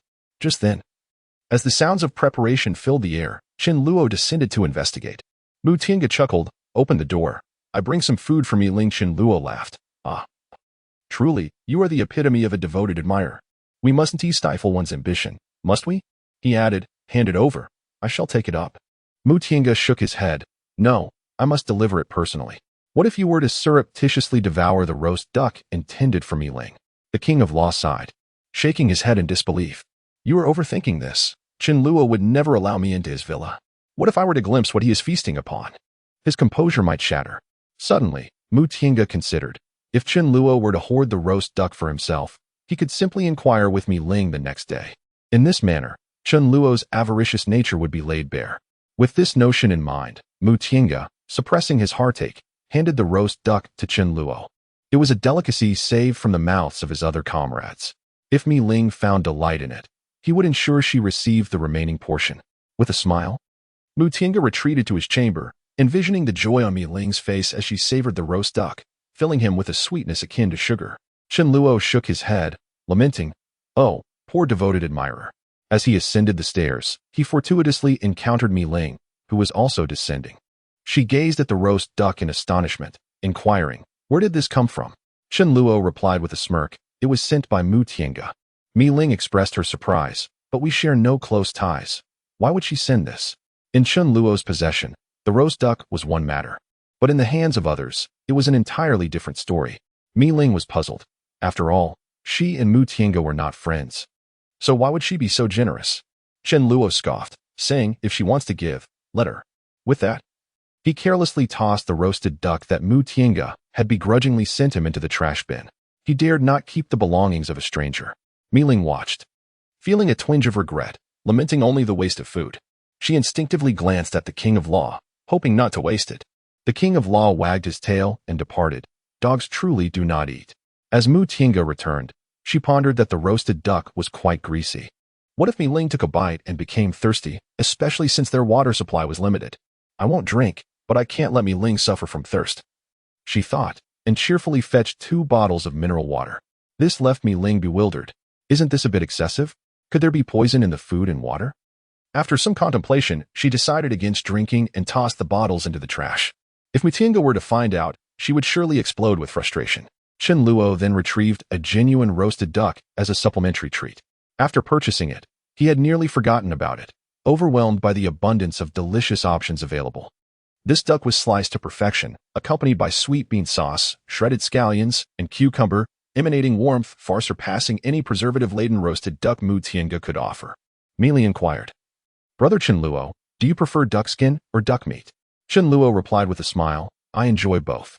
Mi Ling carefully selected the golden, crispy duck skin, spread sweet bean sauce on it, and added some scallions. However, she did not eat it herself. Instead, she first offered it to Chen Luo. He felt deeply touched. If his hands weren't greasy, he would have loved to pat Mi Ling's little head. "Your kindness is truly not in vain." Mi Ling, observing with suspicion, wondered, "Isn't this meant for me? Could this little girl be?" Perhaps so. When she was most in need of protection, Chen Luo appeared and treated her so well. The two were only 3 years apart. Whether at present or in the future, no one is more suitable for Mi Ling than Chen Luo. Mi Ling would feel at ease seeing this. If she were handed over to someone else, Mi Ling would never feel at ease. But why do I feel a bit jealous? Suddenly, the food on this table doesn't seem so delicious. The next day, Mu Tiange seized an opportunity and asked Mi Ling, "Is the roast duck delicious?" Mi Ling smiled awkwardly and said, "Yes, it's delicious." Mi Ling finally experienced what it was like when she first returned home with 2 classmates. They took out wrinkled bread and asked, "Mi Ling, why don't you eat?" Although there is a big gap between bread and roast duck, it's the same to Chen Luo. Even a dog wouldn't eat it. Mu Tiange smiled and said, "I'm glad you like it." Mi Ling asked the question that had been bothering her. "Why did you give me roast duck?" Mu Tiange laughed and said, "I just feel that we have a connection. The moment I saw you, I felt a natural sense of intimacy." If a man had said this, Mi Ling would have immediately judged that this guy had intentions towards her and told him to get lost. But this was a woman, and at this time. Mi Ling didn't know Mu Tiange well. That night, despite the strong opposition of her sisters, Mu Tiange resolutely brought the last roast duck and 2 bottles of mineral water again. Another roast duck was added to the trash can. Chen Luo thought to himself that he couldn't just do nothing and needed to enhance his goodwill towards the girls opposite. But what should he give? Without a word, I casually grabbed some hearty dishes. How could my favorability not soar? Yet, I am no sycophant. Why should I? A mischievous smile crept across Chen Luo's face as thoughts swirled in his mind. In the vegetable section, he discovered dozens of tons of cucumbers, selecting a few that, despite their less than perfect appearance, were quite large. "I bring you cucumbers. Cucumbers are wonderful. They're good for your complexion." In total, Chen Luo gathered 30 cucumbers. Unsure of the exact number of recipients, but 1 for each would suffice. "Open the door. I'm delivering cucumbers." The one to answer was Xu Yun, who would later be known as the second most powerful ice elemental user after Mi Ling. She opened the door with a hint of caution and inquired, "What brings you here?" Chen Luo lifted the packaged cucumbers. "You deliver roast duck, and I have brought you some cucumbers." As Xu Yun began distributing the cucumbers among the group, excitement erupted among the girls. "Cucumbers! It's cucumbers! I want to eat cucumbers. Don't wash them. The excess water makes them hard to eat. Let us eat them raw. I can't eat them. I can't bear to." A few mischievous onlookers exchanged sly glances at the girl who refused to eat. Mu Tiange's expression soured. were it not for her desire to connect with Mi Ling. She would not even spare Chen Luo a glance. She resolutely refused to consume anything offered by a man. In her heart, she mused that she had already garnered considerable favor from Mi Ling, especially after having shared her roast duck. It was time to take the next step, to reveal the true nature of that insufferable man. She plotted to create a crisis, hoping to expose Chen Luo's cowardice when faced with life and death. Once unveiled, would Mi Ling still cling to him? Chapter 55. The dog slayer Mu Tiange sought out Chen Luo. I wish to collaborate with you on a matter. Chen Luo smiled and inquired, pray tell? Mu Tiange responded, there lies a vast Darren shopping mall 3 miles to the east, abundant in supplies. However, I anticipate that the number of zombies there is equally substantial, and I cannot guarantee a successful endeavor. You have 8 or 9 individuals on your side. Thus, I propose a collaboration. If we can secure the resources there, the food would suffice for at least a year, and the daily necessities would last for decades. Upon completion, we shall divide the spoils, with you receiving 3 parts and I 7, considering our greater manpower and the corresponding effort involved. Chen Luo was taken aback. That mall was indeed the very one she and Mi Ling had previously visited, the only large shopping establishment in the vicinity. She had already gathered most of the supplies inside. What was the purpose of returning, merely to witness zombies dance? Chen Luo decisively shook her head. No, I am rather timid. There are at least hundreds of zombies within, and I dare not venture in. Mu Tiange was left speechless. Your lack of courage is one thing, but your blatant admission is truly pitiful. How could Mi Ling have chosen you and your group? Indeed, I have not misjudged. This individual is cowardly and fearful of death. Mu Tiange urged, if we do not seize the resources promptly, by the time you muster the courage to attempt it, there may be no opportunity left. Chen Luo chuckled. You have already missed your chance, and declined once more. Mu Tiange clenched her teeth, 50-50. After acquiring the goods, we shall each take half. Chen Luo immediately regarded her with suspicion, pondering her intentions. If Mu Tiange were aware of Chen Luo's true capabilities, a 9-1 split would not be unreasonable. Yet she remained oblivious. Moreover, considering Mu Tiange's aversion to men and her apparent superiority over him, why would she so generously share her resources? What is the true intention behind her actions? Chen Luo called out, Rice. The cat, Rice, who was lounging on the sofa, perked up at the sound, approaching Chen Luo with a puzzled expression. Despite the newfound wisdom, Rice maintained its habitual grooming, though perhaps with less focus on its paws. After feigning contemplation for a moment, Chen Luo declined once more and retreated into the room. He inquired of Rice, does this person harbor ill intentions? Rice, seemingly perplexed, nodded affirmatively, yes, but why? What did you do to provoke her? Chen Luo gave Rice a firm pat, exclaiming, if you ask me, who should I inquire? Trouble often descends unexpectedly upon one's home. However, you have misdirected your ire and encountered a formidable barrier. Mu Tiange left in frustration, deeming this man excessively timid and lacking in courage. Initially, she had intended to orchestrate a minor scheme in the marketplace, hoping to ensnare Chen Luo and Mi Ling in a perilous situation, thereby revealing Chen Luo's selfish and ugly nature when Mi Ling was at her most desperate, allowing the hero to come to her rescue. However, to her dismay, he proved to be far too cowardly, unwilling to seize an obvious opportunity. If the fish refused to bite, what then? A figure of a man flashed through Mu Tiange's mind, prompting her to seek his assistance. Chen Luo squinted as he observed Mu Tiange depart, contemplating the optimal union of their paths, a harmonious convergence of yin and yang. A partnership between genders often yields greater efficiency. In a past life, Mi Ling had flourished significantly, thanks in no small part to the contributions of her female allies. After all, the presence of too many sycophants was undeniable. Among the female survivors, at least half of the capable ones had allied with Mi Ling. When there are a large number of young ladies, there are also many obsequious men vying to come in. After the apocalypse, with few forms of entertainment available, it seems that the most interesting thing might be procreation. If there were only a bunch of men in the base, well, troubles would surely occur sooner or later. Women also need to find some support to protect themselves or communicate with each other, which is a mutually beneficial situation. However, Mu Tiange doesn't associate with men, rejecting the entry of any male, let alone uniting and following Chen Luo, a man. This is quite difficult. In the previous life, it was only due to Mi Ling's strong request for the development of the base and the strong dissatisfaction of the young ladies that Mu Tiange made a concession. At this current point in time, it is very difficult. The best and quickest way is actually to get rid of Mu Tiange. Once this obstacle is removed, Chen Luo can showcase his strength and bring out dozens or even hundreds of tons of rice.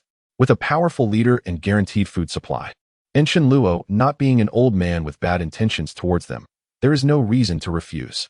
As for Chen Luo's side, what is the best way for Mu Tiange to let Mi Ling join? It is also to remove Chen Luo, this stumbling block. Chen Luo didn't mention uniting because he knew it was impossible, and Mu Tiange didn't mention it either because she didn't want to accept the men from Chen Luo's side. Chen Luo looked at Mu Tiange's back, his expression turning cold. Originally, I didn't intend to take action against you. But it seems you have struck the first blow with ill intentions towards me. Then don't blame me. As long as there is no threat to me, everything can be easily resolved. But if there is a threat, then I can't let it go. It's better to strike first rather than waiting for the opponent to make a move. But a proper time has to be chosen to assassinate Mu Tiange. Damn it. This wretched woman. Could it be that in order to be with Mi Ling, she actually intends to get rid of me, her love rival? In my previous life, I never saw that Mu Tiange could be so ruthless. Whom should she send for the assassination? Su Daju won't work. Not to mention that it's a bit difficult to succeed. He might even be killed instead. Mu Tiange is extremely vigilant against men. Chen Luo couldn't possibly let Su Daju take such a risk. If the four of Fengyu had sufficient strength, they could be considered, but obviously they couldn't succeed. Then, Chen Luo shifted his gaze from Mi Fan to Fa Wang, who would be on guard against a dog. It's so suitable. In case of exposure, they could say that Fa Wang went crazy and shift the blame onto it. Given the opportunity, Fa Wang could spray her to death in at most 2 tries and then attract a horde of zombies. Chen Luo patted Fa Wang's head and said, "Understand what I mean? It's up to you." Fa Wang nodded. "I'm a dog assassin. To put it in a more elaborate way, I'm an assassin sent by that despicable person." But Chen Luo miscalculated. Mu Tiange didn't give Chen Luo this chance. After Mu Tiange left, she returned to her villa and summoned everyone. "Let's go out to look for supplies." Of course, Mu Tiange wouldn't reveal her intention to embarrass Chen Luo. Her public persona wasn't like that. 2 large buses drove out of the community. Fa Wang wagged its tail, thinking to wait for their return and find another opportunity. The master said there was no hurry. "I'm an assassin. I have no emotions, nor money." Fa Wang never thought that one day it could become an assassin. Once there's a first time, there will be countless times. The dog's life is full of weariness. Mu Tiange directed them to an old and small residential area nearby. Shu Yun inquired with a hint of confusion, "Sister, what brings us here? We have already searched this place." Mu Tiange responded with a smile, explaining, "This community lacks a natural gas pipeline. They still rely on coal gas. During our previous search, we neglected to take this coal gas with us." The group suddenly understood. Without hesitation, Mu Tiange strode towards a specific unit, aware that someone resided there. Chapter 56. Brother Feng. Mu Tiange ascended to the 3rd floor and knocked on the door of Unit 301. The person she sought was within, though she was uncertain if he was home. Merely knocking might not elicit a response, so she proactively called out, "Brother Feng, are you there?" With a swift motion, the door swung open, revealing a slightly plump young man with disheveled hair. The individual known as Brother Feng's eyes sparkled upon seeing Mu Tiange. He bowed slightly, saying, "Ah, it's Miss Mu. How could I dare to be called Brother Feng in your presence? Please, call me Xiao Feng or Fengzi."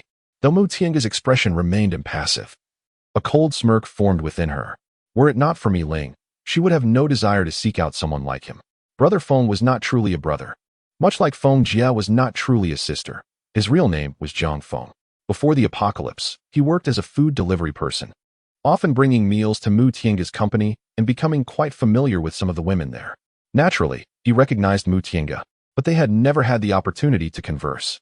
During her previous visit to this community, Mu Tiange had encountered Zhang Feng, who had persistently sought to join her ranks. Such a notion was utterly preposterous and met with a ruthless rejection. Now, as she contemplated how to deal with Chen Luo, she recalled Zhang Feng.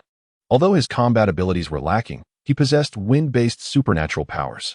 Even if it is the same superpower, different comprehension abilities lead to different skills grasped. The skill Zhang Feng grasped is Self, named Lingbo Weibu, enabling him to run extremely fast. Currently, it is difficult for zombies to catch up with Zhang Feng. Mu Tiange plans to have Zhang Feng attract some zombies to Chen Luo's villa, so that Chen Luo's true colors are revealed. Then she will arrive at the right moment to save Mi Ling. Firstly, Zhang Feng is indeed suitable for this task, and it is relatively safe. Secondly, Zhang Feng is not one of her people, and Chen Luo doesn't know him. Mu Tiange briefly explained the matter. Zhang Feng's smile froze, and he said with an embarrassed look, Of course I'm willing to help President Mu if I can, but isn't this harming someone? Mu Tiange explained. After you lead the zombies there, I'll show up and take care of them. I'm punishing a scumbag. What, are you going to help a scumbag? Or are you a scumbag yourself? Jiang Feng immediately shook his head. I'm definitely not a scumbag, and I also detest scumbags the most. But this favor. Jiang Feng looked at Mu Tiange without speaking. I can't do it for nothing, right? You have to meet my demands. Mu Tiange sneered inwardly. After it's done, I can let you join us. Jiang Feng was overjoyed. Thank you, President Mu. I'll surely perform well. He was a perfect sycophant. Mu Tiange and Jiang Feng agreed on the number of zombies to attract and the time to lead them over, and then she left. The time to lead them over was right away. When Mu Tiange went downstairs, she felt contemptuous in her heart. It was said that this person not only always liked to call himself your brother Feng, but his online ID was something like your brother Feng from the sky, blasting gang. The girls carried gas cylinders downstairs one by one, murmuring in their hearts that it would be nice if a man could give them a hand at this moment. Men are responsible for labor, while women handle cooking and laundry. Is this not a perfect match? Some women tremble uncontrollably, not from exhaustion, but from an innate fear of gas canisters. Dreading the moment one might explode unexpectedly. 2 buses, only loaded with 20 gas canisters, could carry no more due to limited space. Mu Tiange called out, leading his group away. Checking the time, Jiang Feng also began to take action.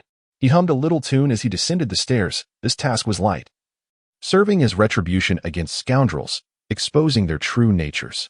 Truth be told, I also wish to be a scoundrel, but my abilities do not permit it. Soon, Shaoling, Brother Feng will be able to spend all day with you, he chuckled. Before the apocalypse, Jiang Feng had taken a liking to a gentle and petite girl in Mu Tiange's company. However, the disparity between them was considerable. One was a food delivery worker, while the other was a workplace beauty. Mu Tiange had no intentions. He was self-aware, knowing he could not maintain such a relationship, nor did he desire it. He could sense Mu Tiange's disdain for him. Nevertheless, for Shaoling's sake, enduring the cold stares was a small price to pay. Jiang Feng murmured, my brother, Dezhu, works as a security guard in that villa area. I couldn't find him last time, but I shall search again. Jiang Feng changed into a short-sleeved blue t-shirt, wielding a wooden longsword. Hasage, he waved the longsword, feeling somewhat disappointed that he could not conjure a tornado. More practice was needed. One day, I shall become a man like the wind. Jiang Feng descended the stairs, effortlessly dodging the few zombies wandering the neighborhood. Upon reaching the road, he concentrated his extraordinary power into his legs, instantly propelling himself forward like a rocket. With his current second-tier prowess, his speed can astonishingly reach 24.5 meters per second. Mastering the utilization of wind-based abilities has enabled him to achieve this velocity. For other wind manipulators, attaining even half of this speed would be commendable. Chen Luo, at the 4th tier, is still unable to match the speed of Jiang Feng when he employs his abilities, unless he resorts to void walking. The Mage King's short-term burst of speed can barely rival Jiang Feng's. Of course, utilizing such abilities would deplete Jiang Feng's energy when there are not many zombies nearby. He relies on his physical prowess to run. Before the apocalypse, Jiang Feng was an amateur parkour enthusiast. Observing the horde of zombies he had outpaced, he laughed heartily. You can't catch me, ha ha ha. While he could easily evade them, actually taking down zombies required him to seek out the isolated ones. Soon, leveraging his speed, Jiang Feng safely arrived near the villa district belonging to Chen Luo, where he began to attract the zombies. He maintained a careful distance, creating the illusion that they could catch him. Mu Tiange advised that a number of 30 to 40 zombies would be optimal, not exceeding 50, as that would complicate matters for her. It would be detrimental to mismanage the situation. After considerable effort, Jiang Feng successfully lured over 30 zombies. Following the villa number provided by Mu Tiange, he effortlessly located Chen Luo's residence. Before the apocalypse, he often delivered food here. Arriving ahead of time, Jiang Feng reached the gate of Chen Luo's villa and opened the iron gate in the yard. The gate remained unlocked during the day for convenient access, only to be secured at night. Whether locked or not, it mattered little. Zombies could not open doors, and ability users could easily leap over. Even if locked, it posed no challenge to Jiang Feng. A locksmith-challenged supernatural being does not make for a commendable delivery person. Jiang Feng intended to lure the zombies into the villa when, to his astonishment, he beheld 2 individuals and a dog gazing at him within the premises. The dog, a regal creature, was accompanied by Su Dazhu and Chen Luo. Jiang Feng exclaimed in surprise, Dazhu, what brings you here? The dog prepared to advance and bite this uninvited guest, but Chen Luo intervened. Su Daju, filled with delight, remarked, "Brother Feng, is that you?" The zombies lurked behind him, and Jiang Feng had no time to converse. His original plan was to direct the zombies into the courtyard. However, with Su Daju present, such a course of action became untenable. "Curse it, Mu Tiange had neglected to inform me that my friend was inside. I cannot jeopardize my friend simply to join you." Chen Luo interjected, "Isn't this your brother Feng? In your previous life, you met a rather tragic end. In a past life, the scheming Chen Jing had absconded with all the supplies belonging to Chen Luo and Su Daju, just as they were nursing their wounds. At that juncture, the zombies had all evolved to level 1, with some even beginning to reach level 2, and the easily accessible supplies had nearly been depleted. Chen Luo and Su Daju had endured considerable suffering. Now, a man of swift stature, your brother Feng, had arrived. Su Daju and Jiang Feng shared a strong camaraderie. They often engaged in gaming sessions together after work. Jiang Feng frequently encountered Su Daju during his delivery runs. Known for his integrity and loyalty, Jiang Feng would often include Chen Luo in their endeavors. Utilizing his speed, Jiang Feng took on the role of attracting the zombies. While Chen Luo and Su Daju focused on securing supplies, Jiang Feng would split the bounty in half. Chen Luo and Su Daju would take their share, with Chen Luo having no objections, for it was Jiang Feng who bore the greatest risk. Within a few days, Jiang Feng met his demise. His approach of attracting zombies through sheer speed was akin to dancing on the edge of a blade. There was no room for error. Should he be attacked by the undead, resulting in injury, it would spell certain doom. At that moment, Chen Luo was oblivious to how Jiang Feng had fallen. He only heard a chilling scream as Jiang Feng was encircled by zombies. Gritting his teeth, Chen Luo prepared to divert the zombies to assist Jiang Feng, but by then, Jiang Feng had already breathed his last. His death was gruesome, as he was torn apart by the ravenous horde. Chen Luo had not anticipated encountering Jiang Feng again. Had they not been acquaintances, he would have allowed the King of Law to finish him off without hesitation. There was no animosity between him and Jiang Feng. So why had he led the zombies to his villa? This required clarification.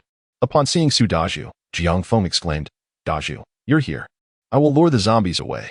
Initially intending to enter the courtyard, Jiang Feng immediately turned and ran with the zombies to a more distant location. Chen Luo pondered. Jiang Feng's original intention had been clear. He aimed to draw the zombies towards himself. However, upon seeing Chen Luo and Su Daju, he redirected the horde. There was no grudge between them, and since Su Daju was his friend, such behavior was inexplicable. The only plausible explanation was that he was being manipulated. Recently, Chen Luo had made enemies. There were many, but the only survivor among them was Mu Tiange. As this thought crossed his mind, Chen Luo's expression darkened. Heaven offers a path that you refuse to tread, while hell has no gates, yet you choose to enter. What a cunning maneuver, if I were an ordinary person. Such a horde of zombies drawn to me could very well have led to my demise. First, I must confirm the situation with Jiang Feng. Before long, Jiang Feng, who had shaken off the zombies, ran over and laughed heartily, saying, "Daju, you're here. I'm sorry. Bringing so many zombies here might have scared you." Su Daju also smiled and said, "Yes, brother Feng. I knew you wouldn't bring zombies to harm me." However, Chen Luo said, "Was it Mu Tiange who asked you to bring the zombies here?" Jiang Feng was astonished and said, "How do you know?" There were only he and Mu Tiange present at that time. Could it be that Chen Luo is that heartless man? Or could it be that you jilted Mu Tiange and caused her to take revenge? Impressive. You can even handle someone like a shrew. Chen Luo snorted softly. As expected, it was Mu Tiange who was up to mischief. Damn it, she can't be left alive. I have to kill her even if it means using force. Who knows what other tricks she'll pull. Although I'm not afraid, I can't guarantee that the people around me won't fall into her traps. Chen Luo then asked, "Did anyone else know that Mu Tiange asked you to attract the zombies?" Jiang Feng smiled bitterly and said, "No, there were only the two of us at that time. She said she wanted to punish the heartless man and that she would show up at a crucial moment." Just as Chen Luo was about to say something, a roar that seemed to carry pain was heard.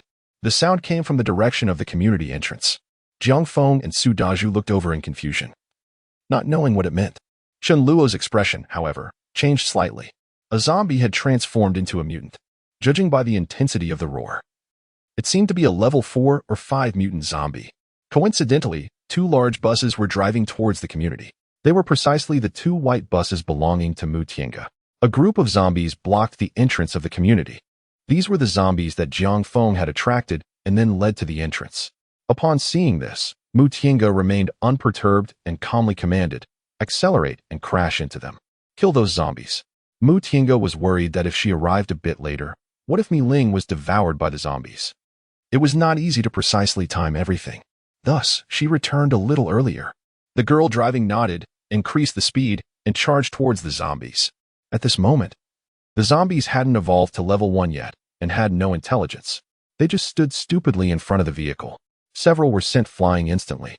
But one zombie dodged to the side and stared coldly.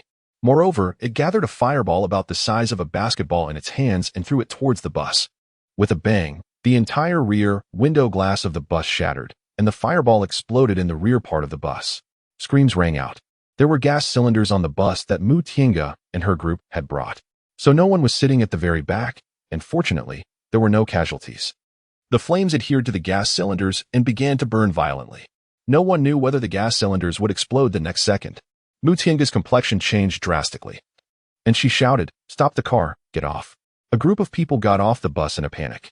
The zombie had already condensed the next fireball and threw it into the crowd. 2 girls were killed on the spot. Mu Tiange's face turned slightly pale involuntarily. How could there be such a perverted zombie? Mu Tiange said tremblingly, "Sisters, focus fire on it." All the girls with long-range attack abilities trembled as they gathered their superpowers and attacked the zombie. But this was not a low-level zombie. It wouldn't stand still to be attacked. Mu Tiange's strikes were swift. She merely needed to wield her mental prowess to control the fruit knife she carried. The knife floated mysteriously in midair, swiftly lunging towards the zombie's neck.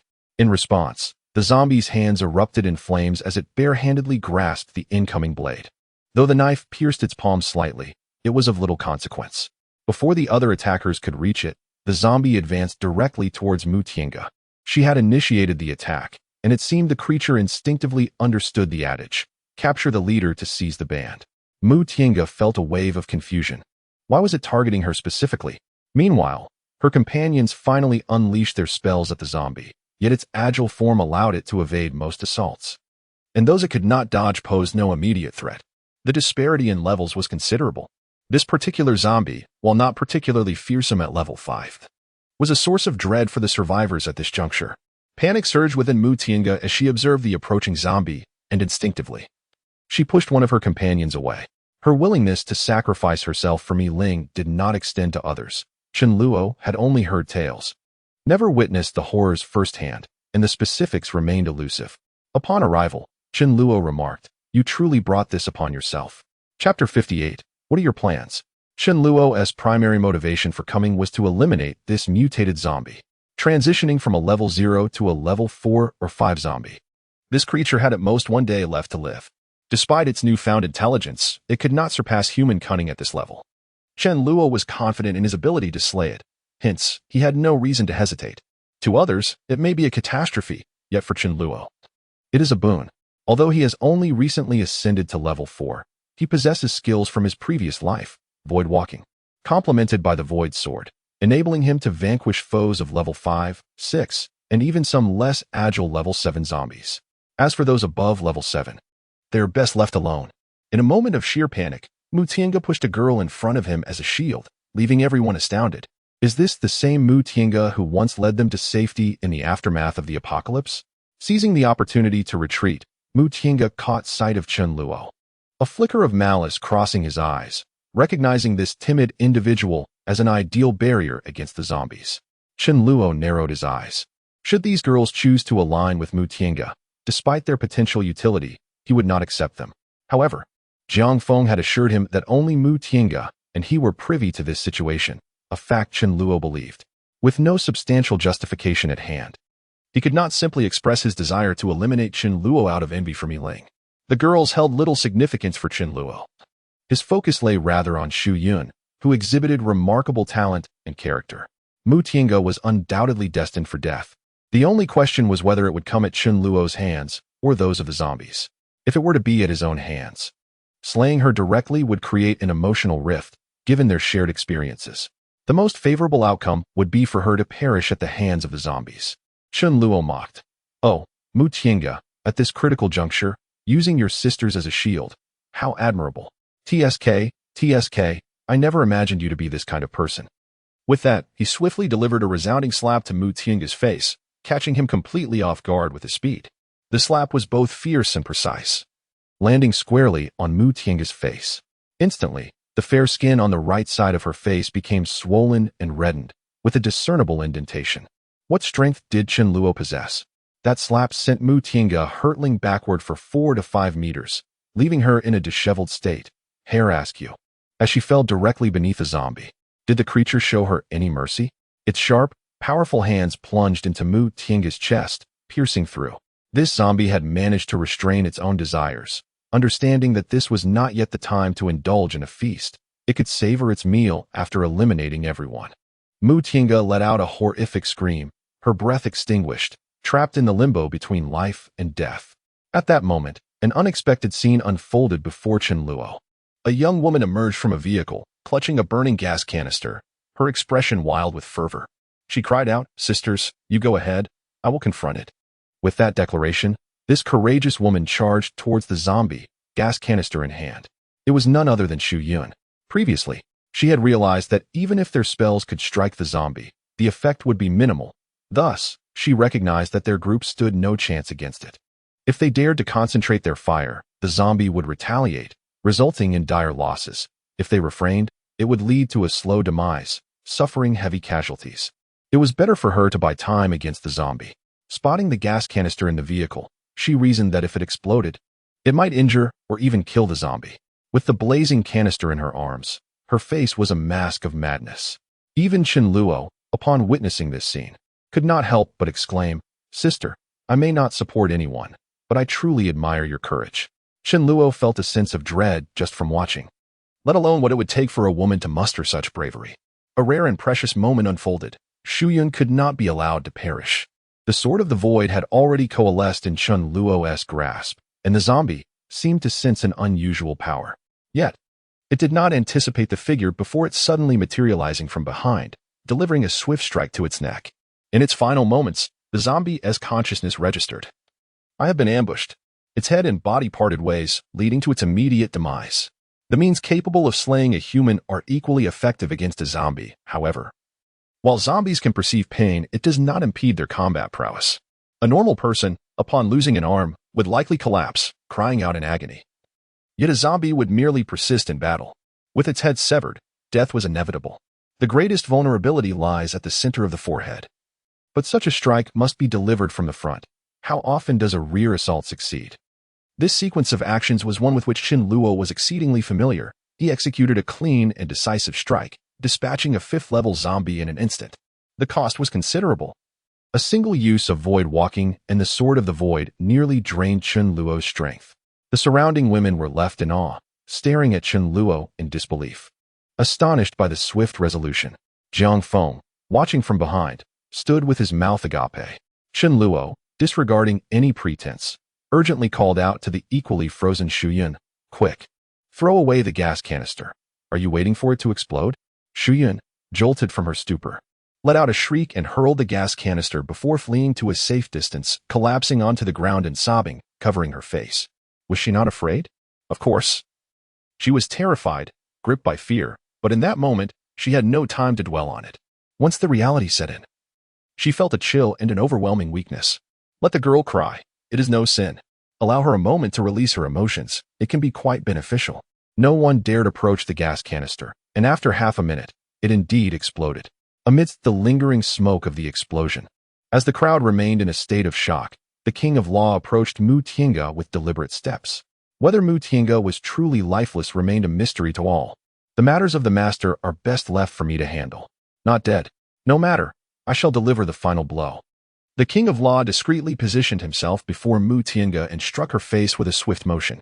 GG, indeed lifeless. The king mused. The power of that gas canister is truly formidable, having marred the woman's visage beyond recognition. Chen Luo cast a glance at the king, exclaiming, "Goodness. You have truly become more ruthless." Although the zombie had perished, the crowd bore no semblance of joy. 3 sisters had fallen, and the soul of their group, Mu Tianga, had also met her end. Mu Tianga's final actions had left them despondent. At this moment, they were not only grief-stricken but also bewildered, pondering their next steps and whom to follow. Who would bear the banner now?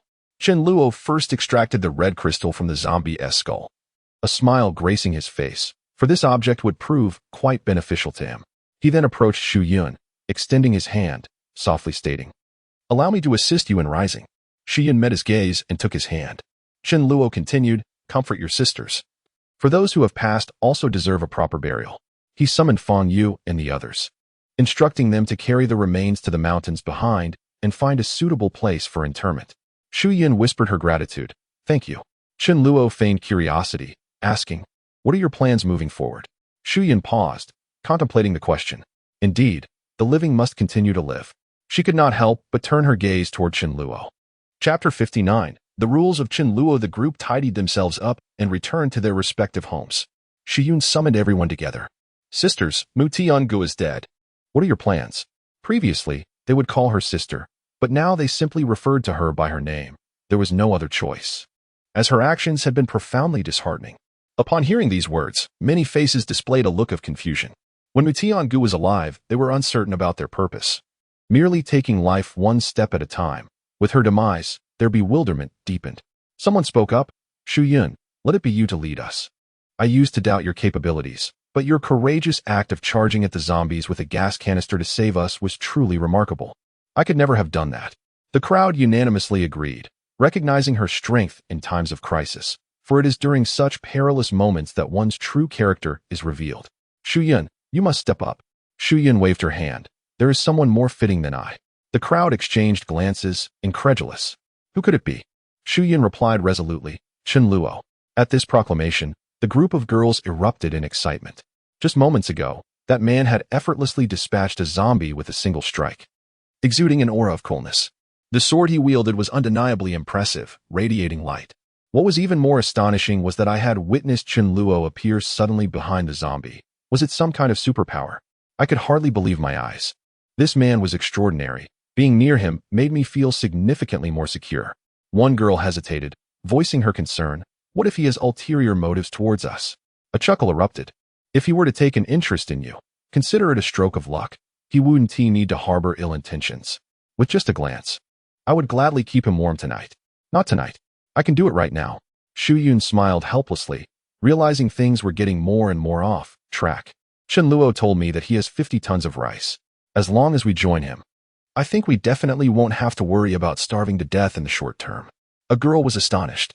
50 tons? She started calculating on the spot. There are 20 of us left. Let's assume each person eats 1 gene of rice a day. 1 ton is 2,000 gene, so 1 ton can last for 100 days. 50 tons, well, that's 5,000 days, about 15 years. Everyone was immediately tempted. He's not only strong but also handsome in his food. Isn't he the perfect person to rely on? I'm in favor. I'm in favor too. Alas, we'd like to, but will he accept us? Shu Yun said. I'll go and ask him. It should be okay. Shu Yun was quite confident. The fact that Chen Luo had stored food was something he'd revealed on his own initiative, and the meaning was obvious. It's better to find someone to attach to than to be like a rootless duckweed, floating around everywhere. Chen Luo was at home, sitting firmly like someone waiting for fish to bite the hook, wondering what kind of people would refuse. These girls didn't have any ambitions and wouldn't run away. Sure enough, Shu Yun came. Chen Luo nodded. As long as you can abide by the rules I set, you can join. Chen Luo came in front of everyone, cleared his throat, and 20 pairs of shiny eyes stared at him. To be honest, none of these girls was ugly. Even the least attractive ones were around the passing mark. Chen Luo said seriously, of course, I'm willing for us all to unite. But there are a few things I need to state in advance. If you can't do them, don't even mention it. Shu Yun nodded and said, go ahead. Chen Luo said, firstly, at all times, there must be absolute obedience to orders. If you join but then disobey commands, don't blame me for being ruthless. Of course, there won't be any lascivious things as you might imagine. Those who are unwilling are not forced. No one refused. Secondly, here with me, there is no distinction between men and women. Do I distinguish between genders when zombies don't? During battles, men and women will be treated equally. Don't tell me later that you can't or are afraid. Chen Luo's expression was cold. Once such a situation occurs, the consequences will be severe. These girls managed to escape from the company building among more than 1,000 people. Besides luck, their individual psychological qualities are not bad. They are all brave enough to fight. When dealing with zombies before, none of them ran away. Those who were psychologically weak had long been eliminated. But the harsh words must be said in advance to prevent them from having such thoughts. Thirdly, well, good things should stay within our own group. If you need to find a partner, try to look within our group. My bottom line is that if you encounter someone you're attracted to outside in the future, he must marry into our side. If I think he's suitable, I will let him join. Marry into the wife's family? The girls were a bit stunned. Chinluo explained, the people I painstakingly trained being lured away is a minor matter. If the other party has ill intentions and pries out our internal secrets from you, it will pose a threat to everyone.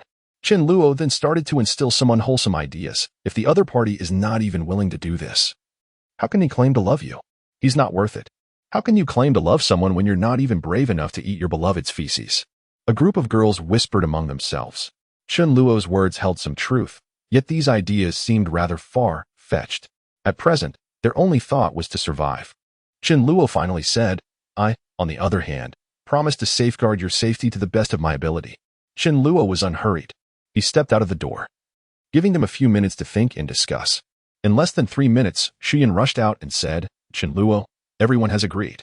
Chinluo smiled and said, thank you all for your trust. For now, Shiyun will lead you. Shiyun will be in charge of communicating with me. It's getting late. Let's start cooking. I'll give you all a little surprise at noon. Watching Shu Yun's departing figure, Chinluo pondered that Shu Yun was quite remarkable and could be cultivated as a core member. However, he couldn't provide her with sumptuous food now. The time was still short. It could be considered in the future. What did they have for lunch? There wasn't much to eat. They cooked rice and stir-fried shredded potatoes. Feng Yu came, but Chinluo didn't offer anything special. When these girls arrived, Chinluo didn't do so either. When everyone showed good performance, he would find an excuse to take out some meat. For now, to celebrate everyone's joining, Chinluo also took out something, Layagama chili sauce. Ah, it's Layagama. Chinluo chuckled and gave each person a bottle. Presumably, this bottle would last them at least a few days. In the afternoon, he asked Mayu to take some steamed buns and flatbread. Just having rice wasn't sufficient. Feng Yu and the other three were also quite happy.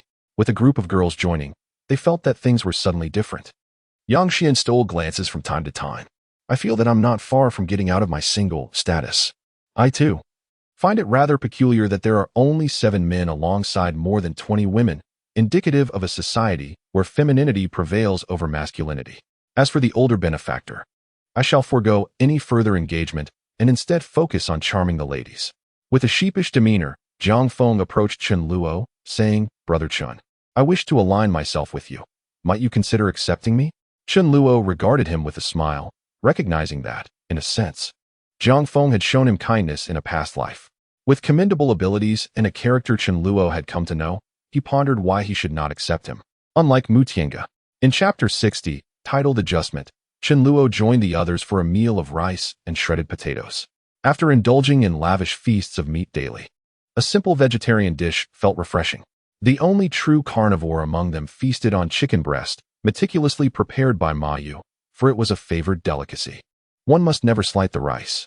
Though modest and fair, there were no complaints. It was certainly an improvement, and having sustenance was a blessing in itself. Upon finishing the meal, Chinluo instructed Shu Yun, please compile a list of everyone's names, abilities, and the day of awakening following the transformation. I wish to review it. He added with a hint of pride, I, Chinluo, shall assess your abilities, disregarding appearances and age. After providing paper and pen, Shiyun quickly gathered the necessary information and presented it to Chinluo. Currently, there are still 20 individuals in Shu Yun's group, not including the 3 who perished alongside Mu Tiange. Examining their abilities, he noted 6 in the flesh system, 4 in the fire system, 2 in the lightning system, 4 in the ice system, 2 in the earth system, 1 in the nature system, and 1 in the light system. Chinluo was pleasantly surprised to discover the presence of a light system user, a rare ability indeed. While it may not compare to spatial abilities, such talents are seldom seen, emerging from a pool of 500 to 600 individuals. Given the already limited number of survivors, this ratio is notably low. The light element can not only heal, but also assist in adding buffs. Moreover, some with the light element also possess formidable combat capabilities. Millet is an extreme case. She seems to have an exceptional talent for comprehending light element spells of an auxiliary nature, yet is rather inept at combat-related ones. This girl named Wang Ling, who belongs to the light element, is the very maiden Zhang Feng has his eyes on. She awakened on the third day, which is decent. The one with the best talent is Shu Yun, who awakened close to evening, at 5 o'clock on the first day. Those who can awaken on the first day are all promising talents, with the potential to reach the king rank. Those like the Magic King are at the pinnacle. Everyone says it's a dog, yet everyone is inferior to it. The other girls have mediocre qualifications. There are even those who awakened on the 13th day. Without significant contributions or finding a powerful patron, they can only engage in logistical work. The treatment of logistical personnel is imaginable, except for Mayu, the exclusive cook. Only front-line combatants enjoy good benefits. Cruelly speaking, such people are cannon fodder. Shenluo contemplates that in 2 or 3 days, there will be more level 1 zombies. He has to drill these girls in these 2 days. By the way, he can also search for some supplies. When encountering good items, it will be justifiable to reward everyone. At 2:30 in the afternoon, Shenluo summoned everyone to gather, including Mayu. Mayu has not experienced much combat. Shenluo doesn't expect her to be highly combat capable, but merely wants her to get accustomed to the combat scene. Mayu is indeed fortunate. Although her culinary skills are good, she can't claim to be the best in the country. She just happened to meet Shenluo at the right time. What troubles Shenluo is whether to send someone to guard the base. There is little of value to lament the loss of, yet some supplies presented by Shenluo are indeed noteworthy. However, the unsettling feeling of having one's home invaded is always disconcerting. Who can find comfort in the intrusion of their own private sanctuary?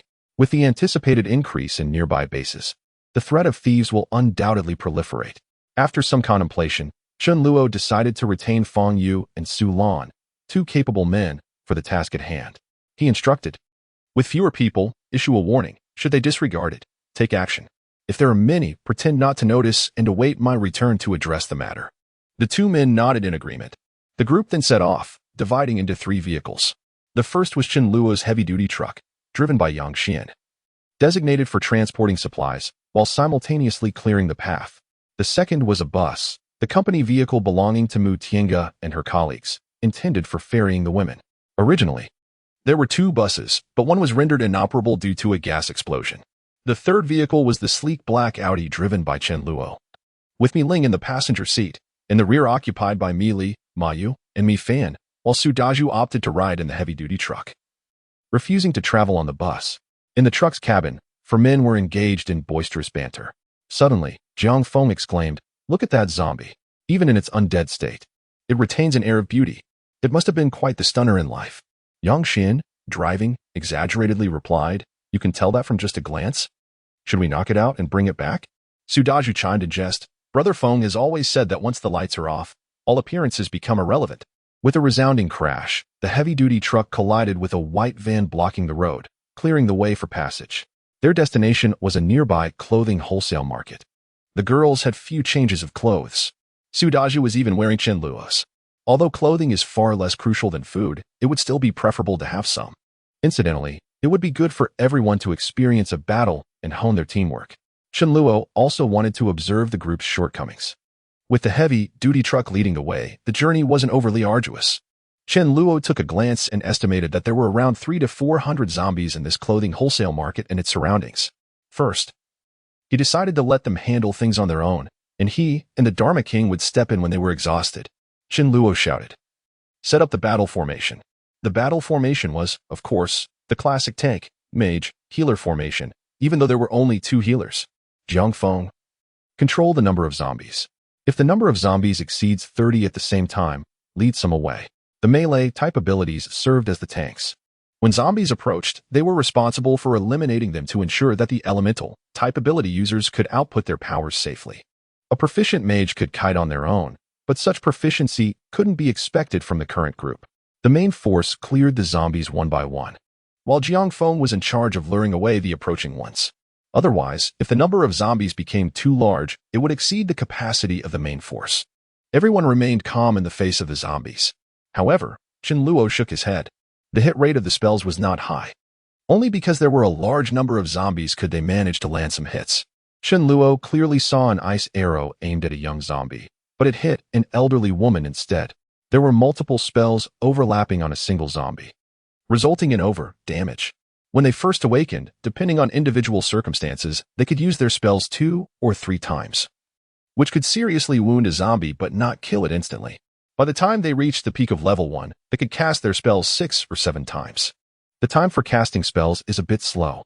With sufficient proficiency, it should be entirely possible to cast one spell every 1 or 2 seconds, rather than the current 5 or 6 seconds. However, there are those with talent, like Mi Ling.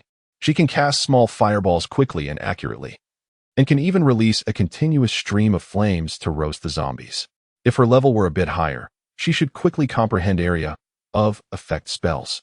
If only Xu Yun and the others had come here, they would likely have been completely wiped out. Chen Luo and the Dharma King didn't take action. They just stood by to oversee. They could offer assistance if anyone was in danger, but it wasn't needed. Jiang Feng contributed a great deal. Without him, they might have had to face hundreds of charging zombies simultaneously. After the zombies were mostly cleared, everyone started selecting suitable clothes and loading them onto the heavy-duty truck selectively. Regardless of gender, everyone had to work. Before the apocalypse, probably the men would do the work while the women stood by chatting. Chen Luo, seeing that no one was paying attention, furtively stuffed some black stockings into his spatial storage. Chapter 61. Rice? If you don't want others to know, the best way is not to do it. Can a thief really avoid being caught? Chen Luo thought no one had seen him, but unbeknownst to him, he was seen by Mi Ling, who was also loading clothes. Mi Ling caught a glimpse of it out of the corner of her eye unconsciously. That was, Mi Ling, you wear that? I never thought you had such a hobby. How astonishing. No, he's not that perverted.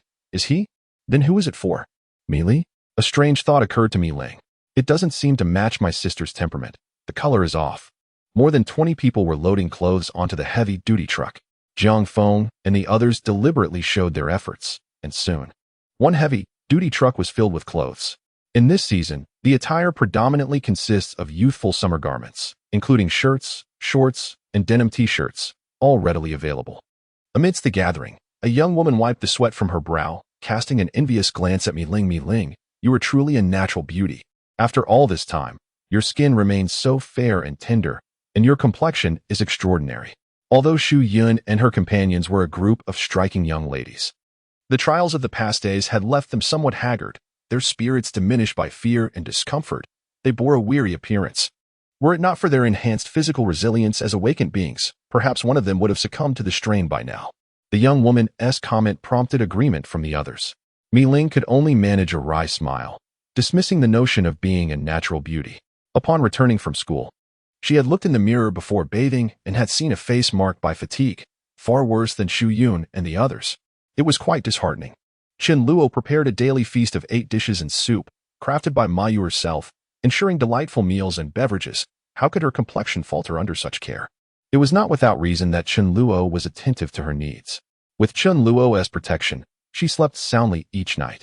Were it not for Chen Luo, she might still be scouring for supplies with Mi Li, constantly on edge against the threats posed by zombies and other survivors. The nourishment would have been subpar, and rest would have been elusive, reminiscent of her homecoming when she remained vigilant at night, plagued by nightmares. That relentless feeling was truly exhausting. At least with over 20 individuals gathered together, Xu Yun had a semblance of security. Without Chen Luo, her vitality and spirit would certainly not rival that of Xu Yun and her companions. In the market, there exists a modest supermarket, yet it remains largely unexplored due to the abundance of zombies lurking within. One young woman, filled with excitement, dashed inside, intent on emptying the shelves of this supermarket. It was summer, and the most plentiful item in the store was water. The sweltering heat had left everyone parched after toiling under the sun. A young lady reached for a bottle of mineral water, eager to quench her thirst, but Xu Yun intervened, turning to Chen Luo and inquiring, Captain, could we be allocated a bottle of water first? With a smile, Chen Luo replied, 2 bottles for each person. Upon receiving his consent, the group could no longer restrain themselves and eagerly opened their bottles of mineral water. In this apocalyptic world, consuming tap water could lead to excruciating stomach pains, a reality that some of these young women had endured, making them acutely aware of water's value. Though they were desperately thirsty, they hesitated to drink it all at once. Some consumed only half, carefully storing the remaining water. A few even permitted themselves just a third of the bottle. Mi Ling observed this with a heavy heart. What kind of world was this, where one had to ration a single sip of water? It reminded her of her journey home, which had undergone a complete transformation thereafter. With a sigh, Mi Ling exchanged a glance with Mi Li, who felt equally conflicted. Ever since Chen Luo had arrived, she had never experienced hunger or thirst. Her thoughts mirrored those of Mi Ling. Mi Li resolved that tonight, she would confront Chen Luo directly. The trucks were laden to capacity, and there was little reason to linger. The group's supernatural powers were also dwindling. Chen Luo announced, "Prepare to head back." However, Jiang Feng called out, "Just now. While I was luring the zombies, I noticed a pastry shop at the entrance, and it still had quite a bit of pastries inside." Chen Luo remained unfazed, while the young women were filled with delight. Upon arriving at the pastry shop, it became evident that the display case was askew, with numerous pastries scattered across the floor. Some delicacies appeared to have been taken by others. Shu Yun stepped forward briskly, seized a piece of bread, tore off a morsel, and exclaimed with delight, "Though the texture has diminished somewhat, it is still edible and not expired. Let us consume this tonight. We should finish it promptly to avoid spoilage." The group, armed with packaging bags, busily collected the pastries. After a moment's hesitation regarding those on the ground, they decided to take everything that bore no traces of blood. Laughter filled the air, but Mi Ling and Mi Li felt a twinge of discomfort. Chen Luo remarked, "What considerate young ladies.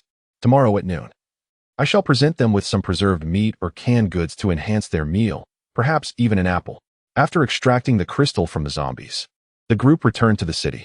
They made it home safely, where Chen Luo inquired of Feng Yu, who had stayed behind, and learned that there were indeed intruders with intentions to breach the villa, but they had been successfully deterred. Chen Luo then instructed Ma Yu, "Prepare a meal. I find myself rather hungry." Having only consumed a small portion of shredded potatoes for lunch, he felt that it could hardly sustain him for long. This afternoon, he was particularly pleased with Shu Yun and the others' demeanor.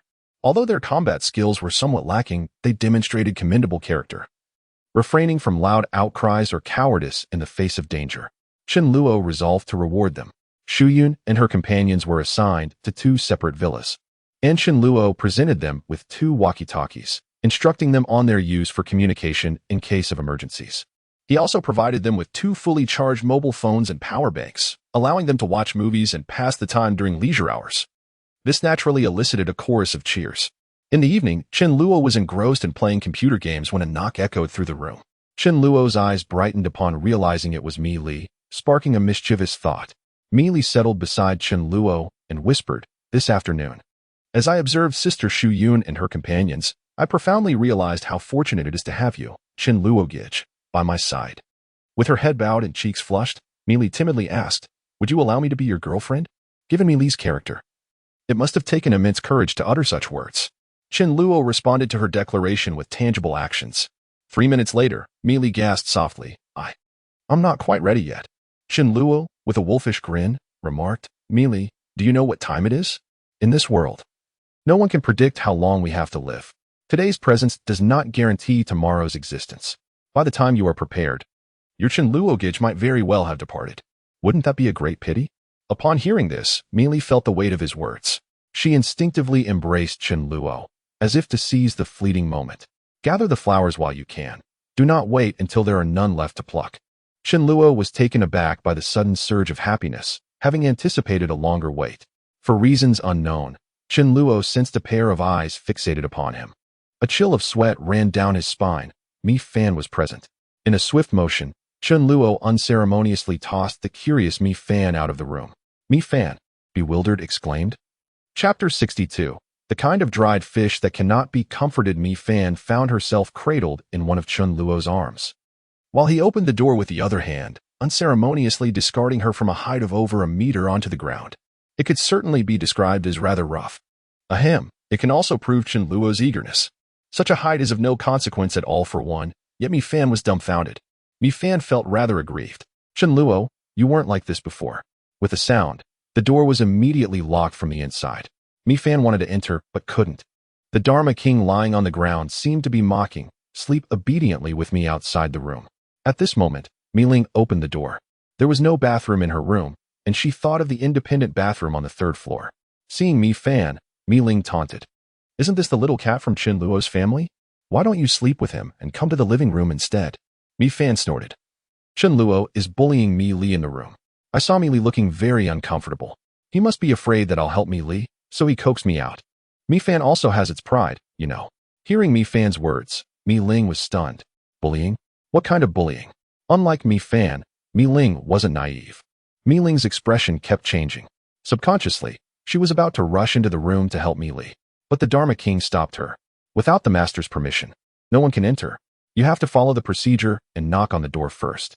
Otherwise, don't blame me for being ruthless. Just as Mi Ling was about to knock on the door, she thought of something and suddenly gave up. If Mi Li was willing, what would it mean for her to rush in? Mi Ling clenched her fists. Damn it, Mi Li has just come of age. If it were someone else, Mi Ling could slap them to death. But this person was Chen Luo. Mi Ling sighed leisurely. The cabbage in my own home has been eaten by a pig. Well, wasn't this going to happen sooner or later anyway? With a complex mood, Mi Ling returned to her room. Mi Fan wanted to follow. It was used to sleeping with someone by its side. Now, only Mi Ling can be indulged. However, with a sharp sound, Mi Ling shut the door. Rice's large blue eyes shimmered with unshed tears. Oh, no one wants me anymore, thought Rice. Mi Ling felt a peculiar restlessness, tossing and turning, nearly sleepless through the night. The next morning, at 7 o'clock, the breakfast table was set with millet porridge and steamed dumplings. Chen Luo said, Sister Yu, please fry 2 eggs. Ma Yu nodded, somewhat puzzled, and asked, Where's Mi Li? Still sleeping? She usually doesn't sleep in. Mi Ling scoffed, what else could it be? She has been ruined by someone. Chen Luo awkwardly replied, How did you know, sister-in-law? Indeed, Mi Li hasn't returned to her room. Ma Yu quickly understood, realizing the situation. Mi Li had feelings for Chen Luo. She had noticed it long ago, but had been putting Chen Luo in a difficult position, waiting until now to act. Originally, she thought Chen Luo would have been eager to seize the opportunity. In this day and age, who has the leisure to slowly fall in love? Ma Yu casually glanced at Mi Ling, pondering how Chen Luo would handle the sister-in-law situation. Fang Wang, nearby, devoured the breakfast prepared for him, while Rice lay on the sofa, exuding an air of aloofness. Chen Luo, feeling guilty, approached Rice. Rice, why aren't you eating? It's not good to go hungry. Rice huffed softly. Rice is very angry, and the consequences will be dire. Chen Luo awkwardly inquired, How serious can it be? Last night, in his impatience, he had thrown Rice out, so it was only natural for Rice to be upset. Rice lifted its head defiantly. How serious? It's the kind of anger that can't be soothed with just a tiny dried fish. Chen Luo chuckled. What if I offer 10? No, it has to be 20. Fine deal. Well then, out of consideration for your sincere attitude, I forgive you. Give me a hug. Chen Luo's heart almost melted. It was so adorable. However, Chen Luo gently stroked Mi Fan and said, Mi Fan, you can get hugs during the day, but you're already a grown-up kitten. You have to sleep alone at night. It's necessary to cultivate Mi Fan's sense of independence as soon as possible. Chen Luo didn't want to sleep with it anymore. Nor would it be allowed to sleep with Mi Li. Chen Luo brought breakfast into the room for Mi Li. Mi Li didn't emerge from the room until a little after 8, and she was too shy to look at people. Chen Luo didn't indulge in comfort but still followed the plan of yesterday. Chen Luo summoned everyone and started training them. The main focus was on the application of magic. What's the use if the magic can't hit the target accurately? For those of all elemental systems, a fixed target was given to them, and they were required to practice aiming with minimal power. Mi Ling could already hit the target very accurately, so she was asked to target Jiang Feng. Jiang Feng would soon be facing a large number of level 1 zombies. Level 1 zombies are not the kind that engage in close combat. They can use magic. If hit, even a minor injury would be no small matter. Dodging magic is of great necessity. Mi Ling happened to be used to train Jiang Feng. For those of the meat-based system like Su Dezhu, they just assisted on the side. At 10 o'clock, Chen Luo checked the time and arranged for Ma Yu to start cooking. Originally, when Chen Luo provided extra food for everyone, it was either cured meat or luncheon meat. But because of the wedding night last night, he was in high spirits and decided to have a big meal. Chen Luo deliberately revealed a generator in his garage, so it would be reasonable to have meat in the refrigerator. Chen Luo took out approximately 20 caddies of pork and asked Ma Yu to cook braised pork with potatoes. Ma Yu, though capable of managing the cooking for so many people despite the toil, couldn't shoulder this burden alone indefinitely, as the team was bound to expand in the future. Relying solely on Ma Yu wouldn't be feasible. Thus, Chen Luo assigned Jiang Ling, a girl who had awakened the light-type superpower and didn't need extensive training, merely requiring to assist from behind, as her assistant. Although Jiang Ling's culinary skills couldn't rival Ma Yu's, they were still commendable. The pork Chen Luo produced was originally from a cold storage, similar to that taken out of a refrigerator. When Jiang Ling caught sight of the pork, her eyes widened slightly, and she instinctively swallowed. Pork? Ma Yu smiled and said, Chen Luo thought you all hadn't had a decent meal in days. So he's giving you an extra treat. Mayu couldn't very well say it was for a wedding feast. Jiang Ling was tasked with peeling and cubing potatoes, giving the rice a quick rinse before cooking, while Mayu cut the meat and prepared the dishes. It was only when the meal was served that everyone realized they were having braised pork with potatoes.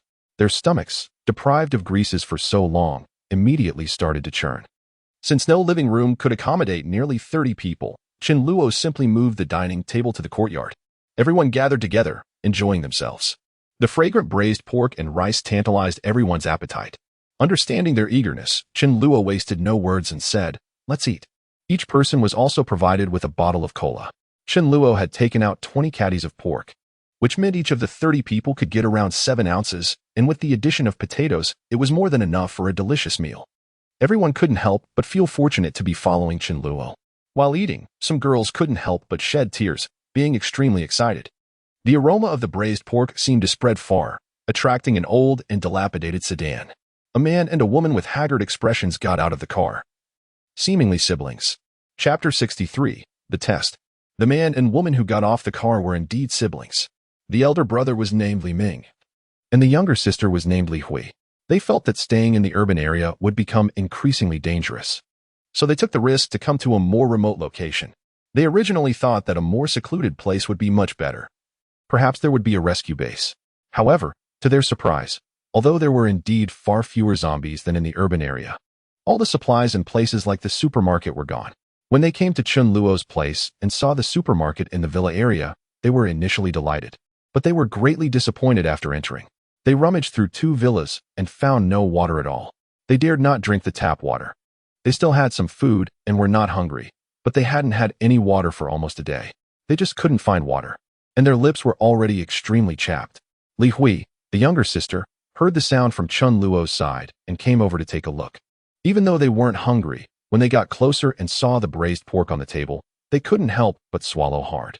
At this moment, the braised pork was incredibly alluring. Li Ming tried his best not to look at the braised pork and the iced cola. The cola had been iced by an ice-type ability user. After all, cola only has its true essence when it's served ice cold. Everyone looked at Li Ming, who appeared suddenly. Li Ming forced a smile and said, "Sorry to disturb you all. Do you have any clean water? I can exchange it with food. If you were just begging, I would definitely not give it to you for no reason." Chen Luo nodded. "Shu Yun, please bring 2 bottles of mineral water." Upon hearing the mention of water, Chen Luo agreed to the exchange, and a relieved smile appeared on Li Ming's face. Li Ming returned to the car and retrieved 2 packs of instant noodles, hesitating for a moment before adding 2 sausages. Noticing Shu Yun looking at him, as if to ask whether to proceed with the exchange, Chen Luo shook his head. "Shu Yun, in such trivial matters, you may take the initiative next time." She was a girl of discretion, yet perhaps a tad too cautious. Shu Yun nodded, consenting to the exchange. Li Ming quickly accepted the water, opening 1 bottle first to hand to his sister, before finally opening his own and indulging in a drink. Chen Luo observed this quietly, approving of his character thus far. However, what did it matter if he was of good character? This was merely a transaction. Chen Luo called out, "Everyone, please continue eating. We wouldn't want the food to go cold."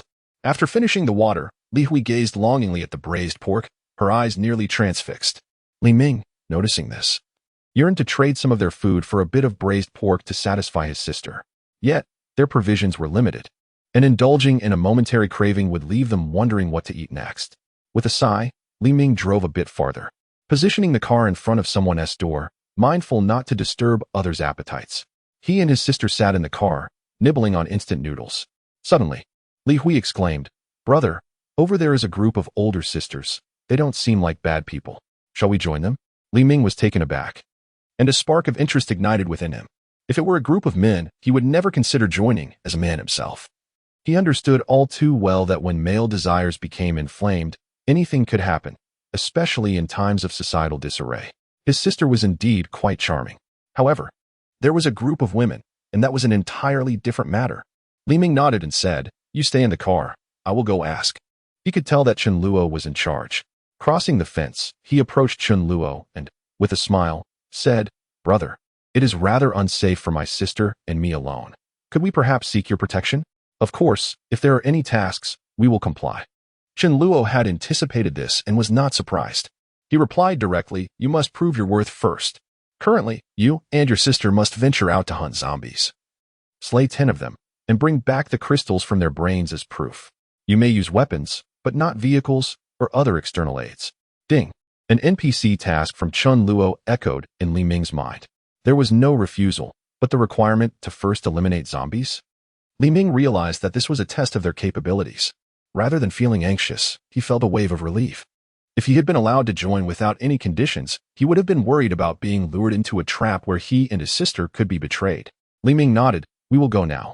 He returned to the car, briefly hui, and retrieved a bloodied fire axe from the vehicle before heading towards the outskirts of the community. To avoid giving Chen Luo the impression that he would rely on a vehicle, Li Ming chose to walk. Chen Luo observed their retreating figures, noting that they did not appear to be inept.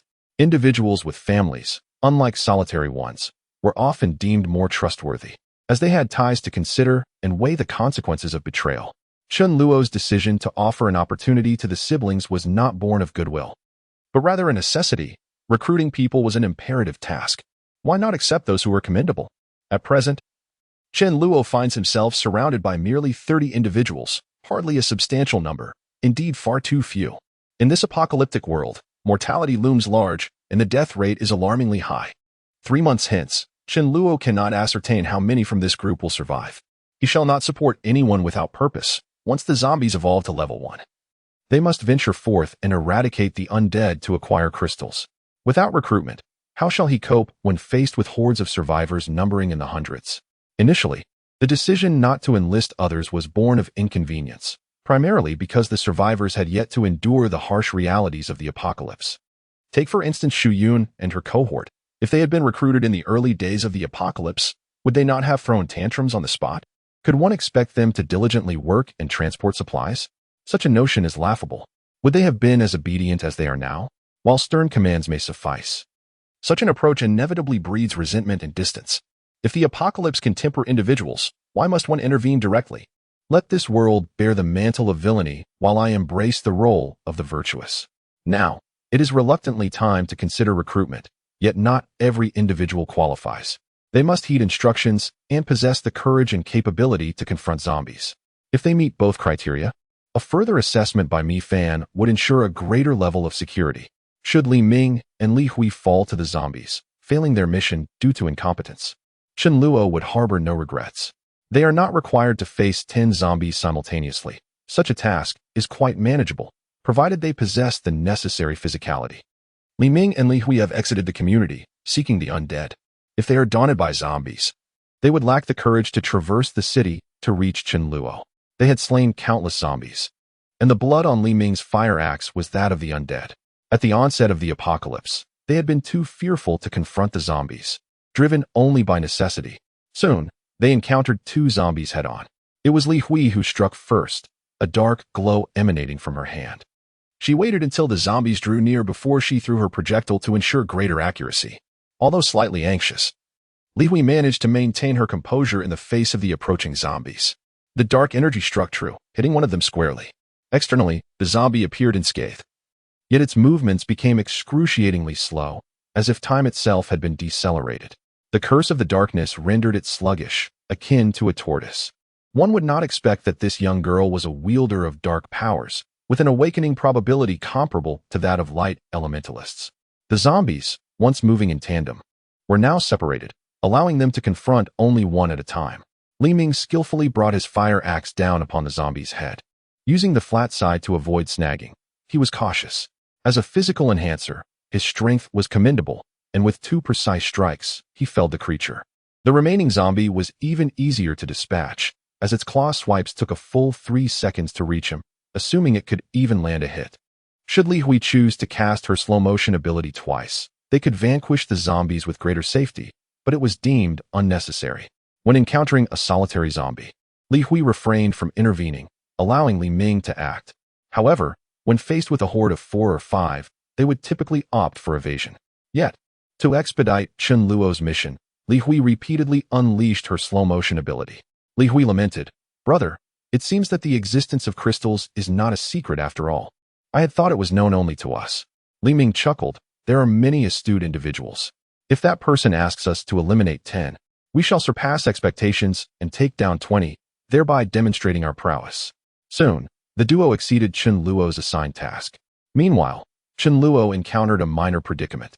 Wang Guofu, a resident of the same villa community as Chen Luo, had previously thrived in the real estate business before the apocalypse, possessing sufficient wealth to afford such a residence.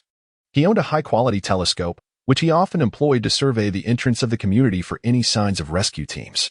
Due to the angle, he had been unable to see Chen Luo's vicinity. However, today he whimsically ascended to the rooftop, eager to extend his gaze. By chance, Wang Guofu spotted Chen Luo's location. A group of young women and several men caught his eye. The men seemed somewhat familiar, as just days prior. They had almost entered his home but retreated upon noticing him. Wang Guofu's telescope was top-notch, valued at 100,000, boasting exceptional clarity. The sight of red braised pork on the table before him made his throat dry. Accustomed to lavish feasts of fish and meat, being confined to the community and subsisting on fast food had been bearable, albeit unpleasant. Yet, the mere glimpse of the pork ignited an insatiable craving within him. He returned to his house, opened the safe, contemplated briefly, retrieved 100,000 yuan, and extracted 2 gold bars. Was there anything money could not procure? Surely, spending 10,000 yuan on a bowl of red-braised pork was feasible. Wang Fugua paused, contemplating for a moment, before discreetly placing a pitch-black object beneath his pillow at the bedside and securing it at his waist, a handgun.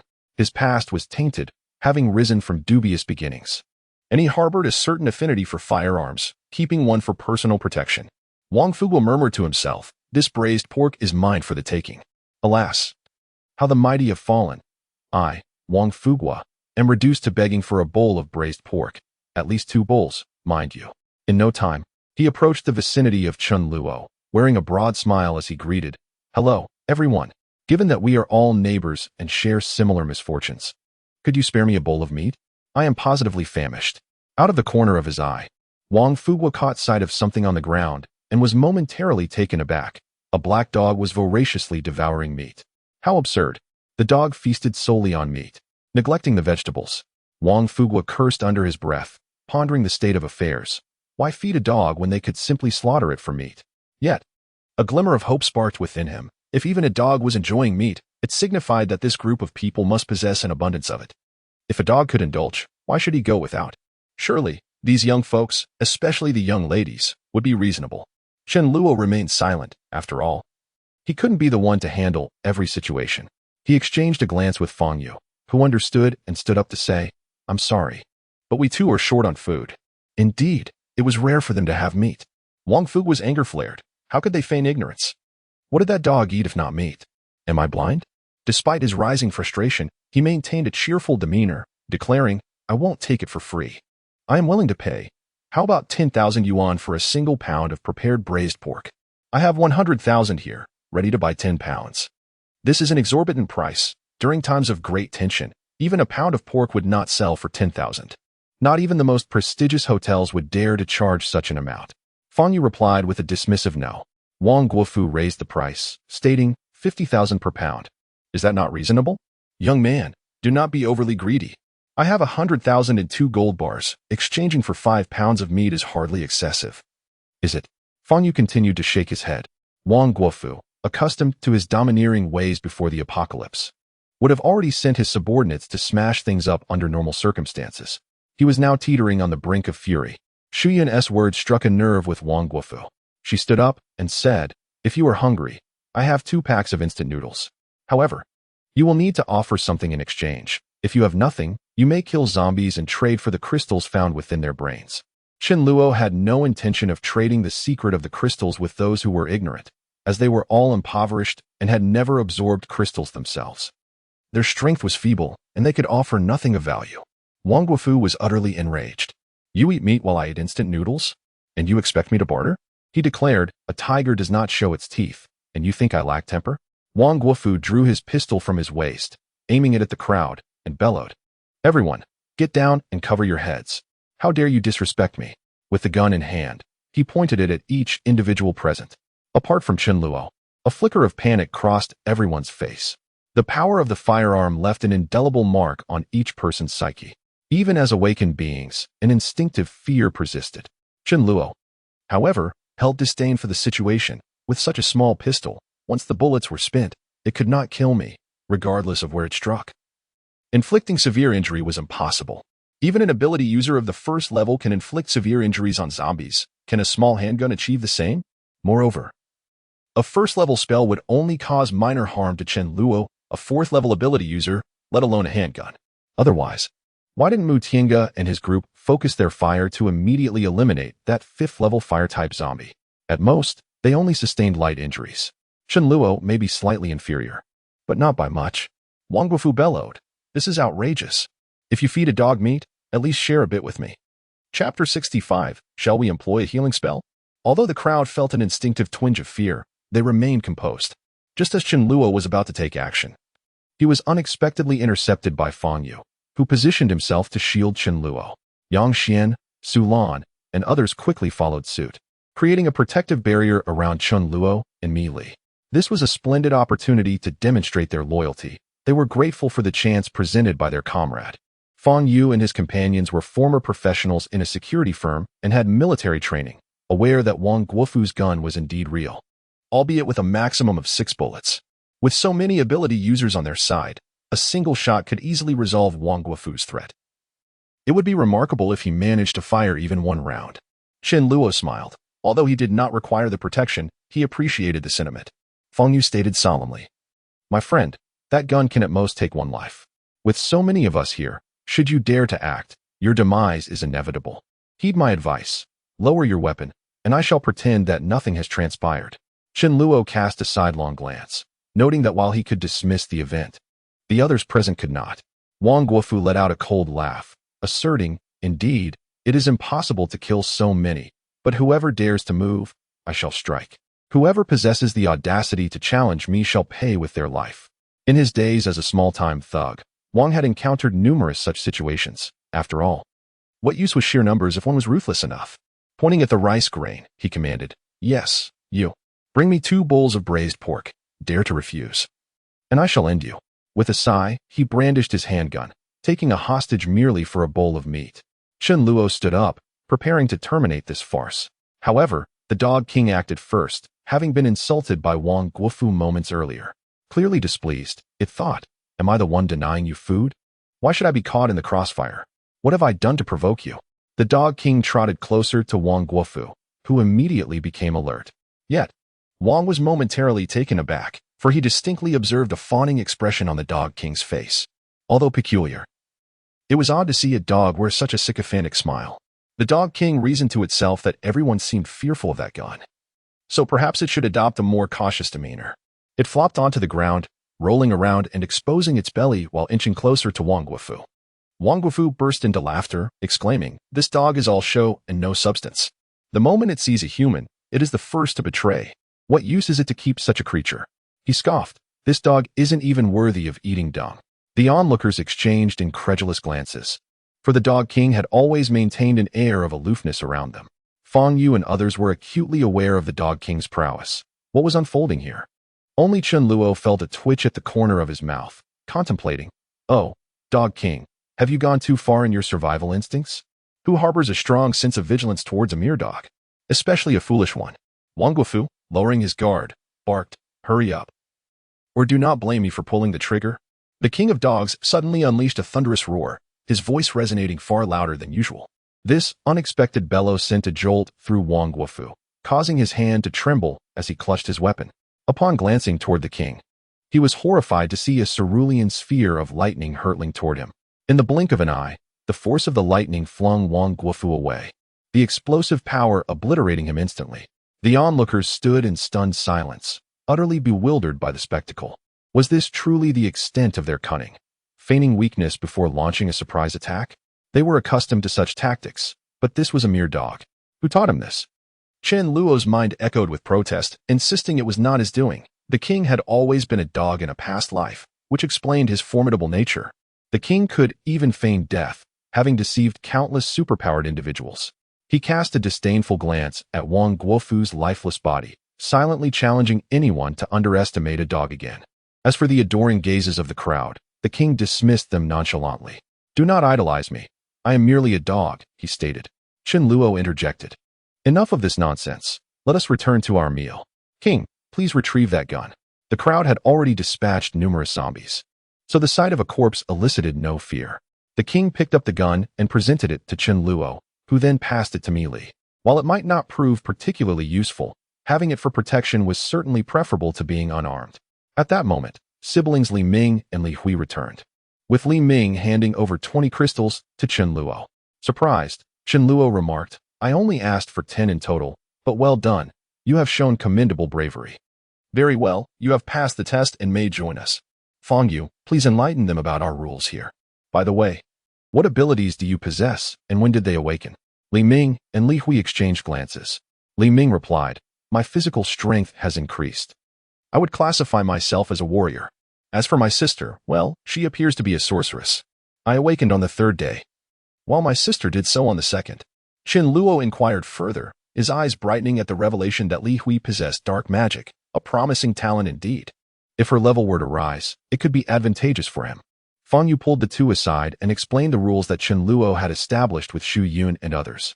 The initial part was manageable, but as he continued, Chen Luo's expression darkened. The 3rd rule seemed unnecessary to mention, given that the girl was only around 16 or 17 years of age. Li Ming's expression turned peculiar upon hearing this, yet it was not beyond his acceptance, and he acquiesced. Chen Luo instructed Wang Ling to prepare a separate serving of braised pork with potatoes for the siblings, a gesture to win their favor. Today was a joyous occasion, and everyone deserved a share. Training resumed in the afternoon. Although they occasionally spotted survivors entering the community, none sought to join them. That evening, Li Ming settled into the villa occupied by Fang Yu and the others, while his sister Li Hui stayed with Xu Yun and the rest. Still unfamiliar with the situation, Li Ming felt that if Chen Luo harbored malicious intentions, they would be powerless to resist, so he consented to the separation from his sister. Li Hui, being the newest member, was met with warmth from the group. Strangers were treated with cool indifference, while comrades were greeted with friendly smiles. With no entertainment available that night, the group set a smartphone in the center and gathered around to watch a movie. Li Hui, being the youngest, found herself surrounded by the others. Everyone was chatting and laughing, which was far better than the lonely and boring life she used to have with her brother in the darkness. She could feel the concern from the crowd. Li Hui thought to herself that joining here seemed to be a right choice. In Chen Luo's room, Chen Luo calculated the time. Meili should have absorbed the crystal by now. They were in a period of passionate love and reluctant to part. But a big light bulb lingered in the room and refused to leave. Chen Luo persuaded Mi Fan gently. Mi Fan said, "I'm very obedient and quiet." Chen Luo gave him a glare and said, "Fine, if you don't leave, I will." Mi Fan couldn't figure out why he wasn't wanted at night. Chen Luo entered Mi Li's room, and they naturally started to be affectionate. Mi Li shyly said, "No naughty behavior. It still hurts." Chen Luo replied, "Oh, there will be plenty of opportunities in the future. No rush." He was about to hug Mi Li to sleep when Chen Luo remembered something and said, "How about you try using a healing spell on yourself?" Mi Li, Chapter 66 Ultra, Thin Type in the morning. Chen Luo had a simple and plain meal. After all, it wasn't a sumptuous 8-course meal. Xu Yun and others cooked rice porridge. With so much rice available, why not eat it? Rice porridge can quench thirst and hunger, tastes good, and is good for the stomach. There's enough for everyone. You can have as many bowls as you can eat. After the meal, Chen Luo gathered everyone together. Everyone had practiced for a whole day yesterday, and today they would conduct a combat drill. Today's target was the Yulin community in the south to collect some supplies. Practice is, after all, just practice, and it's quite different from actual combat. In practice, is it like the zombies standing still as fixed targets? Moreover, the tension brought about by the impending zombie attack can significantly hinder one's performance. Precision during practice is futile if one becomes flustered in a real confrontation. A knowledgeable woman, familiar with the situation, remarked, "I know that area well. There are quite a few people there.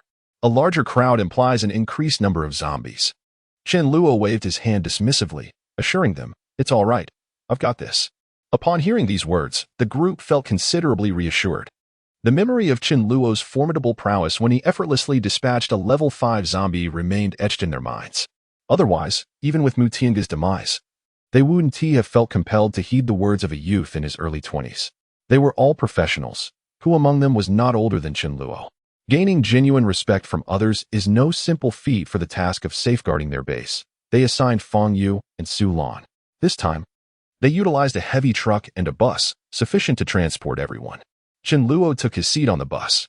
Yulin community, located approximately 2 kilometers away, necessitated traversing a bustling street. Initially, they dealt with zombies by simply running them over. However, upon reaching the lively thoroughfare, progress halted.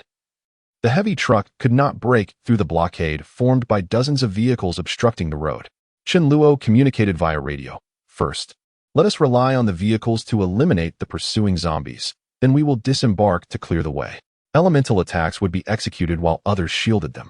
Jiang Feng was tasked with managing the number of zombies. Due to the slow pace of the vehicle, at least 40 to 50 zombies trailed behind. In addition to those already present in the vicinity, nearing 100 in total. Jiang Feng exited the vehicle, immediately dashing towards the horde to divert their attention. The women opened the bus windows and began attacking the zombies outside. With the protection of the vehicles, the zombies couldn't reach them. The zombies didn't arrive at the same time, and some were lured away by Jiang Feng. Now, the number of people on Chen Luo's side exceeded that of the zombies. If there were only a few people, dozens of zombies would be terrifying to ordinary folks. However, when the number of survivors was large, they could easily overwhelm the zombies. Chen Luo quietly watched others take action. Moving zombies were not easy to hit, but the accuracy of magic spells was indeed better than that on the first day. After clearing the trailing zombies, everyone got out of the vehicles to deal with the other approaching zombies and simultaneously move the vehicles aside. Chen Luo said, "Let's move the cars together and throw them onto the opposite road." Even female first level ability users had more strength than ordinary adult men, let alone second level ones. It was the 18th day of the apocalypse. Survivors who knew the secret of the crystals long ago and could absorb at least 1 crystal a day had already advanced to the second level. Because advancing to the second level was rather simple, only requiring the absorption of 20 crystals. Advancing to the third level was much more difficult, needing around 150 crystals. Even Su Dezhu, who absorbed crystals with Chen Luo on the first day, hadn't reached the third level yet, including Mi Li and Mi Ling. They still needed 2 or 3 days, which was really inferior to the Magic King who advanced a few days ago. Second, level ability users also differed. Su Dezhu was at the peak of the second level, while most were only at the primary stage of the second level. Currently, in the team, only 4 girls and Yang Xian and a few others who learned the secret of the crystals too late hadn't advanced to the second level. Chen Luo was pondering about letting several core members absorb the crystal of the Rat King, which still had residual power tonight. If it wasn't enough, they could also absorb the crystal of that 5th level fire-type zombie. A group of 10 effortlessly hurled a small cart across the road. As they advanced slowly, they discovered that while the cart could navigate many areas, heavy trucks and buses could not, each possessing its own merits. Chen Luo sat atop the cart like a lord, doing nothing but observing while gently savoring his rice. Unbeknownst to him, his hand brushed against the belly of the rice, which then uttered a remark that left Chen Luo in dismay. The rice said, "No shivering, it still hurts." Chen Luo exclaimed in surprise. The rice continued, "Although I cannot see, I can eavesdrop. Last night, I leaped onto the balcony and nearly plummeted down. It was terrifying." Chen Luo's expression shifted. The rice was far too aware, and he contemplated silencing it. He deemed it necessary to find some tasks for the rice to occupy itself with in the evening. Otherwise, its idleness would lead to meddling. He resolved to instill in it an addiction to the internet and teach it how to use a smartphone. Alas, sister-in-law, why can't you ensure the rice gets a good night's sleep when you have the time? It seems so lonely. They had not traversed even half the distance when the girls began to run out of ammunition, having dispatched over 200 zombies. Fortunately, they had passed through the congested area, allowing heavy trucks to resume their journey. Upon arriving near the Yulin community, Chen Luo commanded, "Disembark and arm yourselves. We must fight the zombies." The weapons were primarily various sticks and axes. Chen Luo also distributed some electric batons to Xu Yun and others, even without power. These batons could serve as weapons. It could be said that as long as they were not besieged by hordes of zombies at once, they faced only the most rudimentary of foes, presenting little challenge. The level of difficulty was far less than the girls had anticipated. Indeed, strength lies in numbers. At the entrance of the community, there are over a dozen restaurants of various sizes. Chen Luo suggested, "Let's head into the restaurants and see if we can gather any supplies. Divide into 4 teams and avoid acting alone. Move the collected supplies to the truck." The area was teeming with zombies, unlike Chen Luo's location, which had fewer people. Consequently, most of the resources remained intact. Before long, rice, flour, and cooking oil were loaded into the truck. A cheer erupted when the girls discovered a supermarket that seemed untouched. The supermarket spanned over 100 square meters. A considerable size indeed. Mi Ling's eyes sparkled. A supermarket of such scale might just stock that particular item. Upon entering, they were even more delighted to find barrels of purified water for sale, with over 20 barrels lined against the wall, while others focused on the water and food. Mi Ling sought something near the cash register. She recalled that such items were often placed beside the counter, having seen them unconsciously in the past. Mi Ling's expression brightened as she found what she was looking for. Grabbing a convenient bag, she began to fill it. Shiyun watched Mi Ling curiously, wondering what she was searching for. Although she couldn't see the exact items Mi Ling was packing, she caught sight of the words ultra-thin. Mi Ling sensed someone observing her, and, upon noticing Shu Yun's gaze, her face flushed crimson. Chapter 67. The packaging is quite authentic. Understanding Mi Ling's demeanor, Shu Yun suddenly realized what she was after. If it had been one of her former colleagues, she might have teased them, but knowing Mi Ling, she refrained. No one truly understood the nature of Mi Ling and Chun Luo's relationship. Lost in her thoughts, Shu Yun speculated that this item must be for Chun Luo. Otherwise, it's hard to figure out who else it could be. And it was Mi Ling who sought it out personally. Why would you look for this thing if you don't need it? Mi Ling felt aggrieved in her heart. If it weren't for Millet, would I want to look for it? That detestable Chun Luo. Shu Yun cast a glance and then walked away nonchalantly, pretending not to notice. One piece of supplies after another was carried onto the vehicle. There was also a fruit store nearby. Most of the fruits were rotten, except for some apples, pears, and watermelons that still looked edible. Passing by, one shouldn't miss it. So of course, they were also carried onto the vehicle. These stores were all the ground floor storefronts of Yulin community and a community opposite. Above were the residents of the two communities. Chun Luo sensed something, looked up in a certain direction, and saw different people observing from several windows upstairs. Chun Luo didn't care. Let them watch. A woman in her 40s couldn't help but say, "Young man, as soon as I look at you, I can tell you're a kind-hearted young fellow. Andy hasn't eaten a watermelon for many days. It's so hot and I'm suffering. Could you bring one to Andy?" As soon as these words were spoken, similar words came from several other rooms in this building. "Please, handsome guy, send some water up. Is there any meat? Send up some of those marinated duck legs from the supermarket. Bring a few packs of cigarettes to Grandpa. I'm almost suffocating." Everyone around Chun Luo was quite speechless. "You really have a lot of nerve." Chun Luo chuckled and said, "I have trouble with my legs and can't climb the stairs, so I won't send them up." Upon hearing this, the old man and the old woman became indignant. "You young man, how can you not know the basic principle of respecting the elderly and caring for the young?" Chun Luo sneered. "People who didn't know might have thought you were in your 70s or 80s. Most of these people were at most in their 40s or 50s. Survivors above 60 were extremely rare, and so were those below 13 or 14. It was already good if there were a few among 10,000 people. Almost all those who survived were young and middle-aged. Chun Luo was too lazy to pay attention to them and signaled everyone to continue. However, the residents of the community wouldn't have it. An ant came out of the room and spread the news everywhere. "Come out quickly. Don't sleep. Someone is going to take away all our supplies." The supplies downstairs belonged to them, didn't they? Over these days, the survivors in the community had more or less gathered together, and most of them had gathered in this building facing the street. One reason was to give each other courage, and the other was that in case there was a rescue team, they could get the news in the first place. "Lao Zhang, Lao Li, everyone, come downstairs quickly. Grab your tools and gather." It was not yet 9 o'clock in the morning. Most of the survivors' biological clocks had been disrupted. Without entertainment, the best way to kill time was to sleep, which could also reduce energy consumption. Everyone passed the message to each other and soon gathered on the first floor. Surprisingly, there were no zombies on the first floor.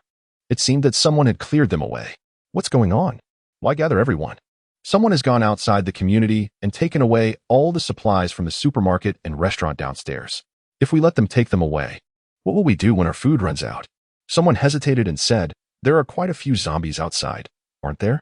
Did they kill all the zombies? What if they turn on us?"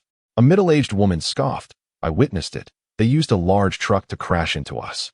Most of their members are merely a group of young girls, and their numbers are significantly fewer than ours." "Large truck?" An elderly man exclaimed, unable to contain his astonishment. "With such a truck, we could crush the zombies ourselves, couldn't we? We must seize that vehicle. We cannot allow them to take our supplies. Let us hurry. We must not let them escape." "Should we call Chun Guang and his group as well?" "Forget it. That bunch of brats has already turned against us. showing no respect for their elders.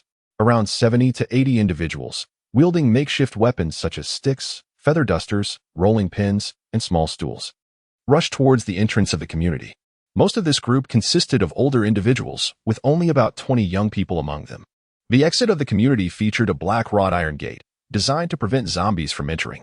Initially, these elderly folks hesitated to leave the safety of their homes, fearing the consequences of a zombie bite. However, after Chinluo had nearly eradicated the zombies, they found the courage to step outside. As they emerged, the group confronted the others with fierce determination. Put everything down at once. What you are doing is theft and robbery, do you understand? You young ones are not learning anything good. How were you raised by your elders? The onlookers were taken aback by the sight of the elderly wielding weapons, instantly becoming defensive. Chinluo quickly grasped the situation and let out a cold laugh. A bunch of shameless old rascals. They are too afraid to confront zombies. Yet they become increasingly arrogant when faced with fellow humans.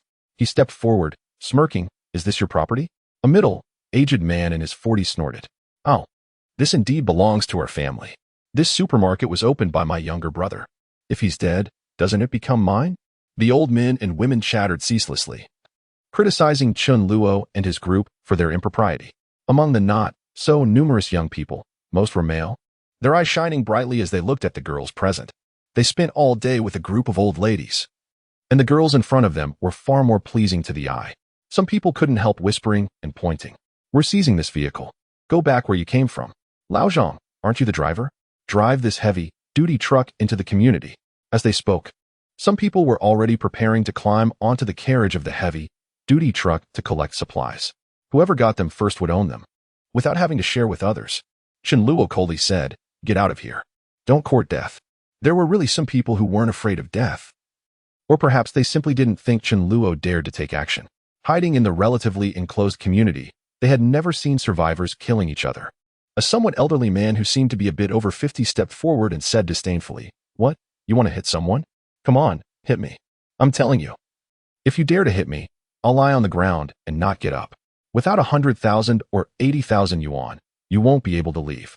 As he spoke, the old man even leaned his face in front of Chinluo. "Hit me then, afraid to hit?" TSK.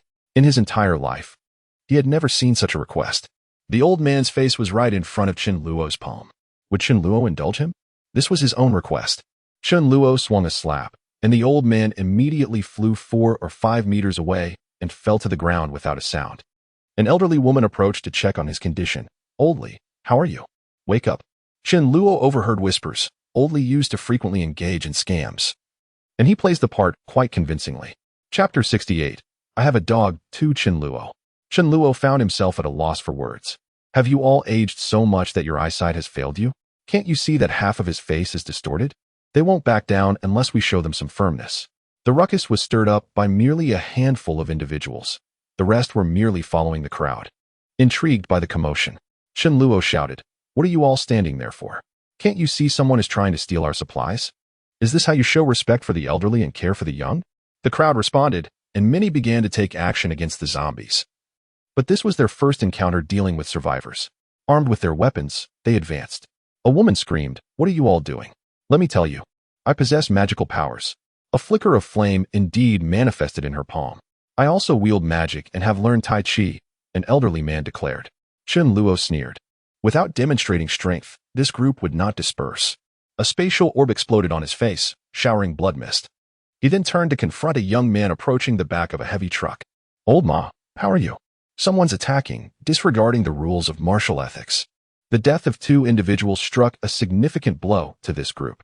2 young men, harboring ill intentions, lurked in the shadows, attempting to ambush Chinluo with spells. However, their efforts were futile, as they failed to even graze him. Chinluo began to take action as well. This group was nothing more than a rabble, fleeing in disarray. The King of Law leaped upon a few who had dared to confront Chinluo, leaving none unscathed. Except for their leader, Chinluo did not annihilate them completely.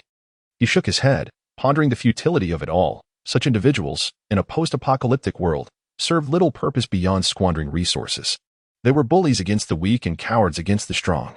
With so many of them present, if they dared to confront the undead, they would not have to worry about their supplies being seized. The crowd, feeling a mix of emotions after taking lives, continued to gather resources. Unexpectedly, A new group emerged from the community. This group was distinctly different from the previous rabble. One could often sense whether individuals had faced the undead or endured bloody battles. Comprising over 20 people, most were young, with 2 or 3 older individuals among them. They were the polar opposite of the former crowd. The youth were bold and tenacious, exhibiting a remarkable capacity to adapt. Chen Luo observed the newcomers, recognizing the figure at the forefront. It dawned on him that he had once associated with this individual during his earlier, weaker days, as they were not far from each other's homes. This person was likely named Chen Guang. Their acquaintance was minimal, for survivors tended to be wary of one another. Chen Luo recalled that Chen Guang was indeed courageous, leaving him with a reasonably favorable impression. Chen Guang and his group approached directly, initially taken aback by the sight of the bodies on the ground. Drawing closer, Chen Guang pulled a pack of cigarettes from his pocket and smiled. "Hey, brother, care for a smoke?" Chen Luo replied coolly, shaking his head. "I'm sorry. I don't smoke." Chen Guang lit a cigarette and pointed at the few individuals on the ground, saying, "These old fellows are truly infuriating, constantly berating us for being disrespectful to our elders. They only wish to enjoy the fruits of our labor, expecting us to risk our lives to support them. We could no longer tolerate it and distanced ourselves from those who dared to confront them. Out of consideration for our neighbors, we chose not to hold a grudge. Yet unexpectedly, we fell victim to your hands. Among the survivors, there are those who are bold and fearless, as well as the timid and apprehensive. The wise will separate themselves from the timid to avoid being encumbered. The timid must either change or wait for their demise." Although Chen Guang's group is smaller in number compared to the previous one, their combat prowess is on an entirely different level. Chen Luo's expression turned cold. "What? Do you seek vengeance for them?" Chen Guang immediately waved his hand, chuckling awkwardly. "My friend, do not misunderstand. We have come here to make friends, as having more allies can provide mutual support, and secondly, we hope to request your assistance." Chen Guang extended his hand. "I am Chen Guang." Although Chen Luo could easily overpower Chen Guang's group, the disparity in strength was irrelevant in the absence of enmity. There was no need to maintain an aloof demeanor. It would be disrespectful to refuse a handshake. Chen Luo was unafraid of trouble, yet he did not seek it out either. Furthermore, given that Chen Luo was looking to recruit more personnel, if this group proved to be reliable, accepting them would be advantageous. Chen Luo extended his hand in return. "I am Chen Luo." Chen Guang smiled. "Ah, we are indeed from the same clan." Chen Luo inquired, "What kind of assistance do you seek?" Chen Guangdao remarked, "Our community is quite populous, with nearly 1,000 residential units and ample supplies, yet a significant portion remains uncollected. However, we have encountered a troubling issue in recent days. There is a husky that has transformed into a zombie dog, capable of generating lightning and moving at remarkable speed. Most alarmingly, it has developed a degree of intelligence. When our numbers are few, it becomes aggressive. When we are numerous, it remains elusive, making it quite a formidable adversary. One of our companions fell victim to it. And until we neutralize this threat, none of us can find peace. In the past few days, we have also identified its lair. Yet, our manpower is insufficient to effectively contain it. Since you have a considerable number of people, we seek your assistance in eliminating it." Chen Luo countered, "What is the reward?" Chen Guang was momentarily taken aback before responding with a smile. "How does 300 pounds of rice and 5 barrels of water sound?" Chen Luo chuckled softly, gathering the rice before agreeing. The offered supplies were, of course, beneath his notice. Nonetheless, he needed to venture into the community to collect resources, and without dispatching the zombie dog, his subordinates would remain at risk. Furthermore, if this creature has indeed acquired a semblance of intelligence, it would likely be at least a level 2 or 3 threat. A level 4 classification is improbable. Had it been level 4, Chen Guang and his group would have perished long ago. Zombies and other undead beings can enhance their speed and evolve by consuming humans. Chen Luo estimated that it was most likely a level 2 creature. A level 2 zombie dog with the ability to run and wield lightning presents a genuine challenge for Chen Guang and his team. A crystal of the 2nd rank is fairly decent. Chen Luo has obtained crystals of the 4th and 5th ranks, yet he has never acquired a 2nd, rank 1. Accelerating the advancement of Mi Li and others is also a good idea. Mi Fan has confirmed that this group of people bear no ill will, so there's no need to worry about their tricks. However, vigilance is still essential. If they dare to play any tricks, then sorry, I'll take your crystals." Chen Guang stared at Mi Fan and Chen Luo's hands in amazement.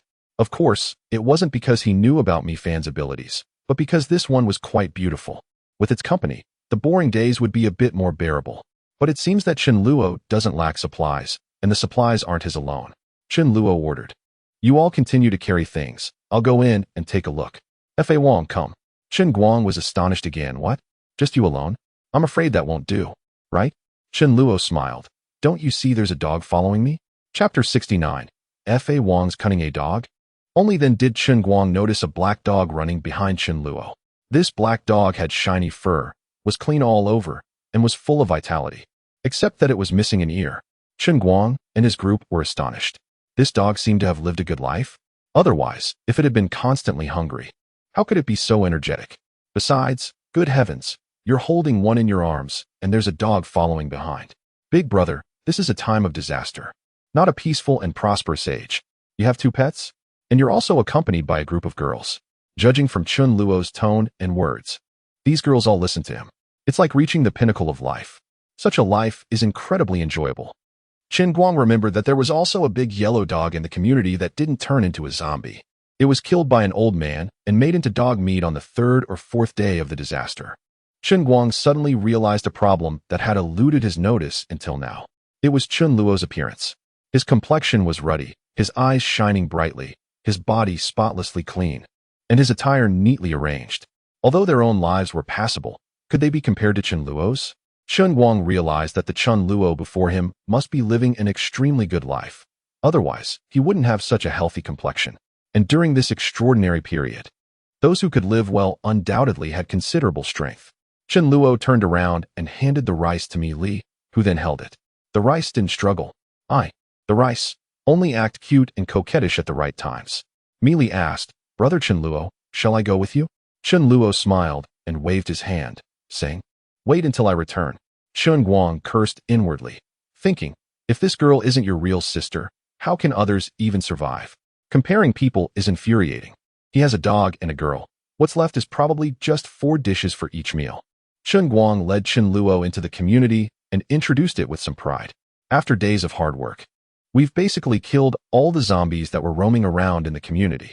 Originally, we planned to clean up the zombies outside after finishing those inside the community, but unexpectedly, you've arrived.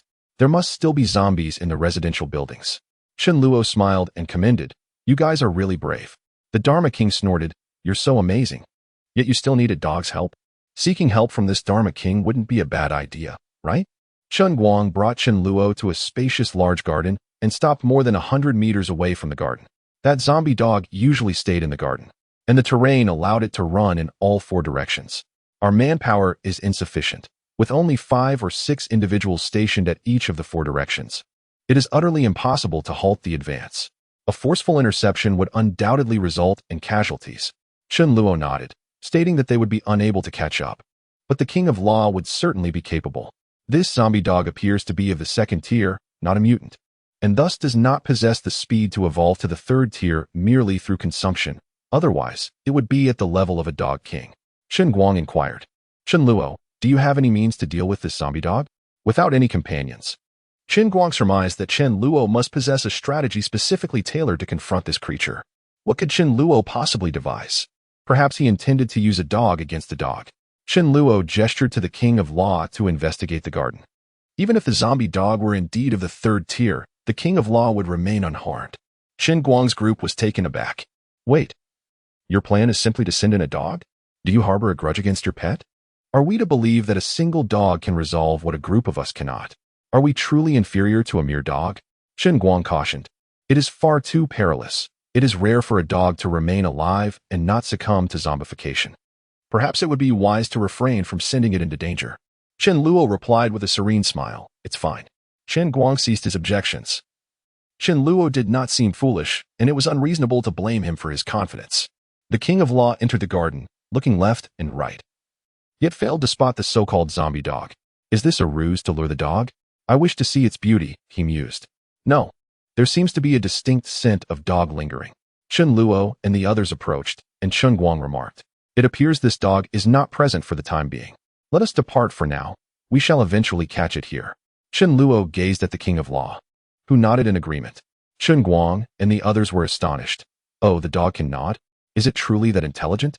They began to keenly sniff the air as he walked. And soon the crowd understood that he intended to employ the dog's keen sense of smell to locate the zombie dog. How fortunate it was to have a dog. Before long, they ascended to the 8th floor of a unit. As he approached, Chen Luo detected a strong metallic scent of blood. Room 802 had its door breached, a gaping hole that seemed just wide enough for a dog to pass through. Within, a low, growling whimper echoed, a warning emitted by the zombie dog sensing an intruder. Chen Luo stepped forward and, with considerable strength, yanked down the entire security door of 802. Chen Guang and the others looked on in astonishment. Was the door already compromised? Bark, bark, bark. The hoarse, shrill barks sounded distinctly different from those of a typical dog. They, enraged, questioned the dog's incessant barking. Suddenly, a realization washed over him, and his expression shifted subtly as he retreated discreetly, hiding behind, tongue lolling out, wearing a foolish grin. My task is merely to locate this zombie dog. Must I engage directly? Although I am confident in my ability to easily dispatch this creature, what if I were to sustain injuries? As a seasoned dog, I must learn to temper my brilliance. One should never hastily undertake tasks that are not theirs. Survival is paramount. Chen Luo cast a glance at the dog. Recognizing its intelligence, it was indeed astute in its behavior. However, if one refrains from slaying this dog, can its crystal be ours? The rule is simple. Whoever kills, takes. Unless one wishes to forfeit their dignity. Yet, Chen Luo had not yet reached the point of sacrificing his honor for a mere second-level crystal. Allowing the two engage was one aspect. It ensured his own safety, while simultaneously providing an opportunity to showcase the strength of his own faction. Chen Guang and his companions were about to cautiously enter the room when they encountered an extraordinary zombie dog, unlike any they had ever faced before. Following Chen Luo's silent signal, the King of Law charged inside, curious to see whether the zombie dog possessed any beauty. However, the zombie dog was indifferent to such musings. Unleashing a bolt of lightning aimed directly at the King of Law. The King of Law frantically darted left and right, moving with remarkable speed to evade the attack. The zombie dog, bewildered by such rapid movement, found it nearly impossible to target its foe. Chen Guang and his companions gasped in astonishment at the incredible speed displayed. With a resounding crash, the zombie dog's lightning strike hit the wall, creating a gaping hole but failing to strike the King of Law. Seizing the opportunity during the brief pause between the zombie dog's attacks, the King of Law closed the distance without hesitation. A shimmering azure light enveloped his tail, where the power of lightning coalesced. Thunderous tail sweep, Chen Luo chuckled, recognizing that the King of Law had grasped a new skill. In the latter stages of elemental ability users, one is not limited to ranged attacks. They can also channel elemental forces into their physical form. The zombie dog had no chance to evade, suffering a direct hit from the swift and forceful tail sweep. It was slammed against the wall. Yet the king's tail remained in contact, continuously discharging lightning energy upon the hapless creature. The zombie dog writhed in agony, unable to rise again. Chapter 70. But you must listen to me. The battle concluded in less than 10 seconds. Had the zombie dog not possessed a degree of resistance to lightning due to its own electrical attributes, it likely would not have endured for so long. The disparity between the second and third tiers was significant, yet it had not reached the level of outright domination. The crux of the matter lay in the fact that one combatant employed strategy while the other did not. Chen Guang and his companions watched in stunned silence. Has this been resolved? Can this dog wield the power of lightning? It seems capable of overwhelming this zombie hound. Goodness, this dog even possesses agility. Their companion, who was among the top 5 in strength, fell victim to the zombie hound due to arrogance and isolation. Initially, Chen Guang intended to inquire whether Mi Fan was for sale, hoping to acquire a companion, but now Mi Fan has been cast aside. What use is beauty if it cannot sustain?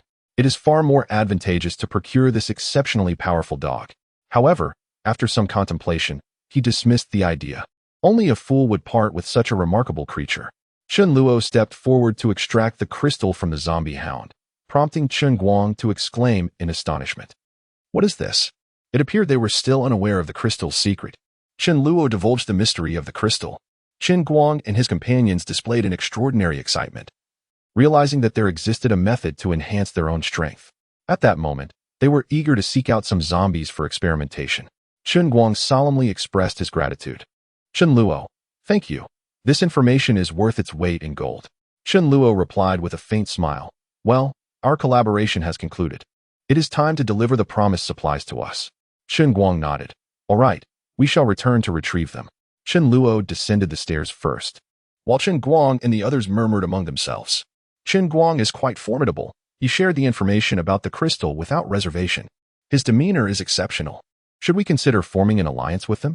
Although our strength is decent, we cannot compare to theirs. Indeed, those ladies are truly captivating. Perhaps they could help alleviate our singlehood, which would be delightful. Chen Guang is not the leader of this group of people. Why should you be the leader? No one would be convinced. Chen Guang is merely a representative sent by this group for communication. A group of people unite merely to survive. In the initial stage, it is not easy for a leader to emerge. Chen Guang nodded and said, I'll find an opportunity to ask later. When Chen Luo returned to the outside of the community, everyone had already finished the transportation. The space in the heavy truck carriage was filled about 1/3. How could this be enough? It must be filled before going back. Chen Luo signaled Yang Xian to drive the vehicle into the community and park on the road next to an outer building. They formed groups of 4 and searched door to door. Chen Luo was sitting on the bus when Chen Guang and others arrived, bringing some supplies. These were the rewards for Chen Luo's efforts. However, they were not the rewards agreed upon, but far more than that. There was probably 1,000 caddies of rice, 10 barrels of water, and surprisingly, some sausages, about 10 caddies. Chen Guang got on the bus with a smile and said, although you didn't ask for the information fee for the crystals, we can't not give it. This information is really precious. The extra supplies are our gratitude. Don't think it's too little. Chen Luo nodded and smiled. You're being too polite. We're all survivors. We should help each other. Chen Guang's smile faded a bit, and he said, Chen Luo, the world has suddenly become so dangerous. Even with so many people on my side, we have to think twice before going out. Many hands make light work. Would you consider uniting with us? I'm not bragging. Everyone on our side has killed at least 10 zombies. We're brave and determined. We don't want cowards. Union? No, what I desire is annexation. My territory shall be under my sole dominion, with only one voice to be heard. I possess greater strength, more resources, broader knowledge, and more methods, enabling me to survive better. If there is to be a union, it must be on my terms. Although this may seem overbearing, do not question the reasons. I am simply this domineering. Chen Luo pondered in his heart. Chen Guang merely intended for everyone to assist each other, akin to living together as partners. They would not, like Xu Yun and the others, submit to his commands. This would not do. It was better to forego it. The best way to make them obedient at present was to display absolute power, crush them, and make them aware of the disparity between the two sides. Chen Luo did not bluntly say that they should listen to him. Instead, he began to persuade them, or rather, present the facts. Chen Luo analyzed. You underestimated that zombie dog just now. It was only because there were so many of you that it did not engage you in a head-on fight. If a real battle had ensued, 1 or 2 of you would surely have died. Chen Guang nodded in agreement. Have you ever considered that if this zombie dog can acquire the power of lightning, is it possible for other zombies to evolve various magical powers?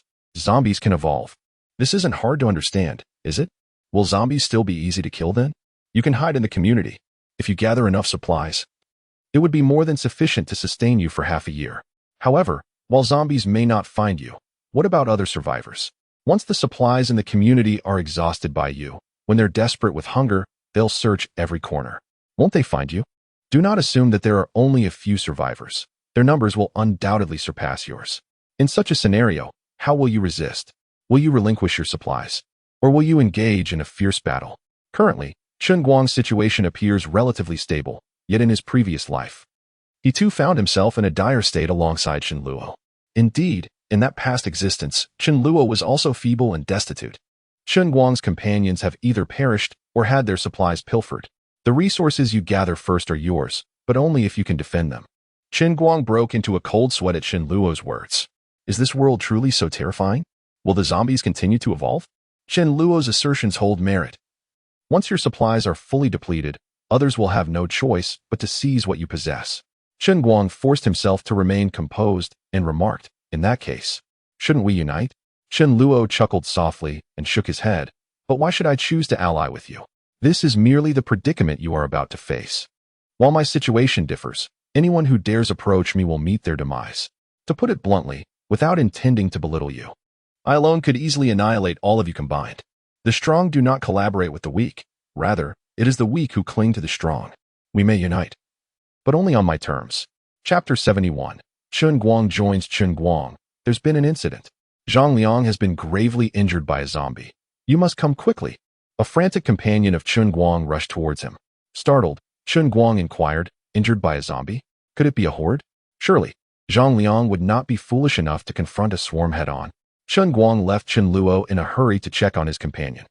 Zhang Liang was smoking at the entrance of the community.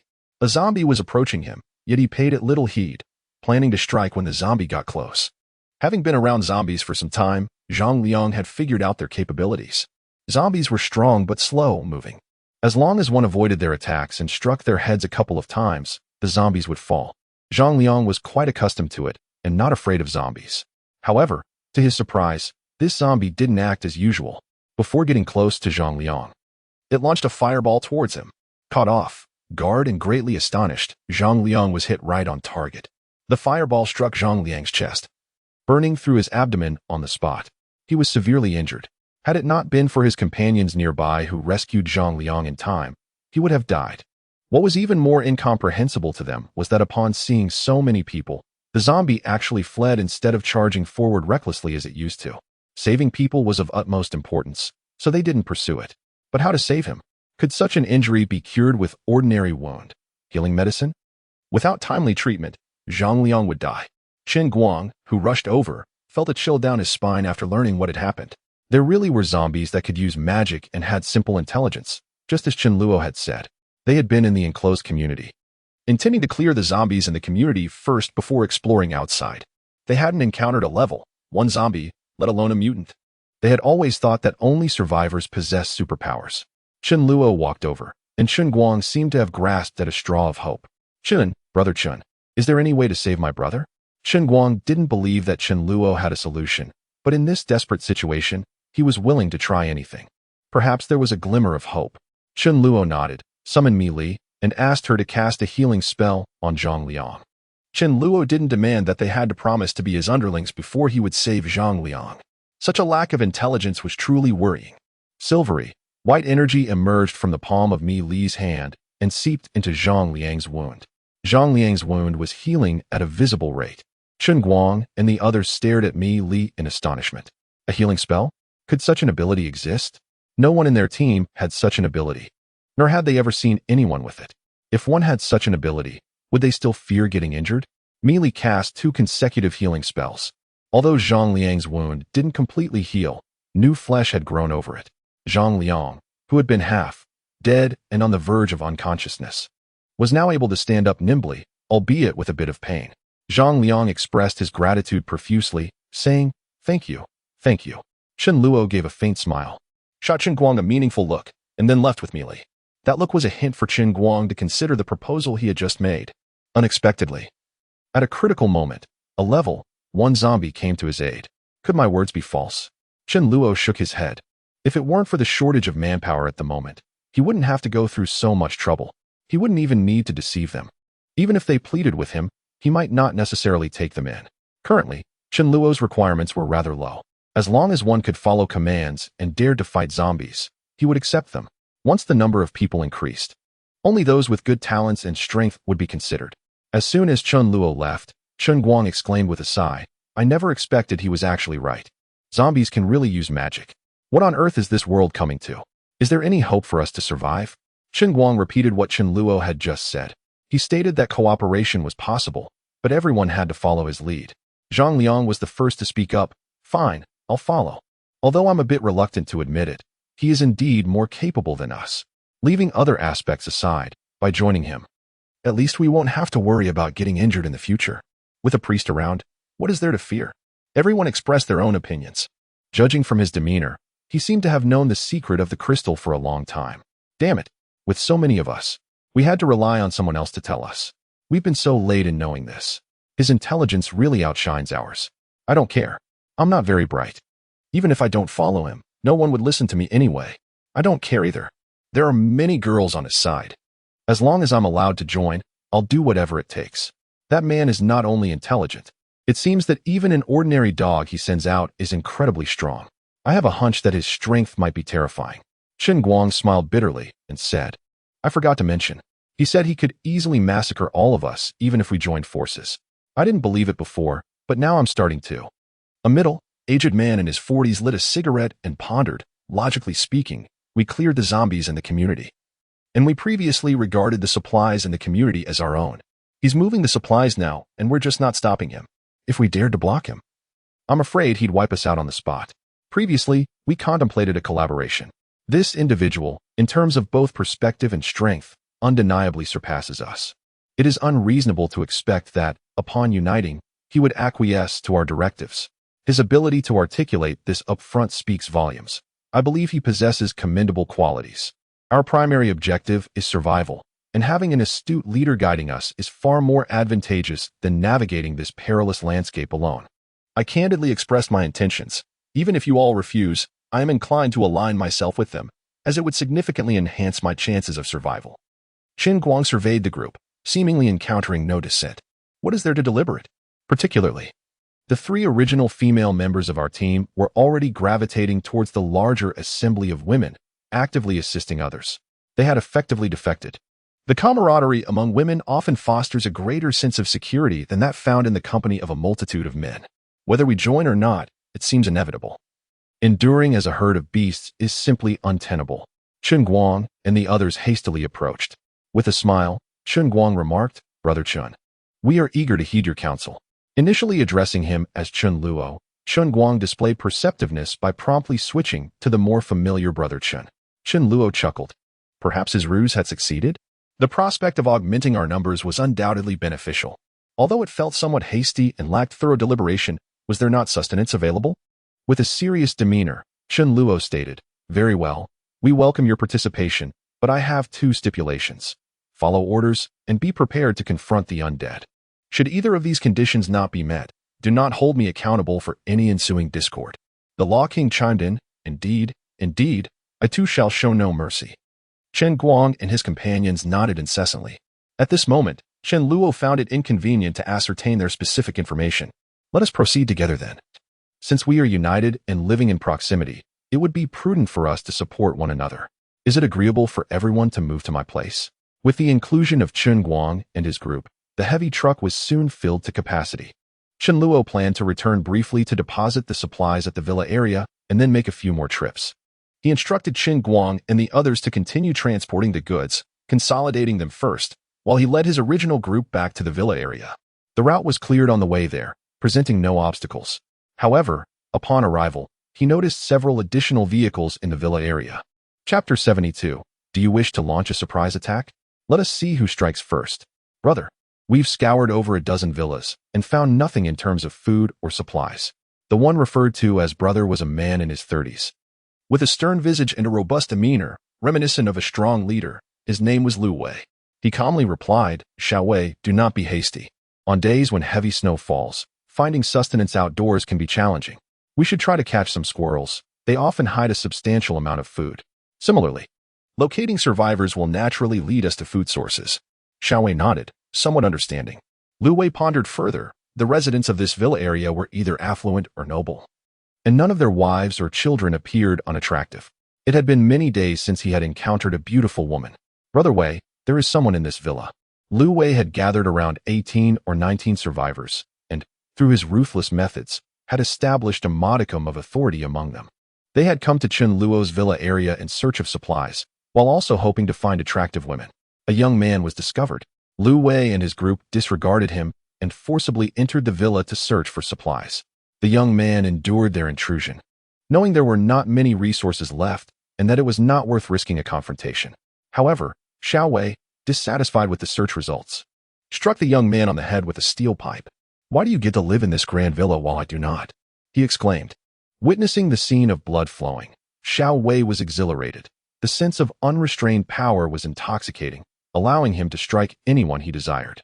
As he continued to beat the young man mercilessly, it was not long before the youth was beaten to death. Lu Wei observed without intervening, as it served to establish his authority. Those who witnessed the event were filled with dread. Xiao Wei chuckled. What a pity, there are hardly any supplies here. Lu Wei commanded, continue searching. Soon, they located the villas belonging to Chen Luoshu and Yun. The guards, Feng Yu, and Su Lan, quickly spotted them. Su Lan inquired, what should we do? There are quite a few of them. Chen Luo mentioned that if there are too many people, We should act as if we haven't seen them. If a confrontation arose, Fang Yu and Su Lan, being only 2 in number, would surely face dire consequences. Fang Yu shook his head. No, we cannot allow them to enter and search. Our stored supplies are inside. Although Chen Luo did not specifically request this, we cannot simply stand by and watch. Thus, they devised a plan to warn the intruders, claiming that their main force would soon return. If the warning was ignored, they would take action and then retreat, leading the intruders away to buy time. With the electric batons in their possession, there was a chance of turning the tide. Su Lan nodded in agreement. Indeed, we cannot afford to be idle. If all goes well on Chen Luo's end, he will be back soon. Fang Yu's eyes suddenly lit up as he gazed intently at the entrance of the community. Chen Luo and the others are back. I can see Chen Luo's car. Suddenly, several additional vehicles appeared in the community. There were sedans, vans, and small trucks, parked not far from the entrance of the community. Chen Luo narrowed his eyes. Had a significant number of survivors entered the villa area? There were at least a dozen people, not just 1 or 2. Chen Luo told Yang Xian to drive the car into the villa area, for it would be too troublesome to unload the goods otherwise. Previously, Chen Luo couldn't drive and due to lack of skills, and it would be quite tricky to reverse out. Yang Xian was a driver in the military. Sure enough, upon approaching his own villa, Chen Luo saw Fang Yu and Su Lan facing off against a group of people. Lu Wei narrowed his eyes. If it hadn't been for the sound of the car, he would have taken action directly. He needed to figure out how many people were on the other side. Chen Luo and the others got out of the car one after another. When they saw a group of girls with only a few men, Lu Wei and his group's eyes suddenly brightened. Only a few men? And the rest are beautiful girls? Then what was there to be afraid of? Chen Luo always felt that this Lu Wei looked somewhat familiar. Chen Luo remembered. Wasn't this the backer that Chen Jing, that scheming girl, found later? It was said that Chen Jing had a hard time in his hands. In the original timeline, this Lu Wei should have arrived at the villa area more than 10 days later. Was it because he had eliminated the zombies in the vicinity, resulting in a butterfly effect? Xiao Wei, holding a steel rod, went to the back of the heavy-duty truck and knocked on the door forcefully, shouting noisily. What's in the carriage? Is it supplies? Finders keepers, share half with us. This was deliberately picking a fight. In Xiao Wei's mind, with 20 men on their side. How could they not beat the few men on the other side? A group of women, not worth mentioning. A slight intimidation would make them wet their pants. He was quite familiar with this kind of thing. With a slap, Xiao Wei was slapped on the face, neither too lightly nor too heavily. It was Lu Wei who did it. Xiao Wei stared at Lu Wei in bewilderment, asking, "Why did you hit me?" Lu Wei reprimanded. "Why should you get half of what others obtained at the risk of their lives? Do you think you're so special?" Lu Wei looked at Mi Ling and Mi Li beside Chen Luo, trying his best to hide the greed in his eyes. They are truly exquisite, he thought. Lu Wei forced a smile and said, "Apologies, everyone. I didn't know this was your territory. We'll leave right away." Saying that, Lu Wei actually led his people away. Chen Luo narrowed his eyes. Lu Wei was a poison-type ability user. He wondered if Lu Wei had reached the 2nd level. The poisonous gas he released was as stinky and toxic as a weasel's fart. It couldn't be allowed to be released, or it would be disgusting for days. Mi Fan said, "This person is full of malice." Chen Luo chuckled inwardly. Need you even say that? A short distance away, Xiao Wei couldn't help asking Lu Wei, "Brother, seriously? Just let it go like this? This isn't like you." Lu Wei lightly patted Xiao Wei's head. "Now that we know they're here, are we afraid they'll run away? Isn't it better to find an opportunity to launch a sneak attack? Don't always think about fighting head-on. That's what a reckless man does. Use your brain more." Xiao Wei suddenly understood. Chen Luo thought much the same way. If fighting you head-on, your poisonous gas would make me unable to eat for days. And it would be bad if Mi Fan, Mi Ling, and Mi Li were affected. Since I can launch a sneak attack, why fight you head-on? The difference was that as long as you were a bit farther away from me, I would take action. Lu Wei was whispering instructions to Xiao Wei when suddenly, his head exploded. Chen Luo released a spatial sphere, which precisely struck Lu Wei's head. How could this head not explode? There was only a faint breath left on the spot. Lu Wei's last thought was, "I've been ambushed, damn it." Not feeling assured, Chen Luo gave him another strike. Chen Luo waved his hand and said, "Take them out." These were basically a disorderly mob and were quickly eliminated. With a look of disdain on his face, Chen Luo thought, "Knowing that you might pose a threat to me, how could I let you leave? Should I wait until you take action and then fight back?" There are always some foolish people who, knowing that the other party has ill intentions, yet remain inactive. They only launch an enraged counterattack after being ambushed. Only when their subordinates, brothers, or women suffer irreparable harm, do they regret too late? But I'm different. I've always believed in striking first. As long as I think you're a threat and can easily kill you, I'll take action immediately. Lu Wei never expected that before his death. While he was planning to find an opportunity to launch a sneak attack, he was the one who was ambushed on the spot. I really can't believe you. You crafty fellow. Chapter 73. Annoying relatives. The crowd started to carry supplies into the villas. They specifically selected several villas as storage warehouses. In fact, it would have been much less troublesome to just put them in Chun Luo's power space. But the time wasn't ripe yet. And currently only the core members knew about it. Moreover, for superpower users, with so many people, this bit of carrying work was really nothing. Soon, the supplies on one heavy-duty truck were unloaded. Everyone was elated. With so many supplies, they could last for a long time, and there was also some meat, such as sealed duck legs, chicken feet, sausages, cured meat, etc. Without pausing, they continued their journey towards Chun Guang's place to carry supplies. The day after tomorrow, a significant number of zombies would evolve into level 1 zombies, as if following a programmed schedule. They had to finish transporting the supplies before that. Otherwise, it would be extremely difficult to do so later. After some thought, Chun Luo asked the Dharma King to stay and guard the base. With the Dharma King around, ordinary people posed no threat at all, and the Dharma King was truly shrewd. It could tell whether there was danger. If there was, it would really run away. Without Chun Luo's order, it would never fight to the death. Chun Luo couldn't stay to guard the base. He had to protect the girls during the transportation all the way. After arriving at Chun Guang's place, they first transported back all the supplies stored by Chun Guang and the others, and then Chun Guang continued to search for more supplies. There were indeed a great deal of supplies in the community. Which household didn't have half a bag of rice or flour and some snacks? Barrels of water were also almost a necessity in every household. Chun Luo transported supplies on a large scale. Plus, the news that Chun Guang and his group were about to leave somehow leaked out. Other survivors in the community came crying to stop them. You can't leave. Who will protect us if you leave? These people were well aware in their hearts that Chun Guang and his group were different from them, and that they relied on Chun Guang and the others for protection. Chun Luo sneered.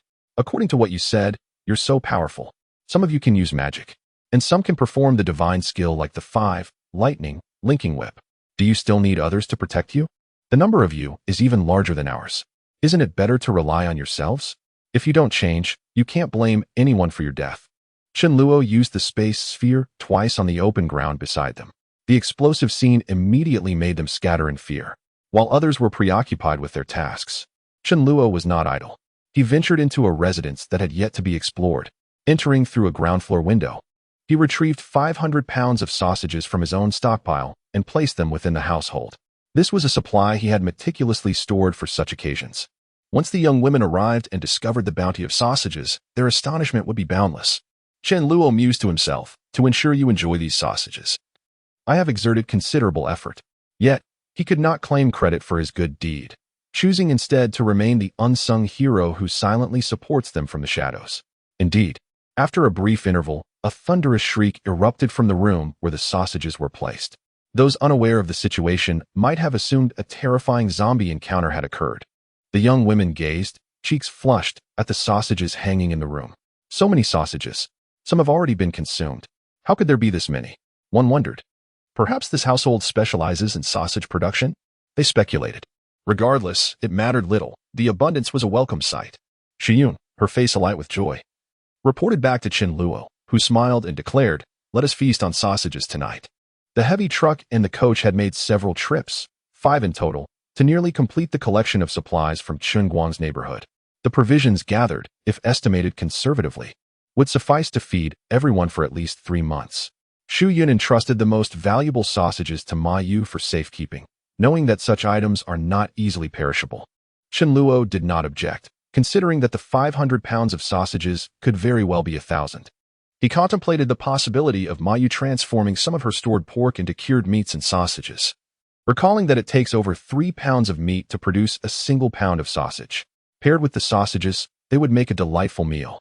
Ma Yu sliced 5 pounds of sausages into pieces and simply steamed them in a pot, filling the air with an enticing aroma. There was no need for elaborate recipes. The combination of 5 pounds of sausage with rice was already a delightful feast for everyone. The mere thought of such a generous quantity of sausages brought joy to their hearts. Even if Chun Luo indulged a bit more, it would suffice for dozens of meals. Wouldn't he it? Joking aside, with so many delectable options, who would choose just sausage? After finishing his meal, Chun Luo lay languidly on his bed, basking in comfort. Suddenly, a knock echoed through the room. Chun Luo chuckled to himself. On the third floor, it was just him and Mi Li. So it could only be Mi Li at the door. Has she learned to be more proactive? He opened the door, only to be surprised to find Mi Ling standing there. Clad in a flowing black dress, she seemed to have a particular fondness for the color black. How fortuitous that the black item I had taken earlier would match perfectly. Despite the slightly loose dress, it failed to conceal her stunning figure.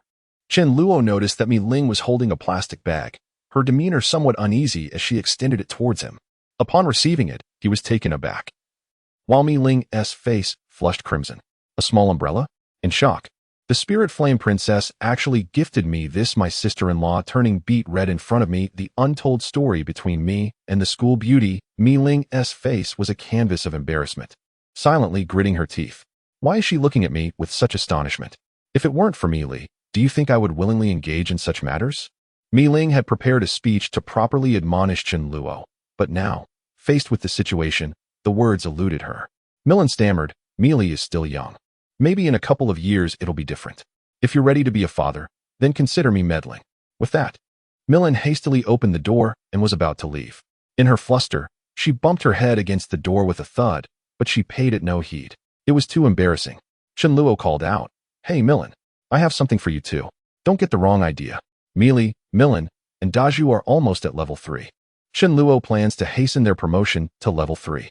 Chun Luo still has half of the Rat King crystal and a level 5 fire type crystal left. This can accelerate their advancement. With each level up, the difficulty of upgrading increases exponentially. It takes others 20 days to reach level 3. At this rate, it's impossible to reach the king rank in a few years. In a few years, there will be quite a number of king rank individuals among the human survivors. There's no other reason. High-level crystals can facilitate rapid advancement. If there are enough high-level and sufficient quantity crystals, Chun Luo could be promoted to the king rank in a month. But obviously, this is an impossible scenario. If there were such zombies, even if Chun Luo dared to go, it would be like courting death. Millen was in such a flustered state that she didn't hear what Chun Luo said at all.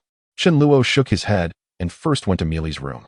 When Mi Li saw Chun Luo, her face blushed slightly. Not these 2 days. Chun Luo felt a bit depressed. There were some things for which the healing technique was truly effective, while for some conditions, the healing technique really didn't work. He couldn't drive away these annoying nuisances. Chapter 74. It depends on survival. The level 5 fire type crystal still has a significant effect on Chun Luo, but not so much that it could never make Chun Luo reach level 5. It's better to use it to help several confidants reach level 3 as soon as possible. Chun Luo first gave it to Mi Li.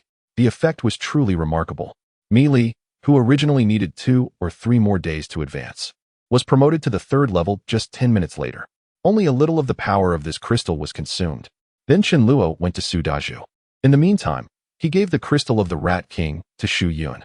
Chun Luo intended to cultivate Shu Yun as a confidant. Not only did she possess an excellent talent, but her attitude also greatly satisfied Chun Luo. Who else should be promoted if not her? Promoting her would make her more loyal. Shu Yun, overwhelmed with gratitude, took the crystal that was obviously different and said, "Thank you. I will keep working hard." Chun Luo smiled and said, "I have high hopes for you." Currently, only Shu Yun, Feng Yu, and Chun Guang have not received such treatment. With the help of the 5th level crystal, Su Daju also quickly reached the 3rd level. Chun Luo sensed that only about 1/5 of the crystal's power had been consumed. Then he came to Mi Ling's room and knocked on the door. Seeing Chun Luo, Mi Ling's expression was still a bit unnatural, and at the same time, she was somewhat vigilant in her heart. Knocking on the door so late. Could he have some ill intentions? If so, should I shout or not? If I shout, it would be embarrassing if Mi Li heard. Chun Luo said, "You gave me something, so I must return something to you." Mi Ling's face darkened. Was it really necessary to mention this matter?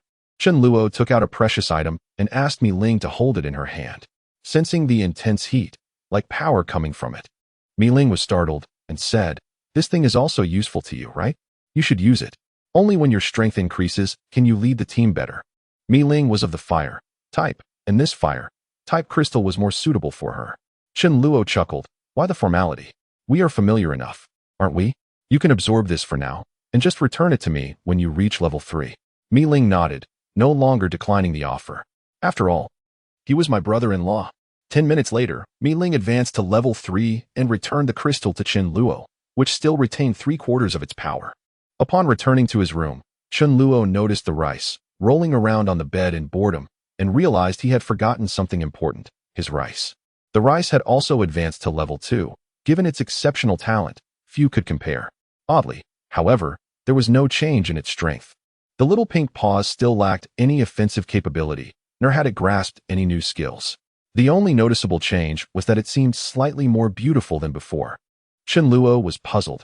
Typically, any type of ability should result in some increase in strength upon advancement. What an unusual phenomenon it was. Regardless of the type of ability the rice possessed, its obedient nature warranted attention. Chen Luo grinned. Rice, I haven't spent time with you for several days. Let's sleep together tonight. The rice's eyes sparkled as it looked at Chen Luo. Really? Chen Luo replied sheepishly. Only for tonight and tomorrow. The next time might be a month later. The rice, unfazed, was filled with joy. Chen Luo cradled the rice in his arms. Let us cultivate. Rice. The rice absorbed the level 5 crystal, while Chen Luo took in the level 1 crystals from Lu Wei and the other survivors, along with a scant few level 2 crystals. Chen Luo's rapid growth and strength made it increasingly difficult to progress quickly. Only when the zombies reached level 1 could he continue to advance at a swift pace. In the ordinary course of events, Chen Luo's internal power had not been stagnant. It experienced a gradual increase even without the absorption of crystals, albeit at a rather sluggish pace, akin to a first-level ability user fully consuming 4 low-tier crystals daily. Rice, having swiftly absorbed its share, had ascended to the 3rd level, yet exhibited no discernible changes. After its promotion, Rice seemed devoid of its former vivacity, as if attuned to some impending revelation. After a prolonged silence, Rice voiced its uncertainty. Chen Luo, I have an unsettling premonition that unfavorable changes are on the horizon. Perhaps in 2 days. 2 days hence marks the onset of the transformation of zombies from the lowest tier to the 1st level. A phenomenon wherein a portion of the undead would evolve. Could this be what it sensed? Chen Luo's heart raced with astonishment, aside from himself. It seemed no one else was privy to this knowledge, and now there was an additional entity to consider. Although Chen Luo remained oblivious to the specifics of Rice's abilities. Recalling the novels, films, and television shows he had encountered throughout his life, it appeared to be prophetic in nature. During their time in the marketplace, Rice had sensed imminent danger from a devourer, a forewarning that proved accurate. Rice had the capability to sense these threats, but could not alter their outcomes. Perhaps elucidating why Chen Luo had never witnessed Rice's powers in his previous life. Gently stroking Rice, Chen Luo mused. Who would have thought you were a little oracle? I wonder what abilities you will possess once you reach the sovereign level.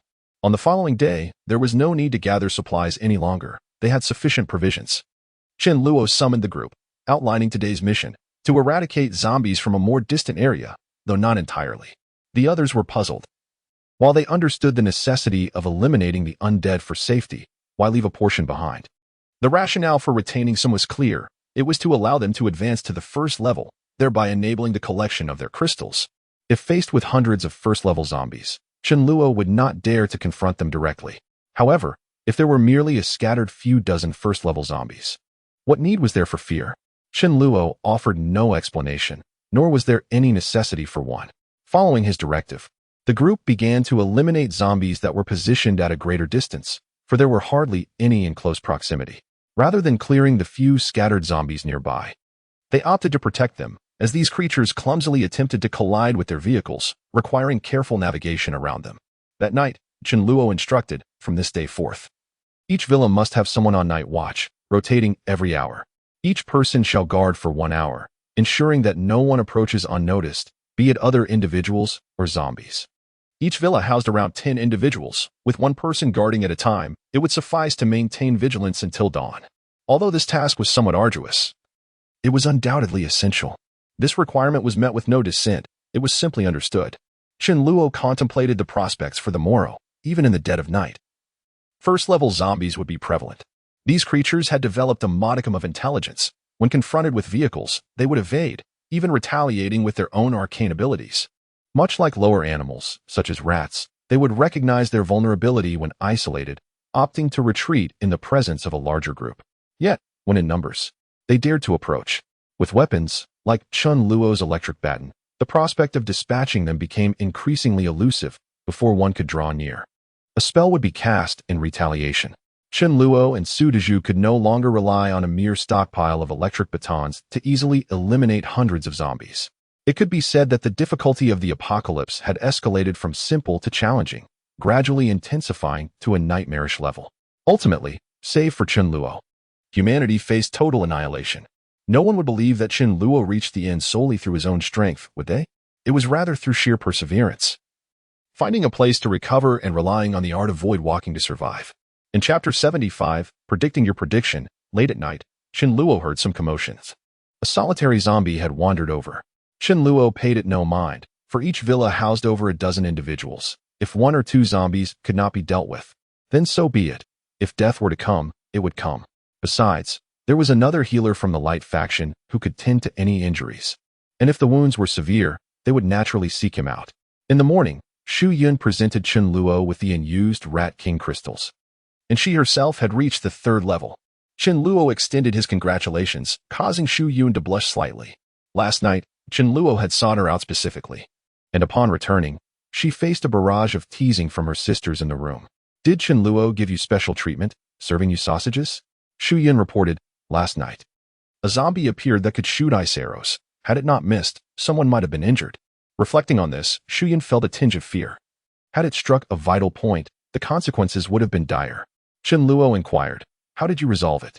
Shu Yun candidly replied, we all focused our fire and took it down in an instant.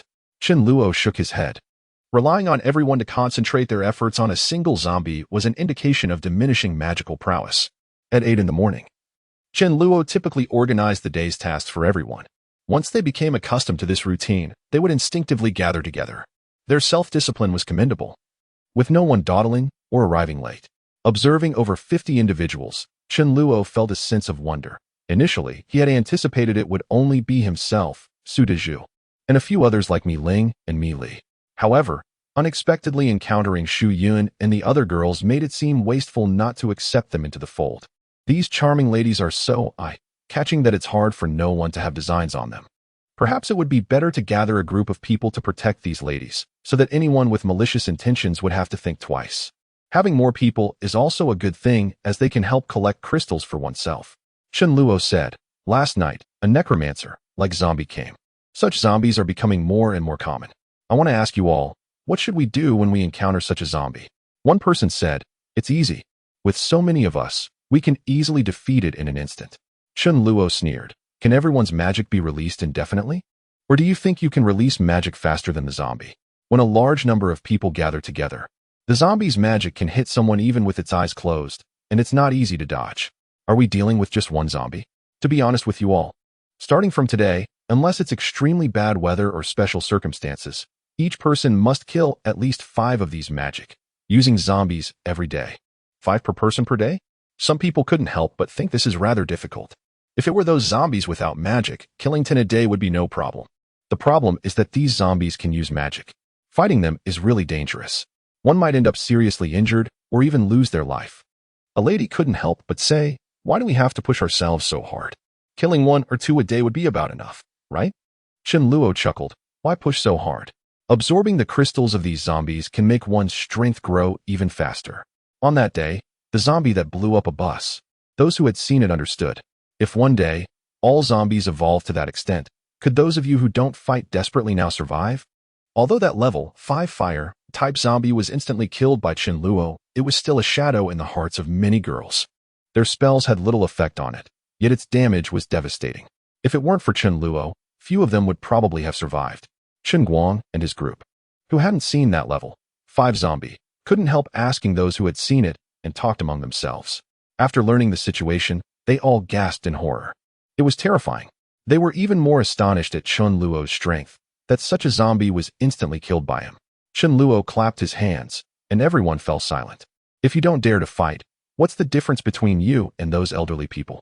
You all follow me, and of course, I won't let you die in vain. Now, I'll share with you the rules I've discovered about zombies. Everyone immediately became engrossed. This was the experience of a powerful person, which could save their lives. I won't mention the lowest level zombies. Let's talk about those that can use magic. Like us, They have various abilities, including physical, type, fire, and ice, type. Even I can't tell from the appearance whether a zombie can use magic. That day, Zhang Liang suffered a great loss because of this. Therefore, from now on, all the zombies we encounter should be regarded as level 1 zombies by default. These first-level zombies will flee if the number of people is far greater than theirs. They won't engage in a head-on confrontation recklessly. When you attack them, they will instinctively dodge, which is quite troublesome. They may even call their companions to deal with you together. It's unrealistic to rely on numerical superiority to deal with them. Chasing them forcefully will only put yourself in danger. Moreover, if you encounter a group of dozens of zombies, you must never engage them directly, as there will inevitably be casualties, which is not worthwhile, except for defending the gathering place or being pushed to the limit for supplies. Who would choose to confront a zombie horde head-on? Even if you win, you still lose. The best team composition to deal with them consists of 4 people. 2 warriors and 2 mages. Rest assured, although they have evolved and their speed has increased slightly, they are still not as fast as you all. You can run when you encounter a large number of them.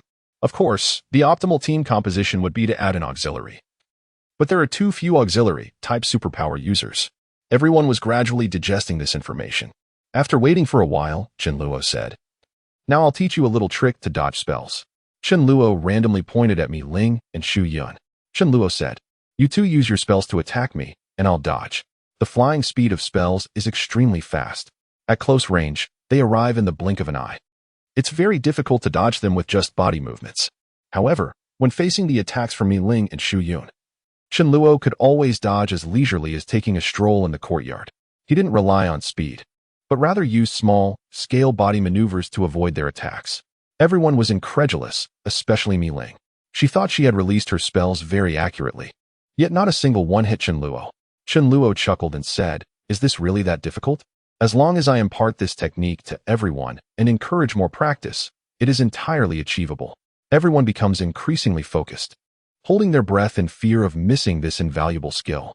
Chen Luo remarked, "To evade a spell upon seeing it is nearly impossible. However, I can discern the trajectory of their impending spells through the gestures of Mi Ling and Xu Yun, allowing me to position myself in advance to avoid the attack." Mi Ling enlightenedly responded, "This is known as prediction." Chen Luo chuckled, "Indeed, evading spells is quite challenging. Thus, one should pay close attention to the direction in which the zombie's hand aims. Once it moves, one can ascertain the spell's trajectory and preemptively dodge. As long as everyone becomes familiar with this technique, dealing with level 1 zombies will become exceedingly manageable." Mi Ling appeared to contemplate this, and after a moment, suggested, "Shall we give it another try?" Chen Luo secretly smiled, "Let it come." In the initial exchanges, Mi Ling casually cast small fireballs with minimal force, all of which Chen Luo effortlessly avoided. However, in a subsequent instance, Chen Luo was unexpectedly struck by a fireball. Mi Ling laughed, "I anticipated your anticipation." Chapter 76. It is not I who compel you anticipated my anticipation? Chen Luo chuckled, realizing Mi Ling's combat talent was indeed formidable. Otherwise, she would not bear the title of the goddess of war, Ling Yinji. Compared to Chen Luo, Mi Ling was considerably weaker. In a genuine confrontation, she would hardly have the opportunity to unleash so many fireballs. If Mi Ling and Chen Luo were of equal level. Surely not, surely not. You cannot think that Chen Luo would confront Mi Ling head-on, can you? I shall retreat, seeking a chance to outmaneuver you. I have never engaged an evenly matched opponent directly. It is far too perilous. You call this shameless? Bah, those who have a sense of shame are all dead. Mi Ling didn't show any complacency. This was a well-controlled, weak fireball. Otherwise, the release frequency wouldn't be this fast, and perhaps Chen Luo was being careless. Currently, the gap between her and Chen Luo was too wide. Chen Luo smiled and said, "Everyone, rest assured. First, level zombies definitely don't possess the intelligence to anticipate. If you encounter ones that can anticipate, just run directly. They're completely beyond your ability to resist. Well, everyone should find opponents to train this skill in the morning. After having lunch, we'll set off." For lunch, it was still sausages. Many people feared they wouldn't live to the day when the sausages were all eaten. Chen Luo said, "We have a total of 52 people. 12 people will stay to guard the base, taking turns. The remaining 40 people will be divided into 10 teams of 4.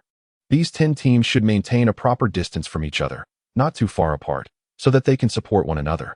Each team should take a walkie-talkie to contact in case of anything. The dangers in the apocalypse come not only from zombies but more from survivors. If everyone spreads out too far, when encountering a group of over 10 survivors, there's a high probability of being in danger. If there are only 4 people and they encounter 1 or 2 zombies, the zombies won't run away. Upon hearing Chen Luo's words, many people heaved a sigh of relief. They were really afraid that Chen Luo would disperse them to various places. The team composition should preferably be 2 men and 2 women, ensuring that there is 1 member with a strong physical build in each team. Before departing, Chen Luo said calmly, "Return to the villa complex at 6 in the afternoon or upon completing the mission. Today counts as half a day, and each person will receive 3 first-grade crystals. Teams that fail to complete the task will be punished as a whole. They won't have dinner as a penalty when they return. The initial punishment is lenient, but if a team fails to complete the task frequently, they need not come back until they do. Except for Chen Luo's team, everyone will go on foot instead of driving. There are some scattered zombies in the vicinity, which are just right for them to get some initial practice." Everyone then realized why some zombies were deliberately left behind during the previous cleanup. Such foresight is truly admirable. Chen Luo only observed from the car for a while and then drove away. He had given as much guidance and made proper arrangements for them as possible. If they died, it couldn't be blamed on anyone else. It was impossible for him to protect them closely like a bodyguard. He could protect them now, but could he do so forever? This was the apocalypse, not a game. Danger was everywhere. Chen Luo was prepared for their possible casualties. Chen Luo left, of course, to obtain crystals in places with more zombies. He came to a street where the number of zombies began to increase densely. Chen Luo said, "You 3 get off the car. Dazhu, Meiling, you kill the zombies. Meili, you boost their status and collect the crystals by the way." Meili looked miserable. "I'd rather fight the zombies than dig out those bloody crystals. Blame it on the fact that I don't have combat skills." Su Dazhu had reached level 3, and Meili had also reached level 3. With Meili's status boost, Su Dazhu's defense and strength could rival Chen Luo's. Su Dazhu served as a warrior, Mi Ling as a mage, and Mi Li as a priest, forming a complete trio of fighter, mage, and healer, all at level 3. Engaging with these level 1 zombies, or even those yet to reach level 1, was merely child's play for them, hardly qualifying as training. However, the level 3 or 4 zombies were not easily found at Chen Luo's whim. He drove slowly behind them, not idle. Instead, he took out a self-made textbook to educate the rice in his arms and the mage seated in the passenger seat. Adhering to the 9-year compulsory education system, Chen Luo said, "I will teach you pinyin now. In the future, when you encounter unfamiliar characters, you can simply consult a dictionary." Mi Ling found it amusing. Was this truly a task for humans? Teaching a dog to read? Suddenly, 8 zombies launched an attack, marking the largest group encountered that afternoon. Su Dazhu was about to charge forward, but Mi Ling halted him. She sensed that she could employ a new spell. With a flick of her wrist, she released a fireball. Previously, it had a diameter of 5 centimeters, but now it expanded to 10. As the zombies approached, Mi Ling hurled the fireball into their midst and instinctively controlled its explosion. Instantly, flames erupted, toppling 5 zombies, while the remaining 3 remained vigorous due to the blast radius. Mi Ling was exhilarated. Her intuition had proven correct. Chen Luo chuckled softly. The mage had recently grasped a similar skill. With the remaining 3, Mi Ling opted to eliminate them one by one, as the previous spell had taken a considerable toll on her mana. After slaying over 100 zombies, both Mi Ling and Mi Li found themselves depleted of magical energy. The buff released by Millet has an enhanced effect, yet the required consumption has also increased. Continuously casting it on Su Dazhu, one can't hold on for long. With only Su Dazhu, although there is no life-threatening danger, getting injured is inevitable. Chen Luo and the Dharma King stepped onto the battlefield and effortlessly killed over 200 zombies. The proportion of first-level zombies is rather small, about 1/3. Glancing at the time, Chen Luo started to return. After Chen Luo returned, everyone had arrived. The few injured people were treated by Wang Ling and were out of danger. However, what made the others look gloomy was that one person had died. The deceased was a man from Chun Guang's original team, a first-level elemental power user. He was hit on the head by a spell and died on the spot. Seeing that everyone's morale was low, Chen Luo said indifferently, "Don't blame me for being too harsh. It's the world that is too cruel, forcing you to fight." Originally, everyone was skeptical about Chen Luo's words. Were there really that many zombies capable of casting spells? But what they saw in the afternoon showed that at least 1/3 of the zombies suddenly could use spells. If you don't move forward, the world will force you to. Chen Guang smiled bitterly and said, "Alas, this damned world." 2 teams failed to complete the mission. Chen Luo didn't show mercy and starved them for a meal. It's just 1 meal of starvation. Have you ever tried starving for 3 days? At night, all members absorbed only first-level crystals. First-level crystals contain more than twice as much energy as the lowest-level crystals. And their quality is also completely different. Xian reached level 3. Originally, one could absorb 11 lowest-level crystals a day, but now can only absorb 7 first-level crystals. This is merely an instance. The majority of individuals can absorb approximately 1.5 pieces, while the remaining crystals were collected by Chen Luo. Regardless, absorb as much as you can. Any excess should be surrendered. Chen Luo eagerly anticipates those who can absorb more, as it signifies a swifter pace of growth. Chapter 77. The grain of rice's best friend. What brings Chen Luo solace is that, upon completing the absorption of the crystals, the group did not remain idle but rather commenced their evasive training. This afternoon, they lost a comrade, which profoundly affected them. Thus, exerting themselves now would enhance their chances of survival in the future. Chen Luo also began to absorb crystals at level 4. He could assimilate around 65 level 1 crystals at once, whereas a level 3 mage could only manage 13. For Chen Luo, level 1 crystals were still of insufficient quality, as he had reached level 4, rendering the lowest tier ineffective.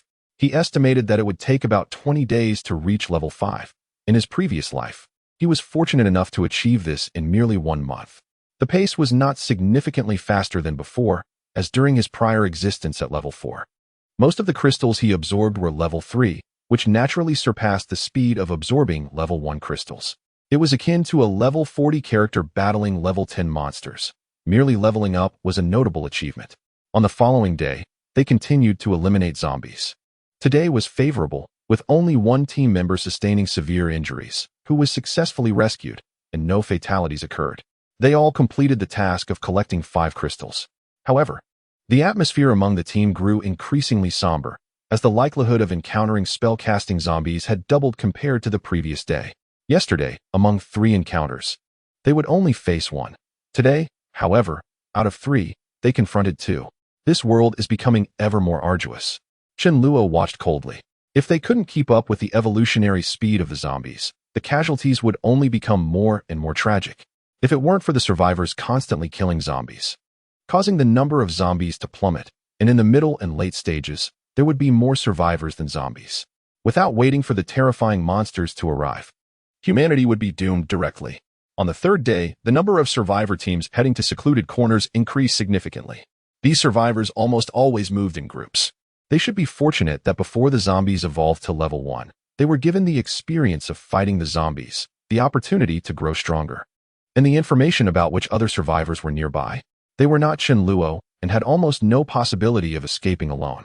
If they didn't unite to escape together, even a 1 in 10 chance of survival would be considered good. In the morning, Chen Luo saw 2 groups. He killed one group because they courted death by daring to molest his sister-in-law. Chen Luo considered it necessary to strengthen the defense of the base. Have more people stay behind, or let the Law King guard the base. Chen Luo and his party arrived at the side of a bridge. Several cars were parked beside the grass near the bridge. On the grass, 7 or 8 men surrounded a man and a woman, while several people beside the cars indifferently pretended not to see, including some female survivors. The man and the woman seemed to be father and daughter. Chen Luo, with his sharp ears, twitched his lips upon hearing a man say in a sneaky way, "Little sister, you don't want to see your father get hurt, do you?" Just from this sentence, Chen Luo could basically deduce what was happening. Although Chen Luo was cold-blooded, he couldn't stand this kind of thing. He thought that he might as well collect the crystals of this group of people. Maybe there were a few level 2 crystals. Meili also caught sight of it, exclaiming, "That's my classmate." Chen Luo paused for a moment and inquired, "Are you close?" Meili nodded. "We have a good relationship. She is my best friend." "Brother Chen Luo, please go help them." Although Meili wouldn't intervene for a stranger, her best friend was a different matter. How could she stand by and do nothing? Chen Luo, not one to be unsympathetic, thought, well, since she is Meili's friend, it is only natural to lend a hand. Without uttering a word of hesitation, he summoned the Law King. A dog is merely a dog. The allure of the Law King seemed to surpass even that of the young girl. A group of individuals gazed greedily at the Law King, entirely oblivious to the fact that the Grim Reaper of Thunder had arrived. They were unaware of Chun Luo's connection with Mi Li's friend. Hence, they did not consider her a hostage.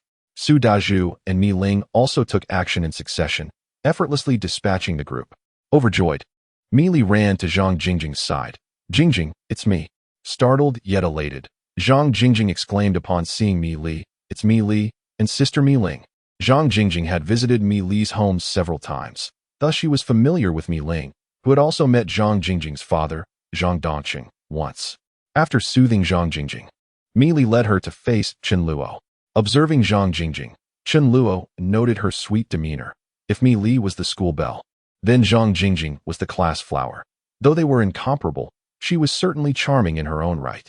Mi Li implored, "Brother, this is my close friend, Zhang Jingjing. Let us bring her along." Chen Luo quietly mused, "What an odd name. It seems to lack something."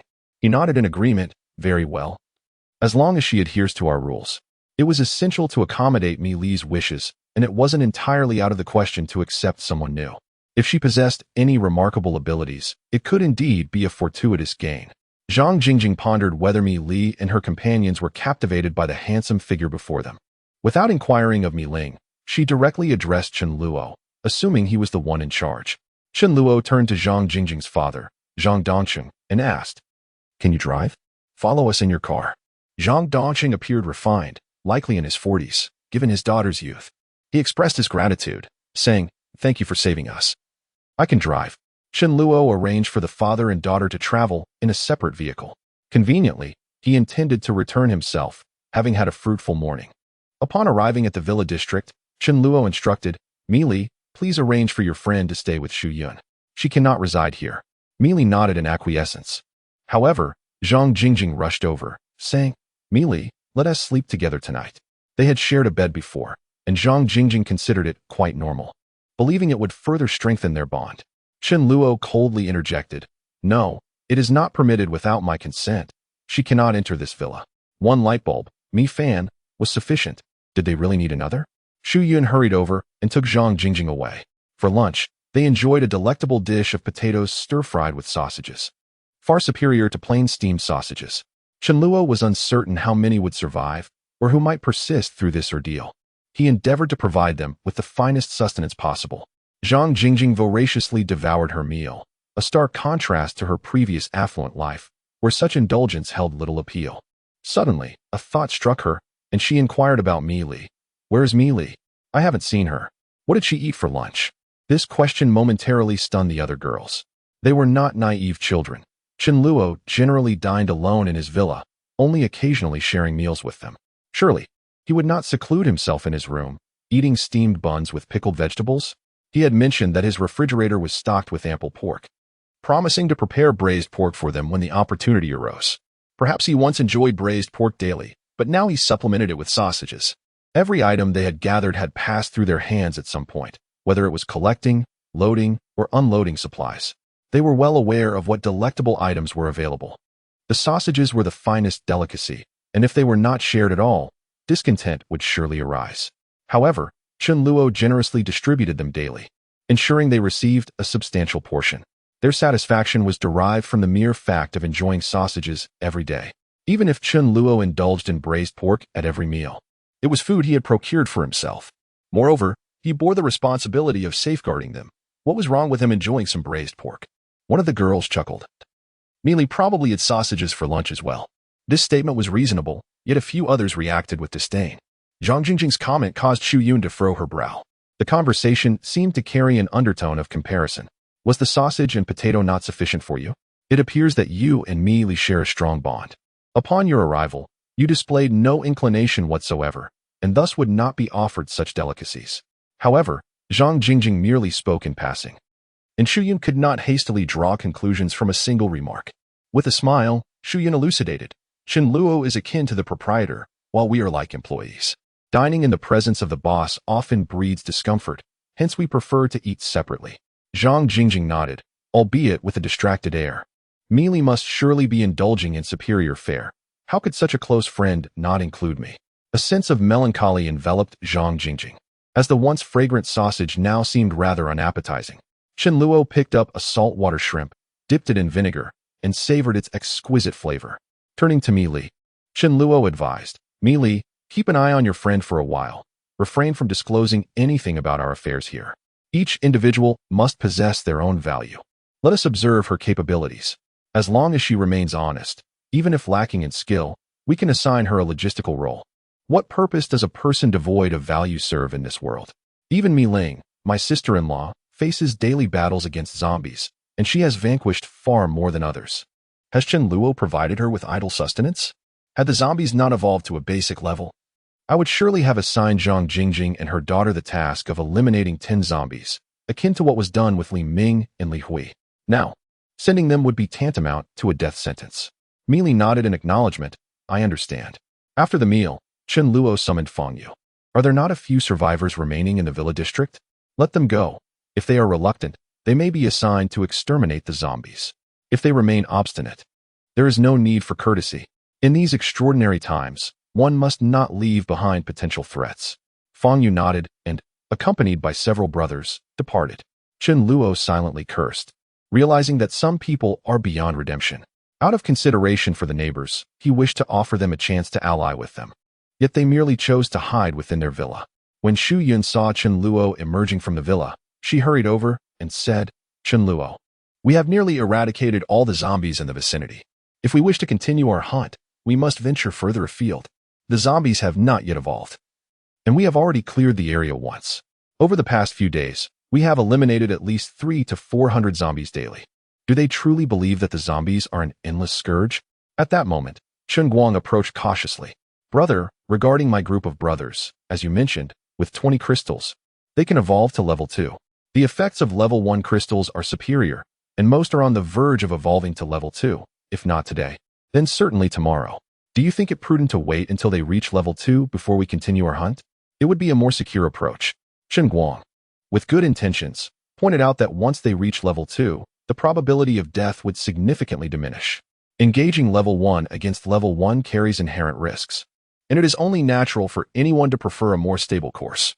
Chen Luo insisted on acquiring at least 5 level 1 crystals daily, except in special circumstances. The current situation indeed constituted a special circumstance. With imminent advancements, why rush into exterminating zombies when a more secure method is at hand? Forcing them into action would surely breed discontent. Chen Luo contemplated for a moment and nodded, saying, all right, it is just in time for something to happen. We shall stay behind to guard the home. Chen Guang and Xu Yun inquired curiously, what is about to occur? Chen Luo elucidated. Did you not notice the absence of survivors fleeing towards us? They will undoubtedly be scavenging for supplies. It is inconceivable that we would remain unvisited. There are still some scarce resources in other locales, yet no one would wait until supplies are completely depleted before searching. Humans, akin to squirrels, are compelled to incessantly seek out provisions to secure their sense of safety, especially when the surrounding area is largely devoid of zombies, emboldening them further. Chen Guang sighed. It truly renders one unable to find peace. Chen Luo instructed, take a few people to guard the entrance of the community, drive the bus there, and keep the air conditioning running, for the heat is unbearable. Maintain communication via the walkie-talkies in case of any incidents. By the way, ensure to include Zhang Dongcheng, who just joined us today. Let us observe his performance. Chen Guang nodded in agreement. Chen Luo then addressed Xu Yun. As for Zhang Jingjing, there is no need for any special treatment. Xu Yun appeared somewhat bewildered, realizing that Zhang Jingjing was not a favored individual. It seemed that in the future, there would be daily attempts by survivors wishing to enter the villa area. The notion of living in peace while exterminating zombies was likely to be a distant dream. Surviving in this apocalyptic world was exhausting. Beyond the need to guard against zombies and procure supplies, one must also remain vigilant against other survivors who might steal or rob. In his previous life, Chen Luo bore no such worries. The concern was always for others, no questions asked. Without employing ruthless and iron-fisted measures, one could not instill a sense of deterrence. A cold glint flashed in Chen Luo's eyes. Without shedding some blood to establish authority, one would struggle to maintain a foothold. Hanging dozens of corpses at the entrance would serve as a stark warning. Let us see who dares to trespass thereafter. Beyond the entrance of the villa community, towering walls encircle the premises. Prior to the apocalypse, security was already commendable, rendering it nearly impossible for ordinary individuals to sneak in. Chen Luo contemplated obstructing the community's entrance, yet recognized the impracticality of such a decision. After all, He would still need to facilitate the transport of supplies in the future, and relying solely on foot travel was unfeasible. Meanwhile, Chun Guang and his entourage reveled in the comfort of the air-conditioned bus after several consecutive days of slaughter. Such an opportunity for relaxation was indeed rare and immensely gratifying. The allure of the air conditioning drew many individuals to their presence. As they basked in the cool breeze, they scrutinized the situation outside the community. Approximately 10 minutes later, several vehicles approached the vicinity of the community. Chun Guang furrowed his brow and disembarked from the bus. In Chapter 79, let's see if you comply. The number of individuals appeared scant. With over 20 people on Chun Guang's side, he deemed it unnecessary to use the walkie-talkie for communication, as this small group posed no threat that warranted reinforcements, which would only diminish their perceived efficacy. Upon noticing the group disembark from the bus, the vehicles halted at the community entrance, and a dozen individuals emerged. Chun Guang politely stated, "Entry is prohibited. You may wish to explore other locations." The group, upon hearing his words, exchanged glances of discontent. Entry denied? They were acutely aware that this was a villa area and had hoped to find accommodations in one of the villas. A young man chuckled and inquired, "Brother, are all the villas occupied?" Chun Guang merely smiled and reiterated, "Please seek alternative locations." Truth be told, had there not been a considerable number of individuals across the way, and had they been unclear about the potential presence of adversaries within the community, this group might have attempted to force their way in. Engaging in conflict over such trivial matters could very well lead to their demise. At that moment, another convoy approached from a distance, presumably comprising more than 10 vehicles. Chun Guang's expression shifted, uncertain of the number of individuals on the opposite side. Should a conflict arise, his situation would be precarious. In times of indecision, one turns to their superior. Chun Guang promptly turned and communicated via the walkie-talkie. "Brother Chun, a considerable number of people are coming, a dozen vehicles. Potentially 50 or 60 individuals." Chen Luo, indulging in an ice cream while perusing a novel on his phone, reclined in his chair, occasionally petting the rice beside him. Upon hearing the information through the walkie-talkie, he remained unfazed and responded, "Everyone, gather at the entrance of the community." Chen Luo was unperturbed.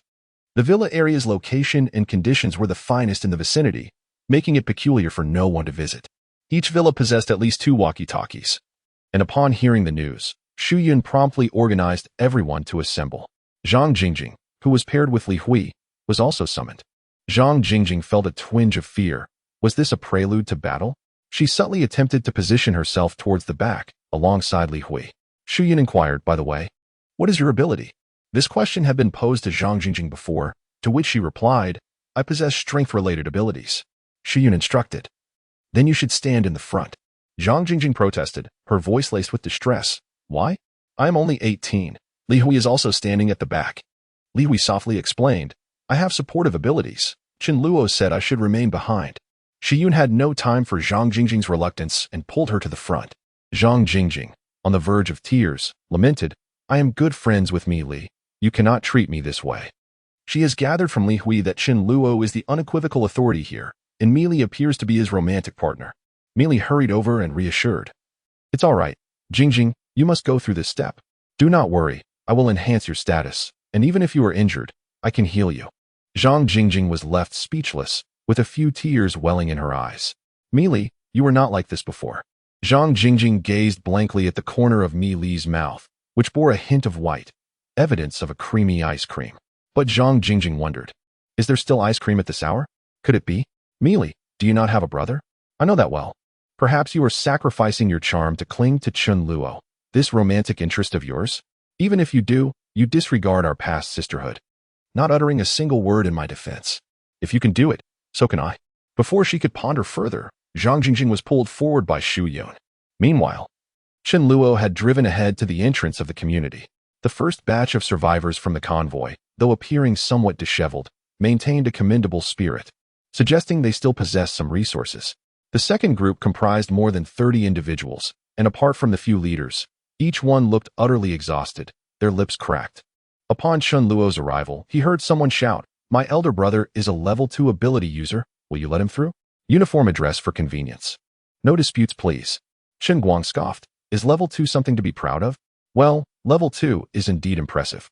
The secret of the crystals was revealed to this group far too late. To this day, they have not yet advanced to level 2. However, the main force's sisters are all at least level 2, and it seems Xu Yun may even exceed that. Upon seeing Chen Luo, Chen Guang promptly addressed him as Big Brother. Everyone couldn't help but cast their gazes towards Chen Luo. This young man was the Big Brother? In the second batch of vehicles, a brawny man with a bare upper body and a thick gold chain sneered. I thought it was something remarkable, but it turns out to be just a pretty boy. His name was Sun Dawei, and he was the leader of this group. He was the only second-level superpowered individual among them, and he had learned about the crystal discovery when seeing others dig them out. However, he concealed this secret instead of sharing it with the others. This was a motley crew, although he was the so-called leading brother. It was needless to say whether they were united or not. Sun Dawei smiled and said, "Little brother, you're in charge here, right? There are hardly any supplies in the vicinity. To be honest with you, my men haven't eaten or drunk anything for a day. Could you spare some?" Chen Luo sneered inwardly. Where there were no zombies, naturally, there were no supplies. However, in some residential areas, Chen Luo hadn't completely scavenged them, so there must be supplies.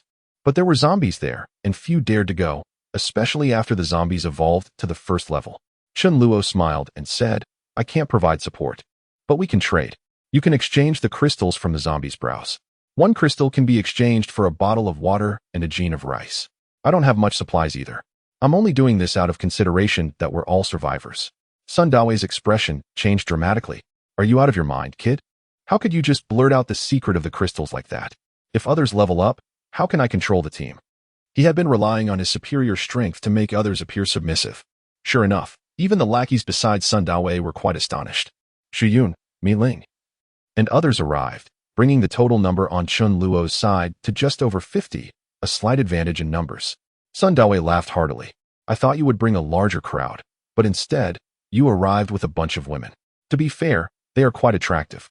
Sun Dawei turned, his expression turning fierce as he remarked, "He claims we must slay zombies to earn supplies. But do you not understand how formidable the zombies are?" After a moment of silence, a middle-aged man spoke up. "Young man, we are truly suffering from hunger. You must possess a considerable amount of supplies. Please, grant us a portion. If you refuse, desperation may drive us to desperate measures." Chen Luo had ample provisions. Even offering them food for a month would be but a trifling matter. Yet, could he acquiesce? Such a concession could be perceived as weakness, inviting further demands, or worse. Word might spread, attracting even more individuals seeking aid. It would be an exceedingly foolish course of action. Chen Luo had offered them a glimmer of hope, but they preferred to confront him rather than face the zombies. Were they not afraid of death? Of course they were. A battle among empowered survivors would only lead to mutual destruction, and a first-tier survivor is far more challenging to contend with than a first-tier zombie. The middle-aged man, seasoned from life-esh trials, accurately sensed that Chen Luo seemed hesitant to resort to violence. They were destitute, and if he withheld assistance, they would adopt a desperate stance to compel him. Chapter 80. Is peace a priority? Do you wager that I lack the resolve to take a life? If you numbered in the hundreds, I might indeed reconsider, Chen Luo scoffed. Just then, a voice emerged from within Chen Luo's camp. All things should prioritize harmony. Offer them something and let them go. Chen Luo's complexion changed, and so did Xu Yun, Chen Guang, and the others. Chen Luo turned around and found that the one who said this was Zhang Jingjing standing in the front row. The difference in the number of people between the two sides was not significant at all, and the opposite side seemed ready to fight desperately. Standing in the front, Zhang Jingjing was extremely terrified. If a fight really broke out, she was likely to be killed. In her opinion, since they could be sent away with food, why engage in a life and death battle? Thinking she was right, she whispered this sentence. Sun Dawei burst into laughter. This little beauty is quite right. We don't ask for much. Just give us 2,000 caddies of rice. If there's not enough rice, flour will do, along with some water and some other food. It's really not much. The people behind Sun Dawei echoed one after another. The little girl has a kind heart. We really have no other choice. We'll pay it back if we get some in the future. Chen Luo stared fixedly at Zhang Jingjing, making her a bit scared. Chen Luo slapped Zhang Jingjing across the face and coldly said, "Who do you think you are? Do you have the right to speak here? The boss is talking in the front, and it's already bad enough that an inexperienced underling interrupts, but you're actually speaking for the other side. The others are all quietly waiting for Chen Luo's orders. Do you really think you're special?" Half of Zhang Jingjing's face swelled up, and she fell to the ground. The intense pain made her burst into uncontrollable wailing. Zhang Jingjing's father couldn't hold back anymore. He ran over and rebuked, Is there anything wrong with what my daughter said? There are so many people on the other side. How could a fight end well? Loaded with supplies that filled several villas, taking them out to avoid casualties among everyone. Isn't this a good thing? For the sake of a bit of supplies, making the subordinates risk their lives. What kind of heart do you have? Millie came over and tried to pull Zhang Jingjing up, but was forcefully shaken off by Zhang Jingjing. Zhang Jingjing sobbed and said, "Don't act so hypocritical. At noon, you and Chen Luo secretly ate delicious food. Not taking others along was bad enough, but you didn't even take me. I thought I could always count on you as a friend. I stand in front, and you stand behind. Maybe you're secretly laughing at me in your heart." Millie felt sad. The supplies weren't obtained by me, and I don't have the right to make decisions. Besides, you just arrived. Miling looked at her, shook her head, and sighed inwardly. With Chen Luo's personality, you might be in trouble. Chen Luo's expression turned a bit unpleasant. I saved you. You eat and drink at my expense. And yet you say such words that undermine morale. How did you manage to survive until now? You're so naive and pitiable. Especially this Zhang Dongqing. With his age, he's really lived in vain. If a bit of food could completely send these people away, would Chen Luo begrudge 80,000 tons of rice? After getting angry at the beginning, Chen Luo soon calmed down. In his past life, he had seen all kinds of people. Chen Luo shook his head. Some people can be saved, while some shouldn't be. Temporarily not bothering with Zhang Dongqing and his daughter, Chen Luo turned around and chuckled, saying, "I'm sorry for the amusement." Sun Dawei grinned and said, "I heard there are supplies in several villas. I only want the amount in one villa. That's not excessive, is it?" Chen Luo smiled faintly and said to more than a dozen people from another convoy, "What about you? Do you also want supplies?" The young leader, observing Chen Luo's calm demeanor and cheerful banter, felt an unusual sensation arise within him. He quickly waved his hands and forced a smile, stating, "Brother, we merely came to see if there are any places suitable for settlement. We still possess some supplies and certainly do not intend to threaten you. Since the villa is full, we shall take our leave." With that, the young man truly departed with his companions. Sun Dawei, watching the retreating figures, muttered a curse under his breath, deeming him a coward.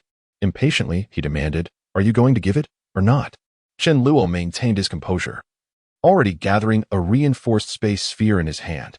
With a smile, he replied, "Indeed, I shall provide it to you right away." In the initial stages, while the spatial abilities were not as damaging as fire or lightning abilities at the same level, their power was intangible and colorless. Unlike the vividly colored fireballs or lightning strikes, this made it an ideal tool for stealthy ambushes.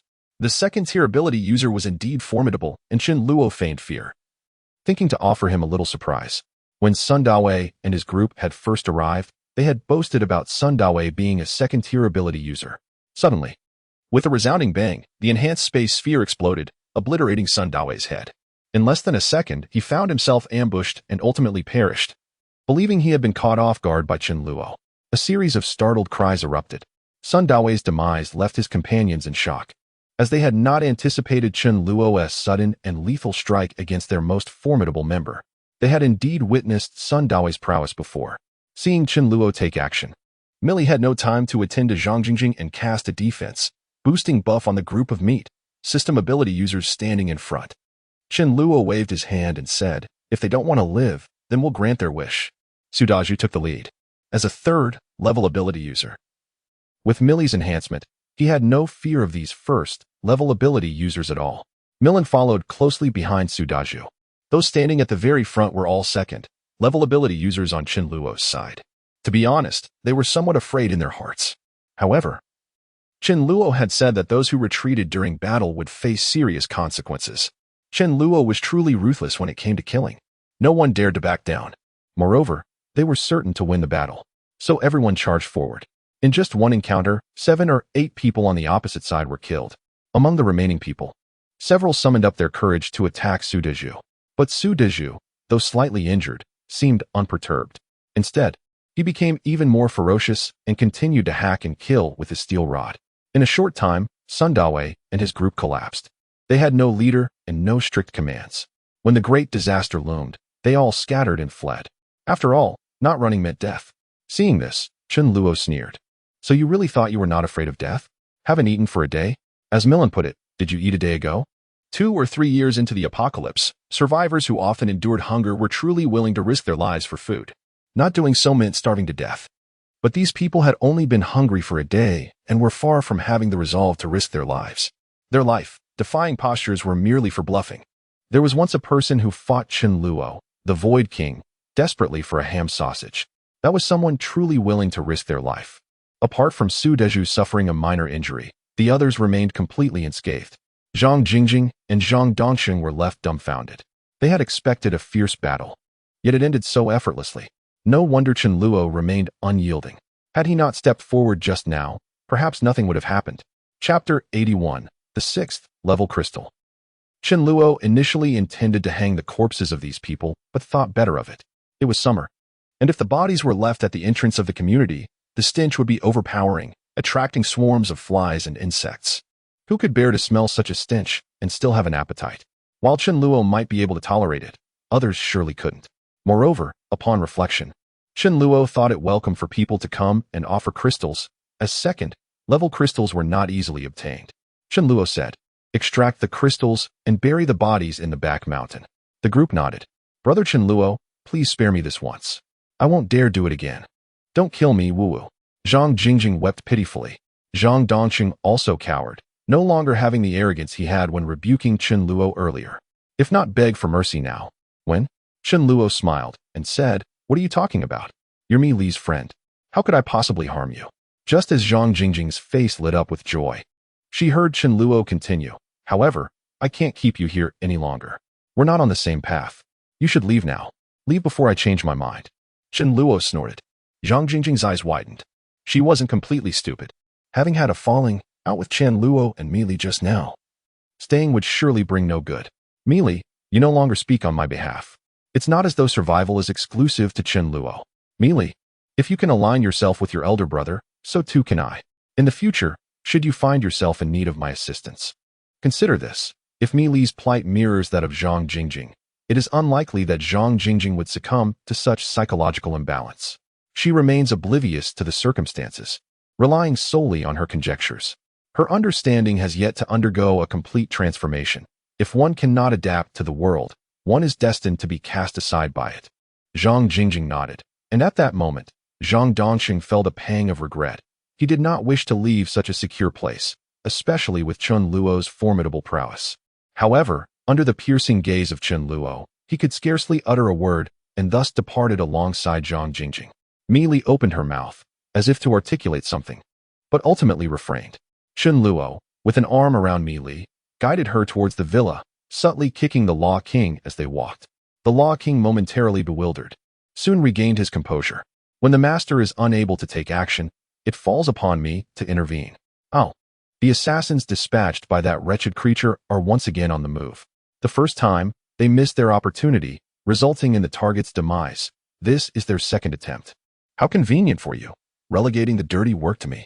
It seems improper, as if the braised pork has lost its flavor or the ribs have become unappetizing.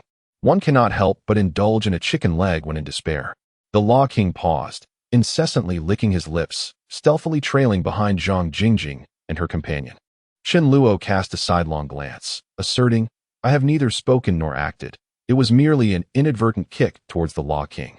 In this world, individuals can be categorized into three types: friends, enemies, and my own. You can never be my own, nor can you become a friend. Thus, I must express my apologies. You possess a modicum of charm, yet a woman seeking vengeance can be quite formidable. What if you were to become an influential figure and strike at a crucial moment? I, Chen Luo, harbor no fear of your retribution. Even if I cannot prevail, I can always flee. However, individuals like Mi Ling and Mi Li are unable to escape, lacking the ability to traverse the void. For the safety of all, I must express my apologies. Should such incidents proliferate, it is reasonable to assume that if Mi Li were to fall into your hands at this juncture, her fate would undoubtedly be dire. If Mi Li cannot bear it, then I shall take it upon myself. No, I must clarify that I am entirely innocent in this matter, unaware and unwilling to bear the blame. How fortunate it is to have a dog. Chen Guang approached. Brother Chen, that young man who just left has returned, claiming he has something important to discuss with you. Chen Luo turned with a furrowed brow. What is this important matter? Chen Guang shook his head. I do not know. He did not elaborate. However, I observed that he appeared quite composed, not the type to engage in frivolous banter, which is why I came to report. Indeed, That young man, had he been like Sun Dawei, would have seized the opportunity to threaten and would have remained just the same. He seemed astute enough to understand the consequences of his actions. Chen Luo nodded as Mi Ling took Mi Li back. Meanwhile, Lung Chun, accompanied by a group of fellow refugees, sought a place to settle, as sleeping in a vehicle indefinitely was untenable. Upon arriving at a location relatively free of zombies, they intended to explore a villa area, only to be stopped by some individuals. Subsequently, they encountered Sun Dawei. When the leader, with a smile, inquired if he too was in need of supplies, Lung Chun felt a chill run down his spine and promptly fled. After departing, a thought emerged in his mind. Could it be that there were individuals in the villa area managing the situation, given the absence of zombies nearby? In the next moment, not having ventured far, he was startled by a chorus of anguished screams. The hair on his arms stood on end. Indeed, fleeing was the correct choice. Yet, to where could he escape? He lacked direction, and the world had grown perilously treacherous. Cold Morning felt a profound sense of confusion, leading to another notion. Why not attempt to join the other group? This idea stemmed from the presence of numerous women among them, though that was not the crux of the matter. What truly mattered was the apparent well-being of these women. They appeared well-groomed and composed, in stark contrast to one of the disheveled females in his own team. If the other group were inherently malevolent, those women would not exhibit such vitality. Their kindness towards the women, coupled with the demeanor of Chun Guang and others, suggested that they treated their subordinates well.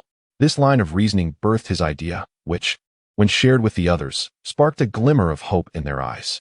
With only their small group, encountering a greater danger would surely lead to disaster. For instance, if they crossed paths with Sun Dawei, would they be able to escape? After contemplating the object in his possession, Cold Morning felt a flicker of confidence. Thus, he hurried back to discuss the matter with Chen Guang. Upon returning to the community entrance, Chen Luo, with a calm demeanor, inquired, "What is of such importance?" Cold Morning, forcing a smile, replied, "Brother, are you accepting new members? We wish to join you." Chen Luo's expression immediately darkened. "Is this the important matter you speak of?" Cold Morning felt a chill run down his spine. The man before him was indeed formidable. Not daring to linger, he promptly revealed the object he had been holding.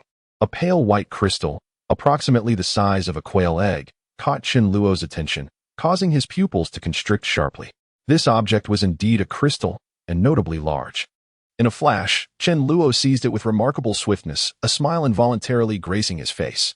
To his astonishment, it was a 6th-level crystal. Such a crystal could only be obtained from a 6th-level zombie creature. Did the Cold Chun possess the capability to vanquish a 6th-level zombie? Even 3rd-level zombies posed a significant threat, capable of annihilating their small group. Faced with a 6th-level zombie, the current strength of the survivors, even in the thousands, would prove utterly inadequate. Chapter 82. The higher the path, the greater the challenge without the strength to confront a 6th-level zombie. How could one possibly acquire a 6th-level crystal? At present, zombies were entirely incapable of evolving to such a level. Only mutated beings could achieve that. The power amplification of mutated creatures was utterly irrational. Chen Luo feared encountering a 7th-level one. However, these mutants bore a fatal flaw. Their lifespans were exceedingly brief. The greater the amplification of their power, the more rapidly they approached their demise. Some could perish within mere minutes, dying without any need for a confrontation. The reasons behind the emergence of mutants remained a mystery to Chen Luo from his previous life. When a mutant perished, its crystal did not vanish. Thus, with a stroke of fortune, encountering a mutant that met its end abruptly could yield its crystal effortlessly. During the mid-stages of the apocalypse in his previous life, Chen Luo, while wandering alone, stumbled upon the corpse of a king-level mutant and extracted its crystal, which propelled him to great heights. Otherwise, regardless of innate talent, a solitary survivor would struggle to advance swiftly, particularly with Chen Luo's cautious nature, which made it improbable for him to recklessly slay zombies. Without question, Chen Luo understood that the person before him, Lung Chun, was indeed a fortunate soul. However, this moment had inadvertently favored him. Lung Chun stared blankly at his hand, pondering, "Where's my treasure?" Chen Luo's expression softened. After all, this was a harbinger of fortune. Alas, if only the crystal's grade were slightly higher. He could have directly ascended to the 5th level. With a smile, Chen Luo inquired, "How did you come by this item?" Lung Chun replied candidly, "I obtained it from a deceased monster, one that stood over 10 meters tall." Chen Luo comprehended immediately. Once a flesh-based zombie reaches a certain level, it grows in size. He had witnessed monstrous zombies exceeding 100 meters in height. Longchen continued, I recognize this to be a crystal, but be cautious. It possesses a sinister nature. I absorbed just a bit, and my body felt as if it would explode, truly terrifying. I dared not absorb it again after that. I presume, given your extensive knowledge, you might understand why. Chen Luo chuckled softly, fully aware of the reason behind it. Each individual possesses a limit to the crystal power they can absorb daily. Exceeding that threshold can lead to severe physical repercussions, including vomiting blood or even death.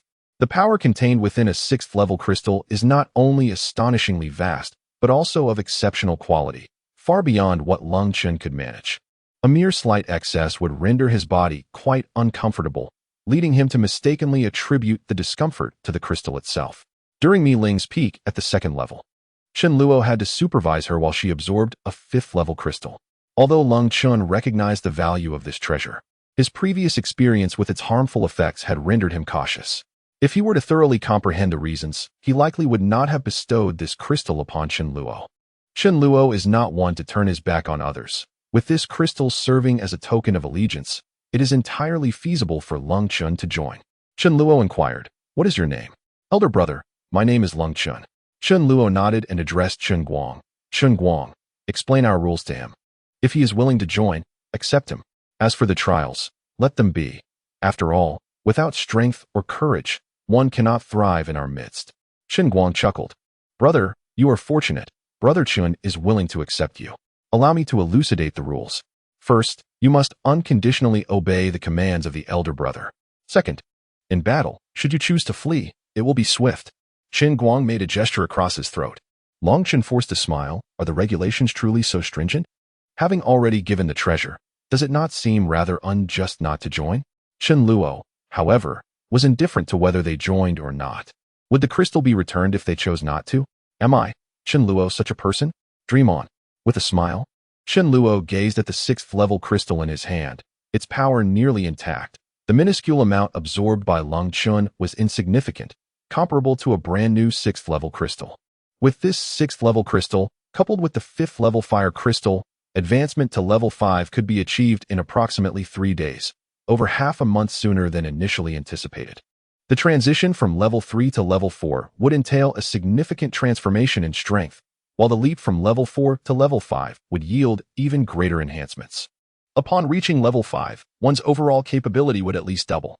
At present, at level 4, one can only use short-distance void walking once, while at level 5, it can be used 3 times, which significantly enhances the life-saving ability. There are 100 villas in the entire villa area. Chen Luo's people, along with the supplies, occupy less than 10 of them, leaving an abundance of spare rooms. Chen Guang arranged a room for them. Chen Luo deliberately brought the dog named Rice and observed them all around. They didn't show any malice, yet one can't let one's guard down. Wasn't it the same when Zhang Jingjing and her father came? People can change, and the dog Rice can't detect loyalty either. The dog named Fa Wang returned, looking rather decent as it slightly nodded at Chen Luo, indicating that the task was accomplished. Chen Luo felt that after the end of the world, not only did Fa Wang awaken the lightning ability, but its brain also seemed to have mutated. It was even more cunning than other dogs. Otherwise, with low intelligence, even if it had strength, it would have been overwhelmed by the crowd or lured into an ambush and killed. However, just as the saying goes, the law is strong, but the outlaws are stronger. In the afternoon, another group of people arrived. The number of people in this group was less than that of Sun Daoi's group, and they also had some supplies. When they encountered Chen Guang and his group, they didn't start a conflict and left directly. Chen Luo didn't care either. For those with malicious intentions, I'll give them some time to develop to level 2. Suddenly, Chen Luo seemed to remember something and instructed Chen Guang, when more people come, ask if there are any in their team with light, type, or other auxiliary abilities. If there are those willing to join, directly accept them, or even tie them here. There are too few people with light type abilities. Currently, there are only Mi Li and Wang Ling. Relying solely on the 2 of them, if there are a few more injured people, they simply can't handle all the treatments. With a few more people, the situation would be different. Auxiliary abilities are extremely rare. Loyalty, or the lack thereof, holds little significance for Chen Luo. If necessary, he can regard you merely as a tool. As night falls, the meal consists of congee and steamed buns, accompanied by a dish of scrambled eggs with scallions. Among the supplies gathered, there are still quite a few eggs, which possess a longer shelf life. Albeit limited, there is no need to ration them. In the pre-apocalyptic world, such fare would have been unremarkable, but in the current circumstances, it is quite a sumptuous feast. Cold Chin and his group devour the meal ravenously, having not tasted anything remotely decent and warm in quite some time. Naturally, there wasn't enough food to go around, prompting Qin Luo to request Wang Ling to prepare another portion for them. After all, the 6th level crystals Cold Chin had submitted were exceedingly valuable, akin to arriving with commendations in hand. Thus, Qin Luo felt inclined to extend them a bit of kindness. However, combat remains a necessity. After the meal, Qin Luo distributed a batch of 1st level crystals to them, which he had in abundance. Particularly with the acquisition of 6th level crystals, should he reach the 5th level, Qin Luo, a veritable spendthrift, would find 1st level crystals unnecessary. Cold Chin mused that while the rules were indeed stringent, the treatment was genuinely generous. Chapter 83, Conflict During the Night Watch. Qin Luo assigned some members who had yet to attain 2nd level status to keep watch, as the 2nd level members would need to continue hunting zombies the following day. Acquiring crystals was a goal, but more importantly, it was about providing them with greater combat experience. Qin Luo arranged for several women to join the night watch. A mix of genders makes the labor less burdensome. Light-hearted banter is acceptable, but any inappropriate touching would result in a broken hand or foot. Qin Guang murmured quietly, "What if the woman initiates?" Qin Luo replied without a hint of emotion, "If such a woman exists, I can only say 4 words. Please contact me." Qin Luo also began to absorb the crystal. A single 6th grade crystal alone was insufficient to elevate him to the 5th level. However, with an additional 5th grade crystal, the situation would be different. He had previously absorbed quite a number of 1st grade crystals. Qin Luo first started absorbing the 6th grade crystal. If there was any residue left of the 5th grade crystal, it would be reserved for Mi Ling, Mi Li, and others to use for their breakthroughs. The crystal of the Rat King was given to Wang Ling, enabling her to reach the 3rd level sooner. The elevation of her light type ability was more beneficial than that of others. Sensing a slight distension and pain in his body, Qin Luo ceased the absorption.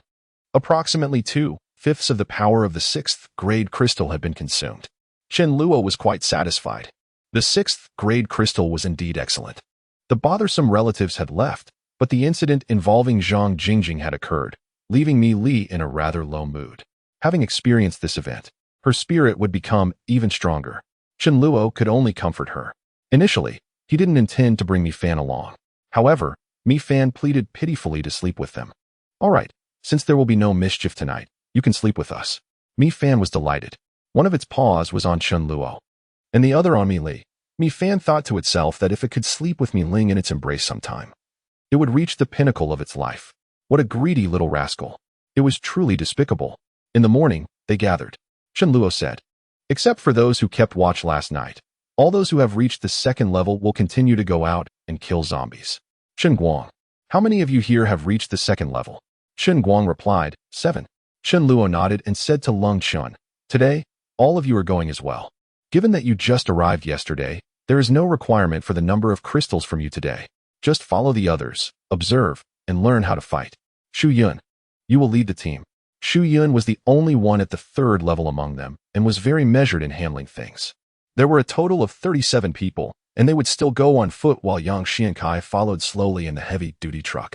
Looking at Shu Yun, who was leading the team, Lung Chun was quite surprised and said to Qin Guang beside him, "A capable person always keeps a low profile.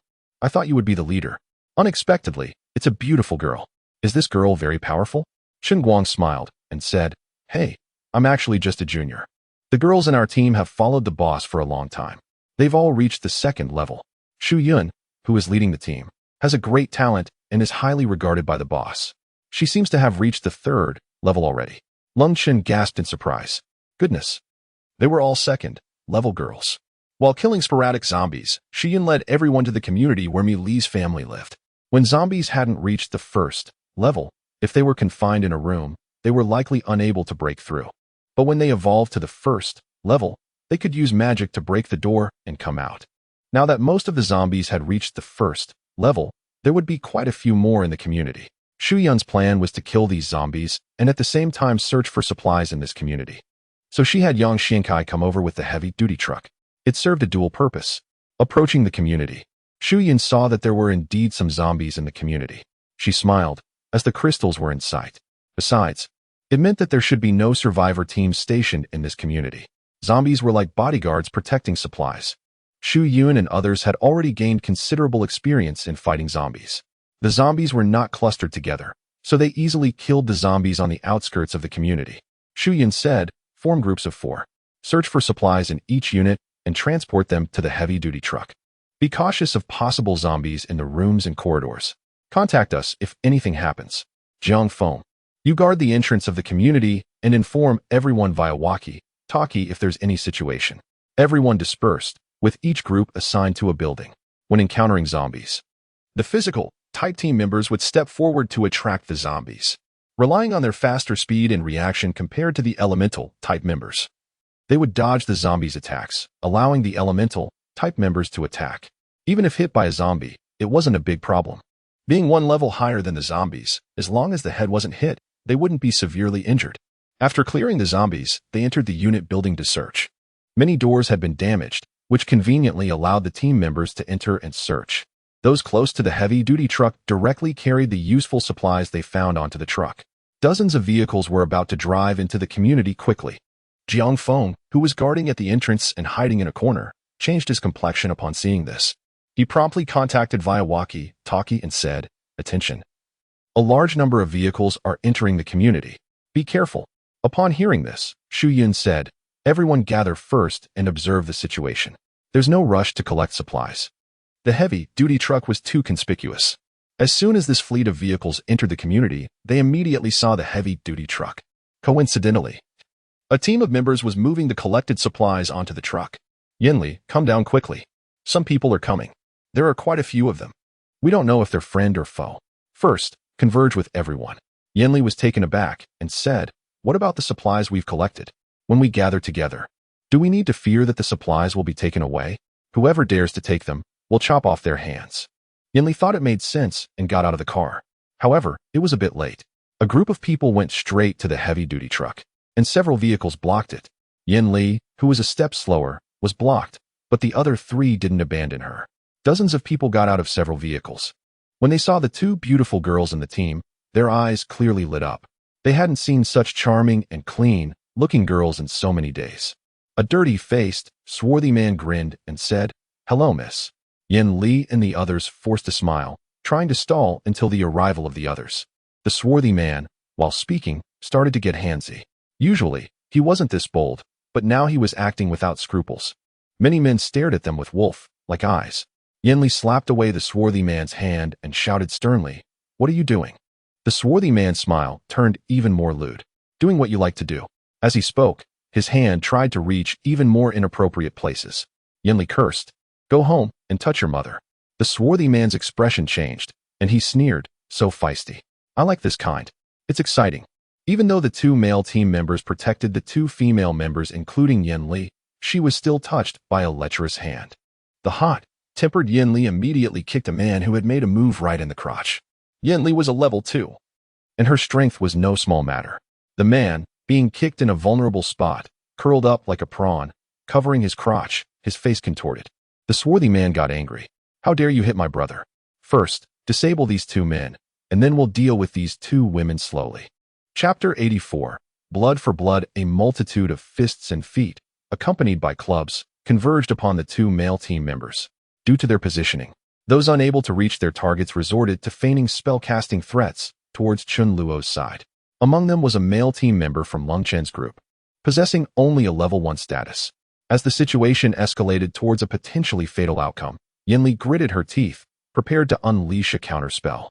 The dark-faced man, upon witnessing this, changed his expression, no longer concerned about Yinli's gender. He could not allow her to cast a spell. Lives were at stake. At that moment, a brick was hurled in their direction. Jiang Feng, sensing the dire predicament, contemplated throwing a brick to divert the attackers. However, only 7 or 8 individuals pursued him. A steel rod struck Yin Li's head with brutal force, causing blood to pour profusely. The dark-faced man struck her again, his expression vicious. "You filthy wench. You're overstepping your bounds." A black vehicle came to a halt, and a voice called out, "Heisey, what are you doing?" The dark-faced man approached with a forced smile. Replying, "Yuan Gu, this wretched woman tried to hit me, so I'm teaching her a lesson." Lu Yuan frowned, having pieced together the situation. However, given Heisey's considerable strength, he felt it unwise to be overly harsh. Lu Yuan cautioned, "Do not go too far. This is your only warning." Just as Heisey was about to respond with a smile, a few individuals appeared in the distance. Shu Yun and others, scattered throughout the neighborhood, were unable to arrive promptly. Upon seeing the heavy truck surrounded and Jiang Feng's frantic messages over the intercom, they rushed to the scene. Shu Yun shouted loudly, "Stop!" Upon witnessing several individuals collapsed in a pool of blood, her body froze momentarily. With a swift and piercing motion, Shu Yun unleashed a frigid arrow of ice that seamlessly traversed through a man's skull, resulting in his instantaneous demise.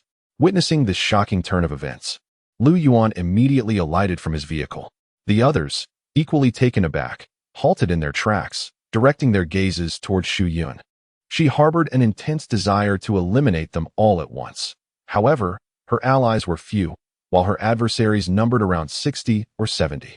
Coldly, Shu Yun commanded, "Release them."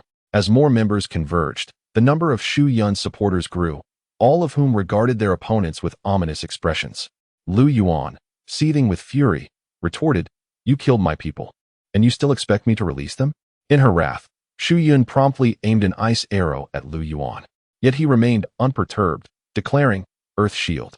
As a level 2 Earth-based ability user, Lu Yuan possessed formidable defensive capabilities throughout all stages of combat.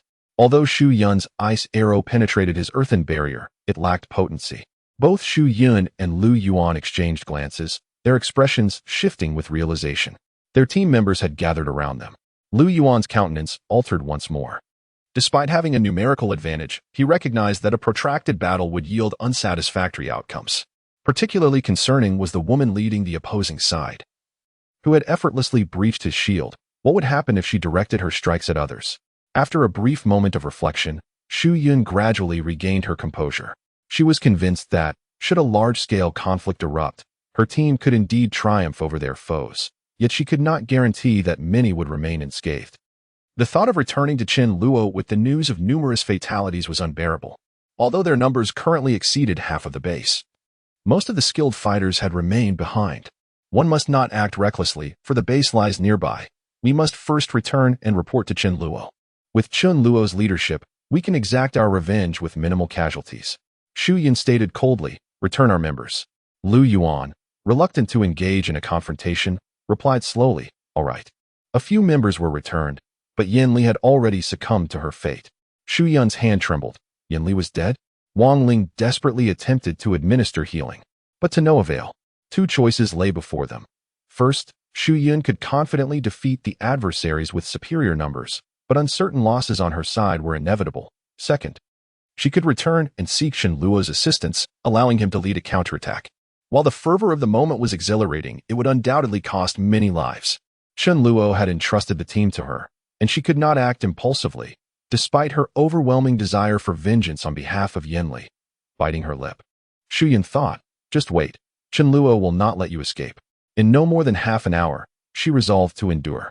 Tears unwittingly streamed from the corners of her eyes. She had failed to lead the team properly, resulting in such a calamity. A man across from her scoffed, "Look, this woman is crying, haha." In a low voice, Shu Yun commanded, "Let us depart." Yang Xian cast a cold glance at them before attempting to drive away, only to be halted. "This vehicle stays. It cannot leave." Lu Yuan refrained from intervening, curious to see Shu Yun's reaction. If she insisted on driving away, even at the cost of a confrontation, it could be dealt with later. Shu Yun responded, "Give it to them. We shall leave." As they observed Shu Yun and her companions retreating, Hazy remarked, "Yuan Gu, why not keep them? There are so many beautiful women." Lu Yuan slapped Hazy with a backhand, exclaiming, "Damn it, why stir up trouble? This woman is not easy to deal with." Hazy covered his face, responding, "What is there to fear? There are so many of us. Does she dare to go down with us?" Lu Yuan mused internally that this group must be lurking nearby. He needed to find an opportunity to ascertain their true intentions and eliminate them all at once. Otherwise, retaliation was inevitable. Lu Yuan and his companions were workers from a nearby economic development zone. where his natural authority and keen intellect had established him as the de facto leader of the group. With heavy hearts, Shu Yun and the others swiftly returned to the villa district. At the entrance, Su Daju immediately sensed trouble upon seeing the person Shu Yun was carrying. Shu Yun approached Chen Luo. Her head bowed. I'm sorry, I didn't lead everyone properly. Yan Li didn't perish at the hands of zombies. Rather, she fell victim to other survivors. The infighting among survivors had claimed lives, and the toll was no less than that of those devoured by the undead. As long as one remained alive, danger loomed perpetually. The world was becoming increasingly perilous. Chen Luo intended to toughen them up, for flowers nurtured in a greenhouse would never flourish. The loss of a member weighed heavily on Chen Luo, particularly since they had shared a longer bond. With a deep sigh, Chen Luo remarked, "You acted rightly." It was irrational to engage in a brawl at that moment. He called everyone together and solemnly stated, "You are all with me, and should you fall to the zombies, I would have no words. But if anyone dares to bully you, did you consult me first? I do not consent. Blood debts must be repaid in kind. As for me, I shall not let grievances linger beyond the night. All who follow me shall not endure oppression while I still draw breath." Those who have learned of this matter are filled with righteous indignation, particularly stirred by Chen Luo's words, which ignited their fervor. With Chen Luo leading them, none would dare to bully them. The crowd swiftly boarded their vehicles, eager to arrive. The Law King wished to accompany them, but Chen Luo admonished, "Why do you follow? Are you even human? Have you cast aside your home?" The Law King, somewhat disheartened, replied, "Indeed, I am no longer human. I need not go." The group drove towards the community. One vehicle after another entered the premises, while Lu Yuan, concerned about potential developments, arranged for several individuals to monitor the area. "Brother Yuan, someone is approaching. It appears to be the very group that just departed." Lu Yuan immediately glanced out the window and observed over 60 individuals disembarking from their cars. A young man among them seemed to lock eyes with him, his gaze sharp and piercing. Chapter 85. Why should I reason with you? Hiding within the confines of a room and refraining from action is an exceedingly foolish endeavor. Being cornered within would spell trouble. Lu Yuan promptly led everyone to the ground floor, prepared to confront Chen Luo. Anxiety gnawed at him. The newcomers did not seem friendly, and their swift return hinted at revenge. Alas, Hazy, what trouble have you stirred? Lu Yuan carefully counted the opposing numbers and felt a slight relief, realizing they had a marginal advantage. If the opposing side possessed any wisdom, they would avoid a reckless confrontation that could lead to mutual destruction. The two factions paused at a respectful distance from one another. Shu Yun pointed towards the adversaries and declared, "It is them." Chen Luo coldly chuckled while clapping his hands. "You are indeed bold to dare to bully my people, especially those who are deceased. I find it hard to justify sparing you." Lu Yuan felt a jolt of surprise. He held a particular impression of Shu Yun, for her sorcery was capable of piercing through his earth shield. There were several secondary ability users within their ranks, yet their magic barely scratched the surface of his shield. The disparity was too vast. Lu Yuan's intuition warned him that he was no match for Shu Yun. Although it was hard to believe that he could be outmatched by a woman, the reality was glaring. Presently, Shu Yun appeared docile, seemingly lamenting her grievances before this young man. Was it due to financial clout? Hardly. Moreover, this young man exuded an air of arrogance, his gaze fixed on them as though he were eyeing corpses. A direct confrontation was out of the question, yet the opposition was evidently here for vengeance and had arrived with remarkable confidence. What to do? Lu Yuan forced a smile. "My young brother, we are in the wrong. We shall return the heavy truck to you immediately, and how about we compensate you with a ton of rice?" Chen Luo scoffed. "So, a life lost on our side equates to a ton of rice, does it? Then allow me to offer you 100 tons of rice to buy the lives of all of you. Whatever supplies you possess, if we eliminate you, they naturally become ours." The opposition began to bristle, feeling thoroughly disrespected. Lu Yuan furrowed his brow. This young man was excessively arrogant. Yet, such audacity must stem from a certain rationale. After all, no one would be foolish enough to let him lead otherwise. Youthful exuberance and a desire for face could provoke him into action if a satisfactory resolution was not presented.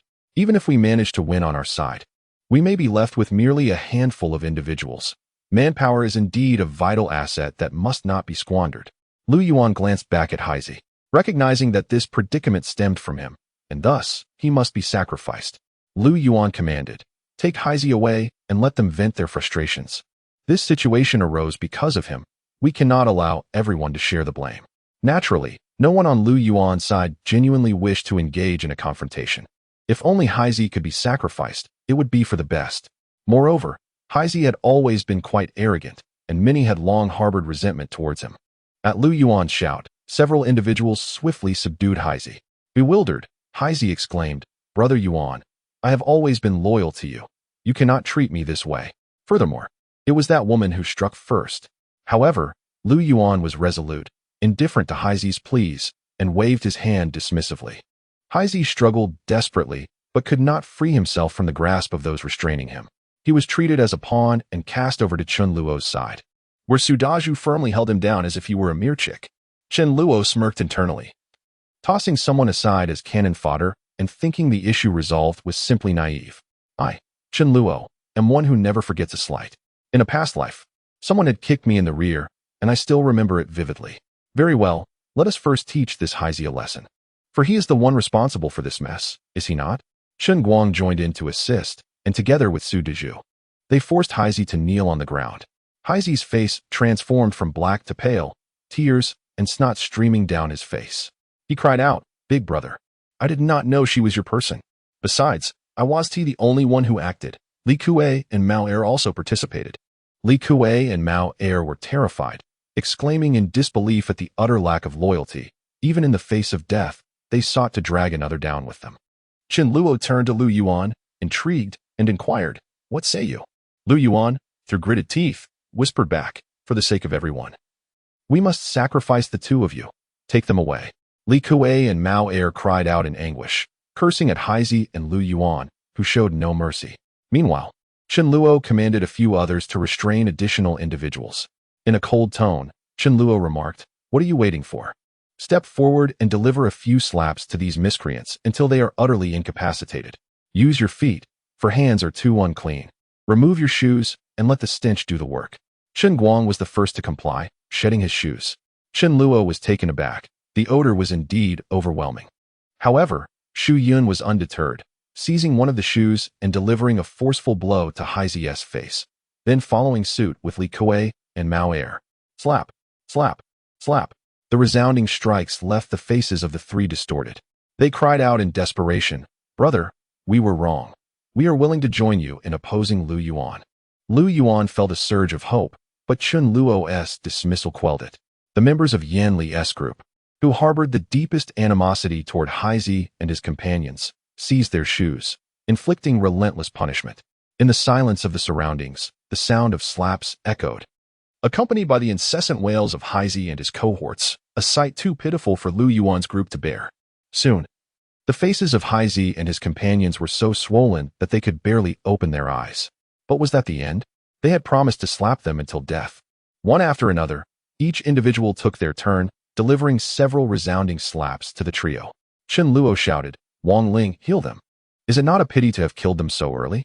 The others have yet to vent their anger. Chen Guang's shoe had been knocked off, and he awkwardly remarked, "The quality of the shoe is poor." "It's fine. I have another."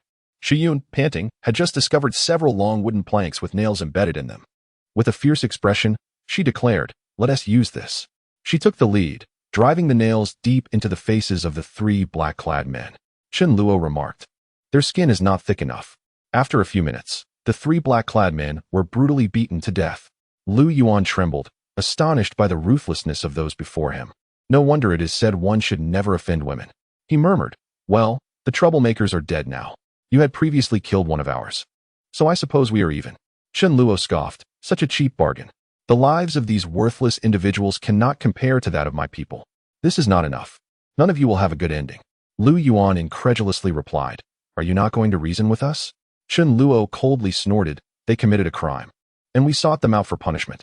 If I hadn't come, would you just pretend nothing had happened? Besides, why should I reason with you?" Chapter 86. A dreadful presence. The greatest principle in the world is always that of the fist. If Chen Luo's side only had two lesser beings, would Lu Yuan still dare to reason with him? Would you dare to speak of justice? I would simply end you without hesitation. There would be no possibility of handing over the three black-clad men to Chen Luo for retribution. Thus, Lu Yuan's words are nothing but a jest. Moreover, is Chen Luo truly a person of reason? Lu Yuan, infuriated, exclaimed, "I have never encountered anyone as arrogant as you. Fine, you wish to compete. Do you genuinely believe I am intimidated by you? I have emerged from the clutches of zombies, and my numbers surpass yours by a margin. You still have the chance to retreat. Those behind Lu Yuan silently readied their weapons, preparing to unleash their extraordinary abilities. Lu Yuan was seething. Had he known better, he would not have relinquished Haizi, who proved utterly useless. This young man was exceedingly cunning. Why had he not spoken sooner? He chastised my people before my very eyes and now sought to strike me down. Alas, this reckless youth had not contemplated the consequences of his actions. Such ill fortune. Chun Luo chuckled softly and calmly declared, "You all fall back. I shall confront him alone." It had been several days since he had last displayed his prowess in front of the women, and newcomers like Chun Guang and Lung Chun had yet to witness his true capabilities. To command one's subordinates, one must rely not only on financial power, but also on martial strength. Chun Guang and the others were taken aback. One person? Chun Luo gestured for everyone to withdraw. Lu Yuan paused. Was he truly attempting to play the hero in such a moment? That was quite audacious of him.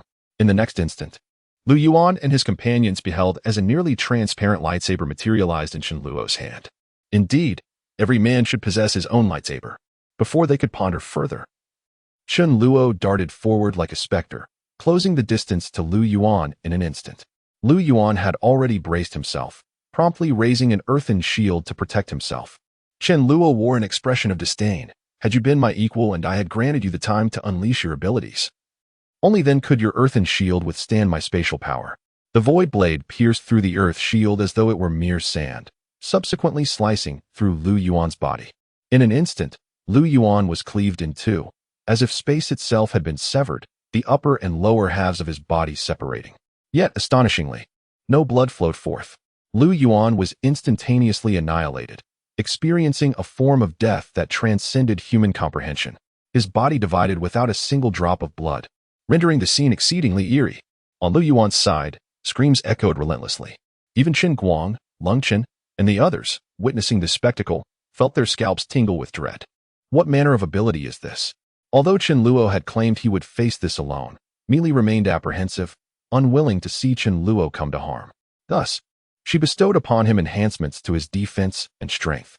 Chun Luo chuckled, appreciating the care of his wife. Like a tiger among sheep, Chun Luo plunged into Lu Yuan's ranks. Though the void blade could not sustain itself for over an hour, it could still endure for 3 minutes. 2 more adversaries fell, bisected by Chun Luo's blade. The physical type ability users dared not approach, fearing dismemberment, while elemental users unleashed their powers upon him. The barrage of dozens of spells, densely packed, made evasion through movement utterly impractical. Had he chosen to utilize void walking, he could have evaded them all. However, Chun Luo saw no need for such tactics. Instead, he deftly maneuvered to position himself before one man, using him as a shield. Yet, he could not completely avoid being struck by 3 spells. All were of the first tier, and without Meili's enhancements, they only caused minor injuries, failing to inflict significant damage upon him. Chun Luo wielded his meat shield, relentlessly slaying with the void blade. The opposition crumbled. What manner of monster is this? To be able to cleave a person in 2 with a single sword strike was one thing. However, the abilities that struck him had almost no effect whatsoever. If it were a shield like Lu Yuan's, they would have nothing to say, finding it unfrightening. Yet the spells did indeed land on Chun Luo. But the difference was negligible, akin to missing entirely. How could one possibly fight against such odds? They were already terrified when Lu Yuan fell in an instant. But now their fear had escalated to a palpable peak. This young man was not of this world. If they did not flee quickly, they would surely perish at his hands. The crowd erupted in chaos, exerting every ounce of strength to escape. Chun Luo pursued, single-handedly cutting down 60 or 70 individuals. This scene profoundly shocked Xu Yun, Chun Guang, and Lung Chun. Mi Ling sighed, feeling as if the chasm between herself and him was only growing wider. Without him, she doubted she could even advance to the 3rd level. Mi Ling proposed, "Let us all join forces, though it is not my desire. We must not leave behind any potential threats." In the hearts of the others, Mi Ling's status was still above that of Xu Yun, as she shared a home with Chun Luo. Was there anything wrong with sharing a villa? The group immediately blocked the escape route, ensuring not a single person could flee. The awe reflected in Chun Guang's eyes was no longer comparable to the past. Goodness, when he claimed he could take us all on and easily slaughter us. It was no exaggeration. Even if we were tenfold in number, it would not suffice. Chen Guang, flattering, remarked, "Brother, you are truly remarkable. Following you is undoubtedly the best decision of my life." Lung Chen's demeanor was clearly more respectful than before, walking with utmost caution. They had never witnessed Chen Luo in action. Their previous awe stemmed merely from his status as the leader within the base. Although it was known that Chen Luo's strength should not be low, no one had any idea how formidable he actually was. The girl's eyes sparkled brightly, gazing at Chen Luo with admiration. Had they not felt unworthy of him, they would have rushed into his embrace. Chen Luo smiled faintly and said, "This is just basic operation. No need to show amazement." Chen Luo continued, "I'm deeply saddened by Yan Li's death, yet such is the world. Danger can lurk around every corner at any moment. What can truly safeguard you is yourselves. Strive to enhance your strength as quickly as possible and to the fullest extent. I can't be there to protect everyone all the time. Therefore, the fundamental purpose of bringing you out is not to gather crystals, but to undergo trials and tribulations, to experience more battles. Whoever follows me, if anyone dares to bully you, they will surely pay the price. All right, clean up and collect the supplies here. It's almost noon. Some of the girls who can cook should go back first and prepare lunch for everyone." Despite the loss of one person, the crowd didn't grieve excessively. They had grown somewhat accustomed to life and death. Instead, the vast majority of them were rather inspired. Chen Luo had proven with his actions that following him was the right choice. With such a leader, why worry about being bullied? Under his protection, they could grow more safely. Previously, there might have been some who were unconvinced, but from now on, among this group of people, no one will question Chen Luo's decisions any longer, especially considering that Chen Luo seemed to do nothing every day while everyone else toiled away. Oh, it turns out the leader was leaving the opportunities for training to us. Chapter 87 spread the word. It had been half an hour since Chen Luo left the base. During this period, tranquility was but an illusion. Two men, clad in tattered shirts and appearing disheveled, passed by the entrance of a villa neighborhood. Famished and battered by the scorching sun, their spirits were low. Yet, upon sighting the villa district, a flicker of hope ignited within them. These men were named Citadel and Miao Hui. Their excitement surged further upon noticing a sizable black dog at the entrance. As the saying goes, black for meat, yellow for companionship, spotted for play, and white for loyalty. The flesh of a black dog is deemed the most delectable. After enduring a day of hunger, the sight of this black dog brought them immense joy. This canine was, of course, the sole guardian left behind by its owner. Citadel was poised to pounce, but Miao Hui restrained him, saying, "Wait a moment." Confused, Citadel asked, "What are we waiting for? What if the dog runs away?" Miao Hui shook his head. "We have been starving for over a day. The dog is swift. If we rush towards it and scare it off, what then?" Citadel pondered this for a moment and replied, "So what shall we do?" Miao Hui grinned mischievously. "We must find something to lure the dog over. It is said that dogs can hardly resist food. Conveniently, I have a fresh offering for it. The dog must be equally famished. With such a temptation, how could it possibly resist?" Citadel nodded vigorously in agreement. The guardian dog, observing the two men, remained indifferent, committed to its duty. After all, it was entrusted by its owner to safeguard the home. Citadel and Miao Hui moved to the roadside, and soon enough, the urgency of their situation inspired action in Citadel as well. Remarkably, despite having gone without food for over a day, he managed to produce an ample offering. Soon, the two completed their task. However, they encountered a dilemma. Alas, there was no paper. It mattered little, as they were already quite odorous. Miaole, undeterred by the stench and the unpleasantness, wore a mischievous grin as he prepared to lure the king of dogs. Meanwhile, Citadel, who had just finished his business, suddenly realized a troubling thought.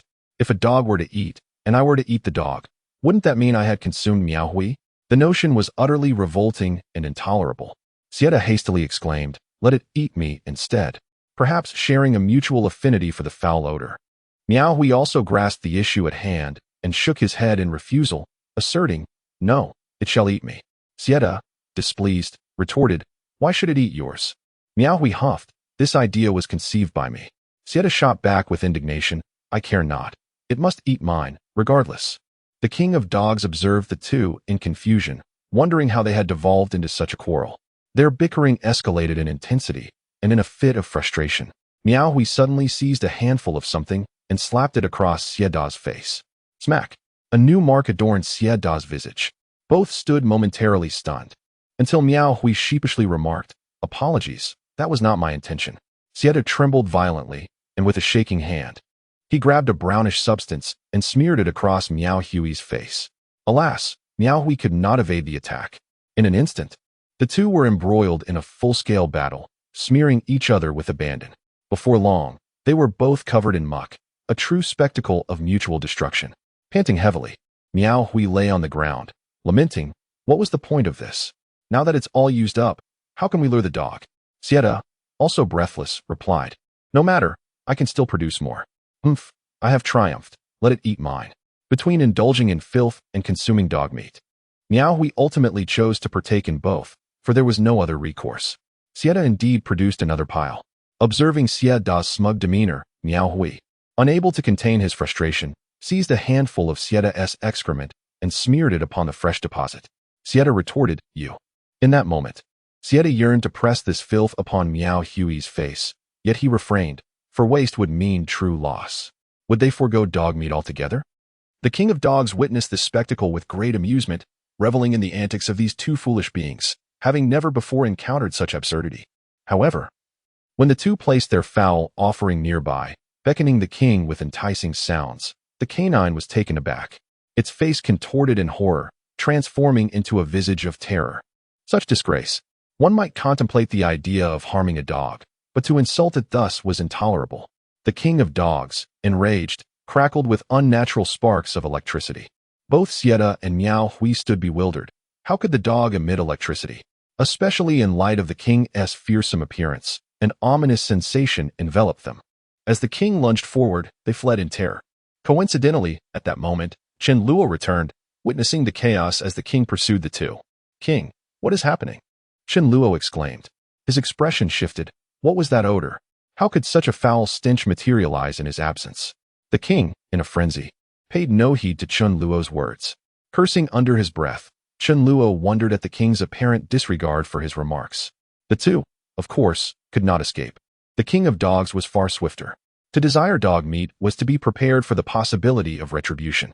Perhaps you deem such actions excessive. After all, one is a human and the other merely a dog. Can they truly be compared? Yet, in the realm of nature, the law of survival prevails. If the king of beasts were but an ordinary dog, it would surely be devoured. To hunt the mighty lion, one must possess the fortitude to face the possibility of being consumed by the pride. The king was so enraged that he could not even partake of his midday meal. Meanwhile, Chen Luo pondered whether it was time to recruit additional personnel. As others continuously amassed followers, he remained stagnant. Should he encounter a formidable horde of several hundred, his current forces would be woefully inadequate. The present manpower, in a mere 2 or 3 months, might dwindle significantly. Had there been a larger contingent on Shuyun's side today, perhaps this unfortunate incident could have been averted. Chen Luo had initially intended to establish a substantial base to ascertain whether they could endure the increasingly arduous apocalypse. He required both elite members and foundational support, for the elite emerged from the ranks of the common. In his previous existence, exceptional talent leading to a level 10 king-class survivor was not a fortuitous encounter. Such feats demand time and effort. As long as one is willing to follow orders and dare to engage the undead, they could be recruited, for resources were abundant and sustenance was not a concern. Chen Luo disseminated this directive, ensuring that any survivors arriving nearby could be tested. Those who passed would be accepted. Those with auxiliary abilities would require no trial and would be welcomed directly. Ultimately, after being assessed by the beloved group mascot, Rice, their acceptance would be finalized. Shun Guang relayed, "The boss has decreed that when encountering individuals with auxiliary abilities, even if they are reluctant to join, they must be forcibly brought in." This message was passed from Chun Guang to Su Dazhu, and subsequently to Lung Chun, each relay adding a layer of embellishment. Eventually, the message transformed into, "The boss has proclaimed that any attractive young women must be brought in, no questions asked." Chen Luo expressed his unwillingness to bear the blame. Chapter 88, The Nurturing Father. At the entrance of the Villa District, a conspicuous notice board had been installed. In response to the ever-changing world, we are seeking like-minded individuals to establish a sanctuary for collective survival.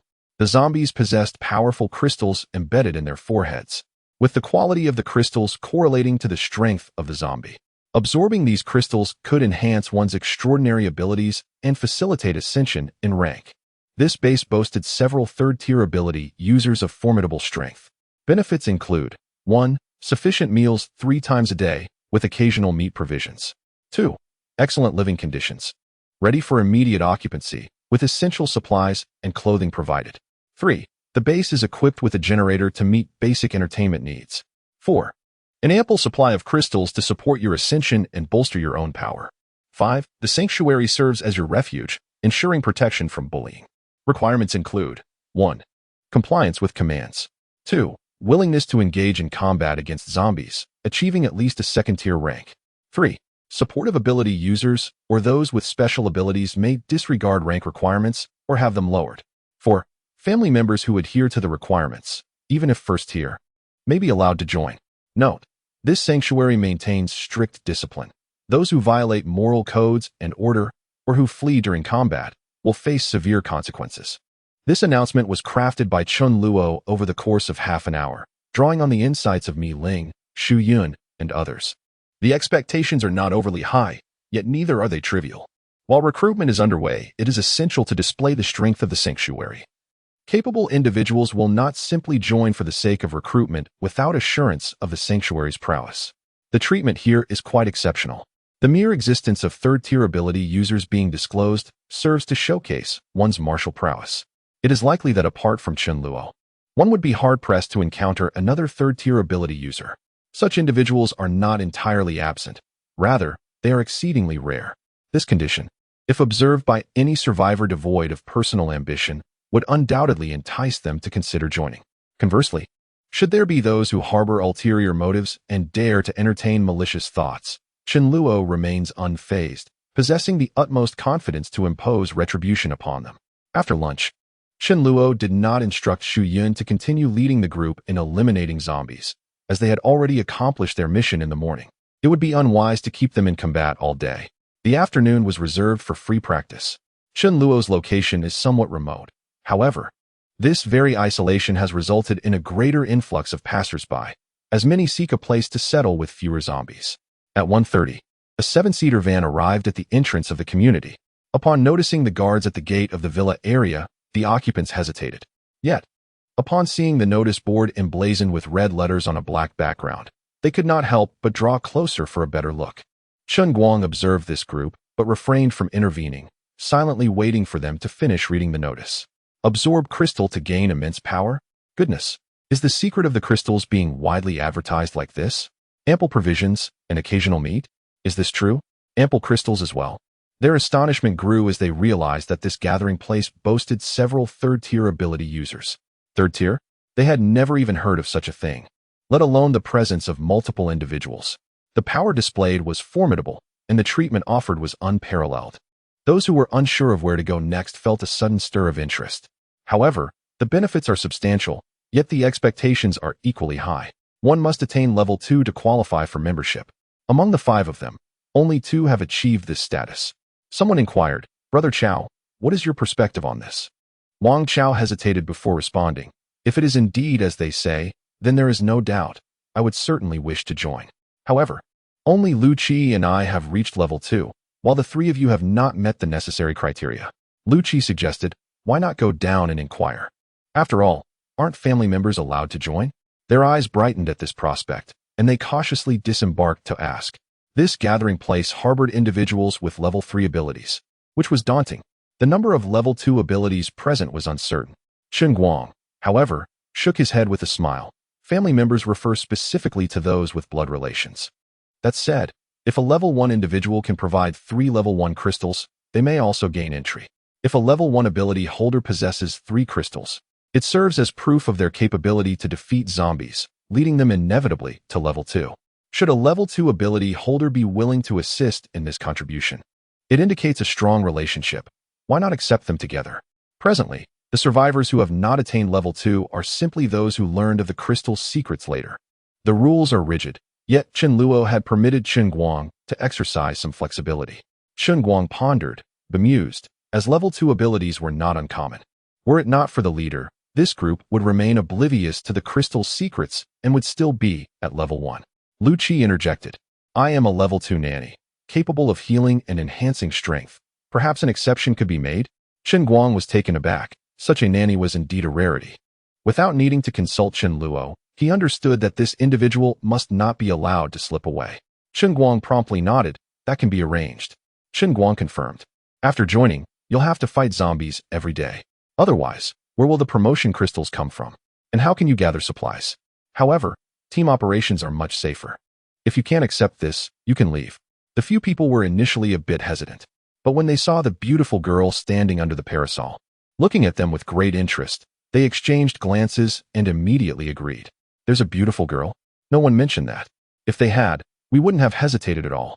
Chen Guang smiled and led them to Chen Luo, who was playing with his phone in the shade. Big brother, these people want to join our team. What do you think? Chen Luo stood up, holding a bowl of rice. Lying on a chair while talking to others is impolite.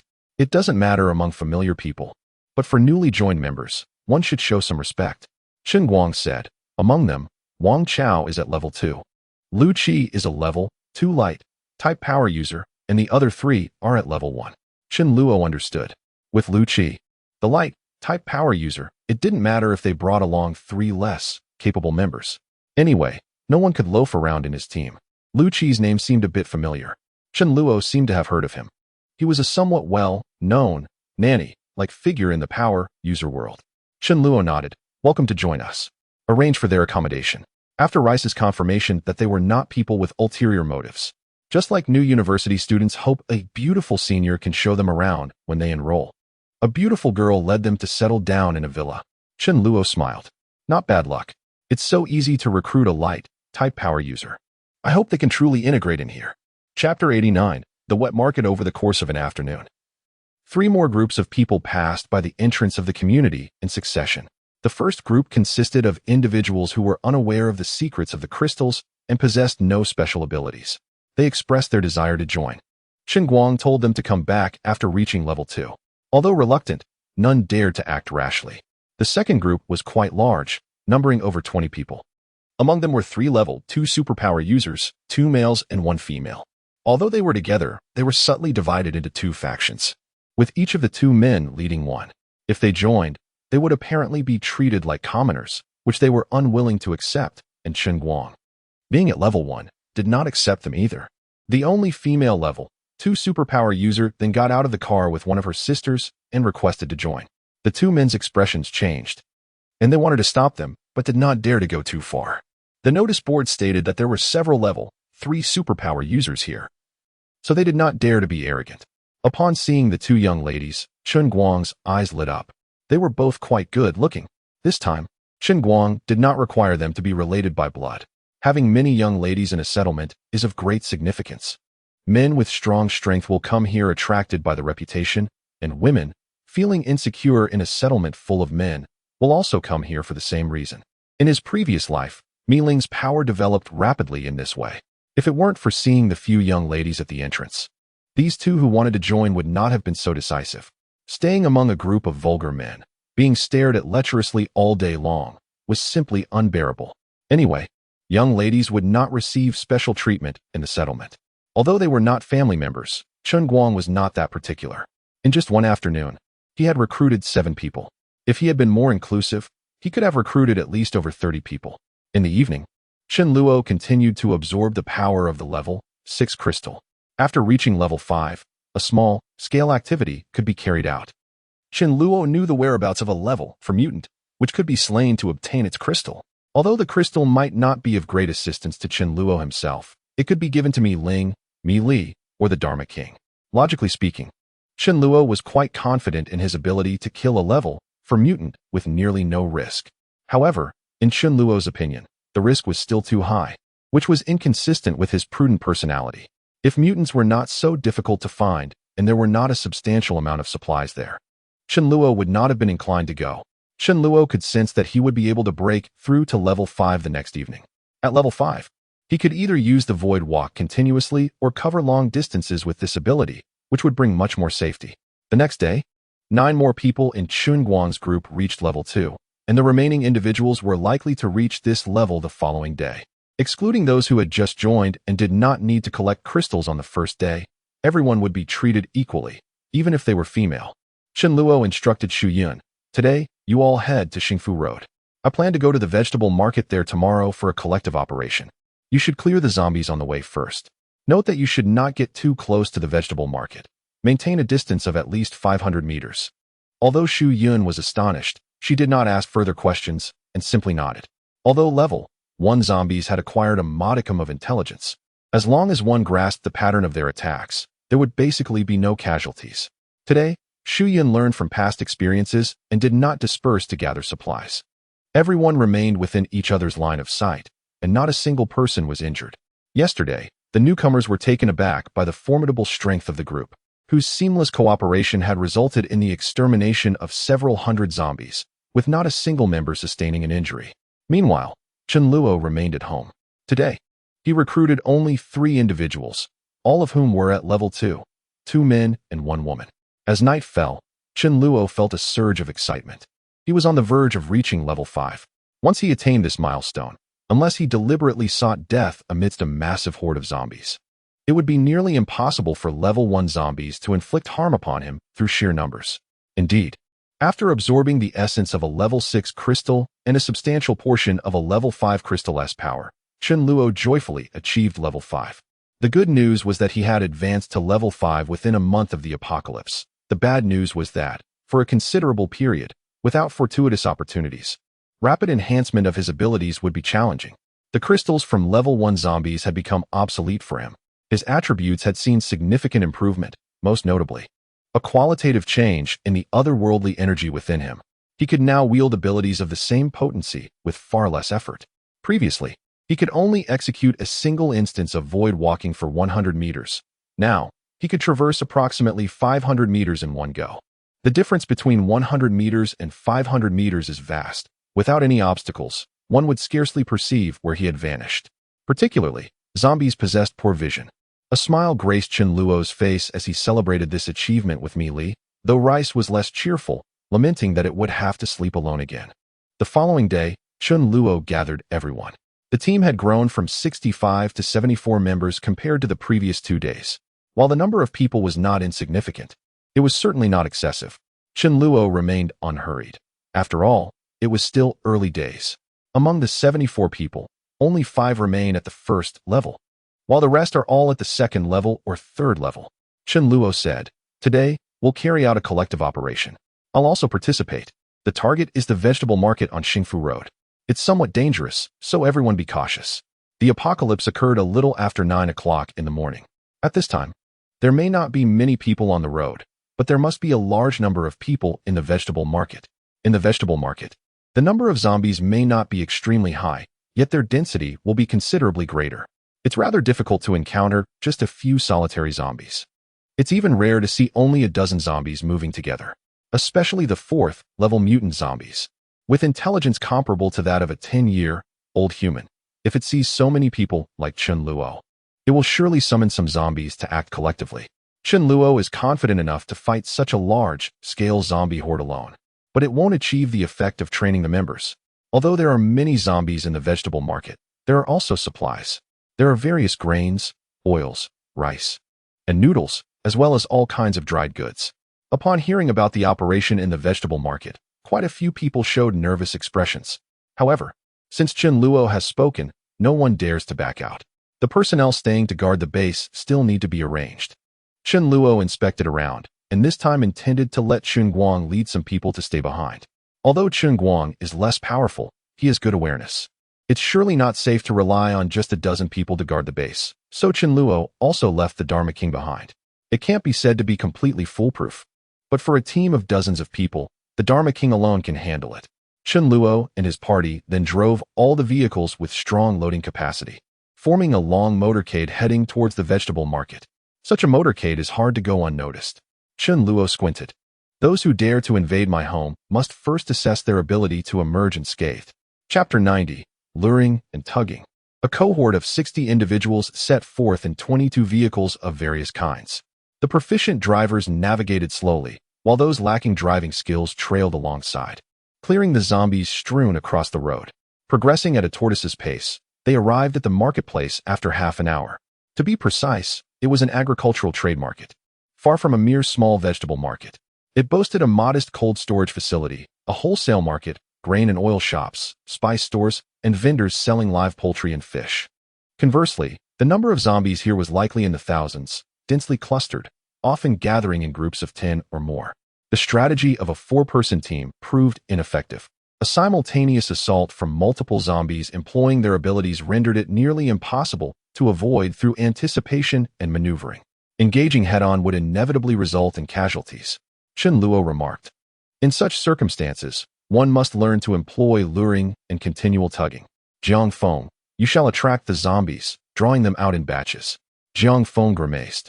As a renowned swift-wind swordsman, am I relegated to the role of bait?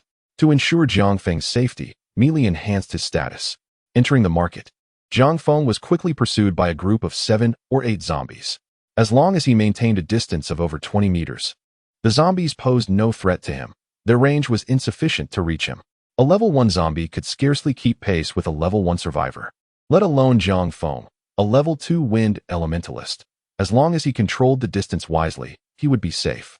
The speed of zombies varies. Some are swift while others are sluggish. As they sprint, a noticeable gap emerges among them.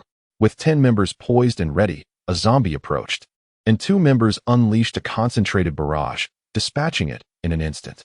Typically, a level 1 zombie possesses a modicum of intelligence and retreats upon seeing a greater number of humans.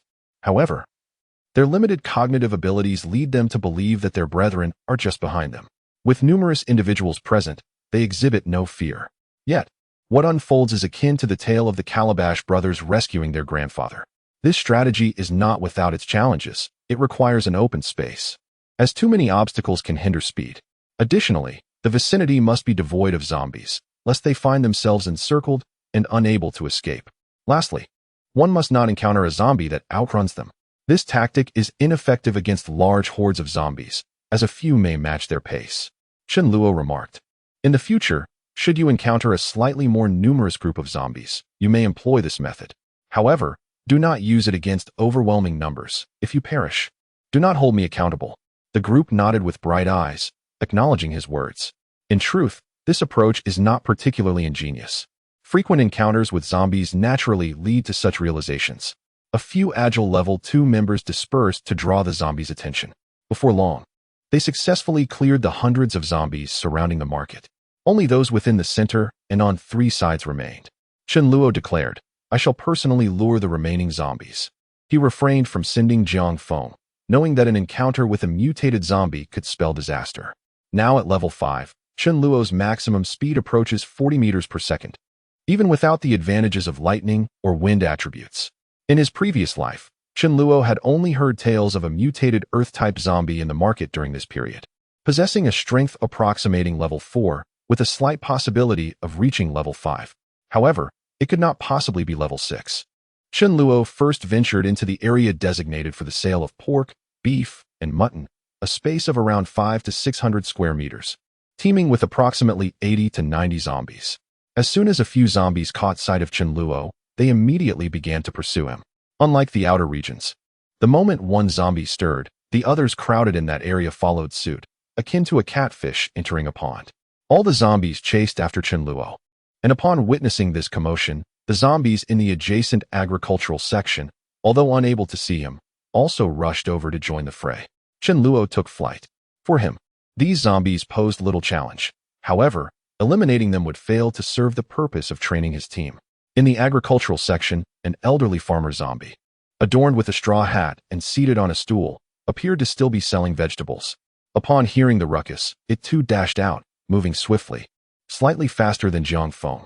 Chen Luo deliberately slowed his pace. Otherwise, the zombies would lose interest in their little game.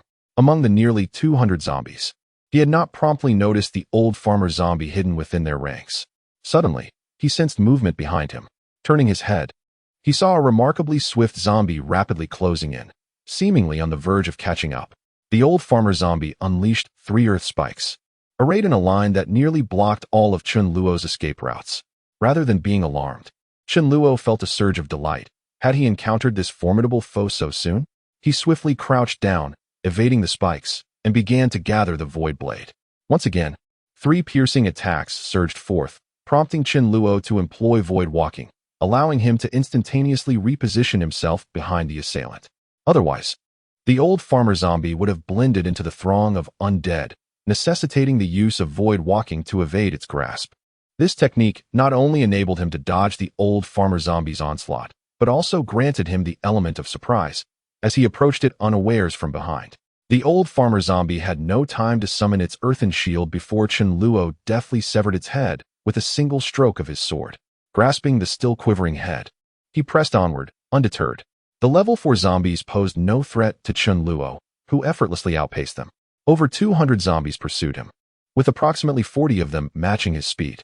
Had Zhang Feng dared to lead such a horde, it would have spelled doom for his companions. The onlookers were left astounded as they witnessed Chen Luo attracting such a multitude of zombies. He called out, "Everyone run. Utilize your speed to distance yourselves from them. Prepare your spells, aim roughly behind you, and cast. Once you've thrown, keep moving, do not linger." As Chen Luo surged ahead of his comrades, the zombies naturally redirected their pursuit towards the others. Everyone began to sprint, maintaining a slight distance between one another. Currently, the zombies were unable to catch up. Once ready, some members cast their spells backward, confident that with so many zombies, even a blind throw would likely hit its mark. No one dared to pause, allowing for a maximum gap of merely 0.3 seconds. The zombies were unable to retaliate in time.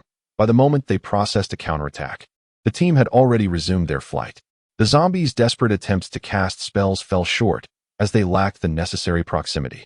As long as they maintained this rhythm, with no zombies obstructing their path ahead, they faced little danger. The surrounding zombies had been previously cleared, resulting in the effortless annihilation of over 200 of the undead. Everyone displayed joyful smiles, some even brimming with excitement. With diligent training in this method, no number of zombies would be sufficient to satiate their desire for combat. However, Chen Luo shook his head, noting that the prerequisite was to keep pace with the evolution of the zombies. The majority of survivors simply could not match the rapid evolution of the undead. Moreover, had it not been for Chen Luo's decisive action in vanquishing the old farmer zombie, any method employed would only result in retreat, leaving their chances of escape to mere fortune.